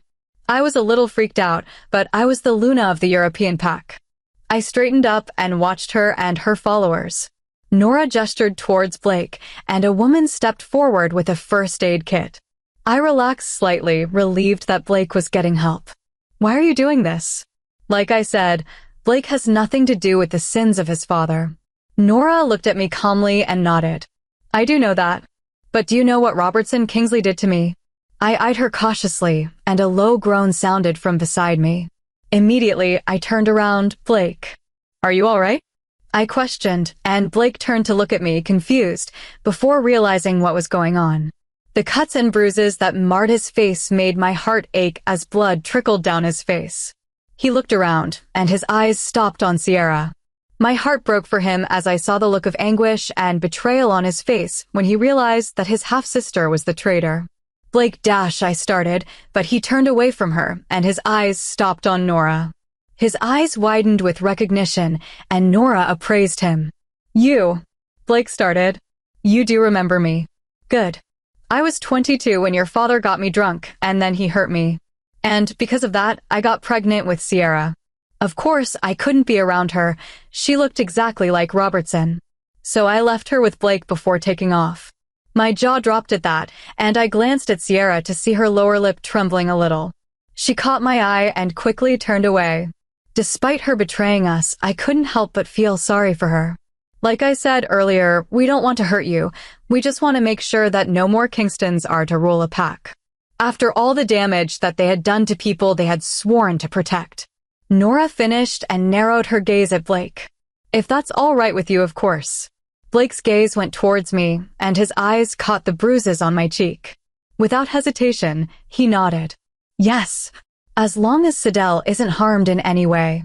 Nora nodded her head in satisfaction, and she gestured for her guards to untie us. Was it really this easy? I thought uncertainly to myself. Looking at Blake, I could see worry etched onto his face as he gazed at me sadly. I gave him a reassuring smile as a woman, the medic, came to untie me. As she neared me, she stopped and her eyes widened. Immediately, the medic took a step back and whispered something into Nora's ear. I glanced at Blake, desperate to know what was going on and to be in his arms again. The plan has changed, Nora stated as her cold blue eyes took me in. We have no choice but to kill both of you, she announced. At her words, terror and shock shot through me like a lightning bolt, and all I could do was gape at her, stunned. Nora really was unstable, even after she had promised us safety. Beside me, Blake was struggling in his chair as he shouted threats towards Nora and her guards. My mother, on the other hand, turned white as a sheet. No, you said we didn't have to kill anyone, especially not my daughter. She shouted and glared at Nora. This was never part of the plan. I won't allow it. I won't allow you to harm my daughter. Nora stared at me before turning to Blake and looking at me again. This time, her eyes lingered on my belly. She's pregnant. My jaw dropped and I glanced down at my belly. I was pregnant. I turned to Blake in shock, and he looked at me with wide eyes before his gaze was fixed on my flat stomach. Even though I had just found out, I was already in love with the baby. There was no way I was going to let anything happen to him or her. I bared my teeth and glared at Nora as rage filled me. Do anything and I'll make sure you burn in hell, I hissed viciously. My mother glanced at me, her eyes lingering on my stomach in shock. Wordlessly, Nora sighed and tilted her head to the right. A man with an axe stepped forward, and I shrank back into my seat and desperately tried to free myself from the knots. Blake was practically shaking in his chair from rage as he shouted to let me go and punish him instead. I glanced at him to see him looking at me desperately, and what broke my heart most was that he had tears of anguish and helplessness in his eyes. I love you, Blake, I said shakily as the man with the axe stood before me. Sidel, I love you too. Please, leave her alone. Blake roared in anguish, and I gave him one last smile and waited for the inevitable. I shut my eyes, and my heart pounded as I waited for death. No, stop. I told you, I won't let you hurt my daughter, my mother stated firmly and shielded me from the man. I opened my eyes and looked up to see my mother standing in front of me as she stared defiantly at Nora and her men. Nora looked at her and sighed heavily before looking at the man with the axe.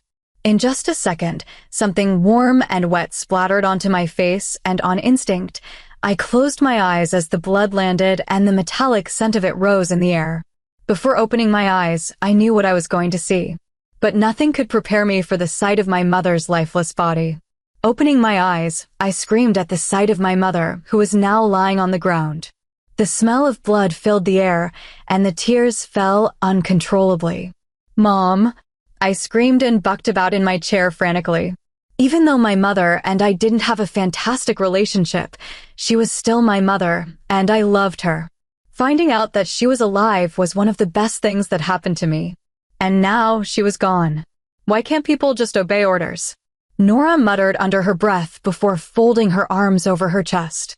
"Braxton, continue," she called, and the man with the axe stepped over my mother's body and approached me. I was in too much shock to care as the tears kept falling. Beside me, I knew Blake was trying to comfort me as much as he could, but I couldn't hear a thing he said. My eyes were still fixed on my mother's body. I could hear Blake shouting, begging, yelling, and even screaming to hurt him instead and to leave me and our child alone. Before the man could strike, Sierra shouted, "Mom, please." Nora shot an annoyed look towards her daughter, and Blake and I watched the pair. Now that a distraction was here, I quickly tried to untie my knots. "Sierra, what have I said about speaking out of turn?" Nora questioned icily, and Sierra flinched before moving towards Blake and me. "I'm sorry, but I agreed to help you if you promised that nobody would get hurt. And people here did get hurt." Nora sighed and crossed her arms before looking at Sierra. "We have no choice. So are you going to step back and get out of the way? But you promised me. Blake took care of me when you didn't. And this time, you said you would make sure that no harm will get to him." Sierra protested, but I did take notice that her hand was clutching the tranquilizer gun tightly. Nora studied Sierra and spoke emotionlessly. "If you're looking for a loving mother and an accepting one, you're in the wrong place. I may be your mother, but I will never be your mom." Sierra's lip trembled and her eyes pooled with tears. She glanced around and met my tear-streaked face before her eyes landed on Blake, who was watching the exchange carefully with a blank expression. "I'm so sorry," she mouthed as a tear rolled down her cheek. She quickly wiped it away furiously, and I could feel my heart bleeding for her. Even though Sierra turned out to be a traitor, my heart ached for her. I understood where Sierra came from. Risking it all for the hope of her mother loving and accepting her when it was all thrown back to her face, it had to hurt like hell. Quick as lightning, Sierra turned to face the front and fired her tranquilizer gun at all the men in the room. In just a few seconds, all the men and Kale were unconscious, leaving Nora all on her own. I took it as a cue to finish untying my knots. The good thing was, I could feel my wolf stirring. Sierra had informed me that the tranquilizer darts made you lose contact with your wolf for a day. Why was mine returning to me? I guessed it could be that I was Luna and mated to an alpha, thus making me recover even quicker. Looking at Blake, I could see his eyes turning darker, and that meant that his wolf was starting to surface as well. Nora glanced around the room casually. "I see. You still have a weakness, my darling, and it will be your downfall," she said tonelessly and fished a knife from her jacket before throwing it right at Sierra. "No!" I screamed, and beside me, Blake roared in agony as he thrashed about in his chair. "Kara." Time seemed to stop, and I saw Sierra choke and collapse on the ground. "You should really separate your emotions and feelings for people and work, and you should have shot me," Nora stated calmly as if she had just tried to kill her own daughter. I quickly finished untying the ropes and lunged out of the chair towards Nora while shifting mid-lunge. Purely on instinct, I gave half of the control to my wolf, who clawed at her face before sinking my teeth deep into her body. Nora yelped and shifted into a wolf with reddish-brown fur and began attacking me back. Even though I was a reasonably good fighter, Nora was better, and also, she had the advantage of not having wolfsbane in her system while my body was still recovering from the effects of it. Nora pounced on me and sank her teeth into my leg, which resulted in me giving a pained howl. Adrenaline pounded through my veins, and I attacked her back. I clawed at her body viciously, and satisfaction bloomed at the deep scratches on her belly as blood began to flow. Nora howled, and the door burst open with 3 men entering who quickly went to Nora's aid. I was outnumbered. 2 of the men roughly pinned me down despite my efforts to bite and tear out any part of flesh I could reach. Nora shifted back, and the 3rd man handed her a coat, which she quickly put on. Grabbing the knife that one of her men had handed to her, she made her way towards me. I'm truly sorry things had to go this way. She raised the knife and was about to plunge it into me when a resounding roar sounded. It was so loud that I could feel the floor tremble. Before Nora could shove the dagger into me, a huge black wolf burst into my view and lunged at Nora and flung her to the opposite end of the room before making its way to me. Her body slumped to the ground and remained still. My body sagged in relief as Blake attacked the 3 men holding me. I knew he could handle them, and I quickly shifted back and grabbed one of Blake's shirts that was lying on the sofa before putting it on and limping my way towards Sierra on the ground. Hey, don't worry, everything's going to be fine. I murmured anxiously, and Sierra shook her head weakly as more blood began to flow out of her mouth. I reached for the phone beside me and dialed for the medic. I'm so sorry. I never wanted any of this to happen, Sierra said softly as she grabbed onto my hand shakily, as tears fell from her face and onto my hand. It's okay. I understand. She's your mother. I replied softly and brushed a strand of hair away from her face. It's all my fault. None of this would have happened if I didn't listen to her. It's my fault your mother is dead. I swallowed harshly at that and resisted the urge to look at my mother's dead body. Put some pressure on the wound, Blake ordered as he knelt beside me. I nodded and pressed my palms against the wound and winced as more blood trickled out. Blake took over the phone and barked out orders rapidly before hanging up. Sierra, look at me. Everything is going to be fine. I promise, he said lowly, and tears entered his eyes. Sierra shook her head. I'm so sorry, Blake. You are the best brother and family anyone could ever have. My eyes turned glassy, and Sierra seemed to turn even paler. Sierra, please. It's all right. I know you've wanted to find your mother the entire time, and I don't blame you. Blake murmured urgently as he grabbed some blankets from the sofa and pressed them against the wound. Come on, Sierra. You'll be fine. I'm sorry, Blake. I'm so sorry, Sierra whispered, and her eyes fluttered shut. Frantically feeling her pulse, I stopped as tears poured down my cheeks. She was gone. No, Kara. Blake roared in anguish, and I slumped back onto the floor and shut my eyes as the pain of loss filled me, and I choked back the tears. It was at this moment that the door burst open and both Blake and I tensed. Oh God, we're too late. Ref Ford spoke up in shock and defeat as he entered with several men from the Royal Army behind him. I stared at him in stunned silence, my mind not really paying attention to him before turning back to Blake, who was holding Sierra's arm as he cried in sorrow and pain. I sat there still as a stone statue and wept for Sierra and my mother.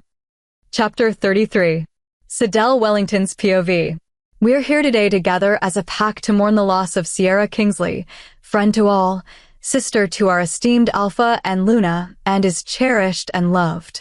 And to also mourn the death of Thomas Johnson, leader of the West area, a loving husband, a doting father, and a wise and responsible leader to the people in the West.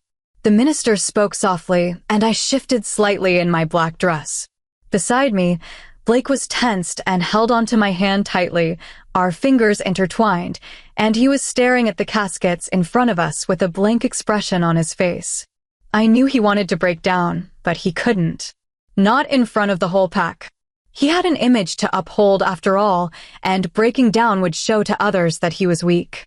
Blake and I, along with my siblings, Rhett Ford, and the other 3 leaders, were on the stage with Sierra's body, along with the vicar. It had turned out that the other man who was killed when Blake was attacked was the West leader, not Rhett Ford. Blake hadn't mentioned to me that he was expecting some sort of attack, and as a result, he had informed Rhett Ford that if any unusual circumstance occurred, he was to get the Alpha King to come to our aid.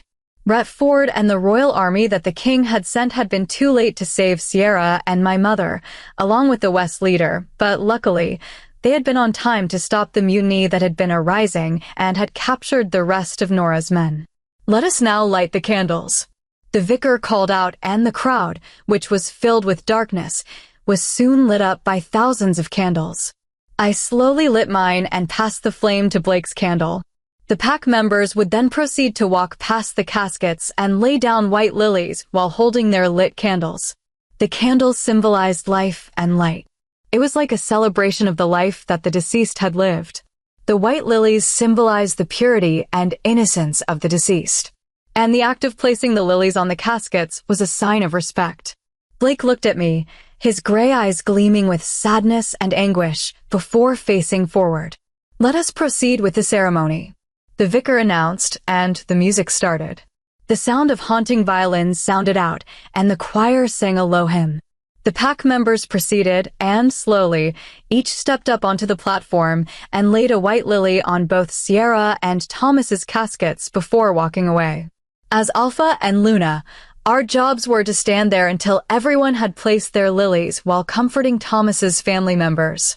When everyone had placed their lilies, Blake and I would do so, and then we would lead the caskets to be buried in the pack cemetery. Blake intertwined our fingers tighter as the ceremony went on. I could sense that he was still grieving and blaming himself terribly for the loss of Sierra. I too was mourning her and the death of my mother. My mother was given a private burial with Blake and my siblings in attendance. She wasn't officially a part of the European pack. Still, I decided to bury her here anyway with the rest of her family, considering she and my father were originally from the European pack. But now, I was numb. I had shed too many tears over the past 2 days since the death of my mother and Sierra. Blake had demolished our home because we didn't feel too comfortable living there, since so many awful things had happened there. Instead, we were to live in the pack house temporarily while our new home was built. I guess you could say we wanted a fresh start, away from all the bad memories that had happened there, such as the death of Sierra and my mother, the death of Kelsey, and the memories of where Blake had hurt me in the past. Soon, everyone who had attended the mourning ceremony had placed their lilies. Blake and I stepped forward, and I gently placed a white lily on Thomas's casket and another on Sierra's while trying to hold my raw emotions at bay. As Blake placed the white lilies, I noticed his hand was shaking as he put one of the flowers on Sierra's casket. I bit my lower lip and slid my hand onto his back comfortingly. The minister cleared his throat, and Blake and I stepped back. "Let us now proceed to the cemetery." He gestured for the men who were going to carry the caskets, and they hefted the caskets and began walking. I held onto Blake's hand tightly as we followed in silence. Behind us, the pack followed with the candles still lit. We proceeded in silence, and Blake and I watched as the men lowered Sierra and Thomas's caskets into the ground. It was then that the minister offered some blessings and benedictions before the mourning ceremony concluded. As Blake and I walked back to the pack house, his arm slid around my waist, and his hand caressed my belly unconsciously. I sighed and leaned my head on his shoulder as we entered our bedroom. I undressed and slid into a comfortable shirt of Blake's before quickly brushing my teeth and whatnot.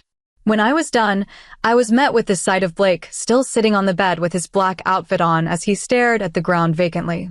I chewed on my lower lip and approached him. "How are you feeling?" I questioned softly. Blake remained silent, and I got into the bed and peered up at him. "She's gone. She's really gone." His tone was soft and yet filled with sadness, pain, and guilt. I stroked his back comfortingly. I didn't know what to say, but I knew that my presence was helping him. Nora and her men, including Kale, were captured by the Royal Army and are to be imprisoned until Blake and the Alpha King can come to a suitable punishment for them. It had turned out that the Alpha King was in debt to Blake because a few years ago, Blake had managed to stop an assassination on the Alpha King's mate. Apparently, Nora's men had spilled that Nora would cause a mutiny in the pack, and as a result, she would place Kale as Alpha while controlling him. That way, she would be indirectly ruling the European pack. Fortunately, Rhett Ford had managed to get to the Alpha King in time to prevent it. Enough about what I'm feeling. What about you? How are you dealing with your mother's death? He asked softly, his gray eyes studying me carefully. I chewed on my lower lip and shrugged. I'm fine, I said, not wanting to unload all the emotional baggage onto Blake, considering he had his to deal with. Sidel. He warned lowly, which meant that he wasn't giving in this time. I frowned and sighed before continuing. All right. I've made peace with her death, but I can't help but feel so much regret over it. Again, I could feel my eyes welling up with tears. It was strange, because I had thought that I had no more tears to shed. What sort of regrets? I glanced up at him before looking down at my hands. I never told her how much she meant to me and that I love her. She died for me for us, and I cut myself off before burying my face into Blake's chest. He softly threaded his fingers through my hair and murmured soft, comforting words as I broke down in his arms. The guilt was eating me alive. Why hadn't I told her that I loved her? Why didn't I manage to overcome the wolfsbane earlier, and maybe Sierra would still be alive? So many scenarios ran through my head, and Blake comforted me silently. It's my fault they died. I could have tried to fight the wolfsbane harder, and maybe they won't be gone. Blake lifted my chin and looked at my face sternly. Sidel, it isn't your fault. Wolfsbane isn't something you can just simply get over. There is nothing you could have done in those circumstances. I sniffled and nodded my head, not wanting to argue with him now. I quickly brushed my tears away and breathed slowly. It is my fault that all of them are gone. My head snapped to look up to see Blake staring at the ground with an expressionless face. I frowned, not liking that he was hiding his feelings from me. Why do you say that? I questioned. I'm the alpha and thus, I'm responsible for the safety of the pack and the pack members. I should have posted more guards. I should have had more patrol around the boundaries. If so, I could have prevented the death of Sierra, Thomas, and your mother. Thomas has a family, and he's now gone. Guilt seeped into his tone as he avoided my gaze. I stared at him and reached up to caress his cheek softly.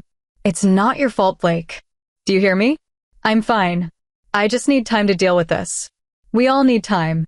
Blake sighed and kissed my cheek before ambling towards the bathroom. I lay in bed, pulled the covers up, and waited for Blake to get into bed with me. I was almost asleep when I felt the bed dip beside me and arms wrap around my torso and rest on my belly. I snuggled into Blake's waiting arms, and he pressed a soft and tender kiss on the back of my head. I love you, Sidel, he whispered, and I let out a soft grunt as I fell asleep. I walked towards the graveyard as my guards, Owen and Sam, trailed behind me. I was glad that they were fine and were not harmed in any way. The dosage of wolfsbane given to them wasn't too high, and luckily, they just woke up from killer headaches. Earlier today, I woke up pretty late due to the emotional day I had during the morning ceremony yesterday. Turning to the side of the bed, I realized that Blake had already gone to the Alpha King, most probably to decide on the punishments to give. I entered the cemetery and stopped in front of my mother's grave. Looking at the name printed on the stone, I sighed heavily and placed the bouquet of pink roses on her grave. Pink roses were her favorite, and I brushed some stray leaves away. Hi, Mom. I cut myself off and pressed my lips together. I didn't know what to say without choking up. I touched the cool stone affectionately, hoping it was a way to link my emotions to my mother. However, it was wishful thinking. I pressed a kiss on my fingers before touching the stone, before moving on to Sierra's grave. It was sad. Sad that the cheerful, loving girl I knew was now forever silent. I placed the bouquet of pretty red hibiscus on the ground and stood there in silence. I knew Sierra only wanted affection, acceptance, and love from Nora. But I guess that Nora took advantage of that need from a 19-year-old and twisted it. For that, I hated her. It was even more horrifying that she had killed her own daughter. I could never wrap my head around that. I was going to be a mother, and I already knew that there wasn't anything I wouldn't do to help my child. I had also guessed that the reason why Nora had changed her mind to killing both Blake and me, because I was pregnant, was that an heir would weaken her chances of fully getting the whole pack's cooperation. I gently rubbed my belly, and a soft smile crossed my face. While Blake and I had gotten to the pack medics to check out our wounds, the medic attending to me did clarify that I was indeed pregnant. I had been filled with utter joy and amazement, and I had caught Blake staring at me with a stunned expression on his face as he looked at me. Back to the present, the sound of dead leaves crunched behind me, and I turned around to see the tall and broad figure of my mate walking towards me. I offered him a small smile as he neared me. Hey, how was it? I questioned, and Blake grunted and pulled me into his arms. It was fine. Kale is set to be executed tomorrow at dawn by beheading. On the other hand, Nora and her men are not to be executed. I frowned and demanded, What? Apparently, the Alpha King, Andrus, has a new scientific program for biological warfare weaponry, and I offered to give Nora and her men as future test subjects. Blake explained, and I blinked. Oh, I see. I murmured, and Blake pressed a soft kiss on the top of my head. How's the baby doing? I looked up and grinned. He's fine. He just wants to know what his name is going to be. A grin cracked onto Blake's face as he stroked my belly softly. That can be arranged.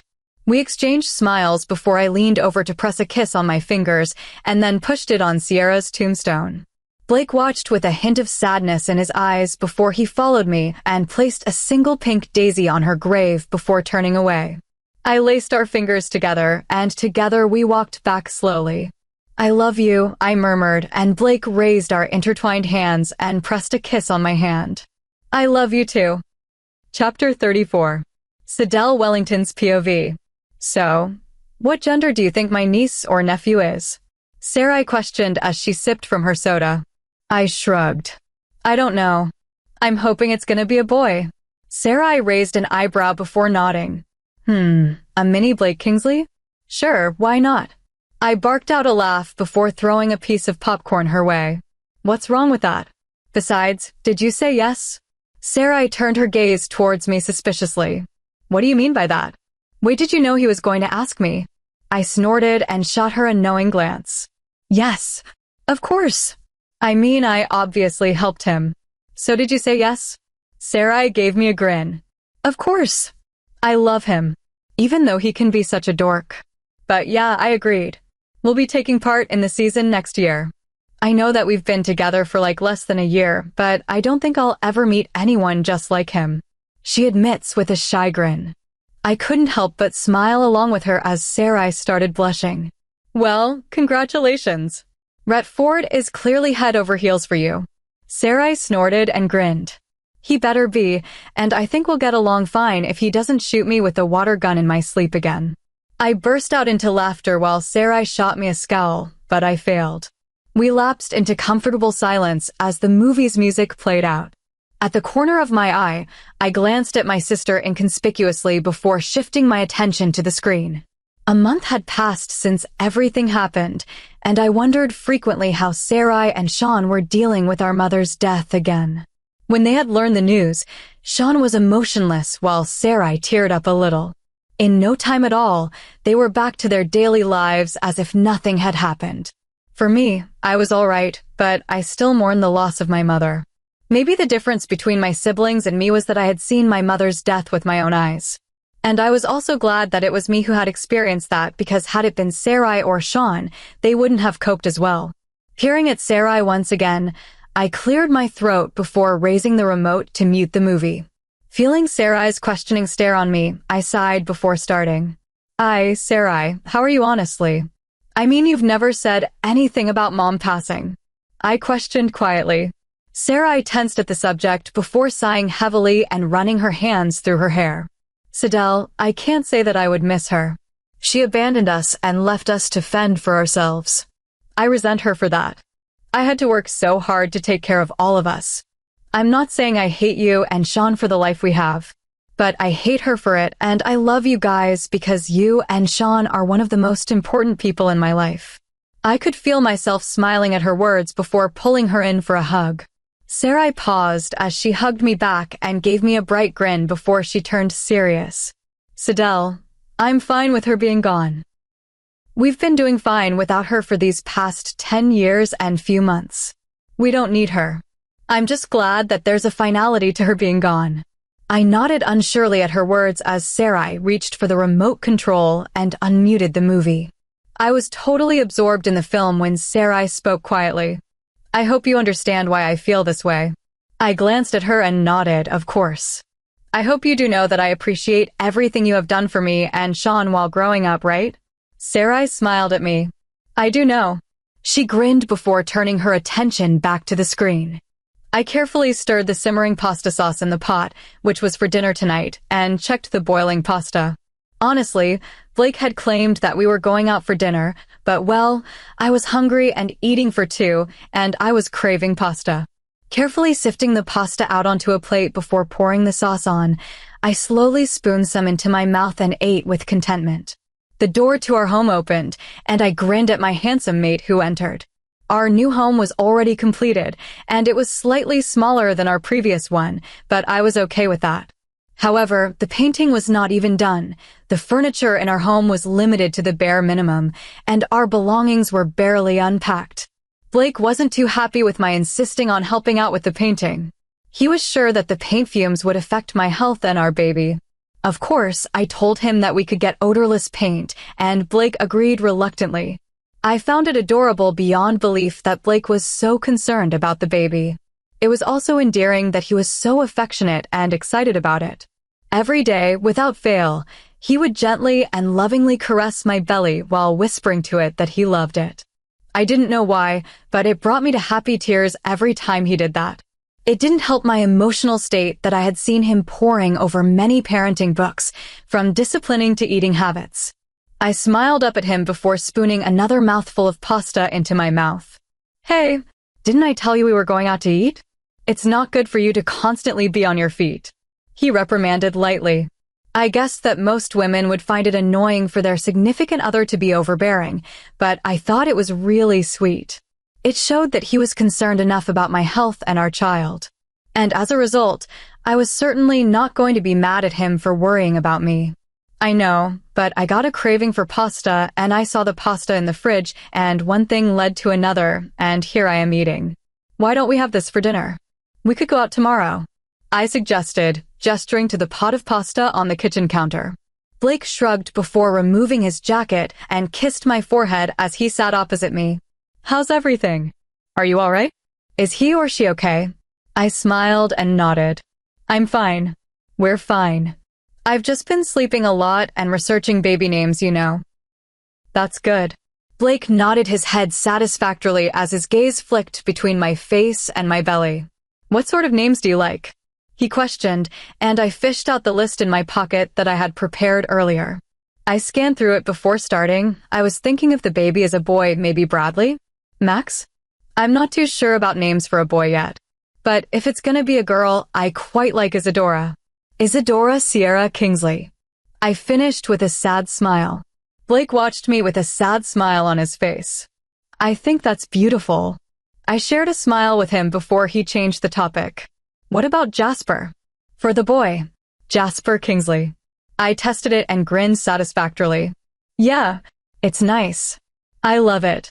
Blake gave me a half smile before standing up to press a kiss on my forehead. Why don't you finish dinner and I'll run you a bath and join you, and after, we can catch a movie. I nodded eagerly, and Blake grinned in amusement before hurrying up the stairs. I quickly washed up the dishes before heading up to the bedroom. Blake and I agreed to paint the room with a beige cream color to give it a warm and cozy feel. Entering the bathroom, I grinned at the sight of Blake giving me a wolfish smirk as he gestured for me to join the bathtub that was filled with bubbles. You just want to see me naked?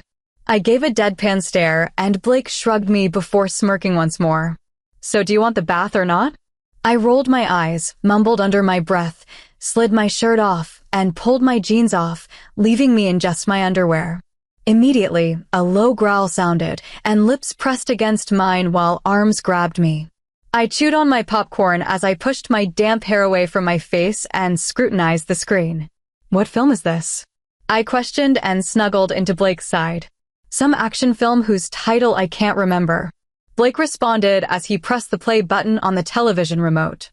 I hummed and leaned my head against Blake's shoulder while his arm was wrapped around my shoulder. It had been about 2 hours after we finally emerged from the bathroom, and I swear that Blake seemed to have a permanent smirk on his face since then. My face colored up as the thought of what we had done in that bathroom emerged in my head. As the opening credits played, I blew out a breath before taking a sip from some iced tea that Blake had in his hand, as my eyes were fixed on the screen. Suddenly, Blake cleared his throat, and I looked up at him in question. Yes! Blake's jaw worked as he tried to speak. Sidel, we never really talked about the baby and how you felt about it. He said uncomfortably, and I blinked at that. I frowned and tried to think of a response as I wondered about Blake's sudden question. Well, I always wanted to have children, and I actually don't mind having one when I'm about 21 years old, considering it's quite common. Blake seemed a little frustrated as he shook his head. No, not that. I meant are you really okay with having my child? I reached for the remote and paused the film, then turned to him. Of course. I love you, and this baby is going to be part of you and I. What's wrong? Fear gripped me, and I pulled away from his embrace. Was Blake having doubts about us? About the baby? Seeing the expression on my face and the tone of my voice, Blake vigorously shook his head. No, it's just. Do you really want to be with me? And to have my child? I shot him a flat look. Well, it's a little too late to ask me that, isn't it? I scoffed and gestured to his name on my wrist. Blake rolled his eyes, but gave me a tiny sheepish look before holding my hands seriously. Funny. It's just I'm making sure you really want to be tied to me. I know I'm not the easiest person to be with, and if you want someone else, I'll let you go. I raised an eyebrow quizzically. Would you really? I asked skeptically, crossing my arms. I was definitely aware that one of Blake's traits was possessiveness. Along with dominance and impatience, he was also a control freak. Blake scowled at me. Yes, but I'll fight for you. Because I know that if you really love something or someone, you should set them free. All right, I don't know what's wrong with you because it's way too late to back out. And hello? I'm pregnant with your kid. I stared and gave him an unimpressed stare as I chewed another piece of popcorn. Blake groaned and shot me a tiny glare. I know that. I'm trying to be romantic. Oh, really? I asked, and Blake started the movie again, obviously wanting to change the subject. As the movie played, I studied him before sighing. Blake Kingsley, I do not know how many times I have to tell you this, but I love you and I'm not going anywhere. Blake scrutinized me and paused the movie once more before pulling me back into his arms. His chin rested on the top of my head as his arms wrapped around me. I sighed and shut my eyes, reveling in the intoxicating scent of his presence. I know, I've never really talked about the baby, but I'm happy about it. Well, the correct words to describe what I'm feeling is excitement and fear. Because I don't think I can be a good father. Look what mine did, he spoke quietly. Pulling away, I looked up at him before saying, assuringly, Look, you won't be like your dad. I've seen you with those parenting books. I cut myself off when Blake glared at me while I burst into laughter. Turning serious, I continued. I don't think you have anything to be worried about. I mean, I don't even know if I can be a good mom, but we'll learn together. I offered him a bright grin, and slowly, Blake smiled back. All right. Blake kissed the top of my head lovingly before turning away. However, instead of starting the movie, once again, he fished something out of his pocket and presented it to me. My eyes widened at the sight of the pretty engagement ring nestled in a black velvet box, and I was sure my heart skipped a beat. Before I could say anything, Blake spoke. Sidel, Wilston, you marry me? Blake started and paused before rushing through the whole question. I blinked in response. I was so sure that Blake was about to say something else. That's it. I blurted out, and Blake sighed heavily. Apparently, even though I had rehearsed what to say, my mind went blank the minute I tried to say them. Blake explained, his cheeks turning a little pink in embarrassment. At my stunned silence, Blake narrowed his gaze at me. So is that a yes? After all, silence means consent, doesn't it? A smile twitched onto my lips at that, and I nodded my head before breaking into a wide grin. Yes, I'll marry you. A relieved grin broke onto Blake's face as he carefully slid the ring onto my finger. I marveled at the stunning yet simple design of the ring. It's beautiful. I murmured in awe as I studied the ring. Blake gave me a look full of adoration as he rubbed the pad of his thumb on my finger, wearing the ring tenderly. I couldn't help but laugh. Are you sure? I heard that living with a pregnant woman can be hell. I teased. Blake shrugged. It doesn't matter. I'll still love you anyway. If it were possible, I could feel my eyes tearing a little from how incredibly sweet he was being. I quickly pressed a chaste kiss on his lips. Love you. With that, I turned away and started the movie once again. Without a warning, Blake lifted me onto his lap and brushed his lips against mine. I love you, Sidel. I kissed him back and threaded my fingers through his hair. Love you too. I mumbled back, and Blake slowly stood up and moved us to our room, our movie plans forgotten as we had a new one in mind. Epilogue. For years later. Blake Kingsley's POV. And the dinosaur ate him up. I took one of Caden's many stuffed dinosaurs before using it to maul the other dinosaur in Caden's hand. Roarar. Caden shouted as he grabbed the stuffed toy in my hand and the one he was holding, causing them to collide. A smile lit up my face as my son played with his toys on the living room floor. Neither Sidel nor I had any idea where Caden's fascination with dinosaurs came from. Daddy, you're supposed to be the green one. He pouted, and I could feel my heart squeeze a little at that sight. All right, I murmured, and Caden happily mimicked me and staged a dinosaur war. Caden Jasper Kingsley had made his arrival 4 years ago. Sidel had claimed that she was lucky as hell to be only in labor for 3 hours. Judging by the nail marks on my arm, I would have to say I agreed with her. Caden had my dark hair and Sidel's blue eyes, though I had to say that he had Sidel's mostly outgoing personality rather than my quiet, reserved one. Although he was only 4 years old, he was already showing strong signs of being an alpha. And then, he tore the head off the other animal. Caden shouted as he pretended for the dinosaur he was holding to bite the stuffed deer in his hand. I blinked at that. I knew Sidel nor I had ever taught our son that sort of thing. Clenching my jaw, I already knew who the culprit was.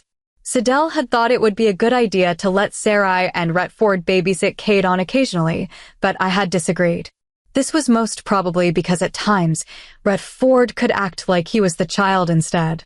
But what was done was already done. I sighed and glanced at the clock, seeing that it was already noon. This was Caden's lunchtime, and if he was hungry, things were going to turn ugly. Come on, buddy, time for lunch. We can continue playing after. I said and gestured to Caden to come with me. Caden scrutinized me before giving in and mumbled. Fine. Standing up, I scooped up Caden into my arms and entered the kitchen, where Sidel had already prepared his lunch before leaving to take care of some organizing issue. When's Mommy coming back? Caden questioned as he shoved spoonfuls of macaroni into his mouth. I watched him and shrugged. In about an hour, I answered, and Caden nodded his head before continuing to eat. Looking at my son, it wasn't uncommon for me to have that sudden warm feeling of awe and disbelief whenever I looked at him. Never had I imagined that in just a few years, I would be happily mated and have a family that I would die for. Glancing around the house, I noticed the noticeable changes that were apparent when one had a child. As usual, the kitchen was spotless with alphabet magnets on the fridge with Caden's drawings of dinosaurs. There was a toy or two on the kitchen floor, and I was sure that there were many around the house. Plastic plates and cups adorned the dish rack, and there was a baby chair in the corner of the kitchen, which Caden had outgrown. It still amazed me that my life had changed drastically in just 4 years. It was a change that I had embraced willingly, and there was nothing I would do to change the life I had now. For the first time in my life, I could say that my life was perfect the way it was. Life was fantastically perfect. Seeing that Caden had finished his lunch, I washed up and ushered him back to the living room, and upon his request, I pressed for a movie to play. And naturally, it was a dinosaur-related movie. Sometimes, I still marveled at the fact that Caden was so much like Sidel that it made my mind spin. He shared her love for movies. Caden also enjoyed fingerprinting when he would dip his whole hand into a bucket of paint and splatter his hand all over a canvas. Hearing soft snores coming from beside me, I looked down from the dinosaur movie to see Caden clutching his favorite stuffed dinosaur, sleeping. A smile broke onto my face at that sight, and I switched the movie off before cradling my son into my arms and making my way to his bedroom. Lying him down in his bed, I pulled the covers over him and watched my son silently, knowing that there wasn't anything I wouldn't do for him. I never told Sidel or anyone that I was still pondering my past. Now that I had a son and wife that I loved so much that it made my heart ache, I couldn't understand why my father didn't care for me like I did for Caden. And I hated to admit that it stung. Until now, in my life, I still wonder why my father didn't care for me, along with my mother. I definitely had issues. However, I suppose that Sidel was aware of these feelings I had, despite not sharing them with her. How? I did not know, but in a way, I was glad that she did. Because every time those thoughts of my parents entered my mind, Sidel would quietly tell me she loved me and give me a hug. Immediately, those thoughts and harsh words of my father would fade. I gently traced a finger down Caden's cheek, and he wrinkled his nose in response. I quietly exited his room and gently shut the bedroom door before making my way down to the living room. It was when the door opened and I looked up to see Sidel entering. Hey! She beamed brightly and closed the door before kissing my cheek. How was the meeting? I questioned as I laid a kiss on her forehead. Sidel blew out a breath and shrugged. It was fine. The organizing committee finally came to a decision about the annual spring festival, and I also dropped by the orphanage, and guess what? 3 of the children were adopted just this week. I nodded and hummed as Sidel prattled on. I was listening, but my gaze was fixed on the slight bump on her belly. Yes, Sidel was pregnant again. And this time, the baby would be a girl. Sidel and I had both agreed that we would call our first daughter Isadora Sierra Kingsley. Luckily, due to the checkup from last week, we would have the chance to do so. The thought of Sierra made my heart ache a little, but the pain wasn't as raw as what I had felt 4 years ago. No matter what, I still viewed Sierra as my sister, albeit she was only my half-sister. It was sad that she was gone, but at least I knew that she was at peace. Feeling a scrutinizing gaze on me, I looked up to see Sidel staring at me. I miss her too, she said softly, and I blinked in surprise. It never ceased to amaze me that Sidel always seemed to know what I was feeling. I nodded, and she hugged me tightly, her arms going around my neck as she nestled her head in the crook of my shoulder. I remained silent, and Sidel pulled away before accidentally stepping on one of Caden's toys. Oh shoot. Where's Caden? Sleeping. Sidel nodded and pressed one chaste kiss on my lips before making her way up to our son's room while my gaze was fixed on her swaying hips. Noticing the toys strewn around the floor, I quickly picked them up and kept them away before Sidel could. After all, she was pregnant, and all that standing and bending could not be good. Oh, Blake. I forgot. Sarai and Retford and Mason would be coming over for dinner. Sidel called out, and I raised an eyebrow. What for? I questioned as Sidel came into view. My eyes raked over her appearance, and even though we have been together for 5 years, she looked lovelier than ever. Now that she was a little older and a mom, her blonde locks were cut a little shorter than last time. But I had to see if she suited it. Oh, just to catch up, and I want to see my little nephew. Sidel waved her hand dismissively. Is Sean coming? I asked. It wasn't unusual for the Wellington siblings to have weekly catch-up sessions. No. He's swamped with projects after projects in college, but he says he'll try to come next time. Sidel answered and moved closer to me. I raised an eyebrow at her, and she grinned. She shot me an innocent grin. Caden is asleep. She started, and I smirked, knowing what she was up to. I know that. I was there to put him to sleep. I replied dryly. Her arms wrapped around my neck, and she gave me a coy look from under her eyelashes. And it's a few hours until dinner when Sarai and Retford arrive. Sidel murmured in my ear, and a sly smirk crossed her face as she hinted heavily.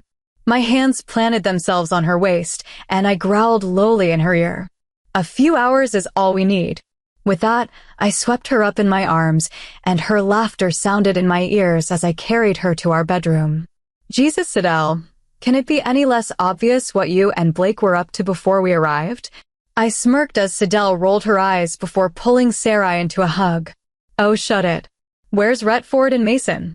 Sarai shrugged and gestured behind her. Outside. They should be coming in now. Where's my cute little nephew? Sidel nodded and answered that he was still asleep. Sarai laughed, and together, the Wellington women entered the kitchen, leaving me at the door. Sometimes, I wondered if Sarai and Sean saw me as their alpha or just their brother-in-law. But I guessed it was most probably the latter. I sighed and waited for Retford and their 3-year-old son, Mason. Blake. Retford greeted as he carried Mason in his arms, who was sulking away, no doubt unhappy that he had to wear his shoes. I knew that Rafford and Sarai's son, Mason, somehow disliked wearing shoes. I thought it was amusing until Kaidon stopped wearing his pants. But Sidel told me it was just a phase that he would outgrow, but I begged to differ, considering the thousands of times I had instructed him to put them on. "The women are in the kitchen," I answered, and bit back a grin at the sight of Mason, who was scowling at Rafford. Rafford and Sarai had tied the knot during the 3rd season, and that very year, Mason was born. Considering Kaidon and Mason were only a year apart, they had become good friends, and at least once a week, they would have a play date of sorts at my house or Retford's. Mason had inherited Sarai's jet black locks and green eyes, which Retford was very proud of, much to Sarai's dismay. I opened the door wider to take note of the guards around my home. Unlike the last time, I was prepared for another attack if one should arise. And this time, I wouldn't take any chances. After all, the future Alpha and Beta were in this very house right now. Shutting the door, I made my way to the dining room where the Wellington women were chatting eagerly and whatnot while Retford tried to place Mason in the high chair. Hearing a shout, my eyes immediately went towards Sidel, and an unspoken question passed between us. "I'll get him, and then we can have dinner," I answered, and Sidel gave me a bright smile before turning back to the stove. I climbed up the stairs and entered Caden's room. The moment he spotted me, he raised his hands, and I complied as I carried him. "Daddy, I'm hungry," he grumbled, and a smile lifted onto my face. "I know, we'll be having dinner soon," I replied, and Caden sighed before snuggling his head into the crook of my neck. Love and adoration for my son filled my heart, and I stroked his back lovingly as we entered the kitchen. As we had dinner, surrounded by my family and friends, I came to the realization that everything I had done in my life and experienced had led me to this very point. Beside me, I guess Sidel knew what I was thinking as she reached over and took my left hand in hers and squeezed it comfortingly. Turning to her, I gave her a tiny smile and pressed a kiss on her forehead, much to Retford and Sarai's disgust. Sidel and I ignored them, and she gave me a bright grin. 6 months later. "She's beautiful," Sidel cooed as she cradled Isadora. I was too choked up with emotion to speak, and I could only nod in agreement. My eyes were fixed on the small bundle in Sidel's arms, and she gave me a breathtaking smile. "Would you want to hold her?" I nodded once again and slowly cradled Isadora in my arms and watched as she wrinkled her nose and started bawling.